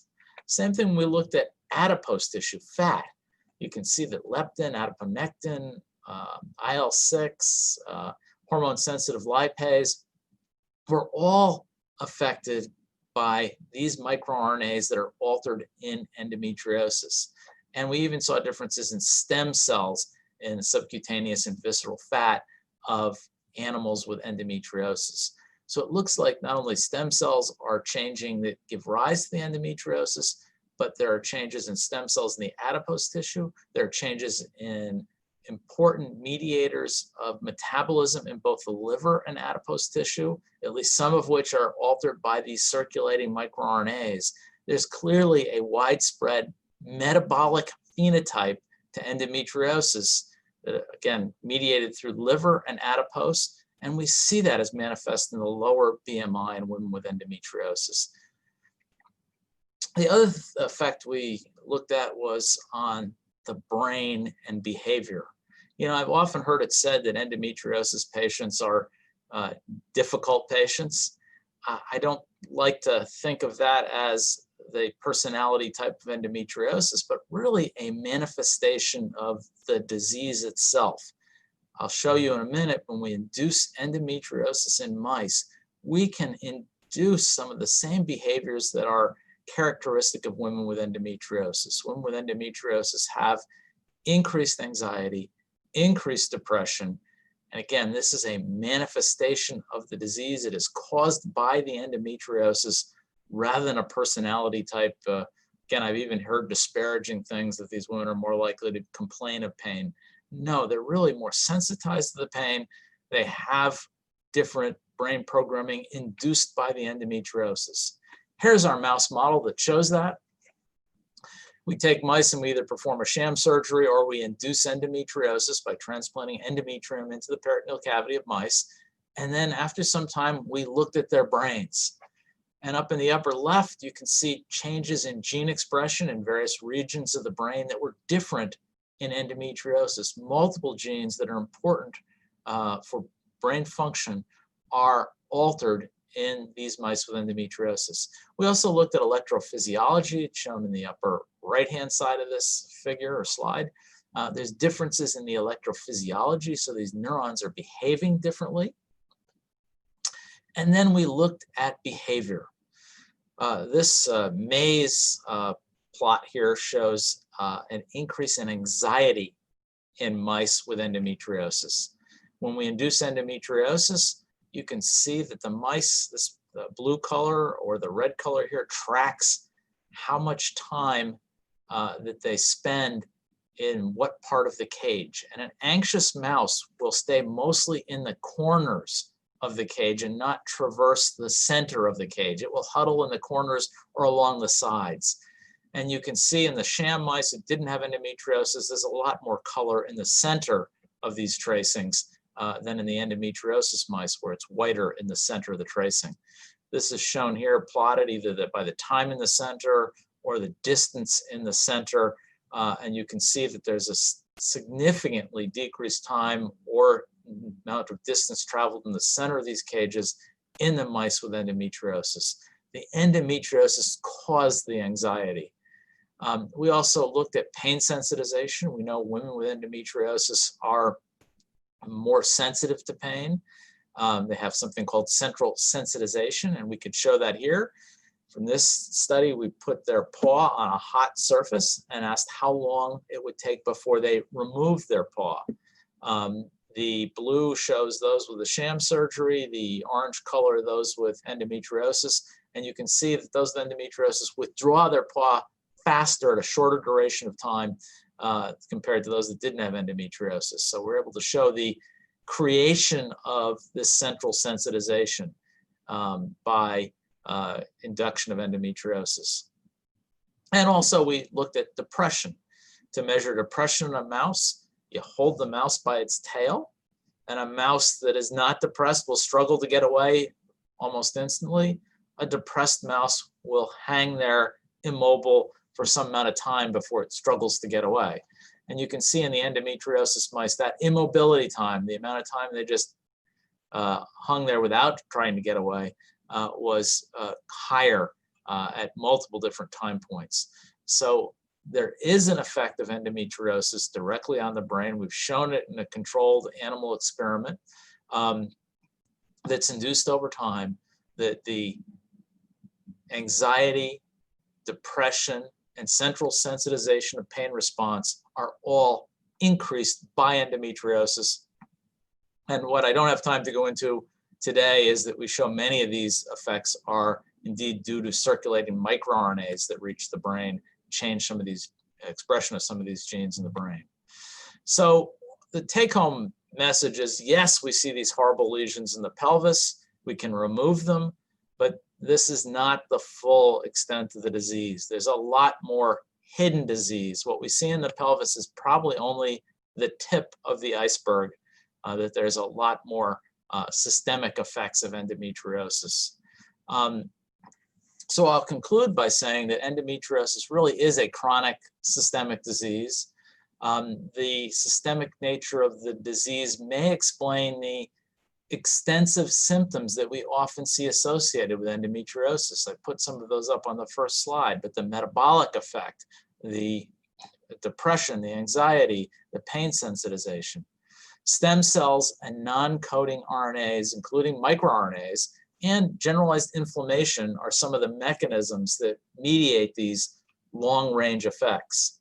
What are the clinical implications of this? Well, the varied presentation and very diffuse symptoms have traditionally made it very difficult for some people to diagnose endometriosis. We're often misled by these various symptoms. Our efforts to diagnose endometriosis should include this recognition of these systemic, or what are sometimes called hidden, manifestations of the disease. And while surgical therapy removes the lesions in the pelvis, treats the local disease, medical therapy may be needed to treat these systemic manifestations. We can't forget that a dual approach is probably best.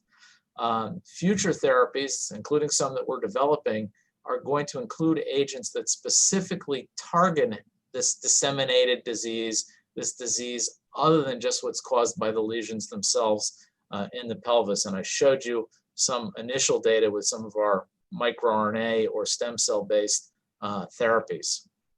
So I'll end with this slide, that a focus exclusively on pain underestimates the true extent of the consequences of endometriosis and the patient's full disability.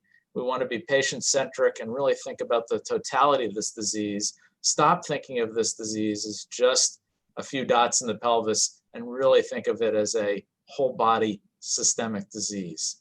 Thank you very much. Thank you, Dr. Taylor. Thank you, Dr. Taylor. Yes, Dr. Lakshmi. Yeah, thank you, Dr. Taylor. It was beautiful, a different type of lecture. Almost every conference there is a lecture or a session on endometriosis, but it was a pleasure today to listen to this endometriosis in a different way. And naming it very interesting, to give a label of chronic systemic disease. Very nice. And explaining it beautifully, why you call it a systemic disease, effect on brain, liver, the weight and everything. Very nice.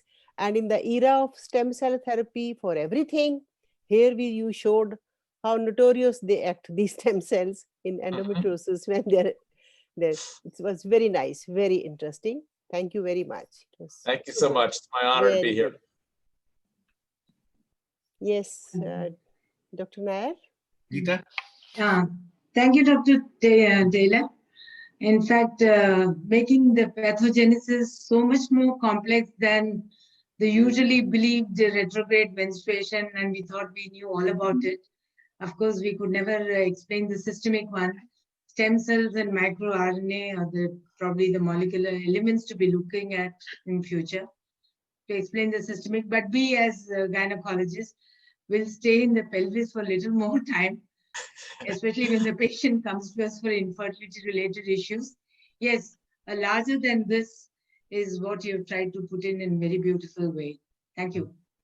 Thank you. Thank you, sir. It was wonderful listening to you. And we have got more and more in-depth knowledge about endometriosis and microRNA. I think that is how we are going to think in future. Thank you so much. Again, quite an honor to be here. I think we can close the session.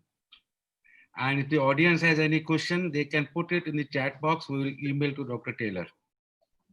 Great. Thank you. And he will respond back. Yeah. Yes. Thank you, sir. Thank you, sir. Thank you. Bye-bye. Thank you, the team organizing the sessions in time, in time. Wonderful. Very good. Good job.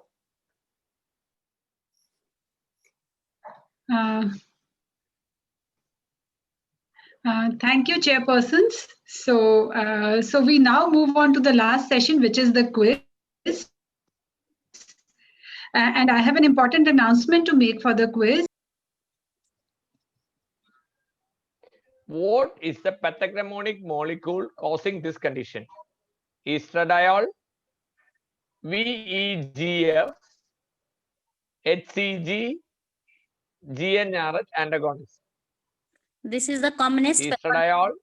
All of us are, reading these days, and this pathology is troubling us a lot. So we are giving just 30 seconds, sir. 30 seconds. That is automatically they will be able to only attempt 30 seconds, first 30 seconds. Okay, there is a delay, Bharti. Only we are having the.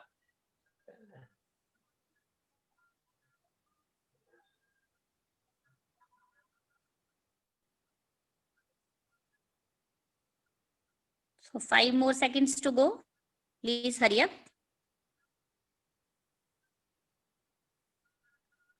Okay. Answer so is VEGF. Most of you are correct. Yes. And Rich in Gold has topped with Rajni Gupta and Tania behind. This is about VEGF. We know OHSS free clinic and all these things we are being. So no need to tell all these things. Morning onwards, you will be hearing the same thing. So we are going to the next question. Identify this. Embryoscope, pole scope, benchtop incubator, microfluidic device.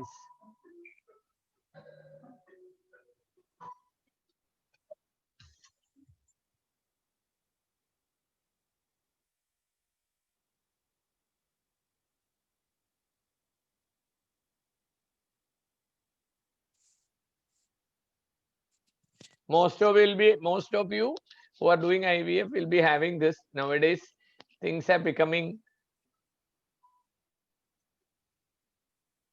for easy handling and everything. Yes.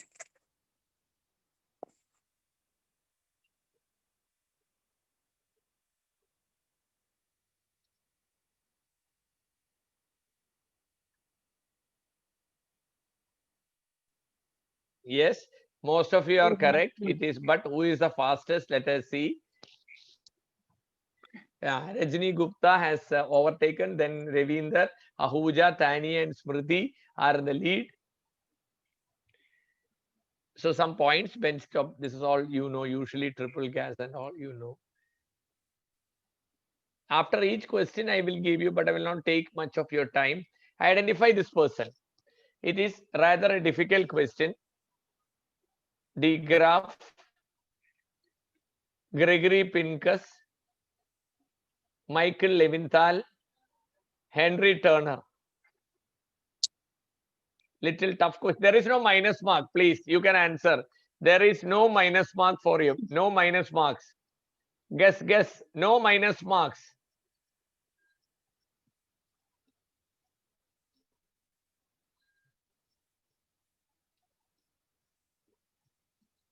No minus marks. Fast.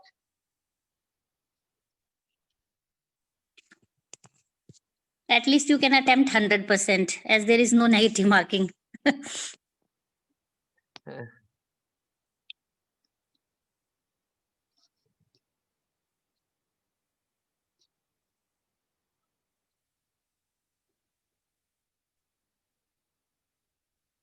Yeah, almost let's say it was a difficult question. I know.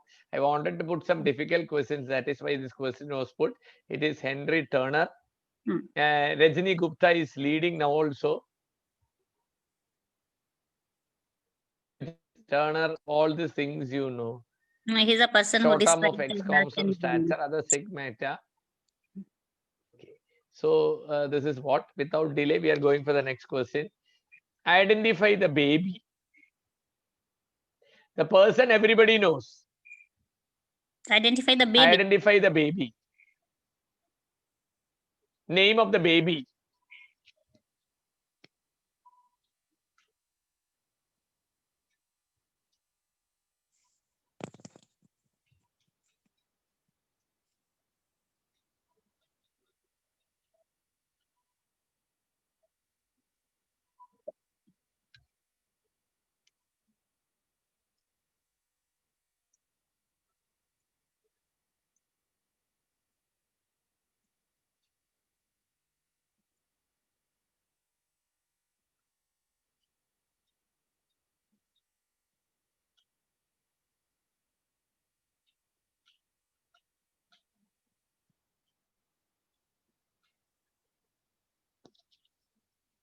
Everybody has answered. Very nice.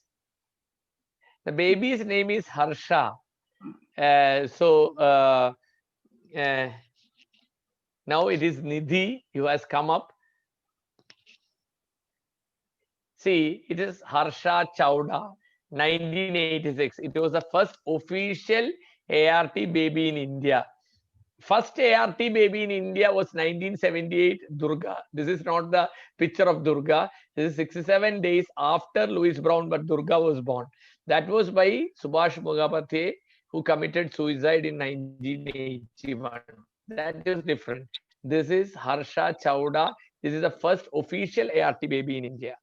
That was in We go to the 1986. next question without delay. This is just identify. See, today onwards, you have seen so many graphs like this. So, so what is this called?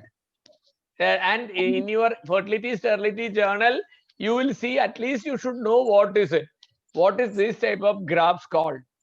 Okay. If this is the hallmark of Cochrane logo. If somebody has seen Cochrane logo, it is the central mark of Cochrane logo. That's it.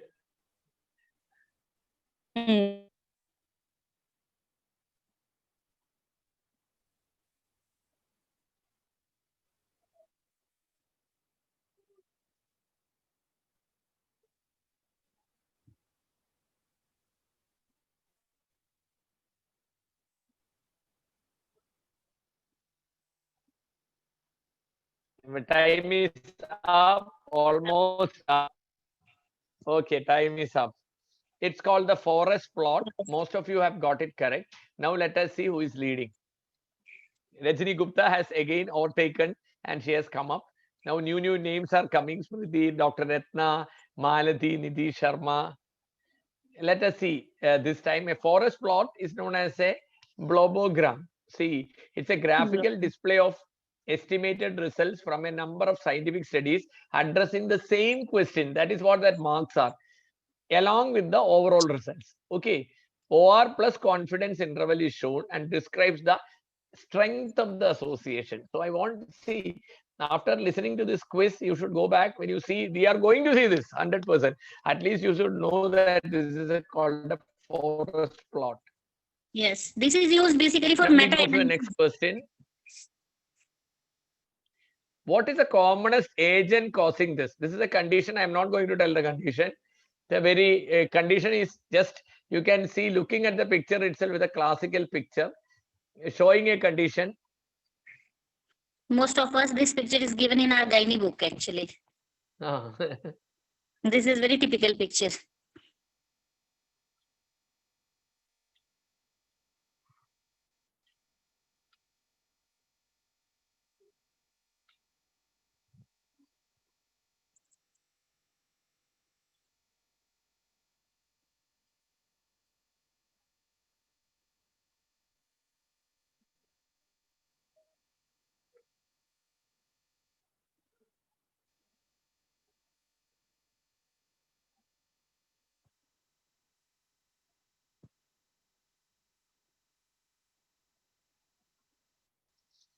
And you're correct. It is Fitzhugh-Curtis syndrome, and it's caused by chlamydia, and it can be also caused by. So Ranjini Gupta is still maintaining the lead. So it's Fitzhugh-Curtis syndrome. We go for the next question. This strategy deals with, everybody knows,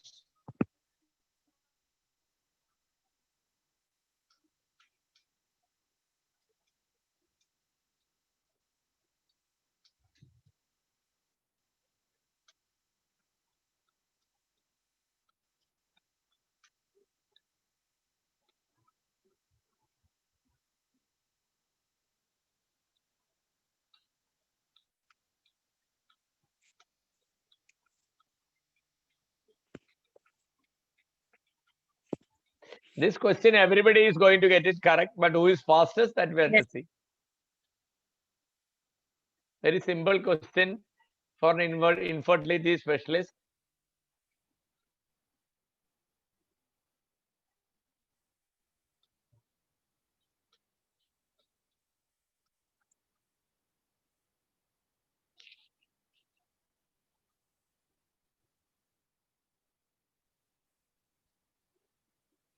Maximum has Most answered. of you have got it correct.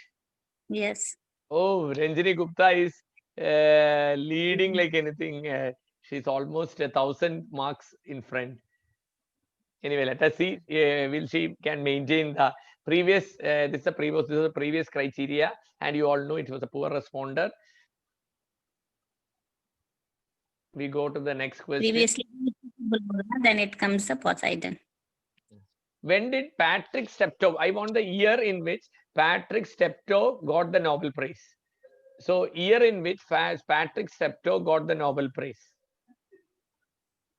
2008, 2010, 2012, none of the above.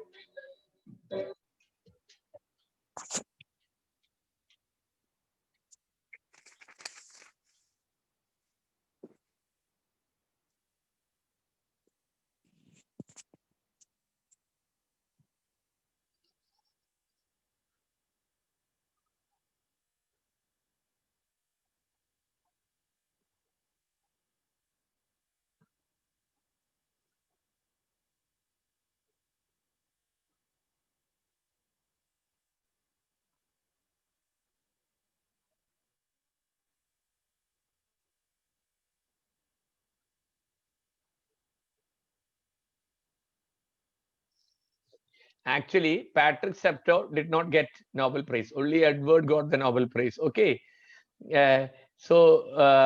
Ranjini Gupta is still leading, but the lead has come down anyway. So it's only the Edward did not get the, it is not given after death. So Nobel Prize is something as not given after death. And Robert Edward got the Nobel Prize in 2010, but he also passed away in 2013. So we go for the next question. When was the first PGD baby delivered? When was the first PGD baby delivered? 1985, 1990, 1995, 2000. When was the first PGD baby delivered?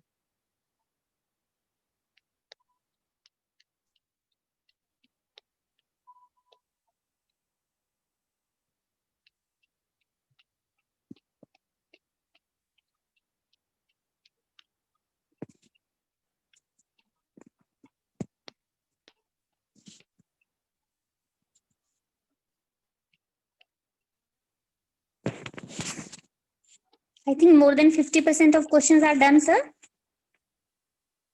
More than 50% done. Finished now. Only six questions, I think, now remaining.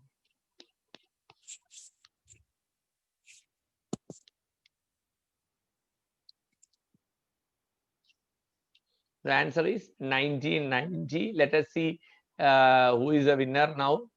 Ranjini Gupta is still leading. So it's in 1990. Handicide, Contoginani and Winston London.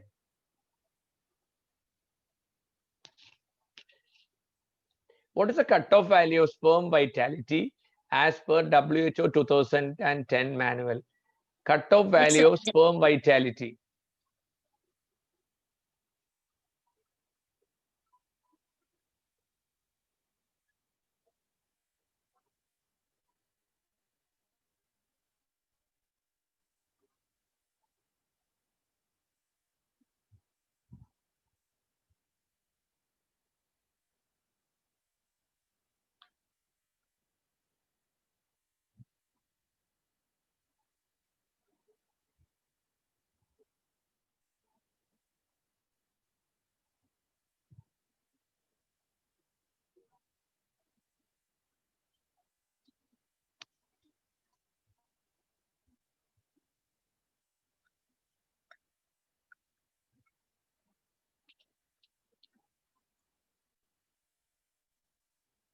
You are correct. 58% is a sperm vitality.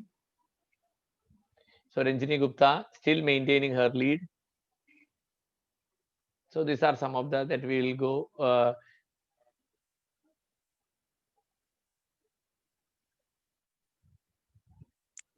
But will you Here help comes to the next differentiate? question. Bharti, you can tell about this. No problem. What will you help to differentiate between leukocytes and other round cells in semen? How you can differentiate? What are the criteria? Yeah, specific factor. MAR test, tunnel test, acridine orange test, and peroxidase test. Test.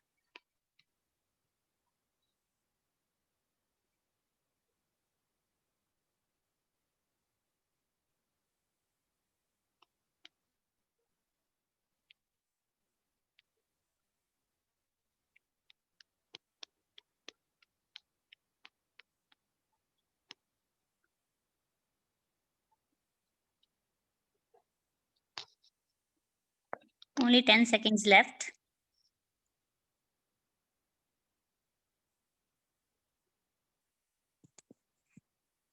Everybody, most of you are correct. Peroxidase is the correct answer. That Zeppelin cow, Ranjini, come on. So you have been overtaken by 3 people now suddenly.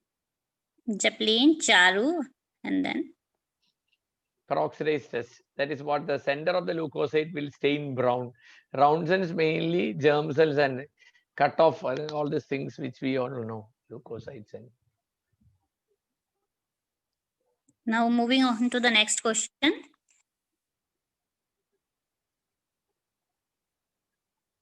Identify this abnormality.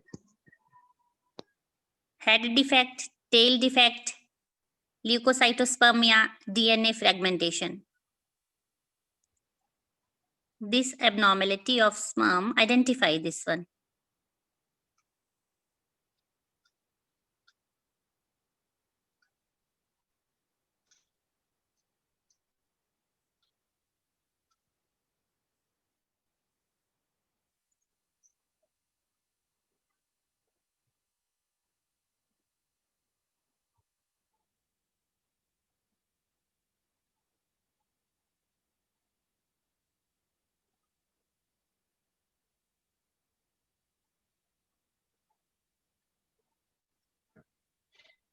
As it's a simple question, most of you would have got it correct, I know.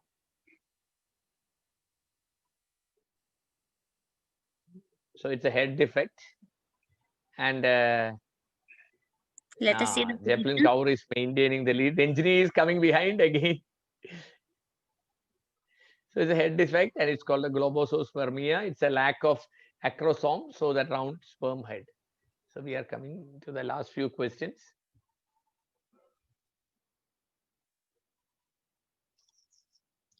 And spelling, sorry for the spelling mistake. Identify this molecule. Prolactin, GnRH, kisspeptin, H.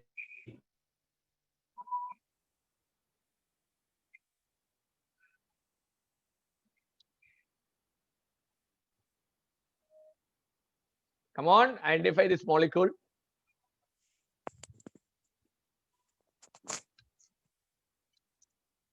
Come on, be fast.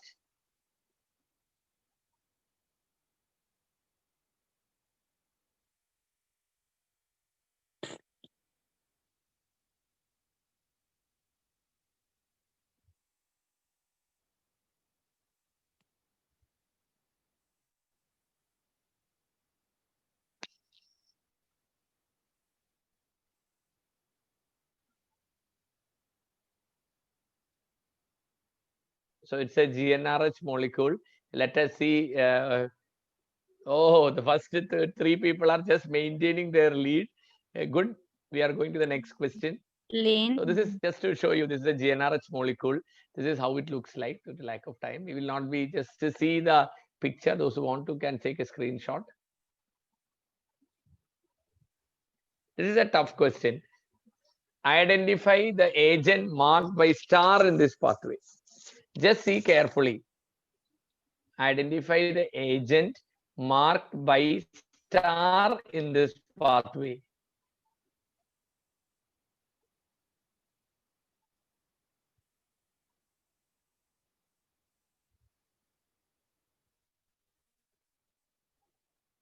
This is a winner deciding question, actually. Actual No, winner this is deciding question.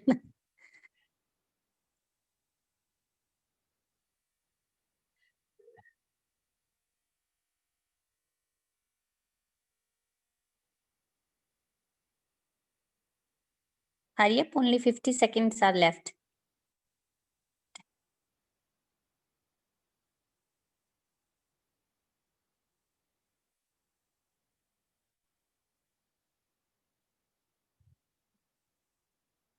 Okay, so 62 it is candidates. phosphatidyl. Only answered. Ranjini has again overtaken. This is about the phosphatidyl inositol. That so we have next question here. Which is the most powerful stimulating agent? Okay, for gonadotropin secretion. Most powerful stimulating agent for gonadotropin secretion. I think lots of research has been come up now, focusing on this agent.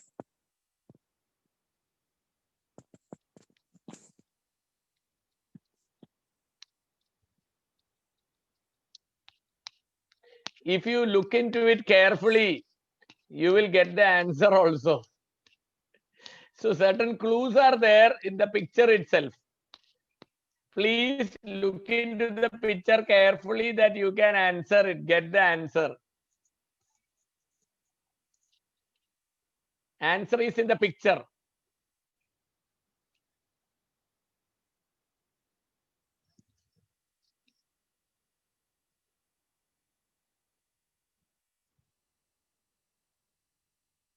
So it is a kisspeptin. Many of you have got it correct. So again, Zeppelin Kaur has overtaken Ranjini Gupta. So these are all kisspeptin, KIS1 receptor, previously called GPR54 receptor. JF Crowley and SB seminar in 2008. Saudi Arabia family with hypo. Archaeonuclear negative feedback by sex steroids. So all these small points I have written. KNDY neurons, Kanji neurons, called the Kanji neurons, just for a namesake you want. Coming to the last few questions, identify the stage of the oocyte shown here. Look into it carefully. It is germinal vesicle, M1, M2, 2PN.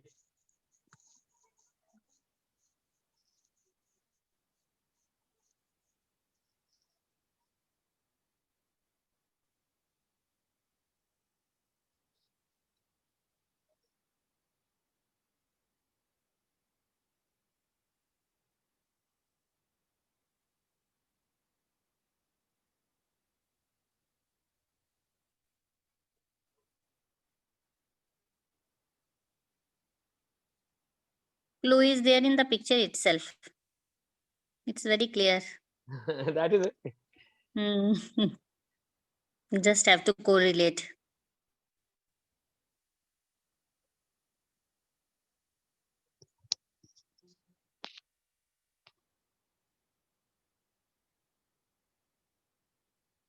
So it is there. If you are observed that polar body, oh, Zeppelin Kaur as maintaining, but Ranjini Gupta is being pushed down.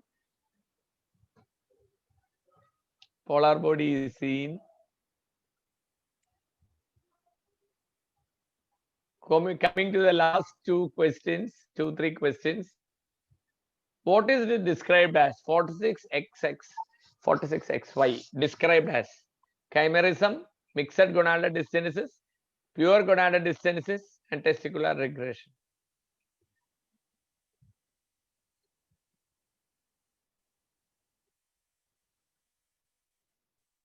Come on, it's an easy question. Come on.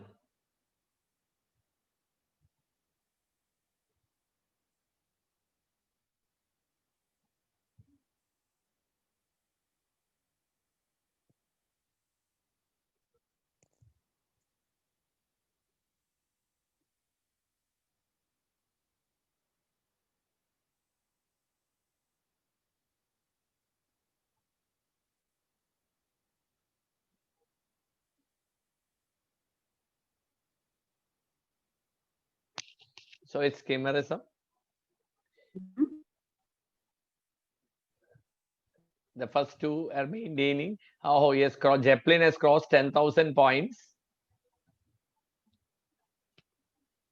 So this was an obvious question. We're coming to the last two questions. Which of the following statement is true? Metformin is not effective in preventing miscarriage. Bharati, you can tell about things. Yes, half-life of FSH is only 20 minutes.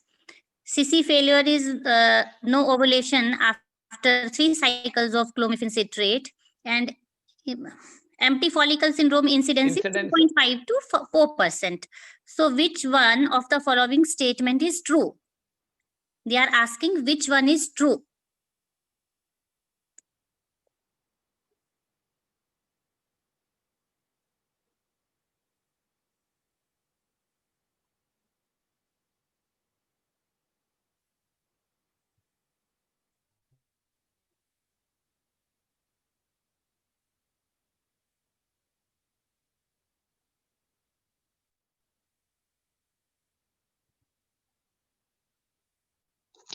Oh, time is up. So the metformin, you all know that now it is not effective in preventing miscarriage. Is the correct. Rest of the things are wrong. Anyway, Malati is coming up now.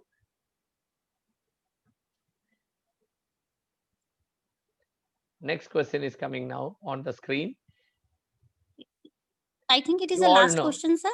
Or No, one more question is there. One more question. One more question. Okay, okay. Professor Brandstorm performed the first uterine transplantation. He is from which country in which year? Australia 2010, Sweden 2012. So it is Sweden 2014. Hello? Yes, yes. Hello? Hello? Hanji, sir, you are audible too. Hello, you are audible, sir? Audible, audible. You are also audible? Yes, yes, yes. I think we that question automatically. So I think No we can problem.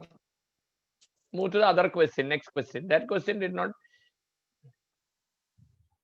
What is the minimum particle size? Particle size that can be filtered using HEPA filter. 0.1 micron, 0.2 micron, 0.3 micron, and 0.4 micron.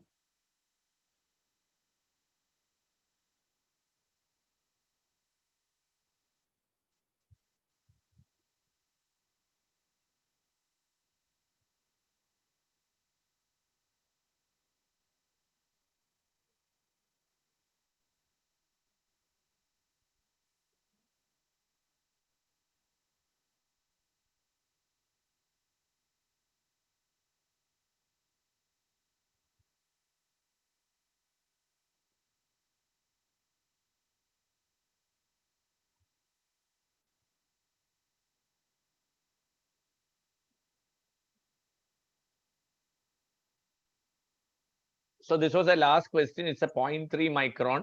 And let us see who is the winner of the day. Warning. Bharati, you take down the names. Malati, Bharati. Yes, yes. One is third. Japlin Kaur. Sir. Jablin is first. Who is second, sir? Third is Vani. Third Second is is Pali, Malathi. second, sir, second Malathi. Okay, and the Second, fourth